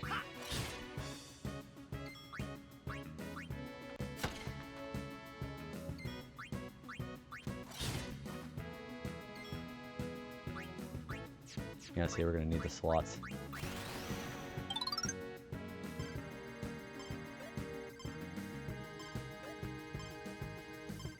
Sorry, I saw the Raiders. I was super focused in on my attack reels right now. Jazzy, I know it's probably a belated birthday for you, but happy birthday nonetheless. Guys, go follow Rage Jazzy. I've been recently in contact and hanging out over in Jazzy's stream, and she's been an absolute pleasure watching. How's everybody's doing today? Welcome in. Yeah, again, happy birthday. Go wish Jazzy happy birthday. You're gonna be, I don't know. I don't really have much of a threat going on. But yeah, welcome in everybody. Hopefully it was a good time playing Tomodachi. If you guys haven't been here before, hello. My name is JB Retro. I am currently pushing for partner status on Twitch, and anybody who hasn't been following Jazzy has been killing it. I think deserves partner as well. So please share the love back to her as well. But yeah, I want to hear all about your stream. How was it? Also, before we forget, Jazzy, I know you have been on a long time. You've been on, like, I think I was lurking in your stream earlier, like 16 hours. So, yeah, please don't let me keep you. Please go to bed if you need to go do that. And that goes for anybody else who stuck it out and hung out that long with Jazzy as well, too. Please go ahead and go to bed if you need it. Thank you for saying hi to Jazzy, by the way. Yeah, please go ahead and go to bed. Yeah, 17 hours. You were on for a really freaking long time. Yeah, thank you again for everybody for coming in. But yeah, take care of yourself before you do anything else, okay? We're going to be on for a while ourselves, too. So if you're looking for some more low-energy Gremlin Hour streams here, you're going to be in a great place for that. We're playing Final Fantasy X. We are currently grinding for our post-game stat grinding. We have 10 of every fiend in the game. And we're going to probably try to culminate this with a Dark Aeon fight tonight. It's going to be really exciting. We yapped. had a tier list and actually made some Tamagotchi progress. Yeah, let me not keep you. Thank you again for bringing the raid over here. I, of course, appreciate anybody who chooses to leave their community over here. Anybody who does choose to kind of hang out, or if you want to go ahead and post-stream self-care and leave a lurk on here while you take care of yourself, because, you know, any lurk, any kind of tab open that helps for the partner push, it's terrific. So I really appreciate anybody who does that. But yeah, let me see how the older raiders here. Dirtle Birdle, I love that name. Ninja Queen Hoverblue, and Ace Cuger. If I say your name wrong, you should totally chastise me for that. But yeah, welcome in everybody. Hope you guys had a good time. It sounded like everybody did. Yeah, Jazzy, you freaking killed it. Again, happy birthday to you. Yeah, go get some rest. Thank you again for bringing the similarity of humor. I know we were really having a good time talking about the hilarity of leaving a cake of anger menu in the sand for you to find. I actually really enjoyed that conversation. But yeah, thank you again. Enjoyed the work as well. Thank you, everybody. We bring you birthday cake from Ray Jet. Thank you for the birthday cake. Hopefully you enjoyed the cake there, Eric Director. Welcome on in, dude. And I said it right. Excellent. Thank you for the clarification on that. Yeah, so if anybody's not been familiar with FF10, we are done with the main story, so don't have to worry about story spoilers. We are setting ourselves up to do grinding trick. There's an enemy in this place called the Don Tonberry. We're getting ourselves set up for that. Whenever we get a chance to get weapons for Orin, Titus, and Waka to grind out for that, we're going to be doing some stat grinding and getting 255 strength. And hopefully we can be fighting a Dark Aeon tonight. It was always great getting to chat with you. Likewise, I appreciate you very much, Jazzy. Again, I am incredibly happy and impressed that you've just been killing it lately this year.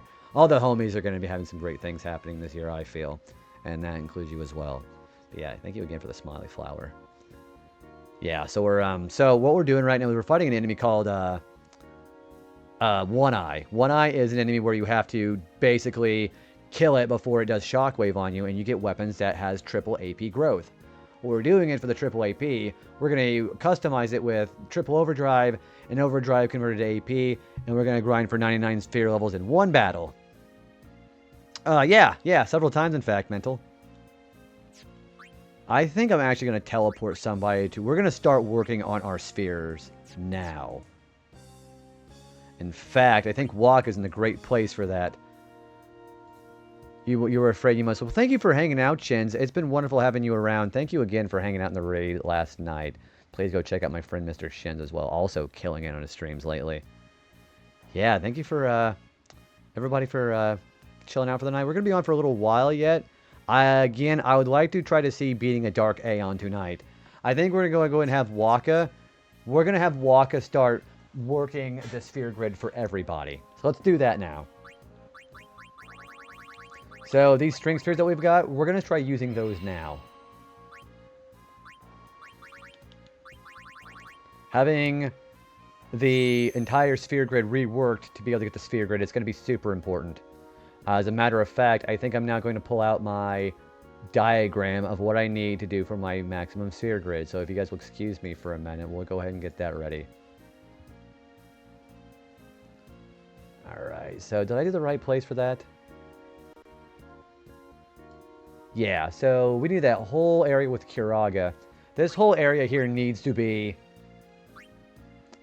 string spheres.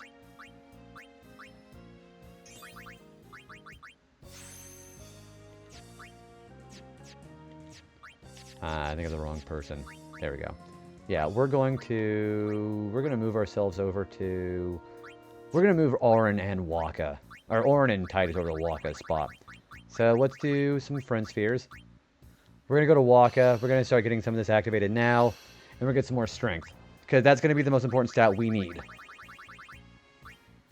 So I'm going to go do that now.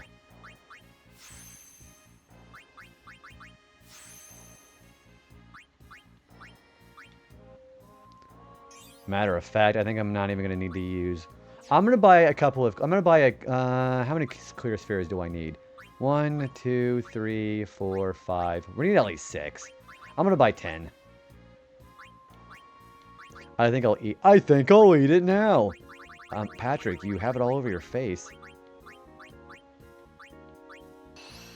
All right, we need to rework this. We need to rework these sphere grids. So now that's why the clear spheres are there, so we can take out the inferior stat growths, put in superior growth, and min-max our stats. Yeah, we're going to go ahead and go buy a few clear spheres now. We're going to go and sell what we've got, and we're going to go and buy those. This is why you need a lot of money from One Eye to do this.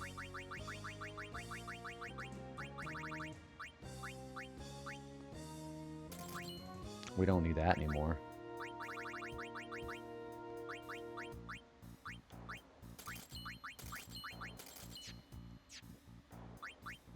Alright, so we go get some clear spheres. I think 10, I think 20 will do us. Alright, so now when Titus is here, Titus can go rework. So he can use the sphere, the speed sphere, yeah. But he needs to erase that. And fill it in with a strength sphere.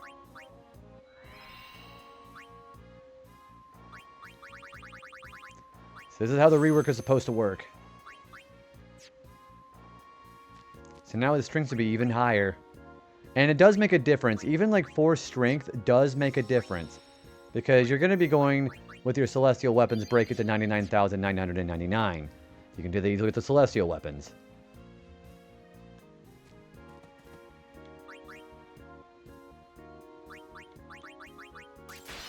We still got to keep going until we get the weapons that we need for Auron and Waka, or Titus.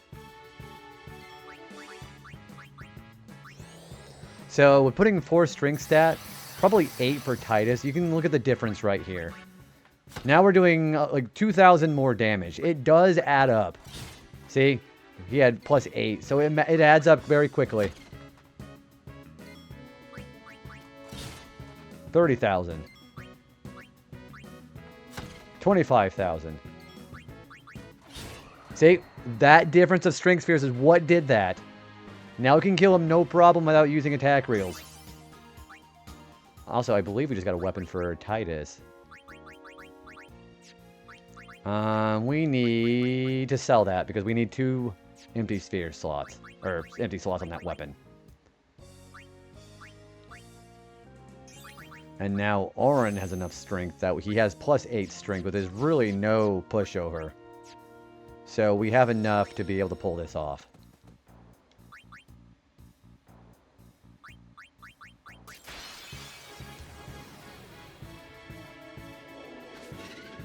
Ah, jeez. Can I run? Yeah. But I'm gonna go ahead and do that so we don't have to worry about getting destroyed by this guy.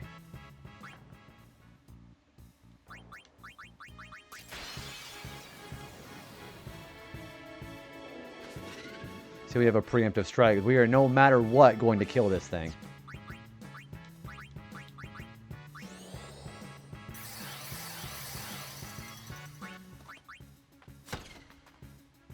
Yeah, strength stat does matter. It's probably the most important stat in the game to get first, I think.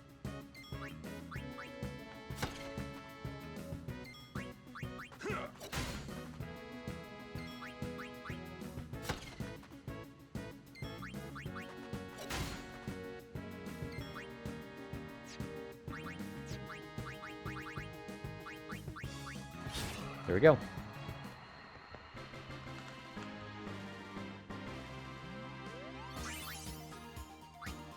Okay, is that what I need for Titus? There it is. So we have one for Titus. So let's go ahead and customize it.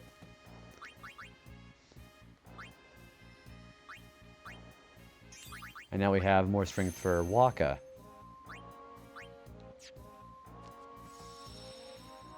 I'm going to save so I don't mess up the customization. We have what we need for it.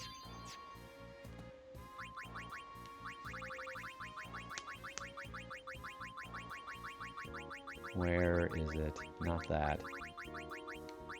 There it is. Okay. So we need...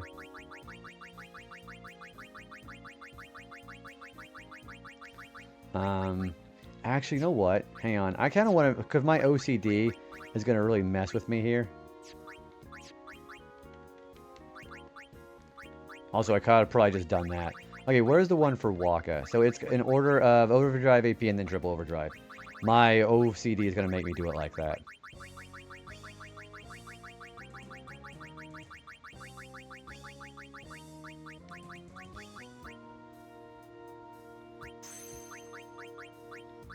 Okay, that's the Ragnarok.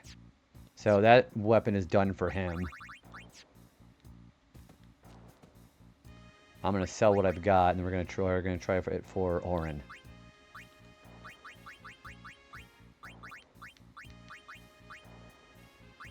You know, I probably, well, it'd be kind of nice to have these, so let's keep them. See, the Durandal I don't need anymore. You made the best Thor movie. Do you like Ragnarok the most? I think the Dark World is probably the most boring one. Now I stop and think about that too, actually. I thought I had another weapon to sell.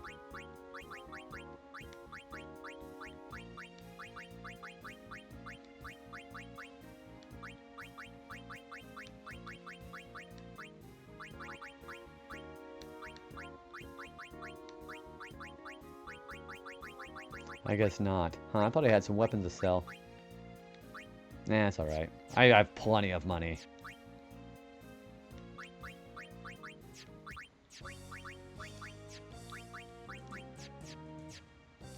Alright, now we just gotta get Orin's. I enjoyed the change they made to Thor, making it more over the top and funny versus Ye Old Squire. Well, the thing I liked how he was like, he had that moments of comedy, but he still could be really serious if he wanted to be.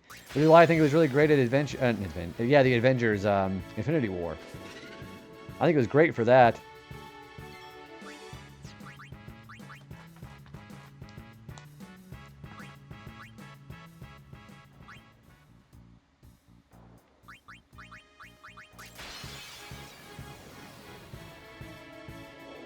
Yeah, I loved Infinity War. That was great.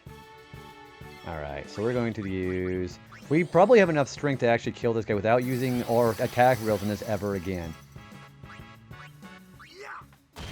Look at that crit. And we're at 30,000 damage with Titus. And getting more crits with Waka. Holy shit. See, I just had to just put myself over it just slightly enough to be able to do that. And we have a Mage's Targe. I'm going to keep their sphere levels until we start fighting Juggernaut. Then we're going to start doing some adjustment on that. We're going to keep going until we get the weapon for Orin. Yeah, don't get me wrong, I loved Endgame. But Infinity War felt like more of a holy shit moment, you know? Yeah, especially like the fact that they set you up to think that, well, I mean, you knew it was going to be a two-parter, but you didn't expect the outcome that, you know, that happened in that one.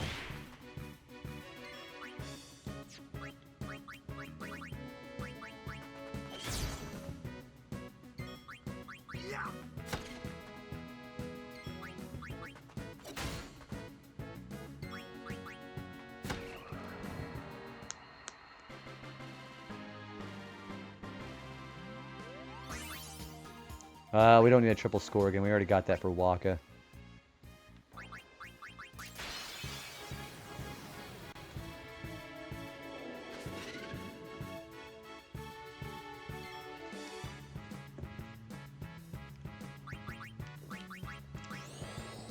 I think we've got enough strength where this isn't going to be an issue anymore.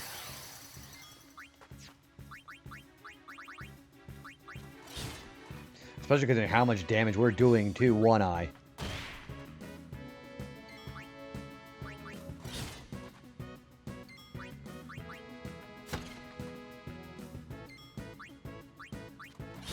There we go. Yeah, see, plenty of time now.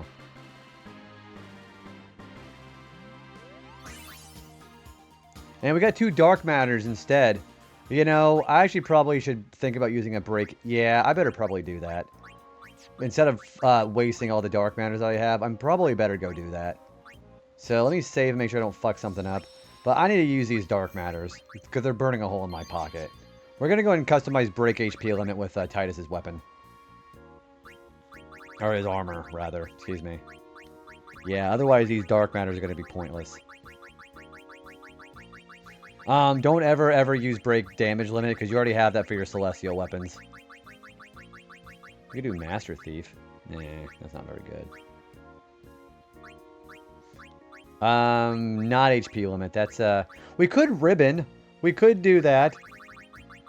I think you're better off doing that by grabbing the armor with, Ribbon by doing Dark Joe Jimbo later. So, I'm gonna probably... Yeah, we'll do the HP limit. Do I have... Oh, no, that's Wings of Discovery. So, I don't think it's even possible. I wanted to break HP limit, but I don't have enough.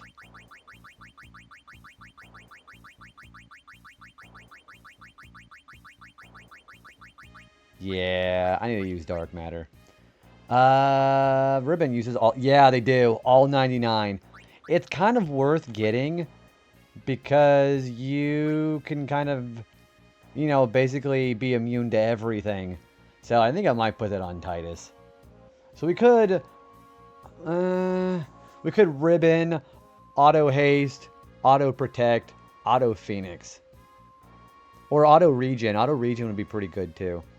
So, how much for Auto Regen? Or Auto Protect, too? So, we could do Auto Haste with Chocobo Wing right now. We could do that. We could also Auto Regen with, we could also Auto Protect. There's a lot we can do with this. I think I'm gonna put Auto Haste on this. Auto Regen, Auto Protect. Do I want to put... Yeah, I don't need Auto Phoenix. Yeah, let's do Auto Haste.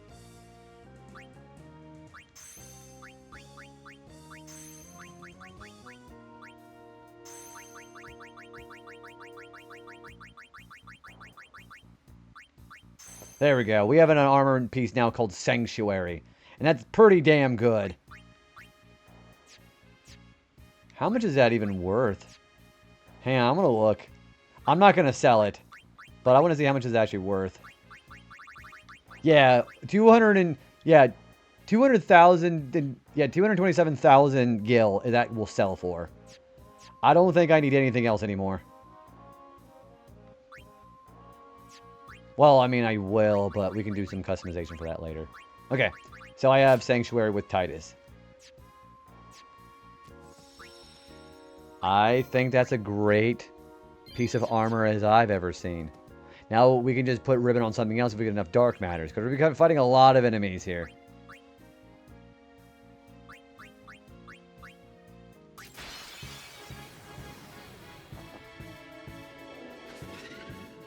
Now he's immune to all status except for death.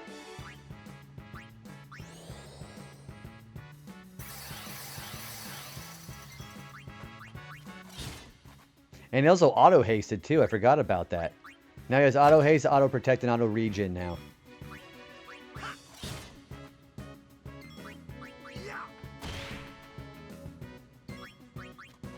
There we go.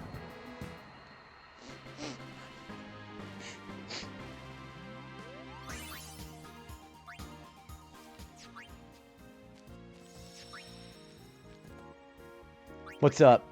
What's up, Chai?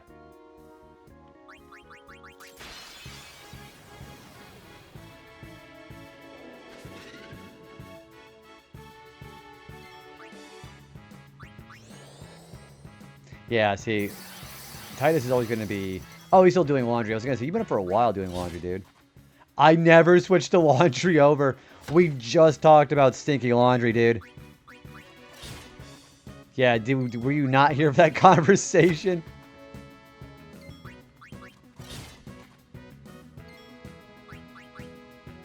Yeah, we don't need attack reels anymore. Not for this guy. Painkiller. Ooh, please let that be his weapon. Nope, we don't need that. You fell asleep. Hey, I mean, that's true. I mean, what caused you to wake up, though? Was it like an alarm that you set, or the sultry sounds of the washing machine put him to sleep? It's pretty hypnotizing, isn't it?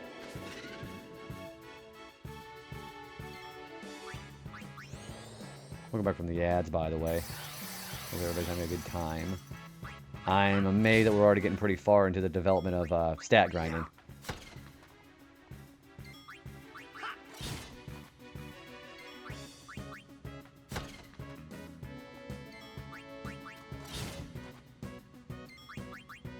Man, that's amazing that we're doing this for one eye already.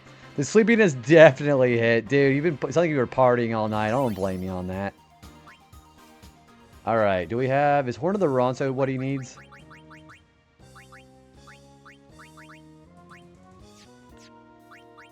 Well, no, it's not. Wait, I need to heal. Yeah, we're doing Monster Arena. We're doing One Eye. What we're doing is we are getting our weapons ready to do Don Tonberry grinding. We have Ragnarok ready, and we've got Blowout ready for Waka. So we're almost ready to start doing Juggernaut. I think. I think I partied from 8:30 to 12:30, 4 hours. Psst, easy numbers. What did you end up doing for the rest of the day, though? You said it was a fun day regardless.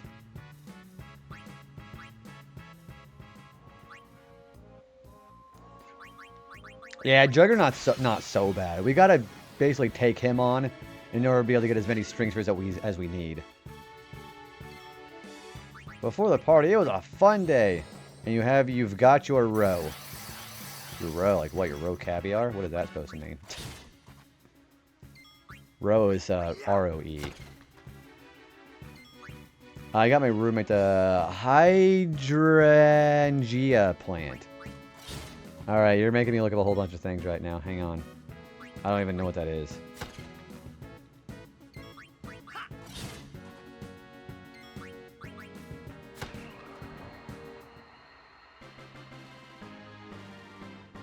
Oh, actually, that looks actually beautiful. Wow, I really like the way that looks. I did not see what I just got. But then I played Repo and also watched another friend play Major. Oh, wait, was that Maddie?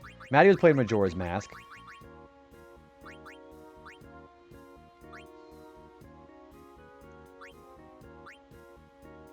Not a lot of shit there. Yeah, I saw Maddie. I saw her as a Zora Link in that for a little while.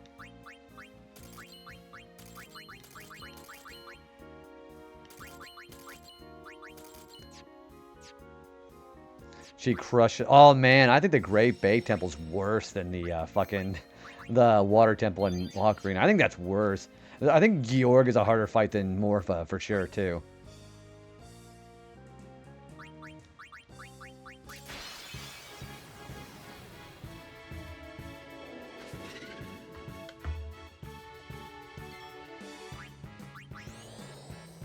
The fact that we have so many stats right now is incredible.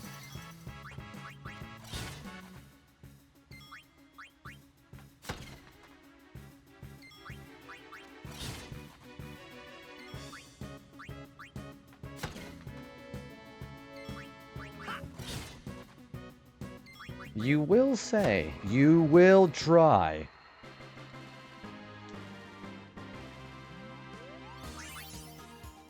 Okay, yeah, we don't want those. Wait, I gotta keep remembering to re-heal my MP.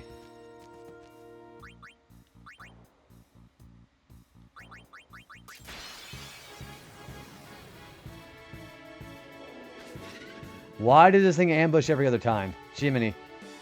I'm gonna flee. Thing is, like, since Titus is still immune to all status ailments, it still does about like 6,000 damage, so I don't want to really fuck with that. Great Bay Temple is better than Water Temple on account so you don't have to deal with Iron Boots menu switching. So that's also true. I just think overall the puzzle to that I think is much more confusing. It is a complete slog and a half. I don't care for it.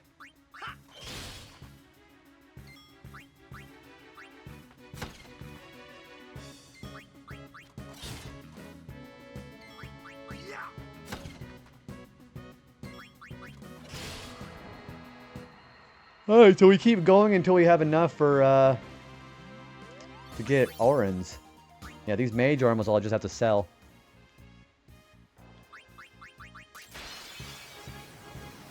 Yeah, I definitely think it's, yeah, it's more cohesive, but it's just, there's more work to it than the Water Temple. And the Iron Boots shenanigans is also pretty annoying, so that's also fair. I love the challenge and the satisfaction of getting past such a maze, but I absolutely can see why people rank it last place, especially with the 3. Well, I think people who rank that don't know about the slowing down the time with the song of, what is it, halftime? But slowing it down by that song you can play there, I think there's also a big reason for people.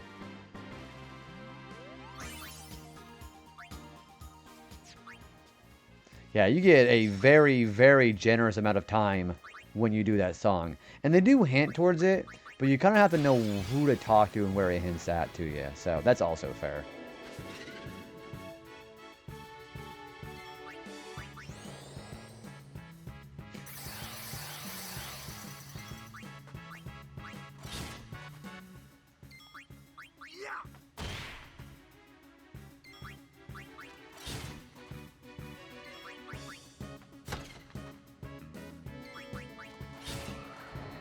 Yeah, easy.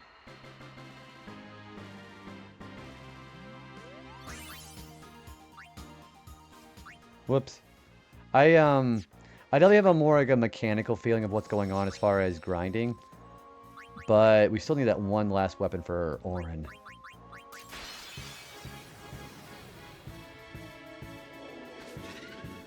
I just really wished I would quit showing up. I mean, you know, the ambush. Because I can't take that kind of damage right now, or the status ailments.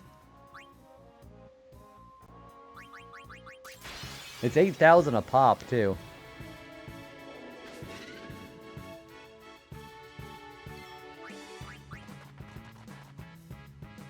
Yeah, I'm basically just throwing 8,000 gil away every time I do that.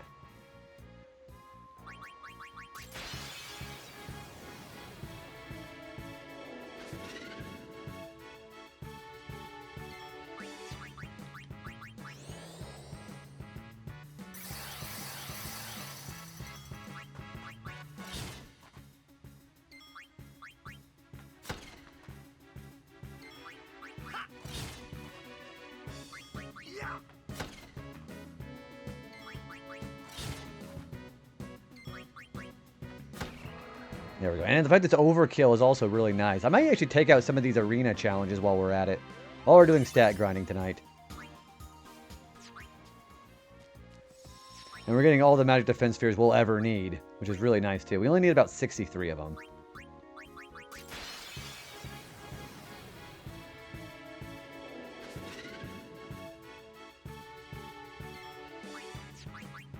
I think after Snowhead, Majora's Mask shows just how creative the devs can be with its puzzles and stretching into a time limit. Majora's Mask is still my favorite Zelda game to this day, which is entirely understandable. And I think it's the game with the best set of puzzles mixed with plot. I like the, you know, it's like a pretty standard plot as far as that point in Ocarina of Time. But that's because A Link to the Past is, which is why that one's my favorite. Because it establishes, like, the structure of Zelda games from that point forward. Which is why I think A Link to the Past is the most important one. But the way that Ocarina of Time works, it was like basically where it walked where you were able to run with Majora's Mask, in my opinion. I like how they were able to make a whole new game out of so many of the same assets, too. It came across like a Bizarro region of Zelda instead of Hyrule.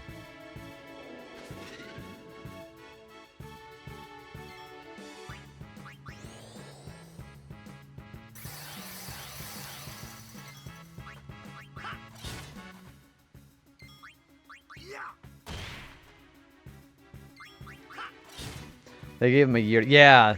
Like, they wanted to just start capitalizing on another game right after Ocarina. And they did so much with so little. Like, I mean, it's not so little, but, like, a lot of the same stuff.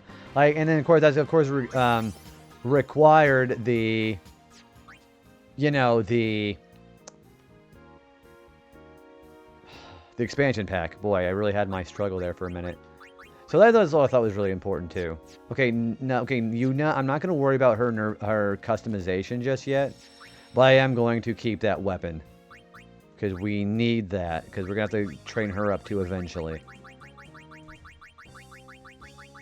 Also, anything that I had that's status ailments for him, I can probably get rid of now. Yeah.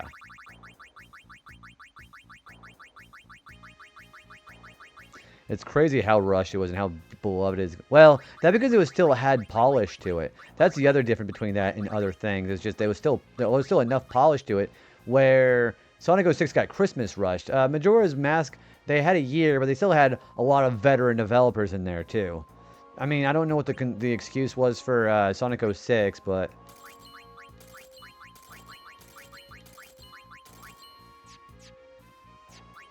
I was just thinking how insane it must have been to make games back then. It was like the Wild West. That's what it felt like. Because you're still inventing and making new tropes, depending on... Because, you know, there was a lot of tropes and things in games that were still not done, which we take for granted today, you know?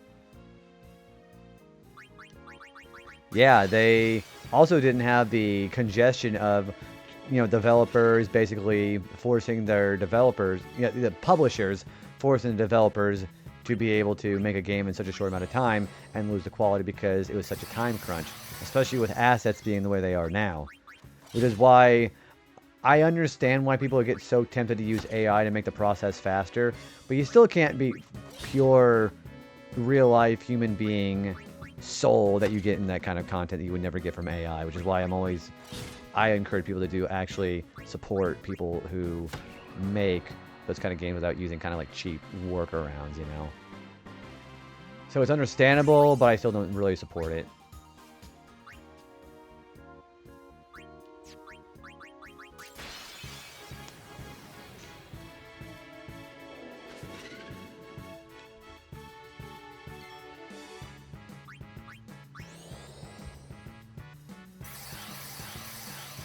That's crazy I'm killing this guy this fast already, I gotta tell you.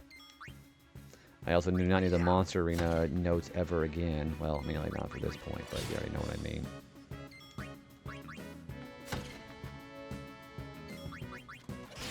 I don't know, maybe I'll bring more of this back in on Tuesday, because I'm definitely going to be going live Tuesday, I think.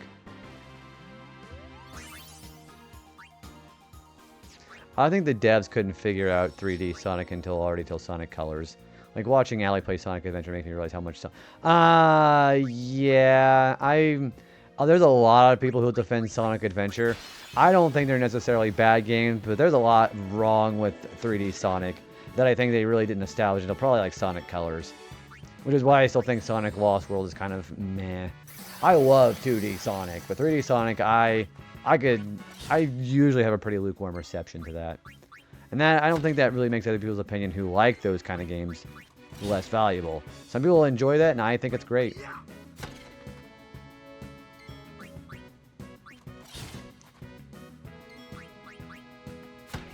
Yeah, and that was the other thing too. Mario 64 was able to beat the punch to a lot of other people and show what the capabilities of 3D games like that were.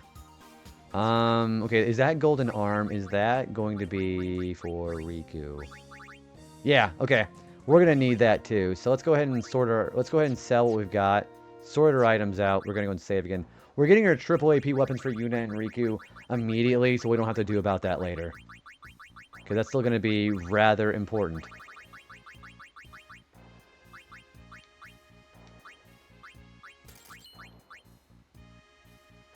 See, we're still getting we're getting a surplus of money too.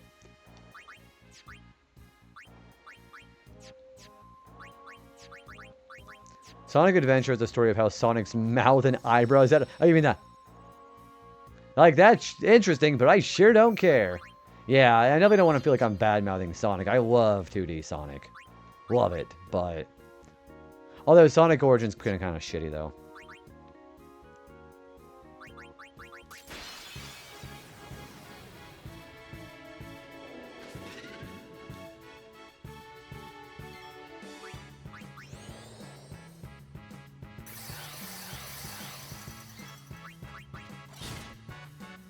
Tails, watch out! You're gonna crash! Ah! Oh, that's like the very beginning of Adventure 1, isn't it? No, that's like right after the prologue fight with Chaos.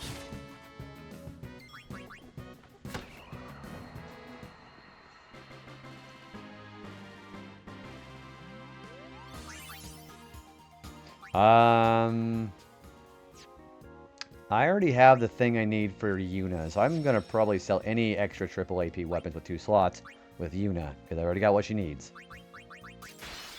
I just got to keep re-rolling and getting the thing I want for Auron, and then we can get started.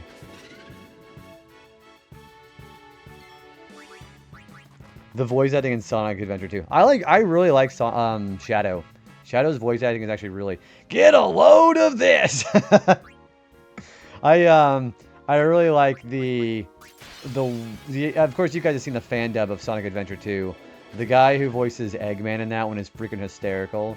And you guys can go ahead and say the lines if you want to, but I'll allow it.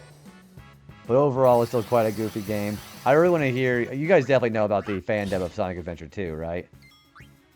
You know, I've come to make an announcement!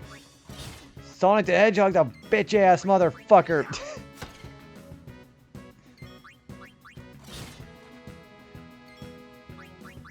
Oh yeah, that's his theme song too, isn't it?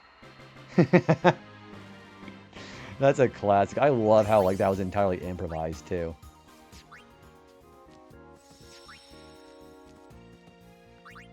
Yeah, another thing I really respect about again, like I'm not a really big lyrics person when it comes to video game music, but hearing the songs that they've done with the soundtrack for Adventure 2 is amazing. Yeah, I think Live and Learn is it's iconic for a reason. I think the final boss against the Bio Lizard in it, that's pretty badass too. You have what she needs, but anyone ask her what she wants? I'm sure Eggman would. Eggman probably asked her if she wants to get a load of this. Ugh, never mind. That's terrible wording.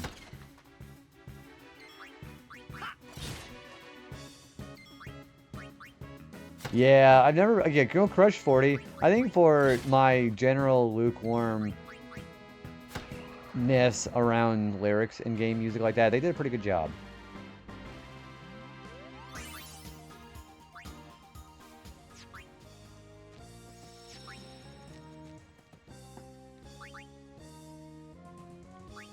See, it doesn't hurt to make a little bit extra money while we're waiting to get Oran's weapon drop. It doesn't hurt at all.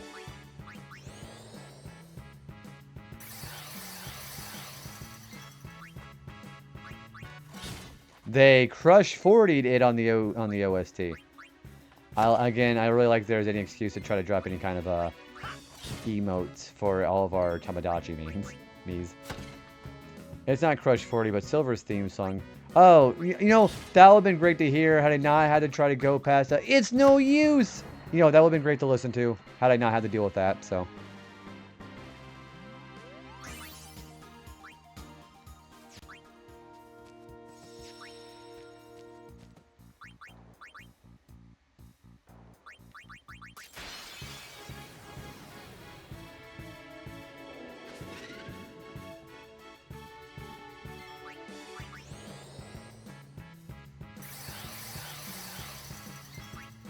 I'm very glad I can comfortably take care of this guy. Get a load of this! Thanks a lot, by the way. It's like whenever you're fighting Eggman and the Egg Dragoon in Sonic Generation. He's like, time for a change of pace! I'm probably terrible as a voice actor for Eggman, but you know the idea that you're getting.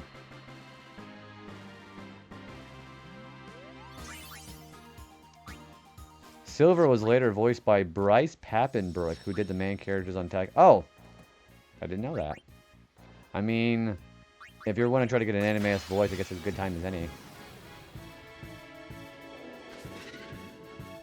Nope, I did not know that. So, imagine the main characters just start trying to take out a Titan and just like, it's no use, this'll end it! And you just hear the Titan just go, no! Sonic goes through puberty every 2 games. More like Tails does. Tails' balls probably dropped immediately. Like every game. Especially after the first adventure game.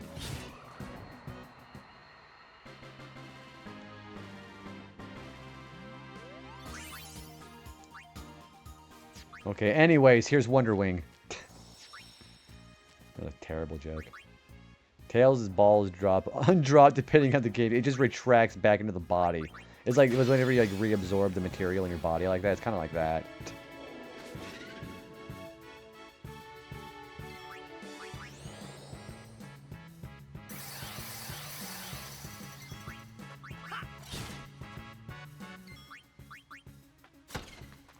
I think the Wonder Wing with a 10 Thank you. Thank you. Somebody appreciates my genius humor talent there. I thought that was pretty low-hanging fruit, but I also thought it was at the same time pretty clever.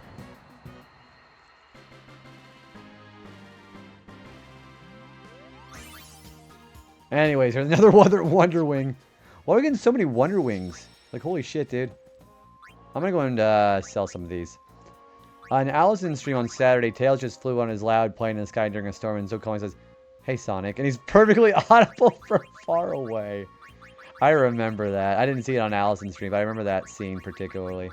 That's funny. Banjo-Kazooie called. They wanted their Wonder Wing reference back. Also, that's pretty good selling. No, it can't have it.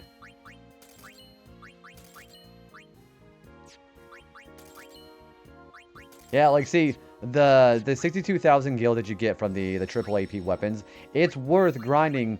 This is going to be also your main source of money when you're trying to get a lot of clear spheres. Yeah, this is going to be the main place you're going to do this, is fight One Eye.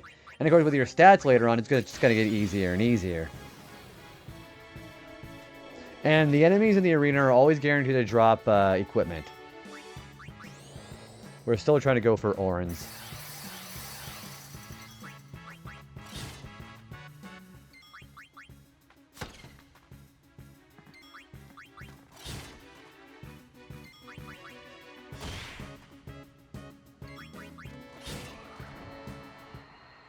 We might not even need to do a Don Tonberry trick, to be honest with you, because we're doing a lot of grinding right now. That's actually hilarious. So how does she feel about Sonic Adventure right now? Like, is she liking the game, or? I know she's definitely been more into Xenoblade Chronicles 3, but...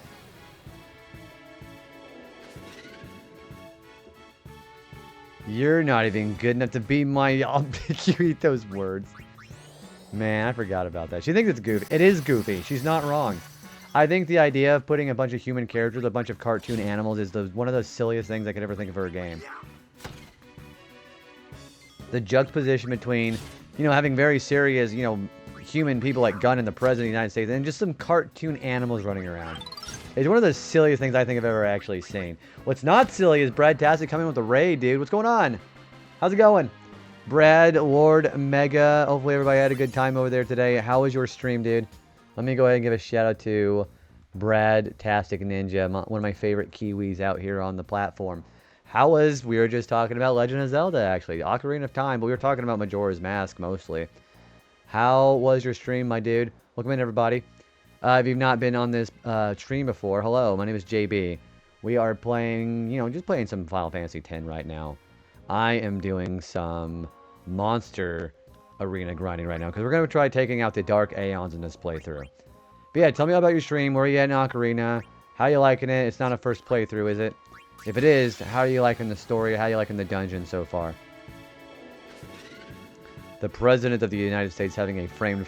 Yeah, that's the other thing, too. I also really like the meme of Obama chuckled. You're moving the Kyle symbols? So that's another funny one.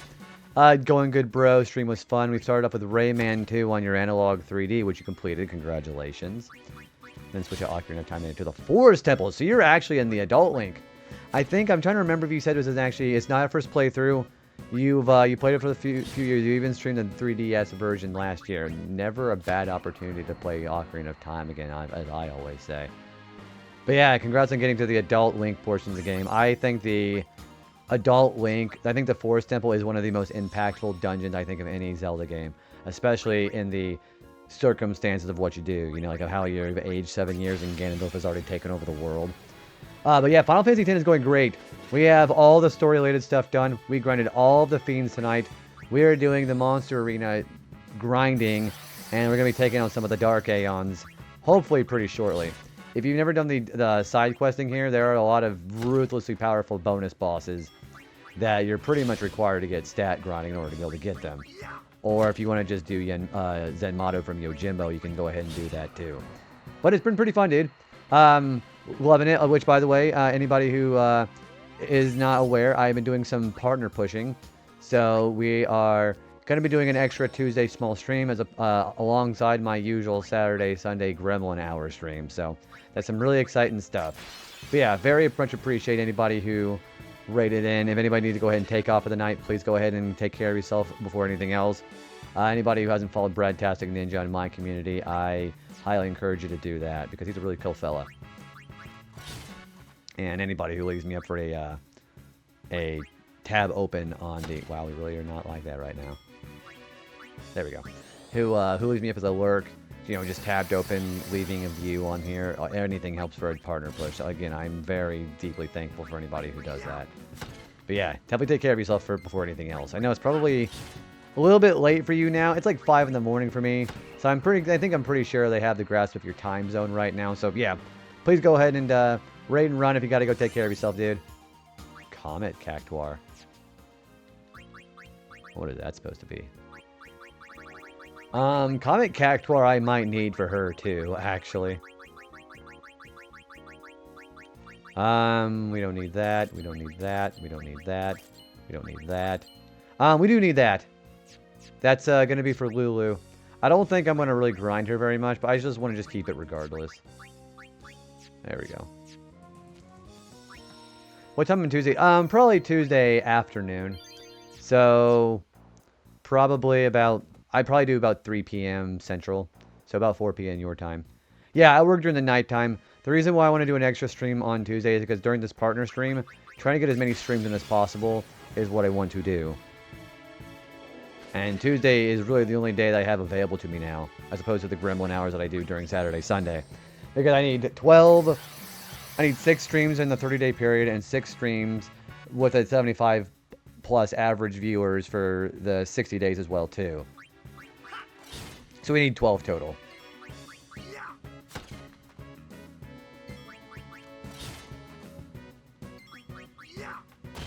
Oh, I think it's just brutalizing these guys. I might bring in some more Final Fantasy X grinding. I haven't really decided what I want to do for Tuesday. I might just do more stat grinding.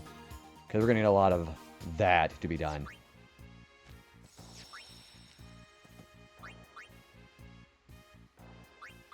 So, I think the other idea that I might do during the Tuesday streams is I might intentionally try to fight some Dark Aeons to be able to make it kind of exciting for people, you know? Because just sitting here just watching me grind the whole time while I'm talking to chat, I mean, that's a great opportunity to talk to chat. But I think capping it off with a Dark Aeon fight for each stream might be a pretty good idea. I think so. So we're going to try either Dark Valifor or Dark Ifrit tonight.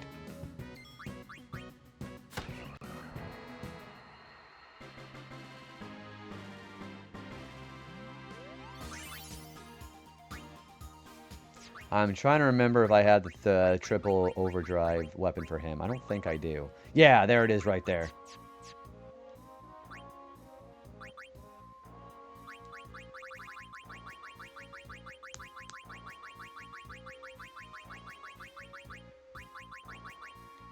Yes, we've already got the golden arm for her. Also, I do not need that. That's a weapon I don't need. We do have the armor for her, which is even better. See, we're slowly making a lot of money in here. We were at 2 million gil. So having all this gil available as we're trying to get the weapon for Orin worked very nicely. I wish there was a way to influence what drops you get, but as far as I'm aware, it's entirely random what you get.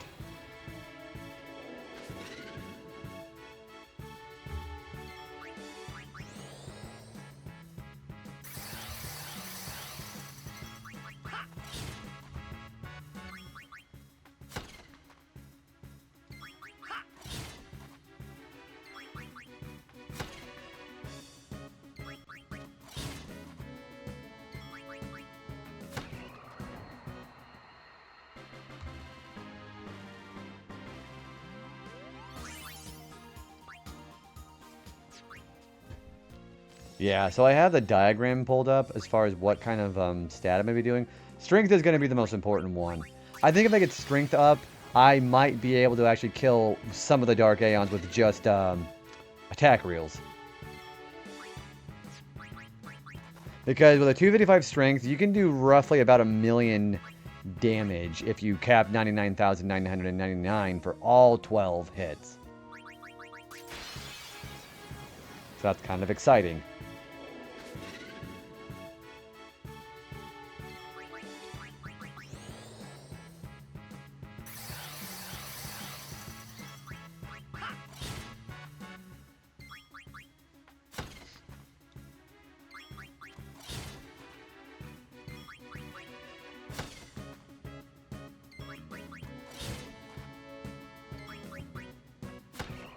There we go.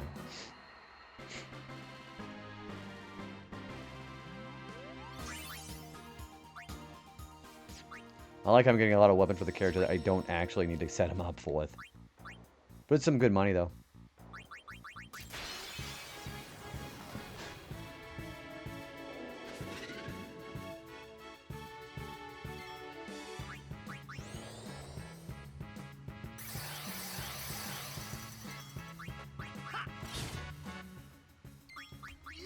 I'm not seeing who's live right now. I might be able... I'm trying to figure out, because eventually I want to figure out who we're going to be raiding into, and I think I might know who I want to go to.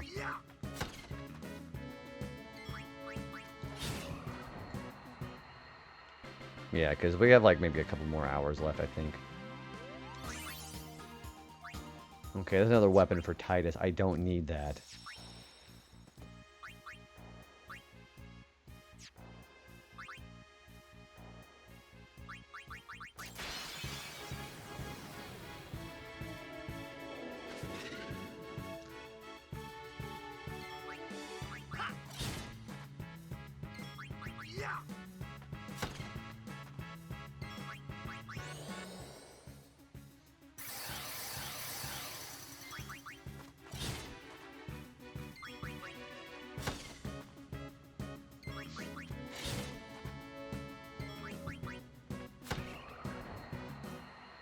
I'm gonna just keep my fingers crossed for the weapon that I need. Yeah, see, we don't need triple score because we've already gotten that like 3 times with Waka.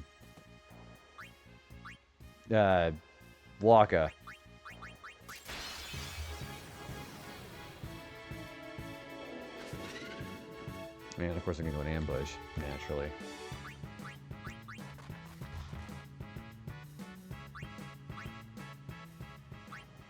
Yeah, the ideal way to handle him is not getting hit at all. Because he does Shockwave, does a shit ton of status ailments. And again, it's also very nice that we're getting all this stuff done. Because we could also just do armor break, but I don't think it's necessary.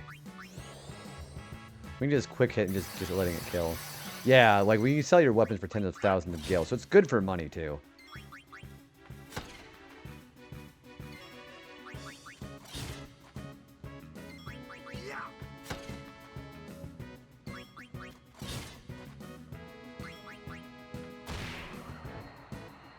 Yeah, he drops weapons with triple AP, armor with MP 20, 30, and 10%. I think we already have the weapon for Kamari. We have the weapons. I think everybody has the weapon they need now, except for Orin.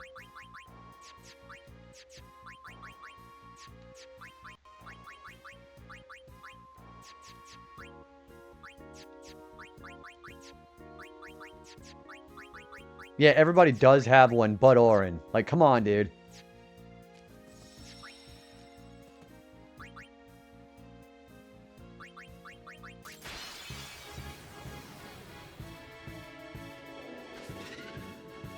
We're almost done getting everything we need, but... We have everything we need but the one that Orin needs, basically.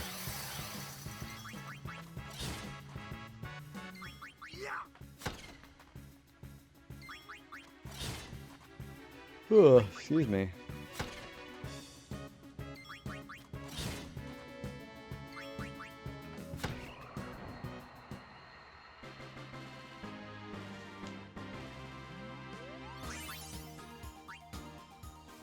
I mean, at least we're getting all the magic defense spheres that we could ever want. We only need like 63 of them.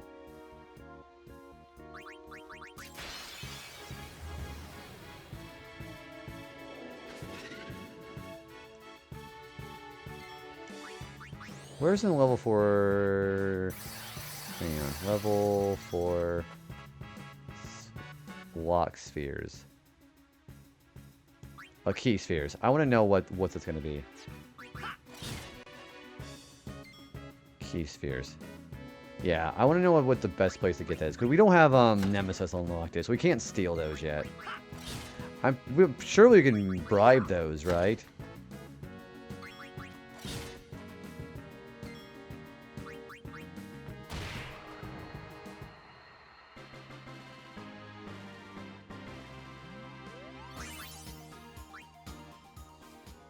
You can bribe Chimera Brains, 2 of them with 245,000 gil. Gee, actually, I might do that because we need to unlock some of these level 4 spheres. That's actually a great idea. Yeah, I might bribe them from Chimera Brains. You get 2 of them for 245,000 gil. So I might go do that. Not now, but maybe a little bit later. Because having some level 4 key spheres to unlock some of this stuff would be really nice.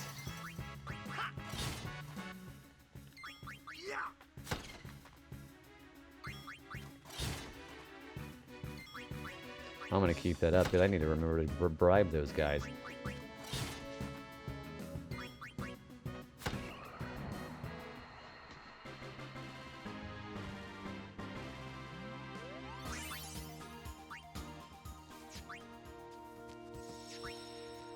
At least we're getting still a lot more equipment to sell, so it's also really nice. So then we'll have a lot of income to be able to do the bribes later.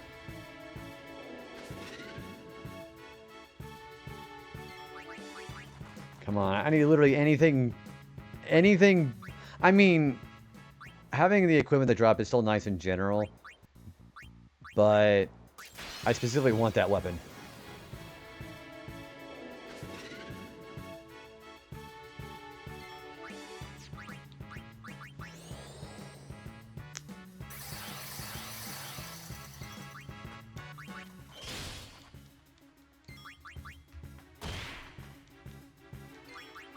Wow, that's going down fast. Especially with all those crits that we're getting. Jiminy. Fuck.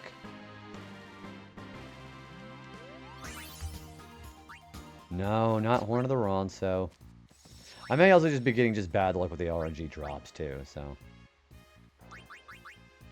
What is the weapon for Orin as well?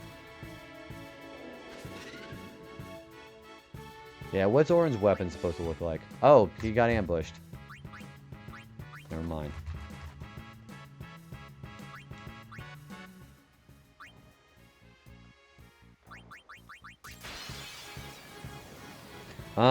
So the one that drops particularly is... What is triple AP supposed to be looking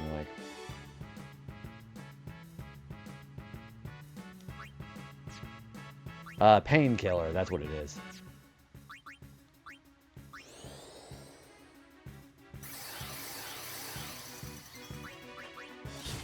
So that's not so bad. So if you customize the other 2 on there, you get the Alcade.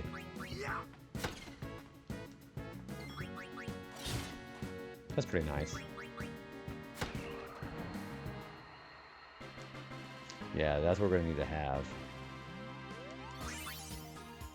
I'm getting so many Hornets of the Ronso and Dark Matters, too. Like, dude. How many Dark Matters do I have? 12. Okay. You know, if we get 99 Dark Matters, we'll customize Ribbon on somebody else, too. Because Ribbon with status ailments is very important.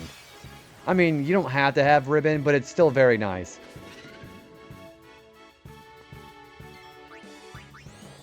I'm just getting the worst luck as comes to his triple AP weapons.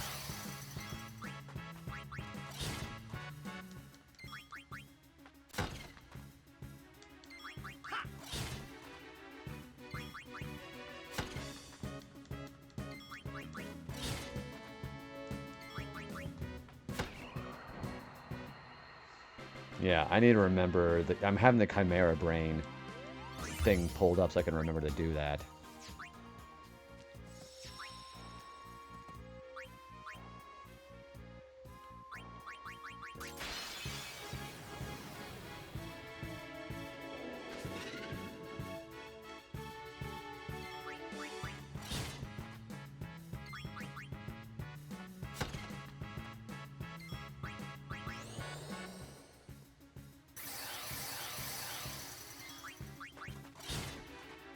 Oh, that's right. I forgot to go check. How much money did it take to bribe the chocobo feathers off the Maquias? Or the wings?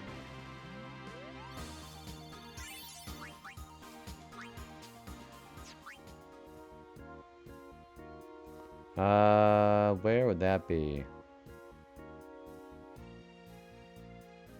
Chocobo feather is not, that's for initiative. I don't need that. Chocobo wing. You need to bribe 450,000 gil. You get 60 of them from the Maquias. So I think that's worth it. Hell yeah, I do.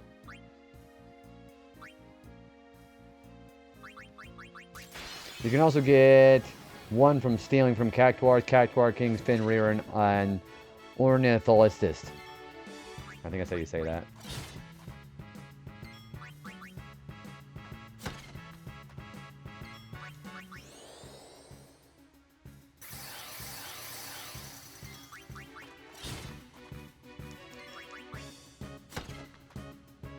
Oh man, that's a lot. 60. You need, I think, 80 to get auto haste on.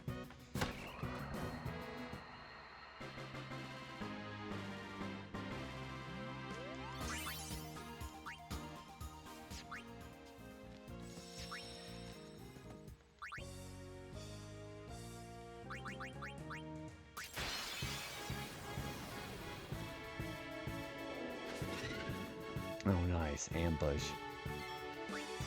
Well, so much for that. If I had ribbon on everybody, then I would go deliberately fight it, because with ribbon, it's not going to matter anyways. Because you only going to give me status ailments.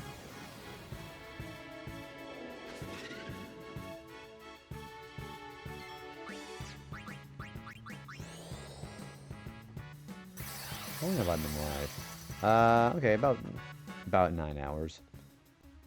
So we can go ahead and just do that after the fact. Depending on how quickly we can get a lot of strength stats from Juggernaut is probably the deciding factor of me getting the strength that I need to go bribe. Or, no, I need to bribe the Chimera Brains anyways. But I need to go get the strength stats for the Dark Aeon. I am just, you know what, I'm going to save and reset, 'cause I think I'm getting really bad RNG again. Yeah, I think the RNG of getting the painkiller, I'm not having a good time with that.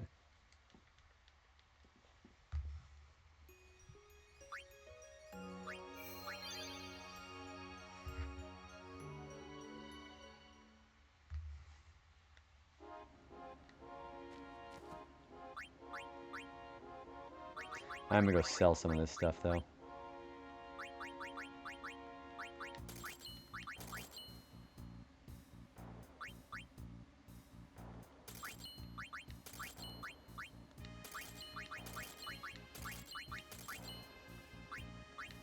Yeah, like really good money. Really good money.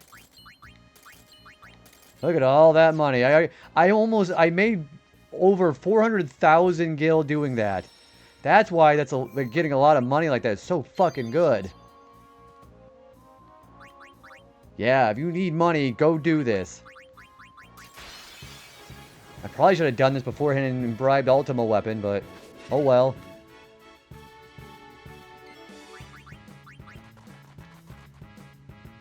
It doesn't matter. I have so much money now, it doesn't matter. I got almost 2.5 million gil.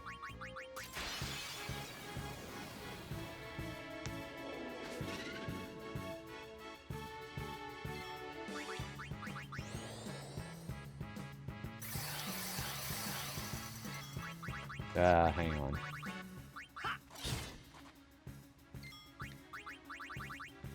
There we go. Gotta make sure I get some quick hits on them.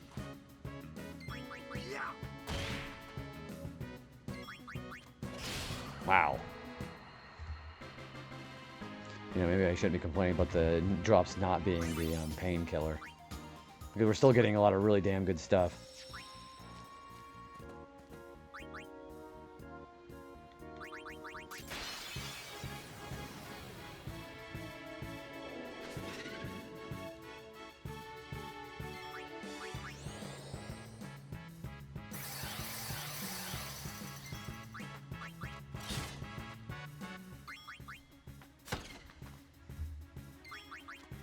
You know, depending on how much money I have, I could just go bribe some auto haste for everybody.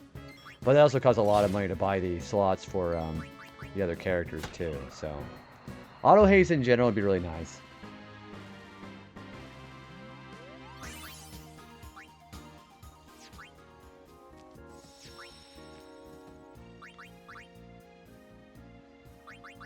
You know, I probably also have as many dark or magic defense spheres for the sphere grid as I actually need. So that's also nice.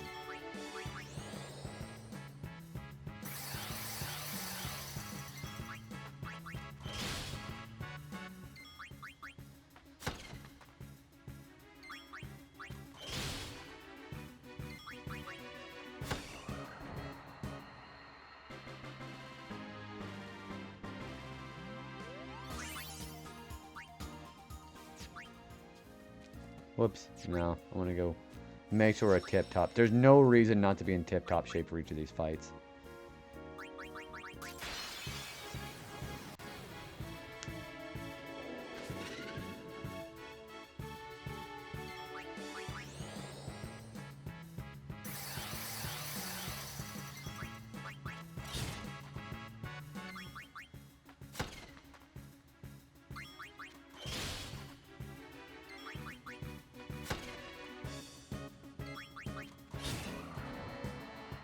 I always like we're devising a way to make it easier and quicker every time to kill the one eye.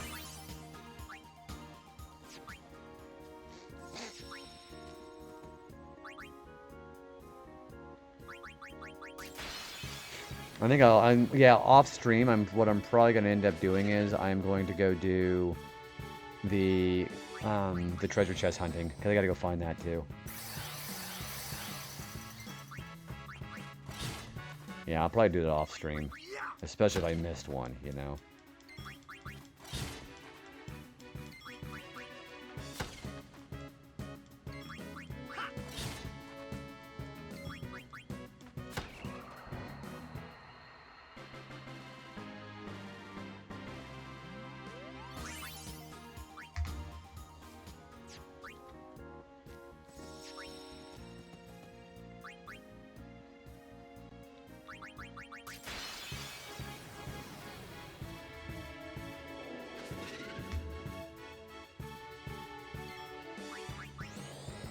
At least at this point now I can just mechanically just mash the circle button and be fine. Just jump and press the circle button, as Bentley would say.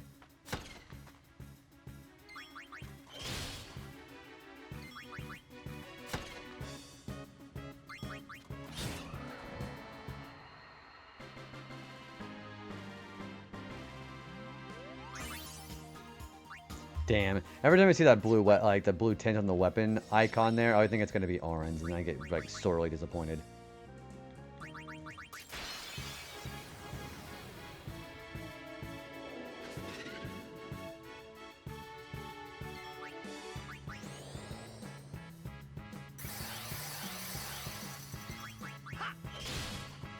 And getting those really nice crits too. Like that.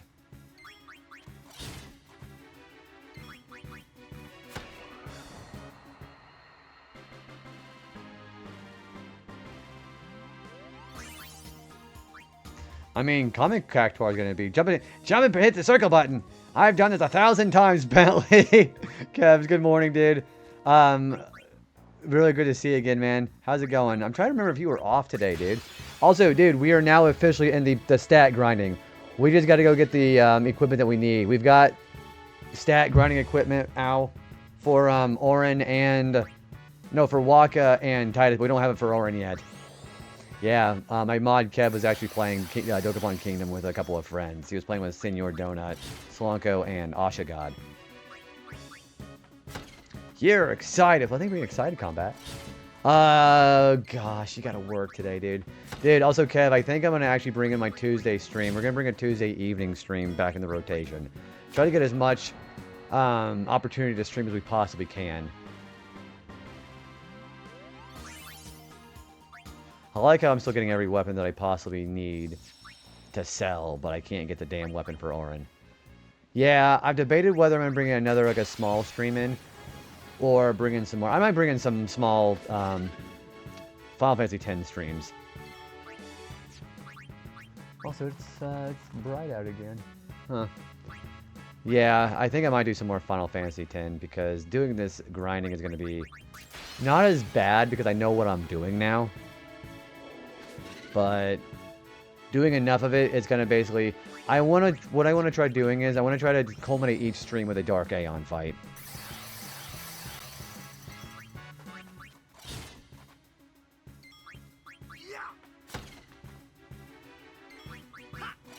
Because we're probably going to try going after Dark Valifor tonight.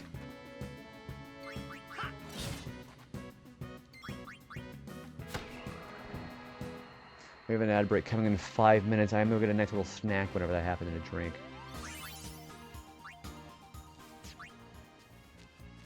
Yeah, I'll still do Dark Valifor tonight. We'll do Dark Ifrit next time. And then maybe do Dark Ixion next.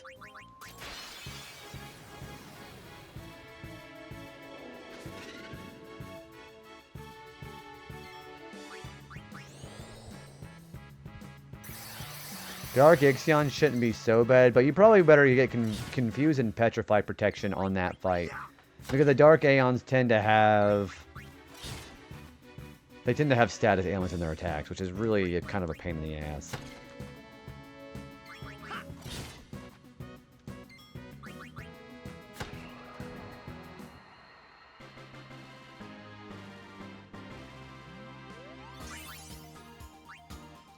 Damn, I really cannot get the weapon that I want. I was tempted to just go ahead and just start going to Riku, but... So, the reason why I'm not going with Riku is because the full break that Auron gets, that's to be able to fight Juggernaut efficiently, is more important for me right now. Yeah, because Vanishing Blade is very important.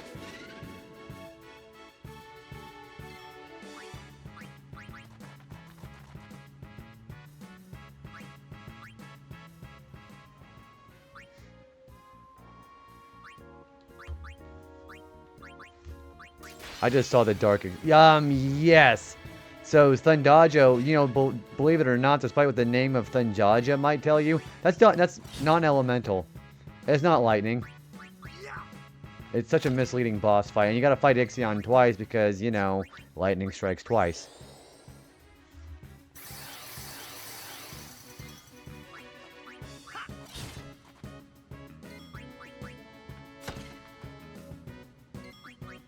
Yeah, I figured that's what the reason would have been.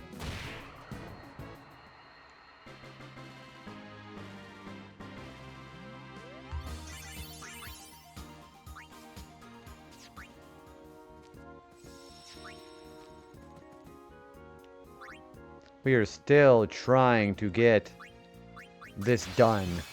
I'm trying to get a painkiller weapon with 2 empty slots with triple AP, because then we can have Auron set up for doing some grinding.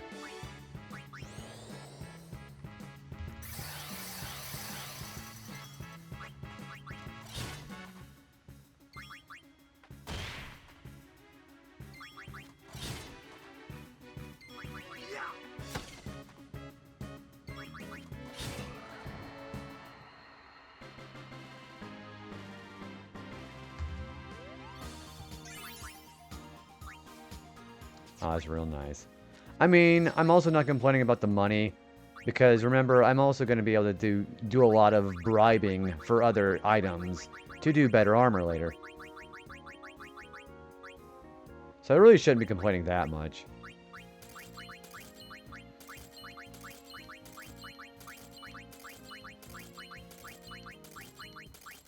See, look at that. Another, what, 500,000 gil doing that? I think I was in a Discord call with Kane when I saw Dark Ixion for the first time. I was like, what the fuck is this? He probably, yeah, that's a thing. Dark Ixion. I think he's actually one of the... I think he's easier than... So in my difficulty, I think Dark Ifrit's the easiest one, even if he has a little bit more HP. And I think it's going to be Dark Valifor, then Dark Ixion, then Dark Shiva for like the lower end Dark Aeons. And I think Yojimbo is the easiest of the latter group. Then it's Anima, then it's Bahamut. Then I think the Mega Sisters all by like together, they're far and away the hardest. And I gotta do the Mega Sisters like that one.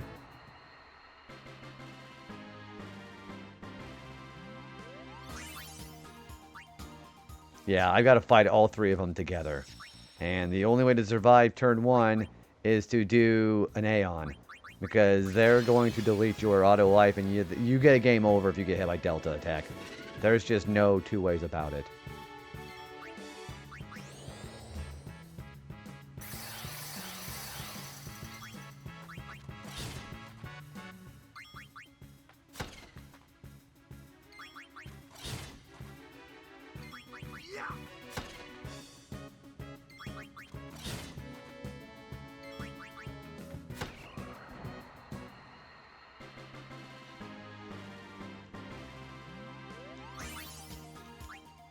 Damn it. I thought that was the other weapon for Orin. It's for Titus.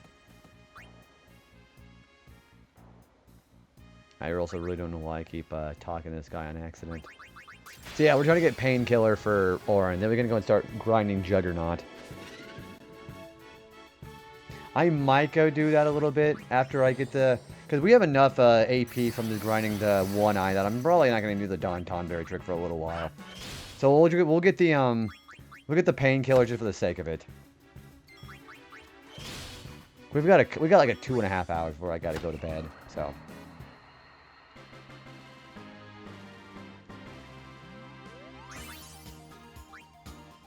I probably have 99 magic defense spheres, don't I?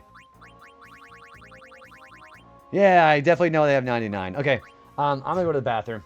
I'm gonna go get a bathroom, get a drink, and get something to eat. I'll see you guys in a couple of minutes. Be right back. Oh, Kevin, also have a good day at work. Thanks for the well wishes against Dark Falafor. I'll let you know how it goes. See you guys. I'll see you in about 3 minutes.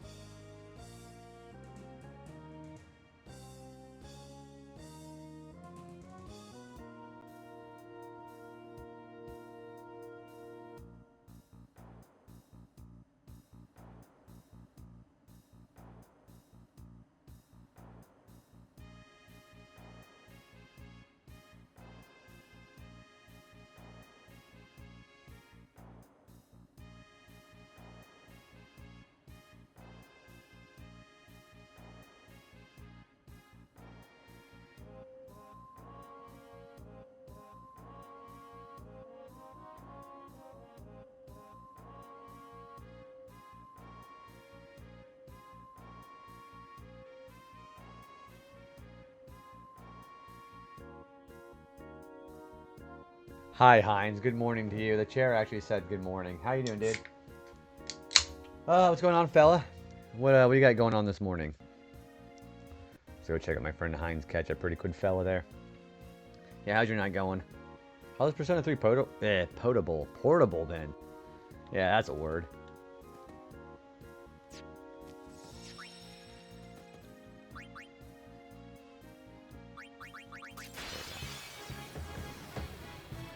Yeah, we're doing some post-game grinding now. We actually have the stats we need to get some of our weapons. Yeah, boys, you've been enjoying yourself? Oh, you're grinding too. What kind of grinding are you doing right now? I am trying to grind for the Painkiller triple AP weapon for Orin. For whatever reason, it's not dropping. But we've been trying to get the weapon for him. We can get the triple AP. You know, the one where you do the Don Tonberry trick.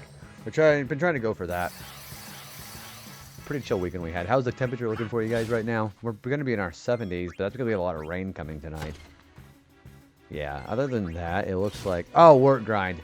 I mean, you can treat it like an RPG if you want to. Just say it's going to be more exciting than Persona 3. Yeah, we're actually going to be rather cool over here today. Yeah, we're going to be in the 60s and 70s this week, actually. Which is kind of crazy if you think about it.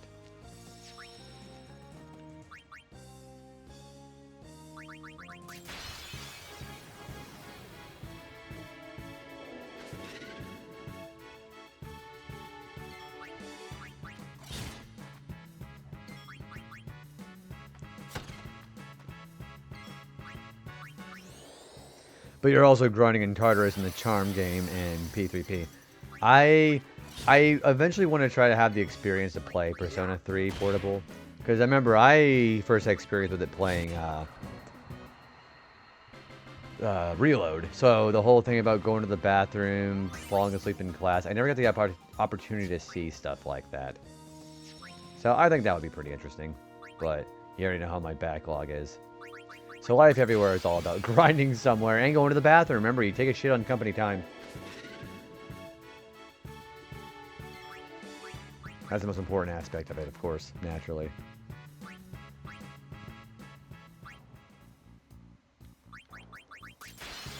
Yeah, this is kind of a pain in the ass right now, trying to get this thing. Well, I mean, you can go to the... I mean, you can go to the bathroom, but it doesn't benefit you in any way. Like, I guess I had heard that in Portable you can get, like, you know how you get status ailments? I guess you can cure that going to the bathroom in that game. It doesn't do a dang thing in Reload. It's just like a holdover. Excuse me. I was thinking for the 3 stream streak, dude. Appreciate that. Yeah, we're probably... I want to try to fight a Dark Aeon boss today. So, the goal is to try to get enough strength stat to get Dark Valifor done. Well, we're getting enough Dark Matters here grinding to be able to get ribbon for a lot of characters, which is pretty cool. Yeah, we've already got ribbon for Titus, because he's basically immune to every status ailment except for death. Oh, wait a minute, that's an ambush. Going to take a leak somehow perks you on how you're feeling during the day. I mean, have you ever knocked... Well, don't knock until you try it. Try going to the bathroom. I figured the same feeling would probably apply in real life. But I guess like the most realistic school-related way to have that kind of functionality in a game like that. So I guess that makes a lot of sense.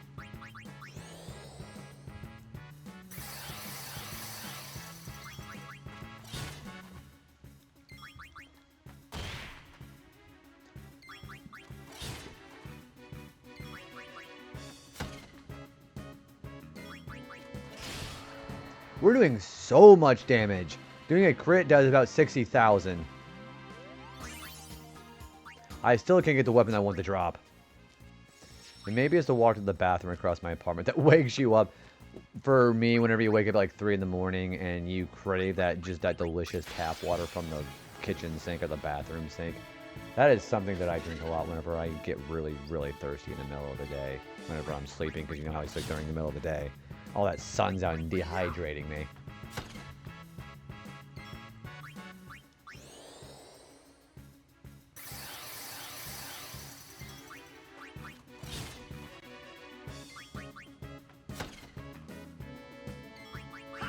I might re-roll my RNG. Because for some reason the painkiller is really not really dropping from one eye. I might just be screwed by the RNG. Yeah, see, there's triple score, but I don't need that. I mean, the other thing too is that's just still a shit ton of money that I otherwise would be loved to be using right now, but that's not exactly what the priority is.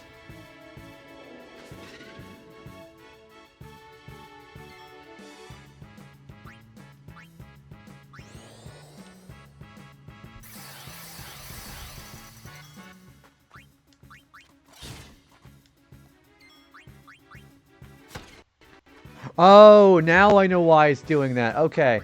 Now I know why it's doing it. It's heavily skewed towards whoever does the killing blow. Okay, so let's just skip. That's why it's not doing it. Uh-oh. I'm gonna have to flee now. That makes a lot more sense now. Okay. Well, I was wondering why the weapons weren't dropping, but that makes a lot more sense now. Fuck. Okay, let's just do that. Yeah, it's gotta be whoever... It's skewed towards who does the final blow. I mean, that's still a lot of money. But you already know, that's like about 3 million gil. Morning! That's evening to you, Jin. Good morning to you, dude. How'd you sleep? What do you got going on today? Yeah, go follow Jinray. I gotta be perfectly honest with you guys. If it's anybody I think who has believed in me from the very start, I think it would definitely be Jin. So yeah, let me please encourage anybody who hasn't followed Jinray to do so. What a swell fella. But yeah, it's good to see you, man. Hey, don't call me out for not sleeping. Well, you didn't sleep then. But yeah, man, I gotta say, dude, this is like one of those like late night kind of feelings that I've been getting right now, because I'm been staying awake doing my Gremlin Hour streams. But it has still not been lost on me that you have been one of the biggest supporters and one of the first supporters I've had here on Twitch. So thank you very much for being such a cool friend, man. Thank you. It's kind of like unbelievable where I am now, and the fact that you've been kind of with that the entire time.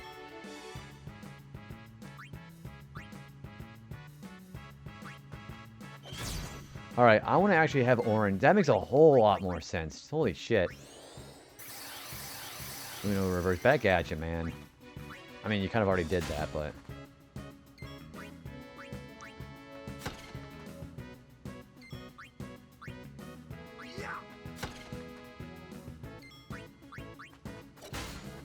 The problem is... Damn. I'm trying to do it in such a way where Orin gets the finishing blow, but I don't know how to influence that. So, yeah, they say that the weapon that you get, it heavily skews whoever does the killing blow. But I gotta do it in such a way where Orin gets the killing blow. But I don't know how to do that. What kind of weapon does he have? You know what? I have a better idea. Hang on, yeah, I have a great idea. Let's go ahead and just do damage to Orin, revive him, and then... Yeah, let's go do that. We're gonna go revive him, and then we're gonna have him do damage with, the weapon that we got. Perish. Oh. When are you sleeping? I'm probably gonna be... Oh. Wait, can you hit him? There we go. I'm intentionally getting his HP down so we can do, better stats. When am I sleeping? I don't sleep. I typically like going to sleep after the fact. We're gonna go ahead. Ouch. I'm probably gonna go to bed after I go streaming, but we're gonna be I typically like doing 11 and 12 hour streams now, as you probably also know. Okay, so all I gotta do is make sure Orin gets the final hit. But yeah, I like 11 12 hour streams. I think it lends itself very well, especially with games and, during the partner push and all that too. I think it pairs up pretty nicely. Even if it's not, it's in the gremlin hours and people are going to bed. I think it's really nice to have a place open for everybody to just kind of just chill out and work while they go to bed, And again, with all that support going on too. Yeah, that's how I feel about it.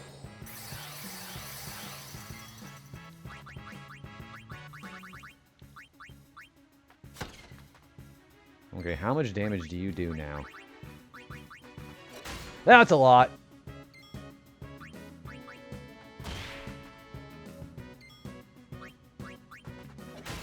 Okay, so we need to influence Orin to get all of the kills here. So maybe we'll get better weapons for him. Yeah, we're intentionally trying to get weapons to grind Don Tonberry. But I didn't realize that it's skewed towards whoever does the final blow. So that's my bad. He has about 180,000 HP, so we got to make sure to do enough damage for that. Okay, that's 31. Plus about 80. Okay, well we got a crit, so that's pretty easy to figure out. There we go.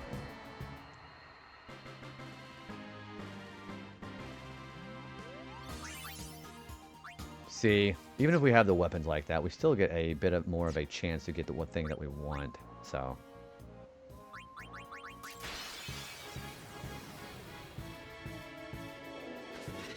Isn't Cinco? I don't speak Spanish. I don't know.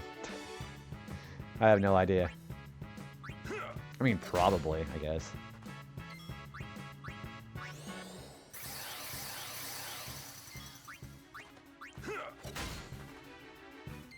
$80,000. Okay. This should do enough damage. There we go. Okay. So we keep doing that, and Orin will just have better chance to get the weapon that he needs. Even though I do got a bunch of really pointless mage's armlets. Okay. We're going to go... We're going to go buy items. We're going to make sure we have enough, Phoenix Downs. Yeah.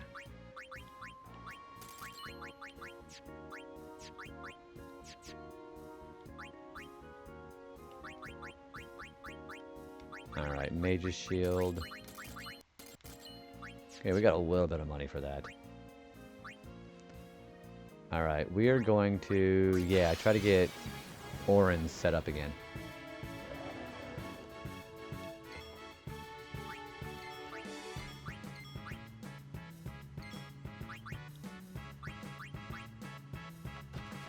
Uh-oh.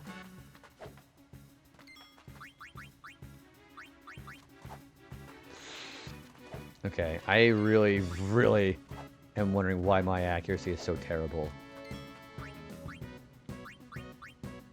No, that works. Okay, let's Phoenix down him. We'll do some more one-eye grinding.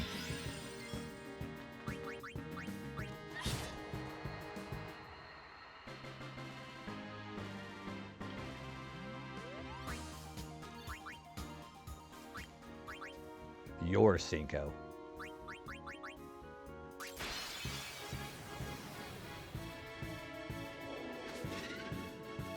You know, the work that I put in to get Orin to where he needs to be, and they want to throw a freaking ambush at me. I mean, we have a lot of money. That's no doubt about that. I'm kind of glad we did that. But I really want to start expediting the grinding process here, because I'm running out of time. I got about maybe 2 hours left.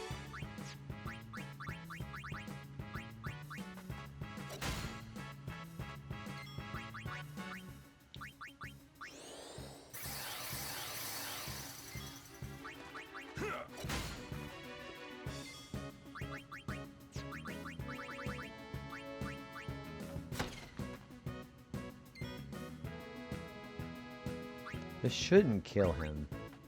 Yeah, it shouldn't kill him. Okay. That'll kill him.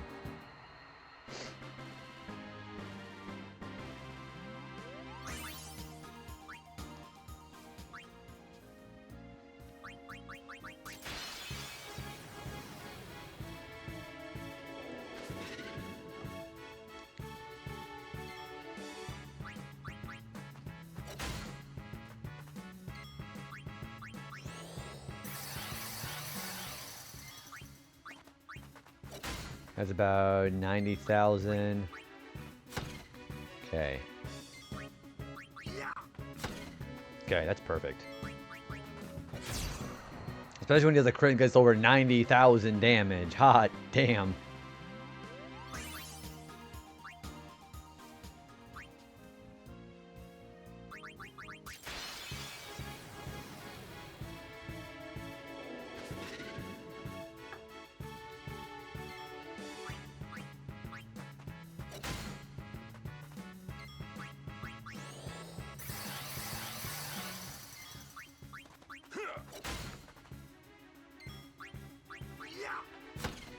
As long as he doesn't get a crit. Expedition. Yes. I agree completely. I'm I'm just gonna just run my finger across the keyboard and do the same thing. Hey, welcome back, Mental. Good to see you. I love how I can just address you as Mental. It doesn't sound like an insult. Yeah, how's your night been, dude? We're still trying to get the weapon that we need for Orange, but the RNG has been not very favorable towards me, it seems like. There we go. Chilling as usual. There's a lot of chilling, and I think I appreciate how much you're chilling, dude. Like a villain.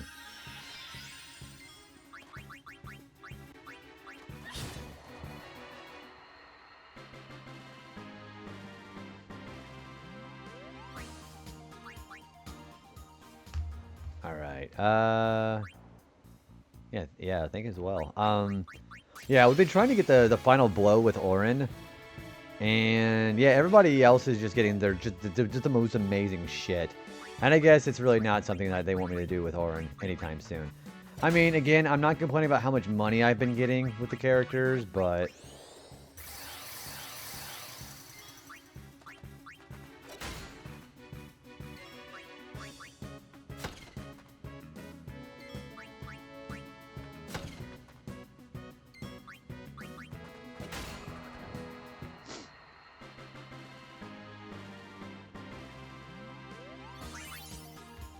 We've been pretty good, man.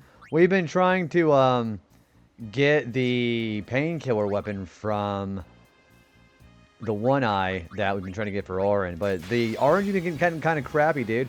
Feeling pretty okay though. Hey, don't yell at Zach. You can yell. I don't really care. You can yell at Zach if you want. I'm not giving you like permission, but you can just do what you want.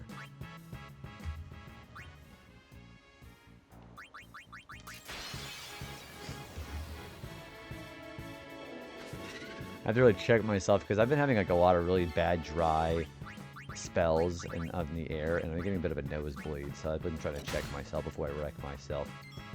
Just trying to, you need to do the bribe that they do in this game. Bribe him 300,000 gil.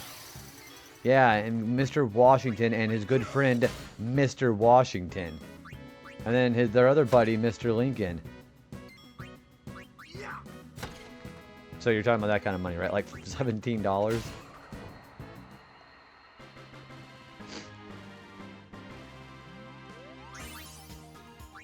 I am still not getting the thing that I want. Alright, we'll do another. We're going to keep going at it. I don't give a shit how much time this takes. Serious money being doubled. I got $17 in my back pocket right now. Mental keeps telling me I owe him money, but he ain't getting this $17.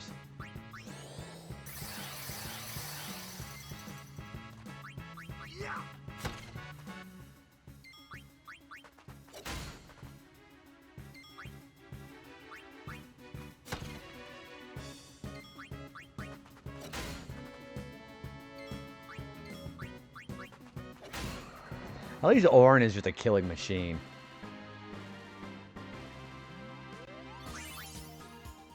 Yeah, see, we're not getting shit as far as that's concerned. We're going to keep trying for the thing, though.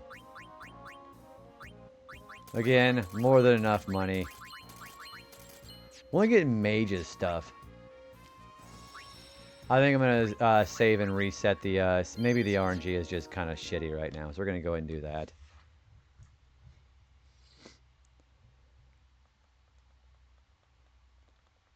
It could, yeah, it sets at the 25% chance for the character who struck the killing blow.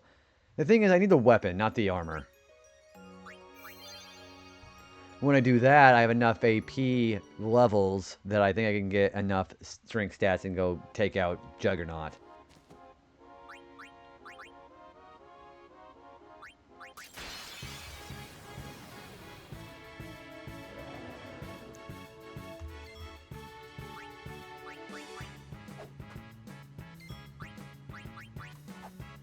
And not dead. That's dead. Jeesh.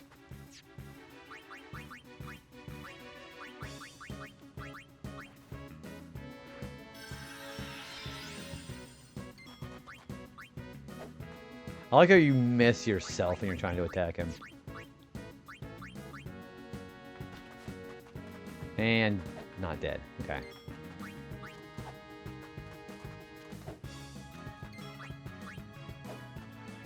I don't know how somebody misses themselves.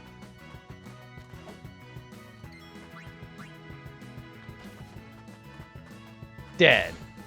You know, I think I'm gonna reset.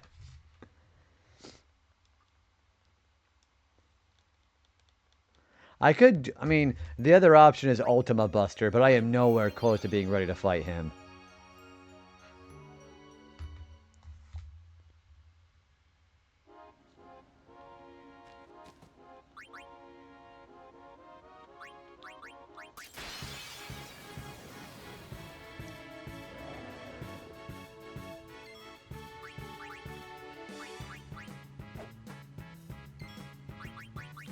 You know, I could also just cast Haste and make sure he has more opportunity to hurt himself. Like that.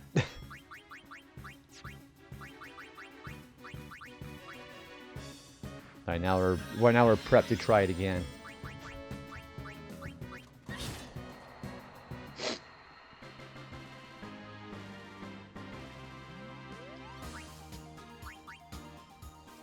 Alright, now we can try him out again.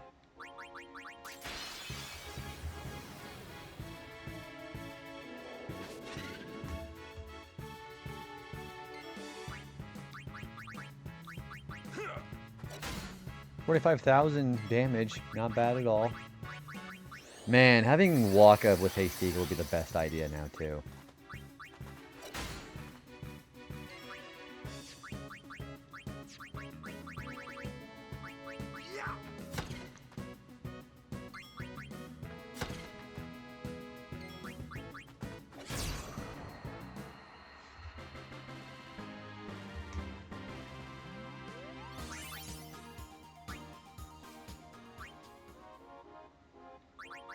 I must be getting terrible. Like, they said it's apparently 25% chance to get the character who did the final blow. So I must be getting some terrible luck.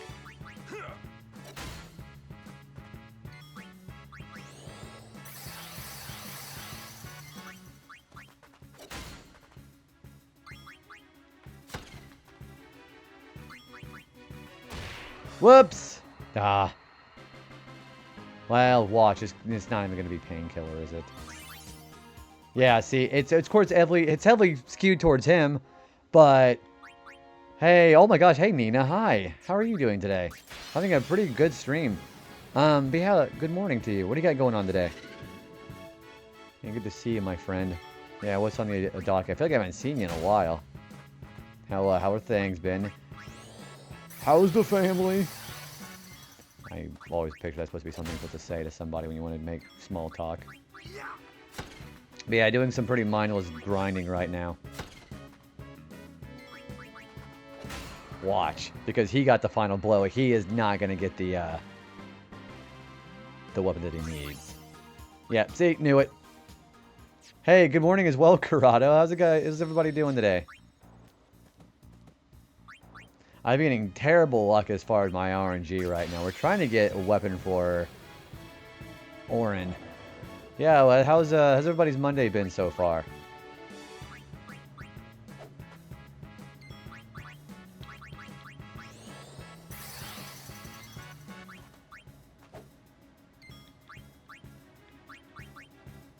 Dead. Damn it. So why does it take such a long amount of time to get? I mean, it's supposed to be heavily skewed towards the character who did the final blow, so why is it so rare, you know? That's what I want to know here, honestly.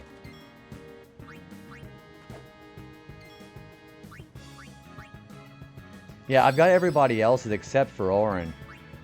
You think Painkiller is just RNG luck, so I'm just getting just really shitty luck. So I know that a couple of people say that the odds of what you get are skewed towards whoever deals the final blow, which is why I'm making Orin weaker so his Masamune does more damage on one eye. See, I didn't even need to do the Don Tonberry trick.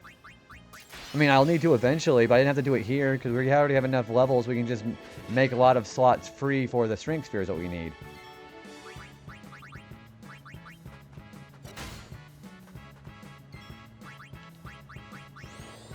Just getting ready for work, eating, scrambled eggs. I always really like the way that I like my eggs, it's kind of weird that a lot of people think like you eat it like that. But I really like hard fried eggs. Not just like the like I want the yolk being fried too. That's how I really like my eggs. I've been MIA because a few weeks ago. Oh, I'm sorry, Nina. I've been, yeah. Thank you for taking care of yourself. Hopefully, hopefully it's been pretty good after. Please let this be the weapon that I need. Yeah, I'm sorry I broke character like that, or broke my thought there. But yeah, I'm sorry to hear about that. There it is. We got it.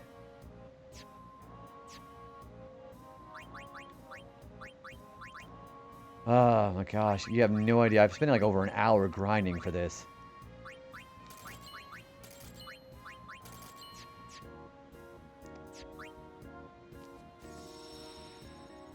Yeah, it must be. Yeah, and Nina, thank you for rubbing the good luck off. But yeah, I know like we're not like super close or anything like that because you know I know you only like on a Twitch thing. But if you ever need to talk about things, Nina, you just let me know, okay? I always have my Discord DMs open too, so. One of the things I think I can relate on is my mom has not been very good health-wise for quite a while. So I hope I can relate and understand that. That's gonna be some pretty serious stuff. Okay, so we have what we need. Did I save already? I'm gonna save here just because I don't want to mess up. Okay, just in case I mess up.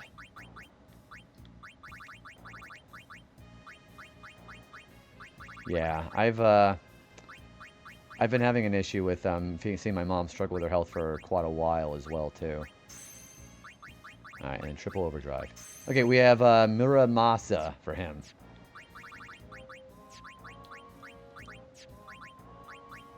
Okay, I'm going to move my characters over. We're gonna see if we can make. We're gonna go and start moving some of their stats over around.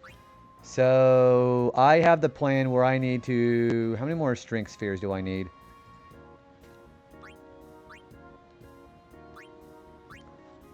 I think it is right there.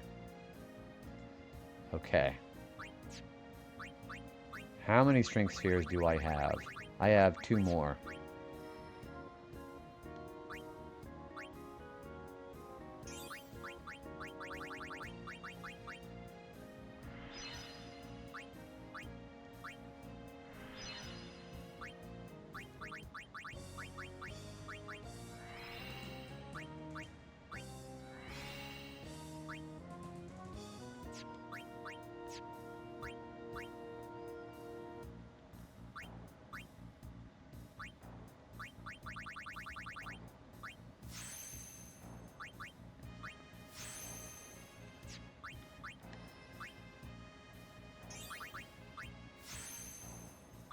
Yeah, we want all these strength spheres. We want them as huge as we can in order to be ready to go fight Juggernaut.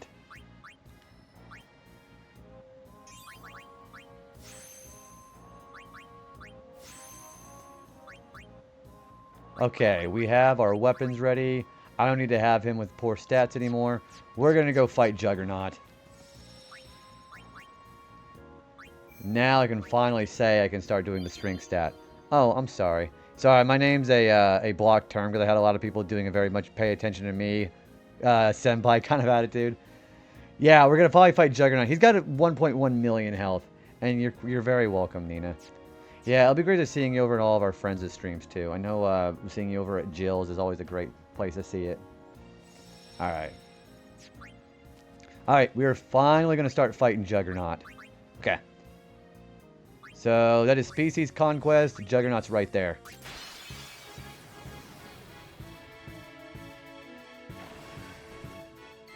So what you should first do is make sure that you use Bushido, Banishing Blade. You'll put a full break on him.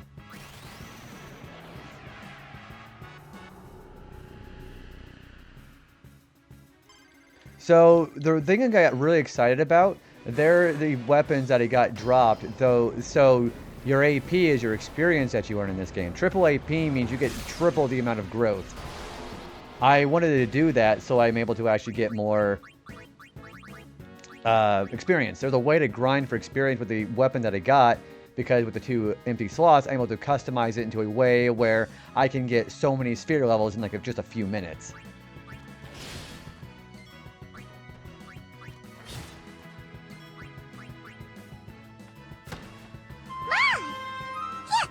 Also, Corrado, thank you for giving a sub to Nina. Thank you. Thank you for the generosity there. So, Corrado, since you get the sub over to Nina, I have 2 things you are entitled to. You can have a vote for either Tales of Symphonia or Paper Mario 1000 Year Door for our next game. And if you want a Pokemon sticker, you let me know what it is, okay? Yeah, so you can have a Pokemon sticker. We have every Pokemon available except for Chansey.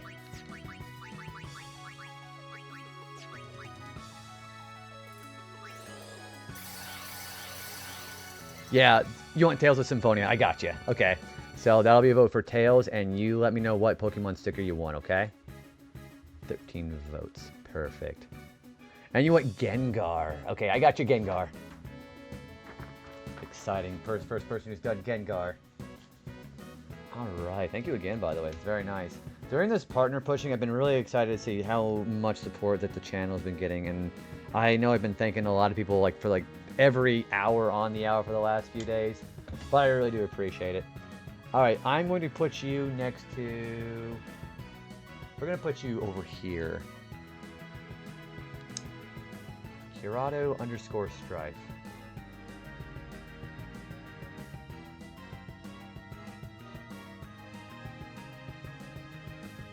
Perfect.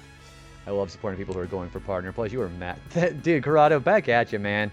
I've been, because whenever I used to be in a situation where I was, doubtful of myself, like, man, you should have seen me like 2 years ago. Also, your Gengar is right there. We put you underneath Game Station's Magikarp next to Turtle's Squirtle. So, cute little Gengar there for you, man. Thank you for that. Yep, so I put you... We're actually doing very well as far as filling up our Pokemon sheet, too. Also, thank you for kicking off the hype train, too. Thank you. But yeah, being able to make goals like this for myself, what are the outcome, whatever the outcome is going to be, I've been really happy to see so much. Also, holy shit, that's a lot of damage. Okay, so what this guy's going to do here, he's going to do Salvo. You can easily just get rid of that by using... Null Blaze with Yuna.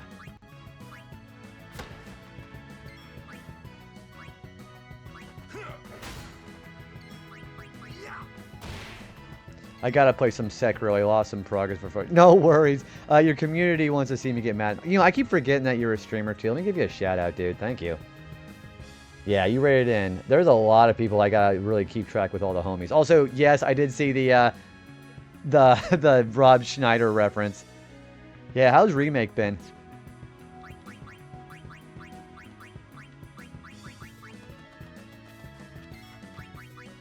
So all you gotta do is use Null Blaze, and you can get rid of... You can actually basically stop the damage that Juggernaut does.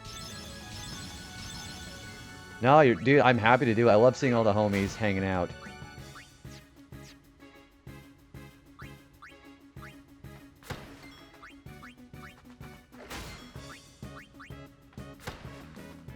Okay, so he does Salvo. That's fire element, so it doesn't do anything.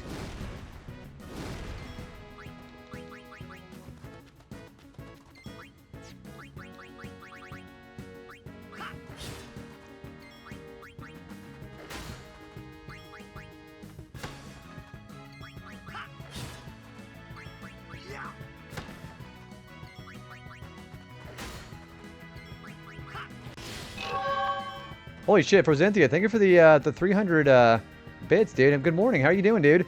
We're finally doing some strength training with Juggernaut, dude. We have the weapons we need for the Don Tonberry trick. Also, combat, please don't be scared. Geodude, Ghastly, and Abra would be crazy starter Pokemon. Yeah, the fighting... Actually, I think it'd be really good with a fighting Ghost, or fighting Psychic and Dark trio, too. Because they're about equal starter Pokemon instead. So I thought it would be cool if they were. I think the dynamic of that, I know there was a lot of people who thought that a fighting Psychic Dark trio would have been a pretty good idea too, which is what they kind of do with Pokemon X and Y, because that's also a triangle of weaknesses, just like fire, grass, and water too. Also, I would love to have an Abra. The only problem is Abra doesn't learn Jack until it evolves into Kadabra. Remake is awesome. I'm a huge FF7 fan, so I'm finally streaming an FF game as per my brand. But it's good. OG Final Fantasy 7, I assume you've played that for quite a bit before, too. What do you think of that one? I think OG FF7 is one of the best games of all time. I think of having... Good morning, Frozone. Yeah, you're Samuel L. Jackson yourself. Don't forget Dragon, Dragon, Dragon. And you love this part. Yeah, we're going to be doing the strength. I'm hopefully going to be able to kill this guy enough where I don't have to use attack reels. But look, I'm going to have to. Alright, we're going to use attack reels.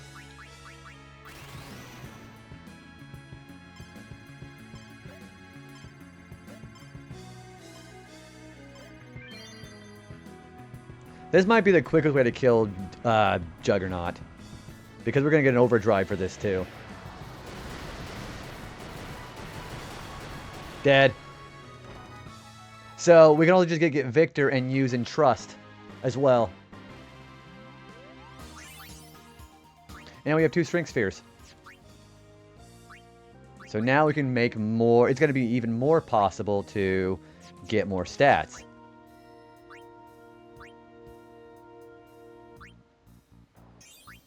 So we'll use the clear sphere to clear up what we've got. And then use 2 more strength spheres.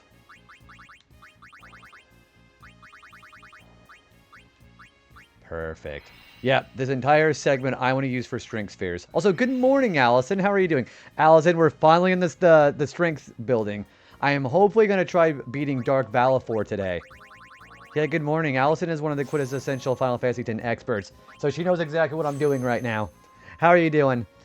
I played when it came out. I was 7 years old. I was about 5 when it came out. To say it left an impression on me is an understatement. FF7 is one of the most important games of all time, in my opinion. Even people who don't play Final Fantasy know what that game is like. And the quintessential banana-na-na-na. Truer words were never said, combat. But yeah, how are you doing this morning? Good morning to you. Yeah, we're finally doing our strength builds. Alright, we're going to clear off the HP stat there. We're not going to need it.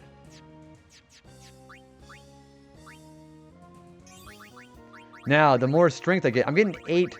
I'm basically getting plus 8 strength for every time I do Juggernaut, which is going to be really important. Also, how many more strength do I have? I have 114 and 119 for Orin. So, that's really nice. When are they going to make an emote finder for chat mobile? I'm trying to remember, because I used Chatterino for my emotes finder whenever I'm doing it on stream. I use the colon, and then it pops up any single option that I want whenever I type in the letter. It took 2 full minutes to find that banana. Wait, what's the actual text for Allie on that? Oh, that's not Allie's. That's whoever Freya is. Yeah, that's what I do. I use Chatterino for that.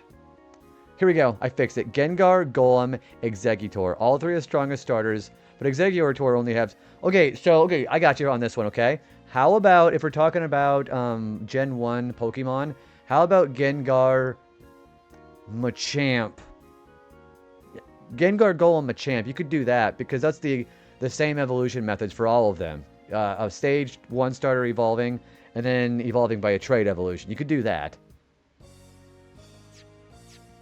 Yeah, it's going to be really important to get this, because we're going to need to do Bestow full break onto Waka. In fact, I think I'm going to do, I don't think I have Entrust for anybody else, it seems like. How did I not know my colon could do that? Because, well, I don't know. If you're talking about your colon right here, I don't think it can do something like that. Ditto as a starter would not be a very good idea. I mean, the niche would be great. But the other problem with that is it has like terrible stats. Like its HP stat, which is I think 40, it stays like that no matter what.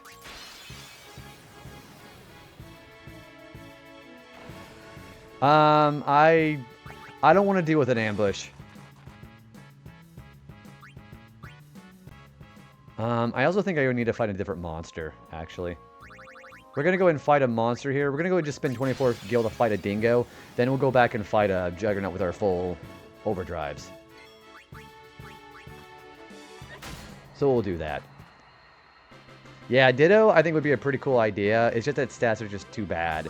And the AP of 5, or sorry, PP of 5 with each battle would be kind of bad.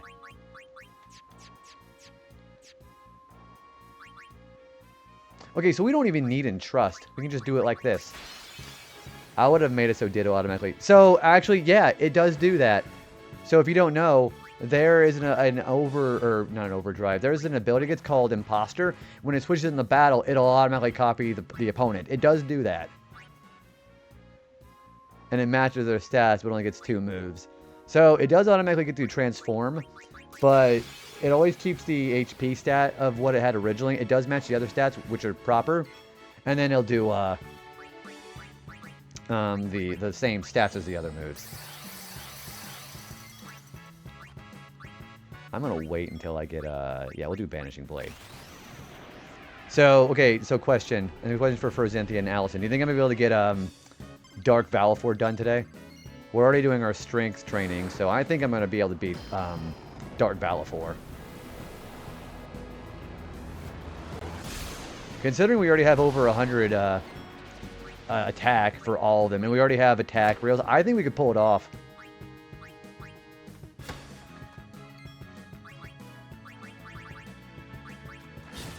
We're already doing 45,000. We're doing 45,000 HP because we just got +8. So this guy's gonna be. It's gonna be easier and easier to kill this thing every time we get more stats. I have about maybe an hour and a half before I gotta go to bed or go get some breakfast. So we'll probably do it like that. But we're getting +8 strength for each time we do this too, though. That's the other thing. And we're getting more powerful with each one.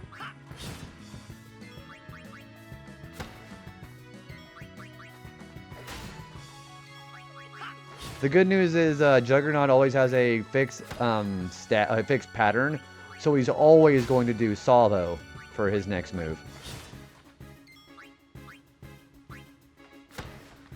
See, even with Salvo coming out, Unit can just use Null Blaze and we're fine.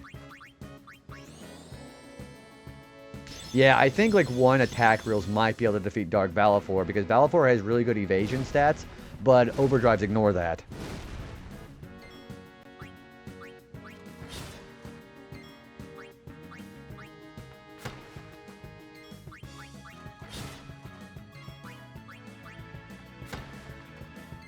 I may need to go get some more. Nah, we'll be alright. See, we don't have enough for quick hit anymore.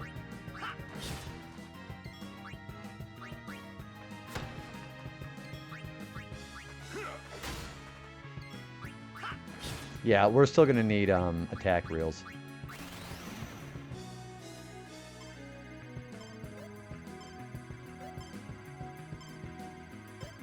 There we go. And we already have like 3 million gil, so.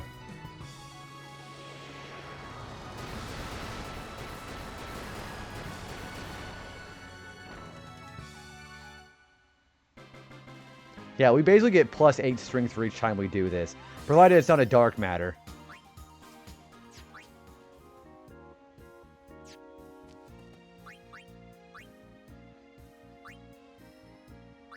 Alright. So, I think right there is where the edge of my floor plan is supposed to be. Yeah, so we'll do that after we backtrack. So we'll do this and backtrack a little bit.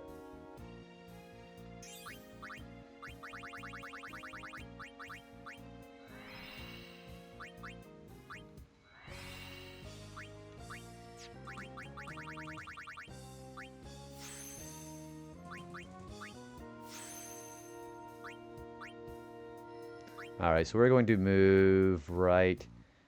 Yeah, we're going to move right here. Yeah, we'll move right here.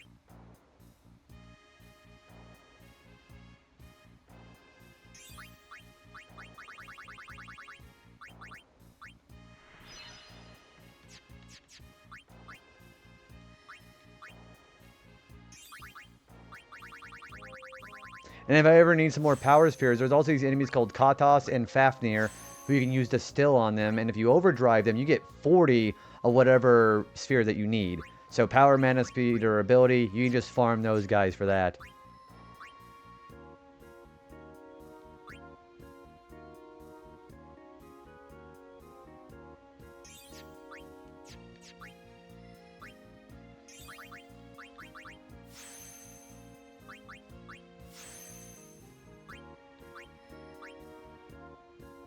So you get everybody over here. Then whenever we need to do some more Dawn Tonberry grinding, we have the weapons we need for it. Also, she is going to be losing some stats.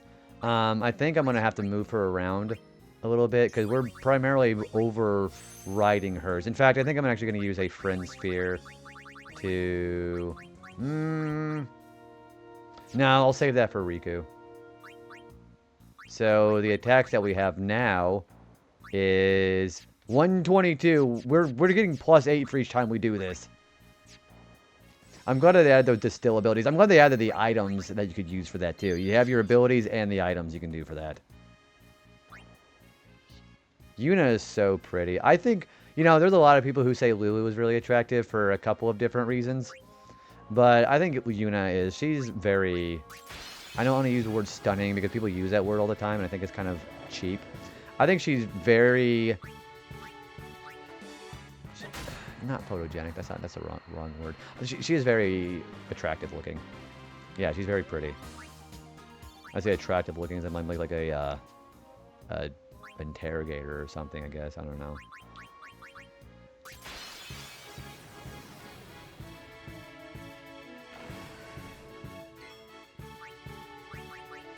Okay, I'm going to prefer... Wait, we're better just start with Bushido. Yeah. Because this thing is armored. You know all the way. Lulu is great, but I've never been into her. Personality-wise, I can't really get behind Lulu. Appearance-wise, she's... everyone's like, the goth waifu and all that. And I think that's probably fine, too. But I also really like how all of her dress is just basically made about... should I just do that? I could do that. But just visually, I think she looks pretty fine, too. Also, good morning, Karate. How you doing today? She's a very talented actress, in my opinion. Yeah, as far as like the actual Final Fantasy X characters go, I'm gonna be honest, I kind of think Shalinda's kind of cute, too. Yeah, because I'm a real sucker for brunette and redheads in particular. And I think Shalinda looks pretty, she's pretty. And you can tell I really think that because I'm stuttering about it. Monica, y'all like the actress, yeah. Don't you like her in the James Bond movies, dude? See, we're doing $59,000 now. We're just getting more and more powerful each time. Actually went to bed at a good time last night. Shalinda is pretty cute. I like Shalinda. Shalinda actually is very cute.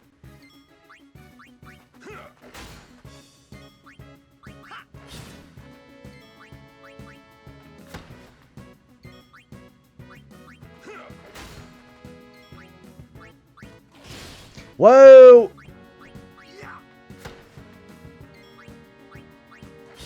Okay, I probably put Yuna in here. At least Yuna's gonna get some attention because she's got Null Blaze. How about Donna? How about Bartello? I don't know what it is. So like, I can see a lot of people being into Donna, but my personal preference, I like attraction. I like attractiveness that is modest. So Donna, I have nothing against folks who like that, but I like a little bit more like modest dressing. Does that make sense? Like it feels like it's like classy, I guess, if that makes a lot of sense. I don't know exactly how I can put that.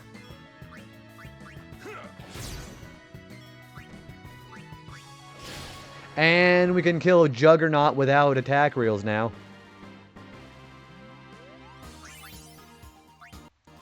And we got Dark Matters for that. That doesn't matter. Okay.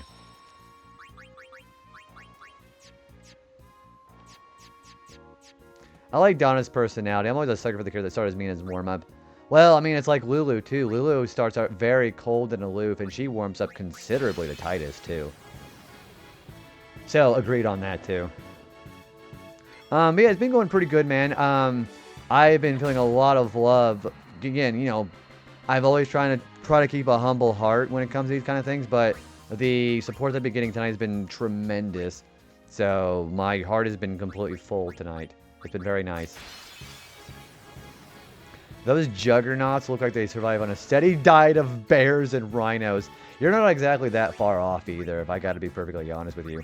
These things are So they're called species creation monsters, and they're tough because they're much tougher than the final boss. Boo is at least motherly without the green. Well, Jana is just a super jerk. Yeah, these enemies that I'm fighting here, they are way beyond the final boss. So the final boss total has 180,000 HP. This thing has over 1 million. And you're already almost... Dude, have you gotten to Schillinger dying yet? Dude, yeah. The fact that that's such a bastard like Schillinger died. I'm glad he gets what's coming to him. Oh, shit. Dude, Karate, I'm sorry. I thought you had watched that show before. Shit, sorry. Forget what I said. He doesn't die. Yeah, I thought you had watched that, dude. Sorry. Man, I feel like an asshole now. He's like, man, you motherfucker. Yeah, now I'm feeling embarrassed. He doesn't die. Yeah, I legitimately thought he'd watched that before. Sorry. Yeah, I didn't. I'm sorry. That's what I get for being mechanical about all the grinding we have here in Final Fantasy right now. The dude in the wheelchair. Oh, isn't that the like the narrator of the show? Isn't it that guy?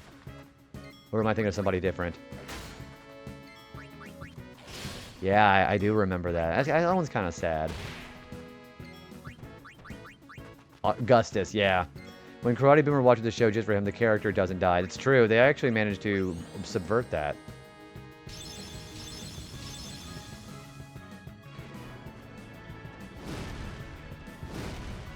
But yeah, I exactly know which part you're talking about, man. Yeah, I like him too.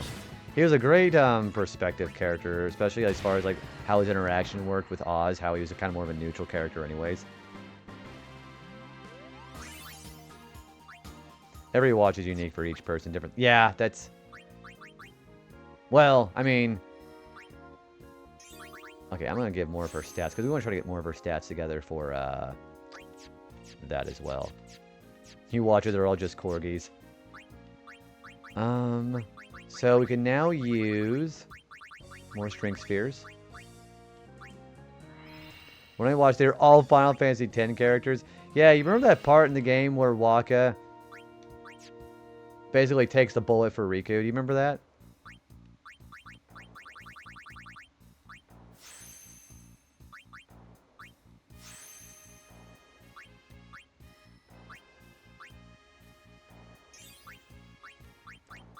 When I finish, I'll watch The Sopranos from the... Okay, The Wire. I don't see a lot of people talking about The Wire anymore. The Wire is actually really dang good. I like that show a lot, too. I made the cast of This Is Us as Final Fantasy X characters. How does that end up working?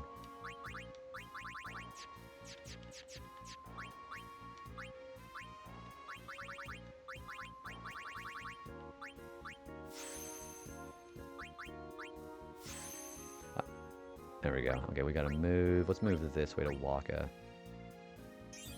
I also need to use the clear sphere for here, too, because we don't need to have that. We need to go right here and get quick pockets, because we got to get 5 level 4 spheres, and we got to bribe the Chimera brains for that.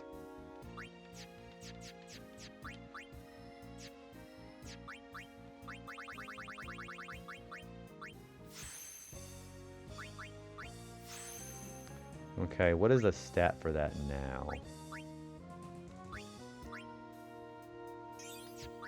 So we have 130 and 135 for all of our big hitters. But yeah, I don't hear a lot of people talk about The Wire either. Remember, I'm not going to spoil The Wire for you. Now, man, at this point, Kari's probably like, JB, you mother... If you spoil the other shows for me, I'm going to kill you. I did feel really bad about that at first, because I'm usually pretty good about that. I'm just like, fuck. Oh, yeah, absolutely. Yeah. Also, I didn't mean to do that. I'm just going to go and flee. I didn't mean to do that. This is going to be about the This Is Us cast, right? Jeez. How did that end up being made? That's actually kind of wild. I did not expect that kind of, like, I was expecting like a drawing, but I didn't know it was like full blown.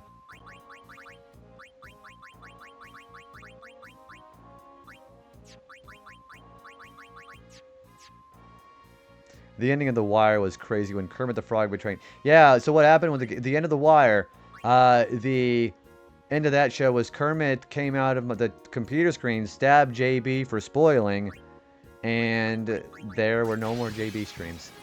So what happened was Kermit the Frog ended up actually taking over instead.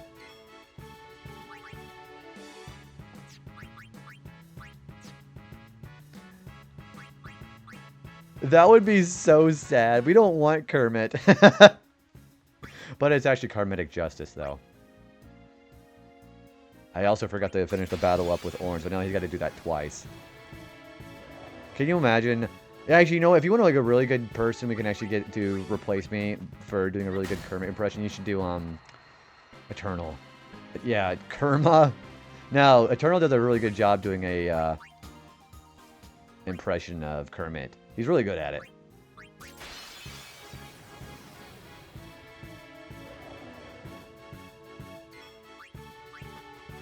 Also, I'm going to get another, it's like, what, 10 hours? Yeah, we're going to go ahead and, I'm going to take a bit of a break here. I'm going to do a little bit more grinding. Whenever it gets to 11, maybe 11 and a half hours, we're going to go finish this off with Dark Valifor. But I'm going to conserve my energy real quick. I'll get another drink. Be right back.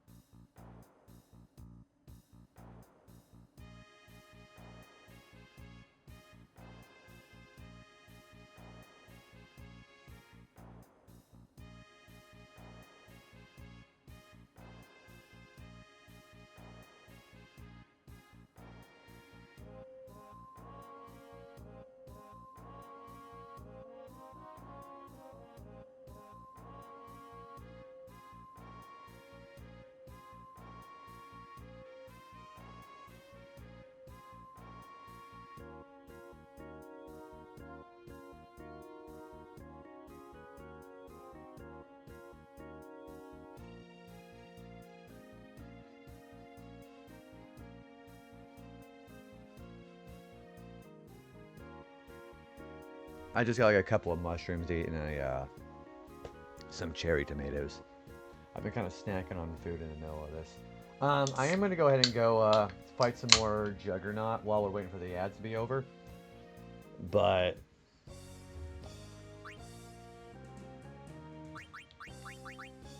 yeah, we should have enough there. I eventually also need to have some money to go get more things down from One Eye.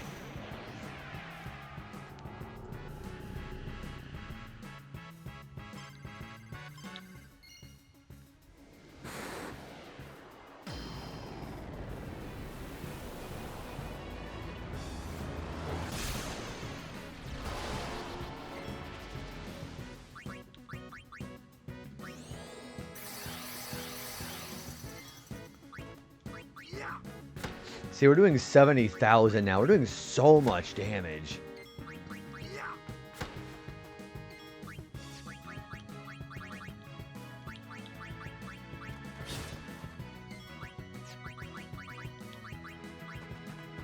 I'll come back from the ads, by the way. Yeah, we're doing over 70,000 damage. $70,000. Whenever you start getting your strength sphere stats done with Juggernaut, your damage starts picking up immediately. Like, we've already doubled it. That's how much damage we've been doing. Holy smokes, Foul, welcome in, everybody. How's it going? Raiders, good to see you. Guys, I'm doing a shit ton of damage. Yeah, Foul, what are you playing today, dude? Welcome in, everybody. Let me go ahead and give you a shout out. Check out Foul for the Win if you haven't yet. Plays a lot of retro games like I do. Really cool fella. I believe also does a lot of retro achievements, too. Yeah, how was your stream, dude? Yeah, anybody who's not been in here before, welcome on in, everybody. My name is JB Retro. I play a lot of JRPG, well, retro JRPGs as a matter of fact. We're playing some Final Fantasy X, and we're doing some stat grinding to take out some of the super bosses. I am also doing a partner push right now, so the fact that you chose to come in and support while I'm doing that is tremendously kind of you. Thank you for that, by the way. You were playing some Mario World on GBA tonight. That's my favorite 2D Mario game, as a matter of fact. 3D one actually being Mario Sunshine. What a really good game. I think the thing that I thought was very weird about the GBA version of Mario World was the sound bite. The sound chip of the GBA is a little bit inferior. I think the sound doesn't sound nearly as good. But the fact that they got all of the assets of that game into a handheld, like I have some great memories playing Mario World like on like a car ride home. Thank you for saying hi to the Raiders. Also, you're almost done with badging. I am probably going to be getting back into Pokemon Stadium doing my own time. And yeah, thank you again for the support there. Thank you for acknowledging that. Yeah, anybody who needs to go ahead and raid and run from Foul's stream, please go ahead and do that. Anybody who leaves me up as a lurk, kind of just hanging out, you know, or you just want to just hang out and chat. Any support during the partner push has been, it's been tremendous what kind of support I've been seeing tonight. And the fact that you chose to raid over here is, I really appreciate it. So yeah, thank you again for all that. And what's your favorite Final Fantasy games? I am probably actually going to beat... So there are some post-game super bosses I'm going to be taking out. That we're getting ready to probably take out one of these by the end of the night. And yeah, dude, I love Mario Sunshine. What's your favorite shine in that game? Alright, see, I'm going to have to use Yuna's Sabo.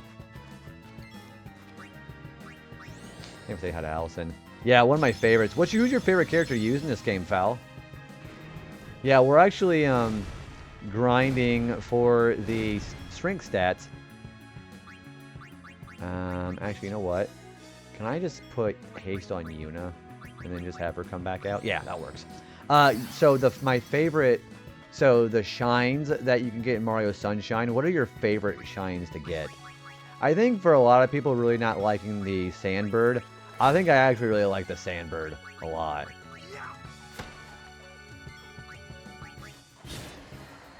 I feel like Riku was crazy with her speed. She was such great support. I think Riku overall is probably one of the best characters. I think she is the best character in the game. Because you use Mixture and you know what her mix overdrives are. You can make some of the best things ever. I was showing how Trio of 9999 was able to get me past pretty much every storyline boss in this game. So that was really fun to do. I think I really like Waka the most because his attack reels, when you know how to specifically line yourself up for it, it's probably one of the most damaging things in the game that you can do. Yeah, she got like 5 turns before Jekt went even once. It was really nice. It was...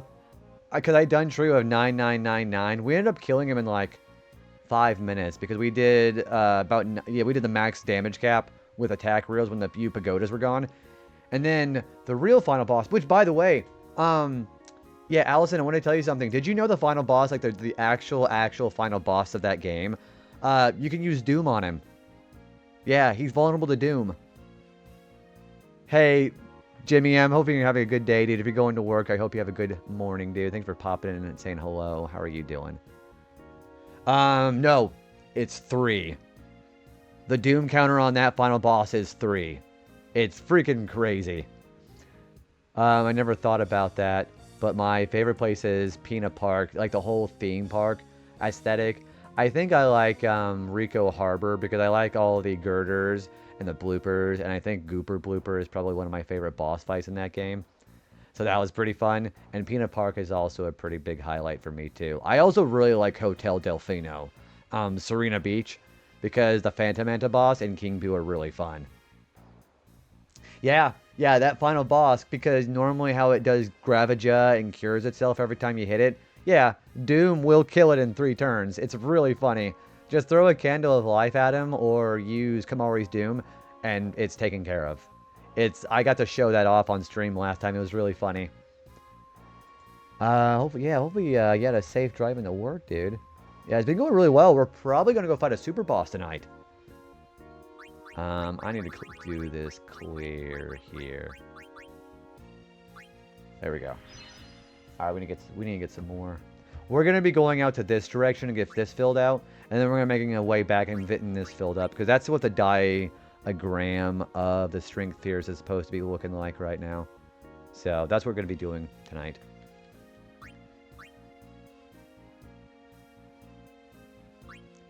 Where are we at here?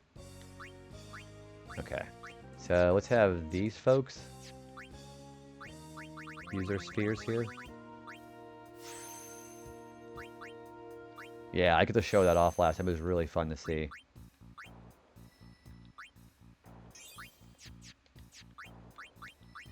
Wait, hang on.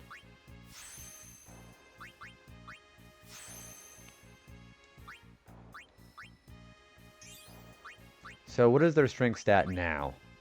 They are at 138, 143. We're already almost 150. I really do think I could actually go beat Dark Valifor if I wanted to, but we gotta get at least 200 because we also don't want to get hit.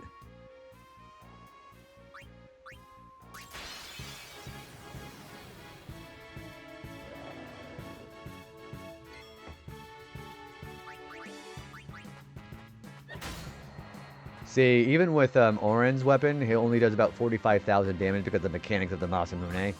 It's really a good start. And I'm fighting the Dingo because he drops 2 power spheres.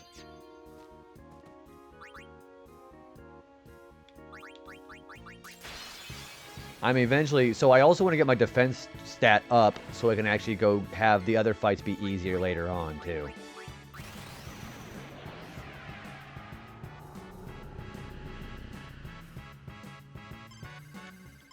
Whenever you have enough defense stats, then the HP really doesn't matter, you know?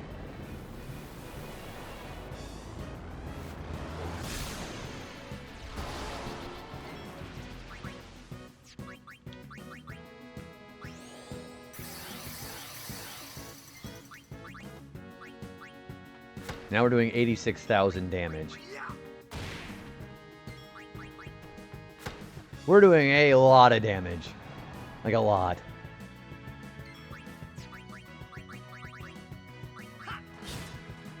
Yeah, strength scaling. Yeah, the strength, you get about maybe a couple of thousand for each one that you... Like, one strength sphere does, I think, 2,000 damage. Something along that line.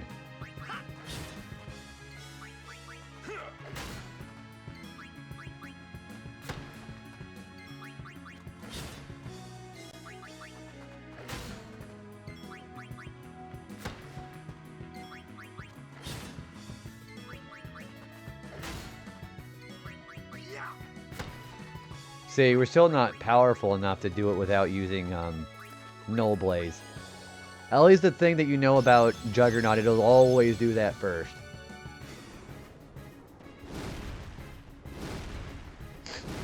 Excuse me.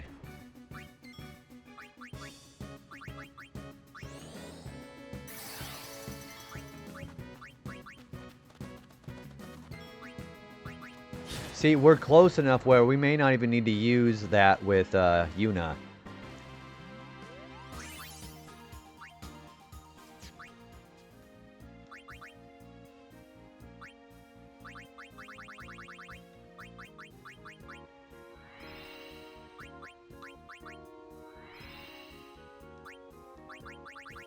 We're getting +8 for each battle that we actually get them, so...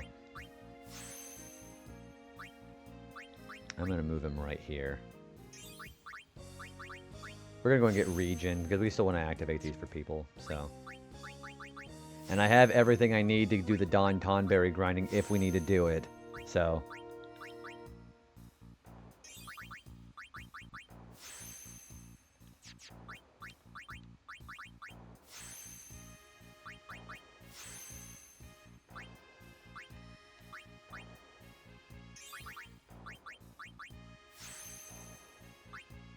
Ooh, enjoy your work. I'll see you here a little bit later, buddy.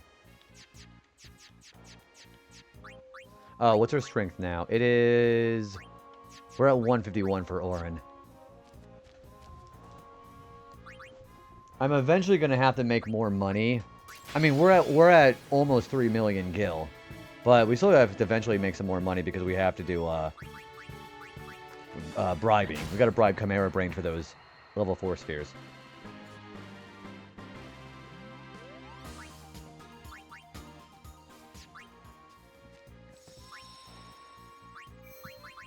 That reminds me, I need to actually take some of my notes down. Hang on. Yeah, we're doing Juggernaut right now anyways, so. So after we get done with Juggernaut, we gotta do Tank It for defense. Strength, defense, magic defense, and agility are the most important stats you gotta put in. And you want luck if you want to also go after some of the Dark Aeons, if you don't want to use aim or jinx or luck. Excuse me.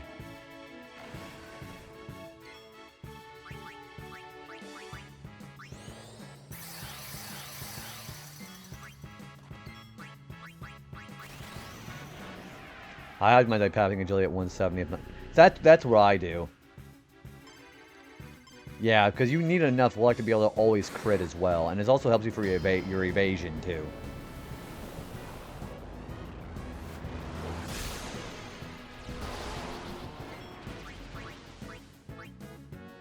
And we are hitting 93,000 damage with we're also consistently actually getting the damage cap. We may not need Null Blaze anymore. That's why I think it's optimal to do Strength first.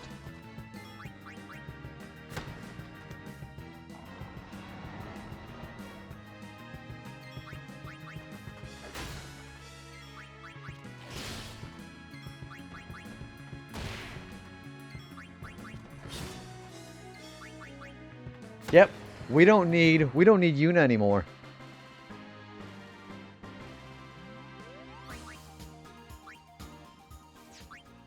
That is crazy.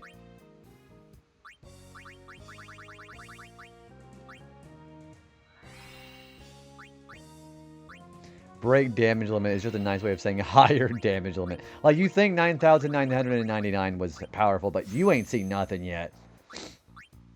Also, excuse me. I'm a little sniffy right now. Okay, so I'm not going to start working on the bottom there. We're going to do something like that later on. We're going to try to get, some Chimera Brains done. Because we have to go, bribe them for some level 4 key spheres.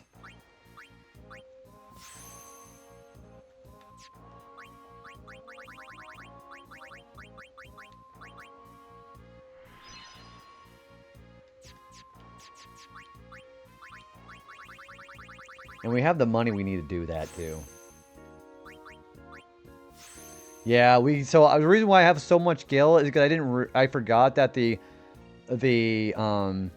ratio of RNG leaning towards the drops that One Eye gives, it leans towards whoever does the killing blow. So I made about 3 million gil before I realized that.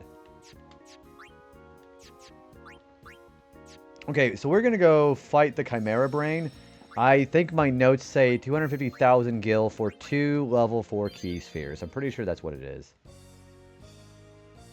I'm going to take a quick look at that. Alright, so level 4 key sphere. So, level 4... Yeah, Chimera Brains, you get 245,000 gil, and you're able to get 2 of them. I believe you can do it here, too. You know, I should also probably put in somebody who has bribe.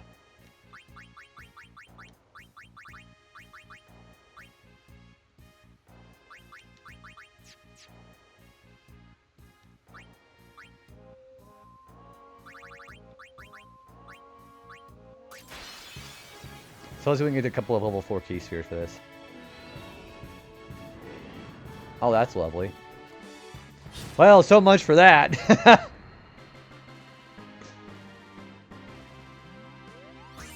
I forgot the celestial weapons are a little bit of a problem. Rude Goldberg machine.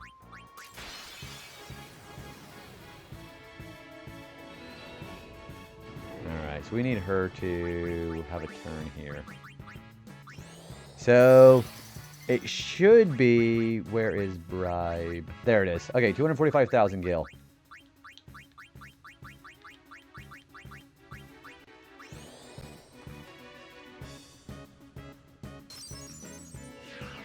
And it just runs away. So we should have gotten it. If we only get one, we'll reset, because sometimes the RNG is a little bit rude about it. Okay, we got 2 of them. Okay, so we'll do that 2 more times, because I think we need 4 total. I don't think we're supposed to be... Yeah, don't ask questions for the answer you're not prepared for. Okay, so we got to get 5. So we got to do that 1 more time for a full 2, and then I think half of that for 1. I think that's how that works.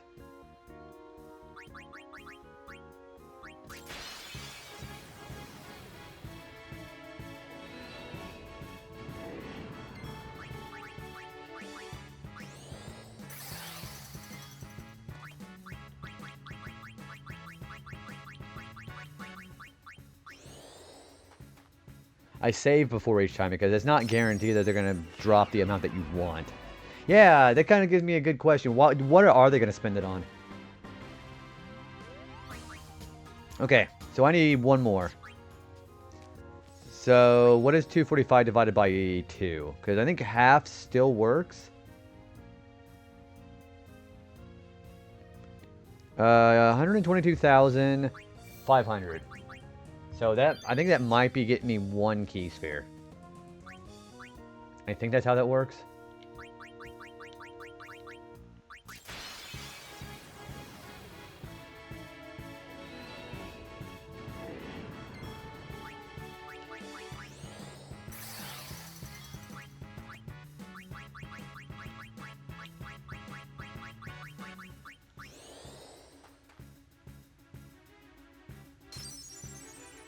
No, it doesn't. Okay, you know what?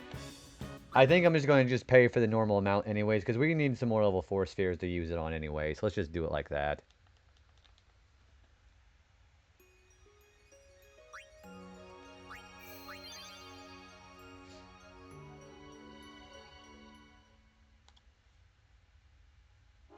So, you can't bribe Omega Weapon, but you can bribe Ultima Weapon. We were talking about that earlier, how Ultima just kind of just slides and you get 99 pendulums for it. It's really funny.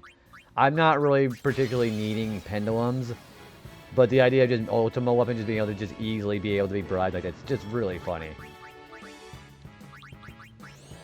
And it's not even necessarily even a animation. It's just him just going like that.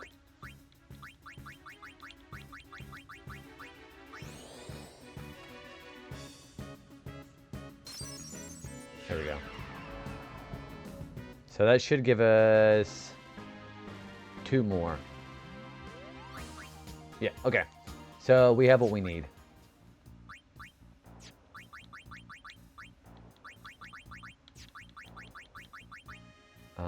I guess Waka.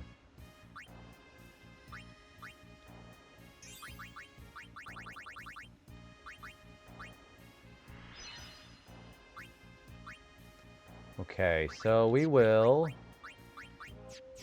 Orin doesn't have his overdrive yet. Okay, so we'll go ahead and fight a dingo, and we'll keep going. How much time do we have left? I will... Yeah, I think what I'm going to do is for another next half hour, I'm going to keep doing this, and then I will officially try to fight Dark Valifor.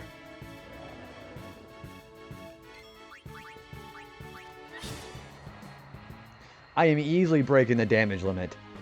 I might be doing 99,000 damage to these enemies here, but I need to keep going because there are enemies like the Dark Aeons that have really high defensive stats, and I gotta be able to overwhelm that with sheer strength.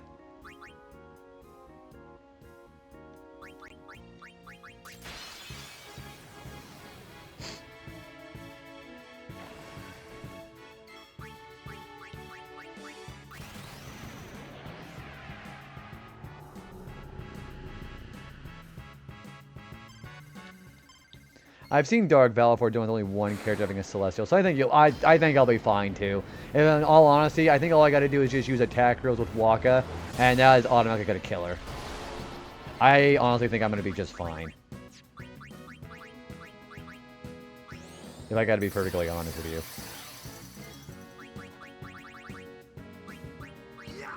I am easily doing the damage cap now. Whenever I got to the damage cap with my Celestial weapon the first time, I was just wowed.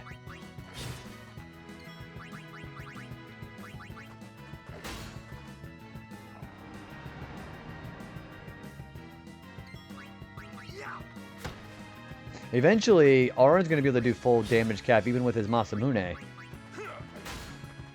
He's not doing too bad right now, though.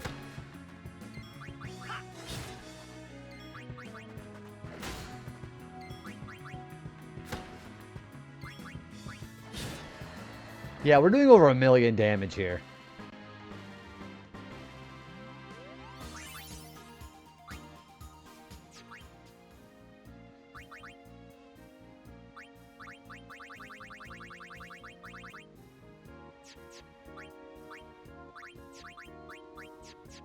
I'm going to sort it so it comes up easier on the menu.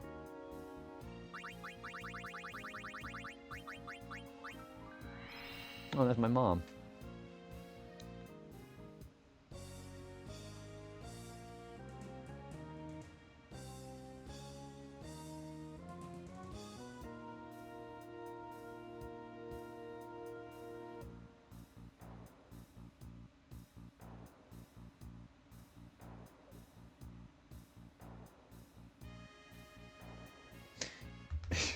Thank you for saying hi to my mom.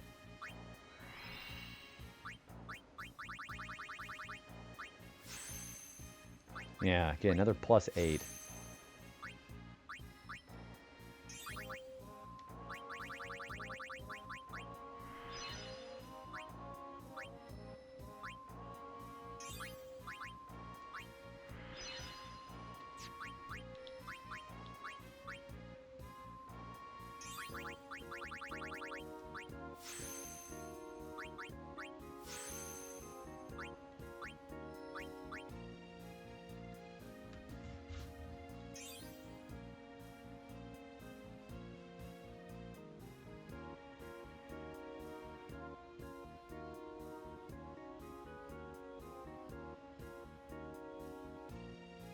Yeah, my mom still got pleurisy going on right now, so I'm hoping she was sleeping okay. She said she slept alright. Yeah, pleurisy, I've had pleurisy before. It's pretty bad. It's very painful on your chest, too.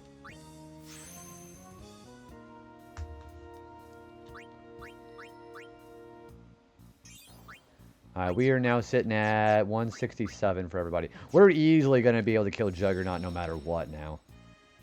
So pleurisy is whenever you have pain in your sides. So it could be a side effect of your lungs getting inflamed, and the area around your lungs could also be inflamed as well too. Good morning, Simone. Hopefully you slept very well. I'm going to get a shout for Simone as well too. Playing some Kingdom Hearts. How are you doing? Also, Simone, look what kind of damage I'm doing now. Let me save, and I'll show you what kind of damage I'm doing. So you saw how I was doing about maybe like 13,000 damage maybe earlier in the stream? Take a look at this.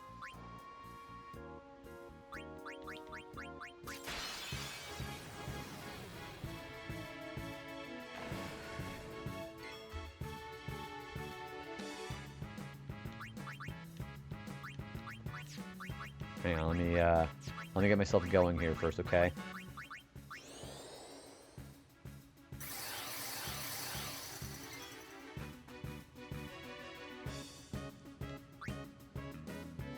Where's my special? I'm gonna do Entrust to Auron.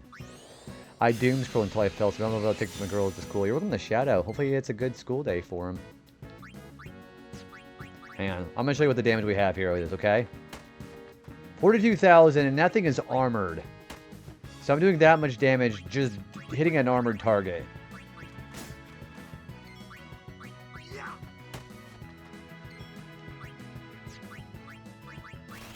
Don't scroll up at the... Okay, so you think that's good. Hang on. Watch this, Simone.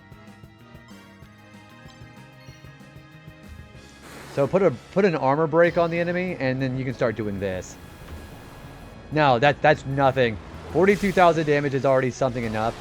89,000, I am going to be doing 99,999. That's how much damage you can do in this game. Yeah, I'm doing max damage now.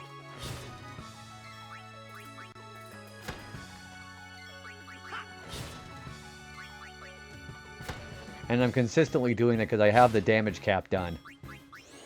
Whoops. That's what I get for a quick button there, I guess.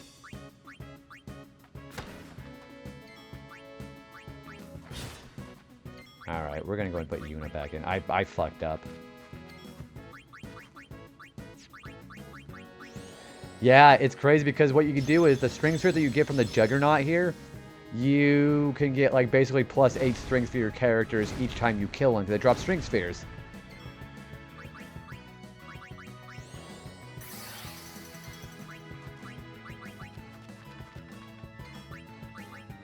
Oh, I could have just killed him last time.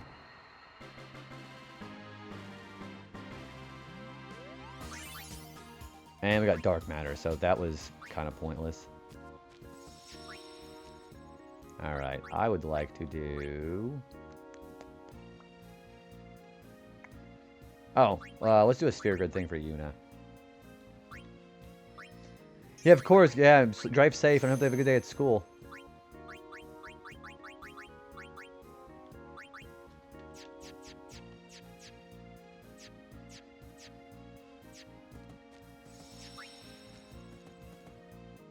I think I'm going to just keep fighting the dingo, because we still get power spheres for this. So I'll spend the money to do that without having to use Entrust. I know it's not, like, efficient, but we're not going for efficiency for a stream, so...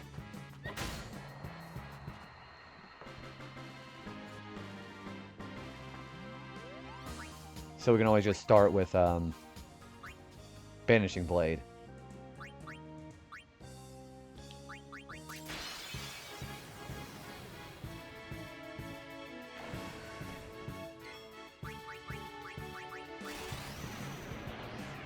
I remember when my mom would wake up early in the morning every day to be able to give me, you know, to wake up super early in the morning to cut off the crust off my sandwiches.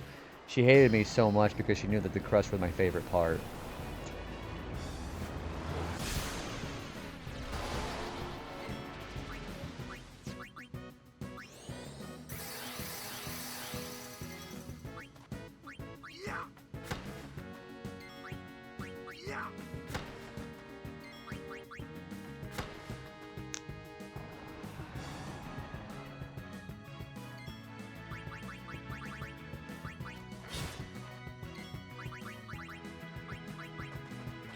I mean, it's good that we get some dark matters because we get some ribbon armor for that too. So overall, that's still a good investment.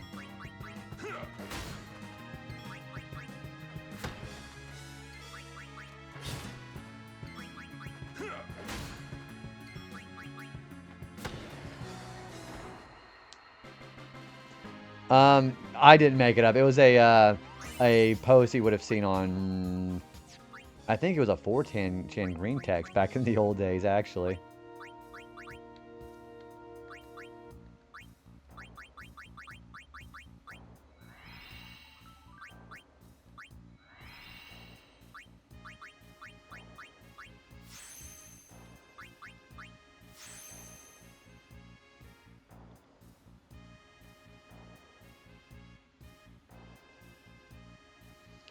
Alright, I'm going to move over to here. We're going to use another little force sphere. Good grief. Okay, I'm never going to use this, quick pockets, because that just makes it so you have very fast priority on your items, and it's not that important.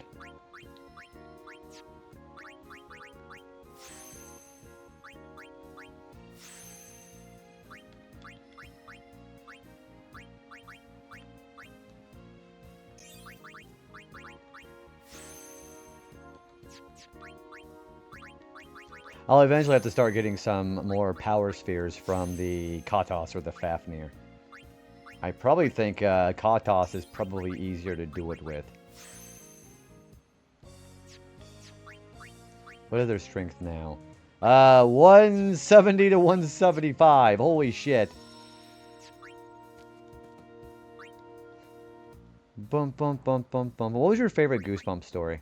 Did you guys like the one that I thought was pretty messed up was, I think it's called An Old Story, where the children basically just got force-fed this food that basically rapidly turned them old, and you basically got married off to some old couple. It's very, or it's just all, like, old ladies. It was very weird. Let's see what Mazzy, I think for the flower, dude. How are you doing? Yeah, it was cookies. Yeah, the cookies turned you old. It's like, you know, the beach that turned you old. Like that thing. Yeah, that was a little messed up. I remember that one. I remember they actually made an live-action adaptation from that one from the TV show. It was kind of disturbing.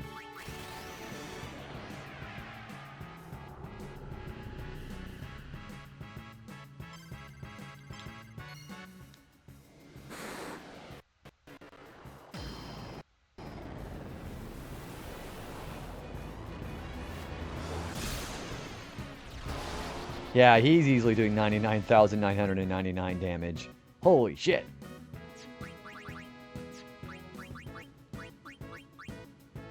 I'm gonna wait to use Hastiga until we actually... Yeah, I think I'm not using my my quick hits efficiently enough.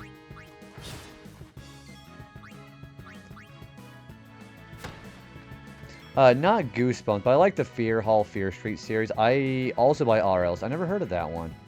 But Goosebumps proper maybe Stay Out of the Basement or Attack of the Mutant. There was also one, I don't remember what it was called, but it was also the one where it was a magician that liked to transform kids into rabbits and then basically do like a guillotine trick on them in front of people for a magic show, but it was actually killing the children. I remember that one ended like a really good cliffhanger. It was really kind of disturbing.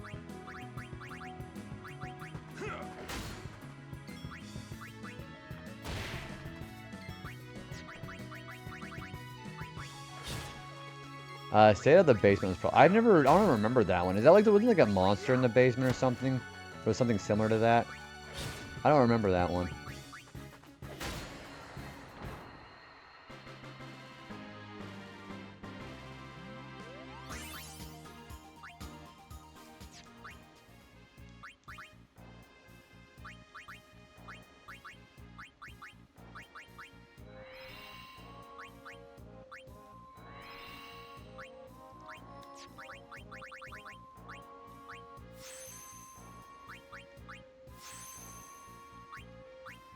Alright, now we're going to go... Which direction?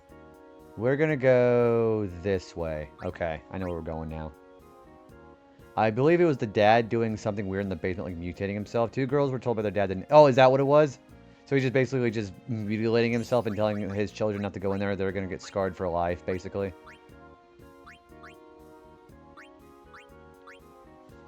What does the rest of my diagram look? Okay, we're actually really not doing so bad. We're going to go into places like Riku's, so I'm okay doing this.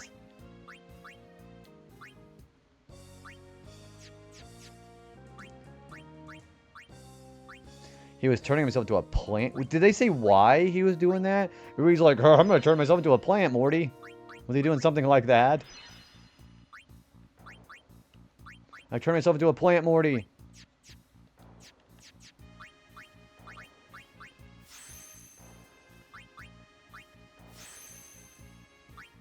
As one does in the basement on the weekends.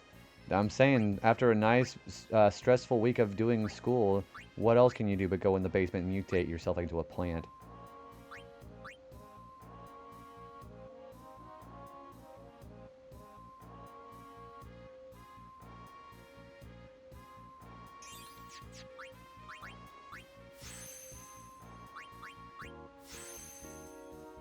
Alright, so we can go ahead and start moving over to this way. So we don't really have that much left as far as our strength, to be perfectly honest with you. We're going to go above 255 as far as like calculations of going a little bit above the +4. Because we're also trying to keep in mind that we also have some strength stats that we're going to be losing when we're redoing those stats too. So I don't want to human anyone, not when I can photosynthesize. It's like, do you remember that one comic strip, I think it was Marvel, where Spider-Man fights this one guy who mutates himself into a pterodactyl named Sauron, and he intentionally named himself after the guy from Lord of the Rings. He's like, with that kind of technology, you can cure cancer. He's like, but I don't want to cure cancer. I want to turn people into dinosaurs.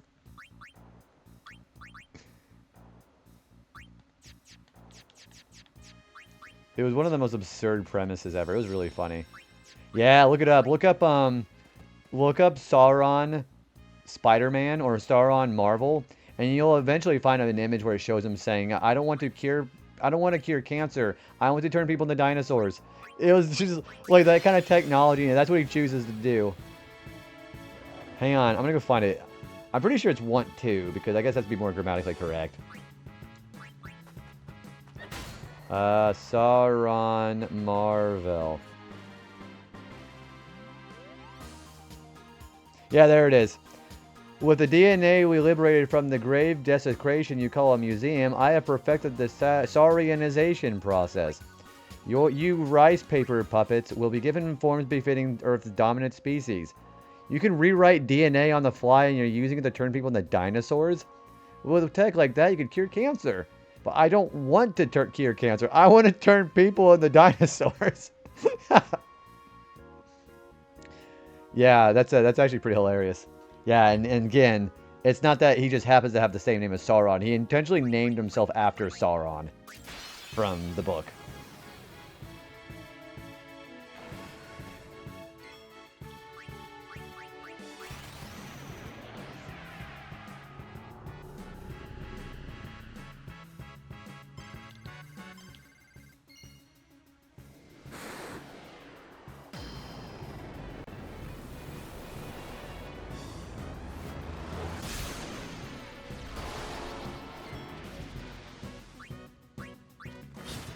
Well, we're easily doing 99,000 even without haste. I think haste is actually a big waste of time too, to be perfectly honest with you. Hey DZ, I'm doing great, man. We're doing the maximum hits in this game, so I'm feeling really good about myself. How you doing, man? We're doing some stat grinding. We're gonna go fight a Dark Aeon here in a minute. Okay, now Auron is also doing that kind of damage too. Yeah, how was your weekend, man?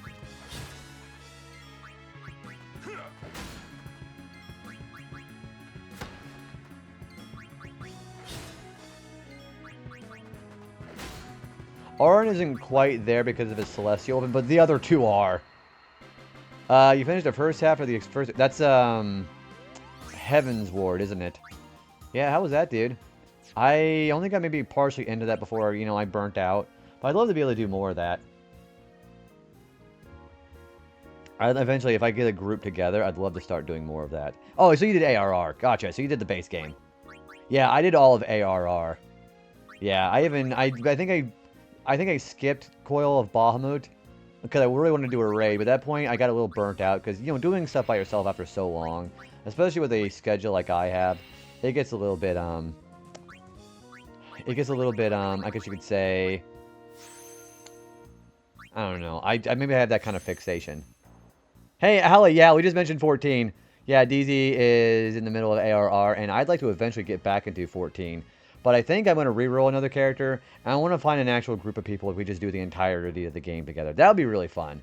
Also, guys, if you have, whenever you get a chance, please follow Allie. Allie is a very good FF14 content creator over there. Plays a lot of FF14 over on her channel. How are you doing, Allie? I didn't realize that was... Yeah, there is a shit ton of... Again, ARR is the largest one by a country mile. Oh, you're very welcome. I'm doing pretty good. Yeah, we're doing some FF10 right now. We're doing some post-game grinding, and we're going to go fight one of the Dark Aeons. Got a patch or two of MSQ to catch up on, but doing the raids first that I missed. It's not a short memory. I would like to be able to... Whenever I start again, I'm going to reroll. I am typically either a black mage... Or I tried Ninja. Ninja was pretty fun. But I've always been a DPS person when it comes to MMOs. And since I got into the expansion pack where we were able to start using ley lines, again, I want to point out, I do know how to get off of my ley lines. So if we ever do content together, you shouldn't, I hope you wouldn't have to worry about me doing that. If you want to, of course! Thank you for the offer, Allie. I'll keep that in mind. I really like some good healers. What class do you play normally? I couldn't fall back asleep. Good morning, Derp. Hopefully you're able to get some rest later on. Yeah, I'm trying to... I know one of my friends, Peachy. Peachy is interested in getting a group together for that. And I'd like to be able to start doing that. Alright, well, we need to go that direction. Alright, I think I need to be able to... Yeah, we're going to go... We're going to go that direction. Okay, so we're going to go basically towards Riku's.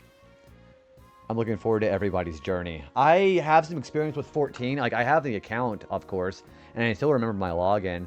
I remember I got the newest expansion pack at the time. Not the one that's coming in, but the latest one that we're at right now. I bought the limited edition of that one because they offered a limited edition ARC mount from FF9, and I really wanted that because it plays the FF9 battle theme whenever you ride it. And I was like, fuck yeah, because that's the best Final Fantasy.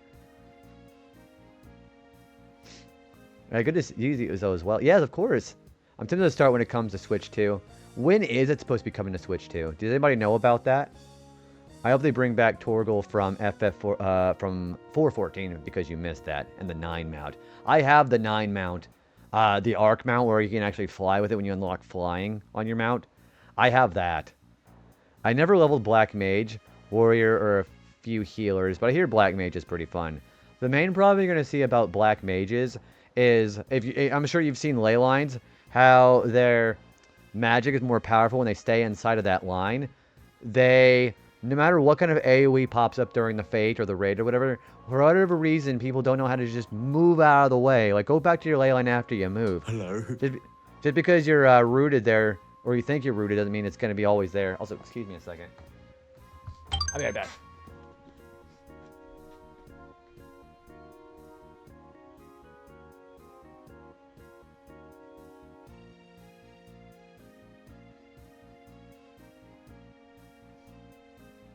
My nose is running real bad. I want to make sure I don't get gross here. Mr. Frog, hello, you've seen Smiling Friends. MXV, I hope you have a good morning and a good day at work. Yeah, I'm a really big Mr. Frog friend. One of my favorite things is the fact that for Mr. Frog's dad in Season 3, they have freaking Creed Bratton from The Office play him. It's really funny. I had some mean people boot me because they didn't like how he played, so I was new. See, what I think it should be, what I think you should do is, if you know friends that you can get together a group and queue up without having to deal with other people who go in the randos, I think that's important because, especially for a first-time person who has never seen a lot of the cutscenes from the Fates like that, I am very patient and be like, oh, okay, like whenever you see somebody just standing still and we're getting ready to go do the run, I'm like, okay, they've never seen the cutscene before. Yeah, that's Creed Bratton. I love to help people out. I try to always be so kind and wait. I'm the same way, because again, whenever I was also doing those Fates for the first time, I thankfully had somebody be like, hey, are you new at this? And I'm like, yeah, I'm watching this for the first time. And he was actually incredibly understanding about that and gave me a commendation, which, if you're a DPS getting a commendation, normally that would indicate that your other team members don't know what the hell they're doing.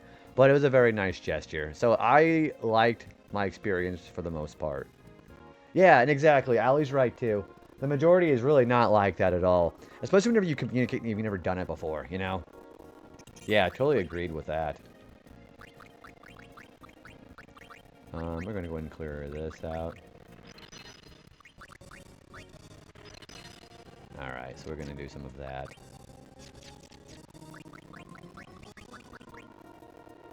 I hated doing Alliance Raid because people are just so damn impatient. Yeah, because it, what it ultimately stems to is just people just getting a little bit egocentric about what they want to do and not catering to other people. So I understand why they're doing it. I don't think it's justified, though, you know? Yeah, like,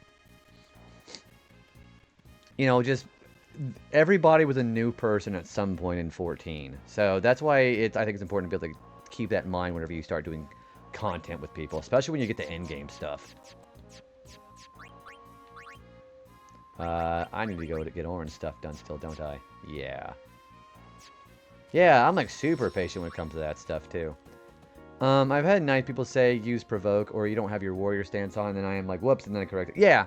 So I think it does show a little bit of initiative if you're able to research your class or research a new fate that you've never run before. It helps to do your research and know what's going on, especially whenever you have somebody who's with another group, you know? Despite everybody needing a tank badly in WoW, being a tank made me receive a lot of... Because the people who I think hate tanks and hate healers don't know... Like, you know, DPS, you just no-brain that any day of the week. Healers and tanks, you have to actually be locked into your actual class, or your job. And a lot of people just don't have the mental fortitude to be locked in like that, too. See, so we have DZ as a tank, we have me as a DPS...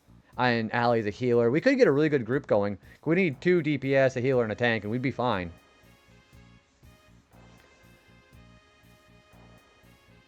Yeah, gosh, we should do that, guys. Holy shit, that'd be great. Yeah, whenever, because again, my other friend Peachy wants to start doing the content too, or entertaining that idea. Whenever I start doing that, I'd love to get everybody together for that. Yeah, of course, Prosentia, you're more than welcome. I know a lot of fates nowadays, like the standard stuff you do toward your NMSQs are usually 4-mans, but it'd be cool to actually get everybody, like, you know, let's do mixtures of groups. That would be cool. I agree with that completely. We should definitely have everybody doing that. Are we actually starting in an FF14 group going on? Everyone is really understanding for the most part. You played Paladin in 14 and really enjoyed yourself.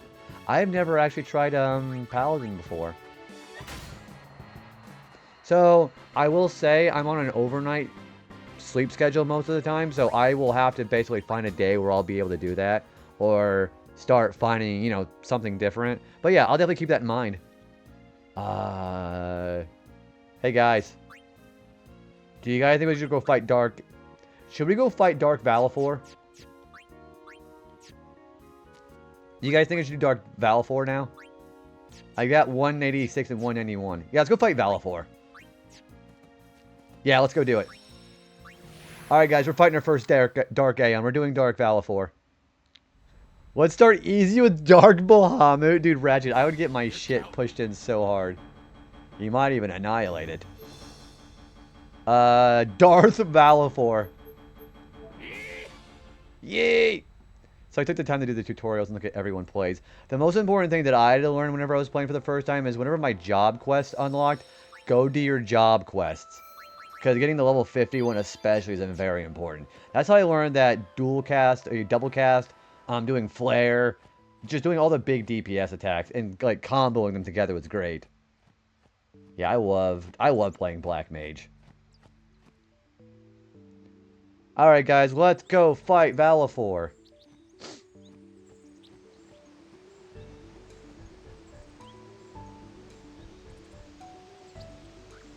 Yeah, we're going to end this stream off with Valifor. We're going to try to do it with a Dark Aeon fight every time we do a stream of this. So, let's see how well this goes. Doing job quests is one thing. Learning how to play as your class in dungeons is different. Yeah, and that's why I think it's important to know what you're running. Maybe, like, if you have the time to research a fate before you do it, then you'll know, like, the first real stumbling block that I had to research was the Chimera at the end of that one fate, and how his AoEs actually worked. Will JB... Well, I will have it get a turn, because Orin has a Masamune, so he will. Yeah, I will always get the first strike. It doesn't matter what target I'm fighting.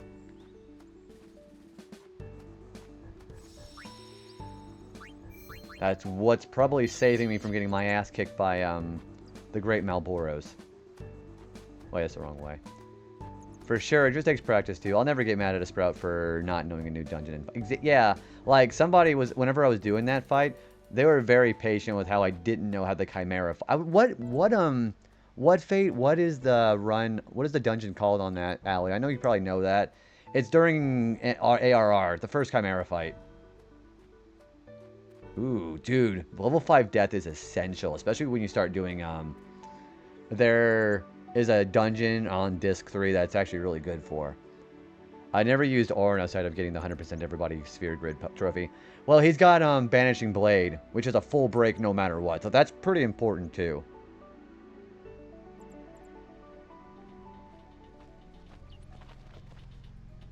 Oh, jeez.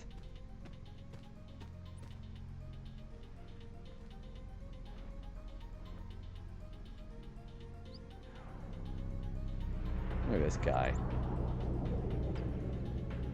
Infidel. Prepare to charge. So, yeah, that's Dark Valifor.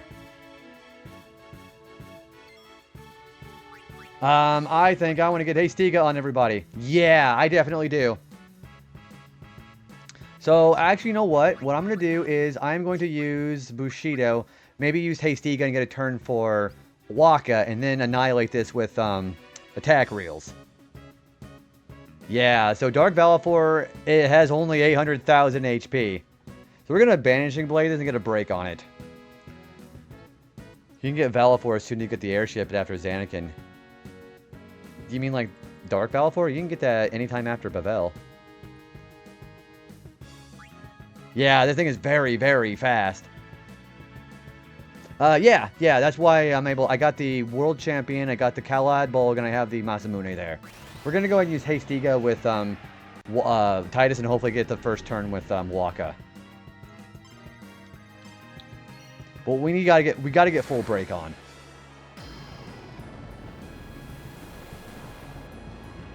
What the hell are you doing? Because... Okay, can I get Hastiga? Okay, Waka gets a turn. Okay, guys, we might be cooking here.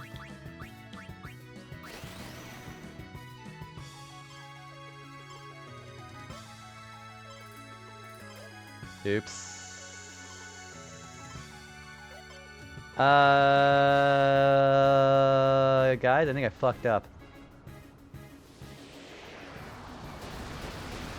I did fuck up. Ow! Okay, hang on. We can still salvage this. Okay, we're going to entrust. Actually, hang on.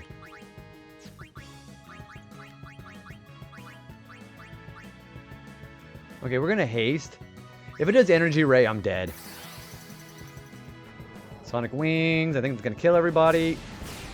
Okay, that kills Orin. That's fine. I'm going to use...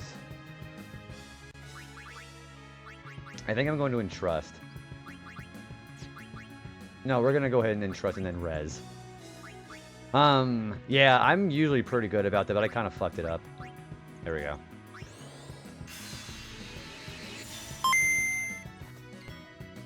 Hey, Benny, good morning, dude. How are you doing? I'm currently in the middle of a dark Aeon fight, and I'm scared as fuck. Okay, so we might have another chance. Okay, we might have another chance, guys.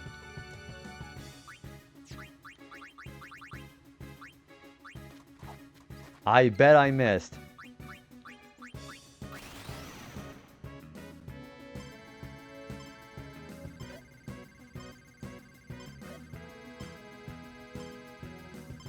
Got it.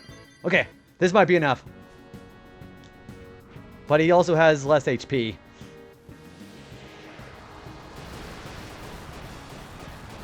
Got it! No, we got her. That's Dark Balfour.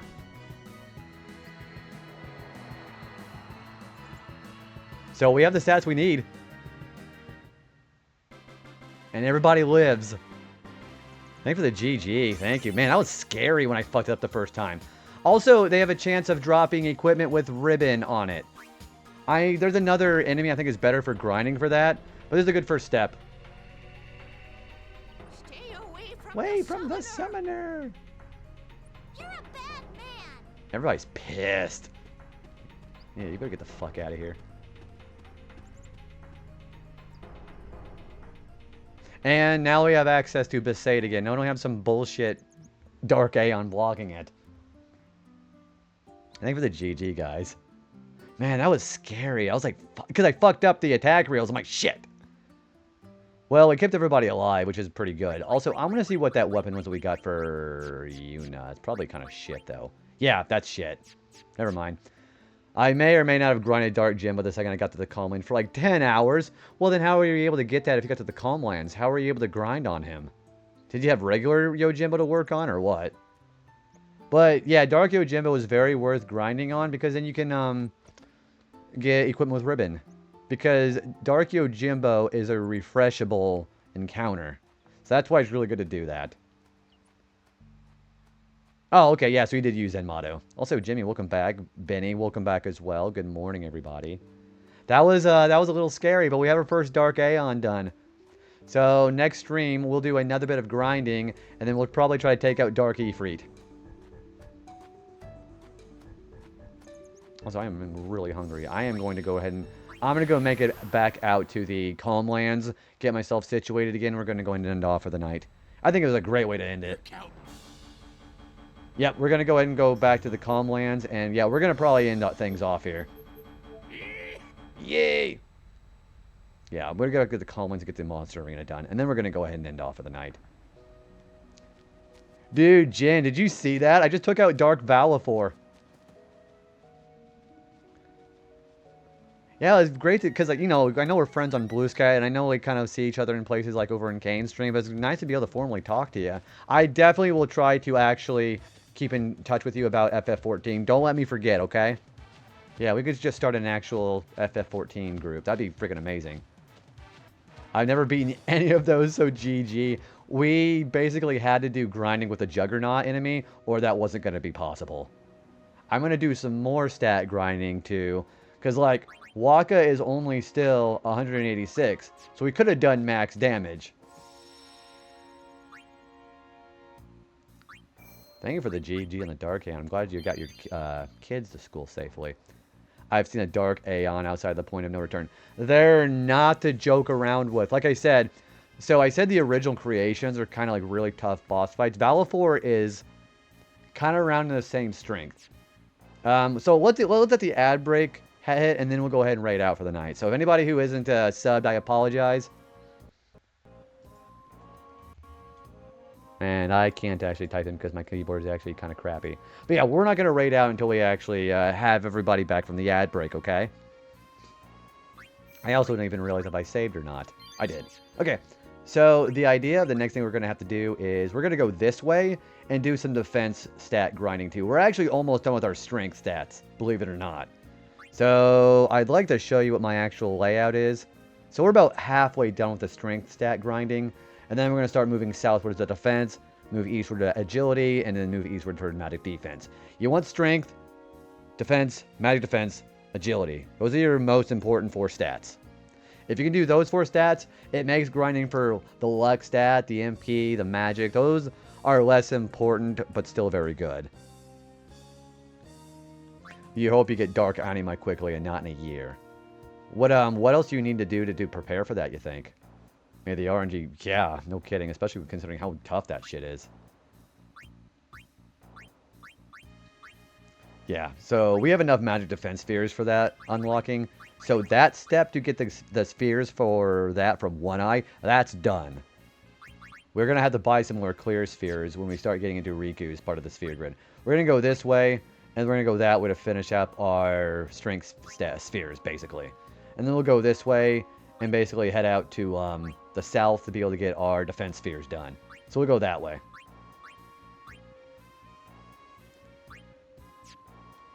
What is our overdrive looking like? Yeah, I figured we used it for everybody. Everybody needed to use that.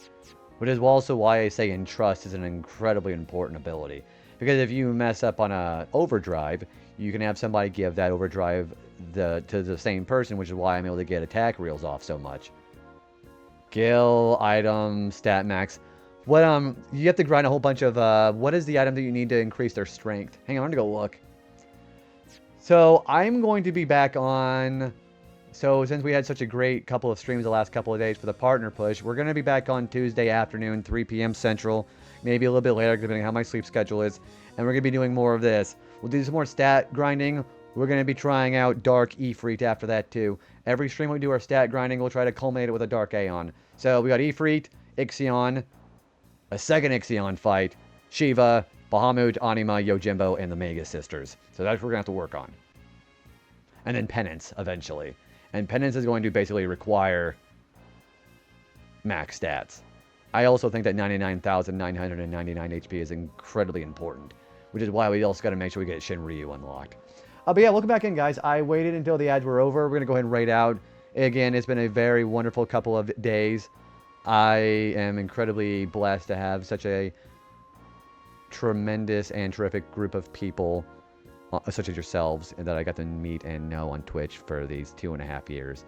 I am definitely not in, the same spot I was whenever I first started streaming. So thank you. Thank you so much, guys. I've heard some horror stories about how long it took the community to beat Dark Anima. Yeah, there's only been one person who did it. No sphere grid.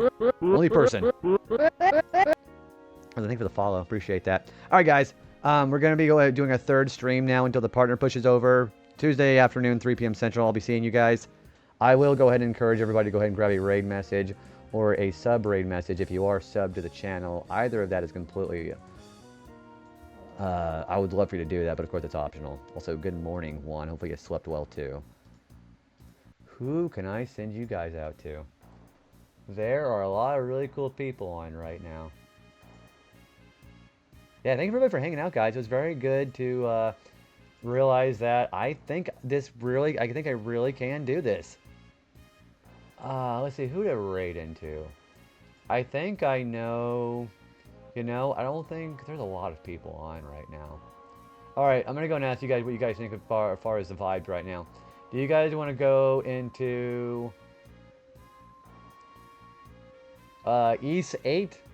We have somebody playing Final Fantasy 8. We have somebody playing Fire Red. We got somebody playing Metroid Prime. We have a... Oh, never mind. I know who I want to go to.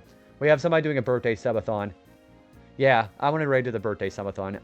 I think I've raided into this person maybe once. I do see her all over the place. You guys know Sweet Wild Thing, don't you? It is apparently going to be her... I think it is her birthday, actually. Let me see what she's doing right now. We may just be raiding to her. Yeah, she is doing a birthday subathon right now. And she's going to be doing some Palia and marbles right now. Yeah, I want to go right over there. I don't know if it is necessarily her birthday, but I know she is celebrating with a subathon right now. So let's go give her all the love, too. I'm going to go ahead and shout her out before we head out so you guys know where we're going, okay? I have seen her in several places. She is also somebody who helps run the Natural Children's Alliance raid train every year and is a part of that. And I think that stuff is really hard to actually do, to be able to keep up with stuff like that. Yeah, I'm going to raid the Sweet Wild Thing. She seems like a very kind and sweet person, so I think I want to share some of that with her.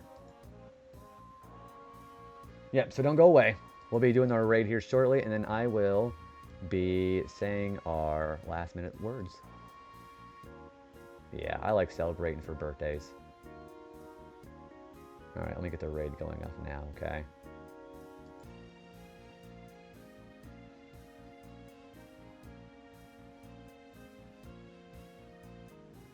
Holy shit, you guys. Thank you so much for the support tonight. Yeah, so we're going to keep adding again another Tuesday stream. I'll be seeing you guys maybe in a day or two. And we'll do a kind of a smaller, like a 5-6 hour stream. And doing some more Final Fantasy X grinding. So I think is essentially what we're going to be doing. So, she did go to a BRB, I think. So I think she's taking an ad break. I kind of go ahead and just go along with the raid now. I feel better after getting those spells for Quina and FF8 that I missed so much stuff not doing the drawing. Oh, like, I think some of the spells that you get for Quistis as well. I think Regenerator is one of the best spells for her in FF8. Yeah, I think she's in the middle of a BRB break. Let's just go ahead and just say hi to stop in and say hello. So, alright, I'll see you guys here Tuesday, and hope you guys enjoy the rest of your day. Sleep very well. Thank you again for the support from the partner stream. Amazing. Alright, I'm running out of time. Good night, guys. Bye.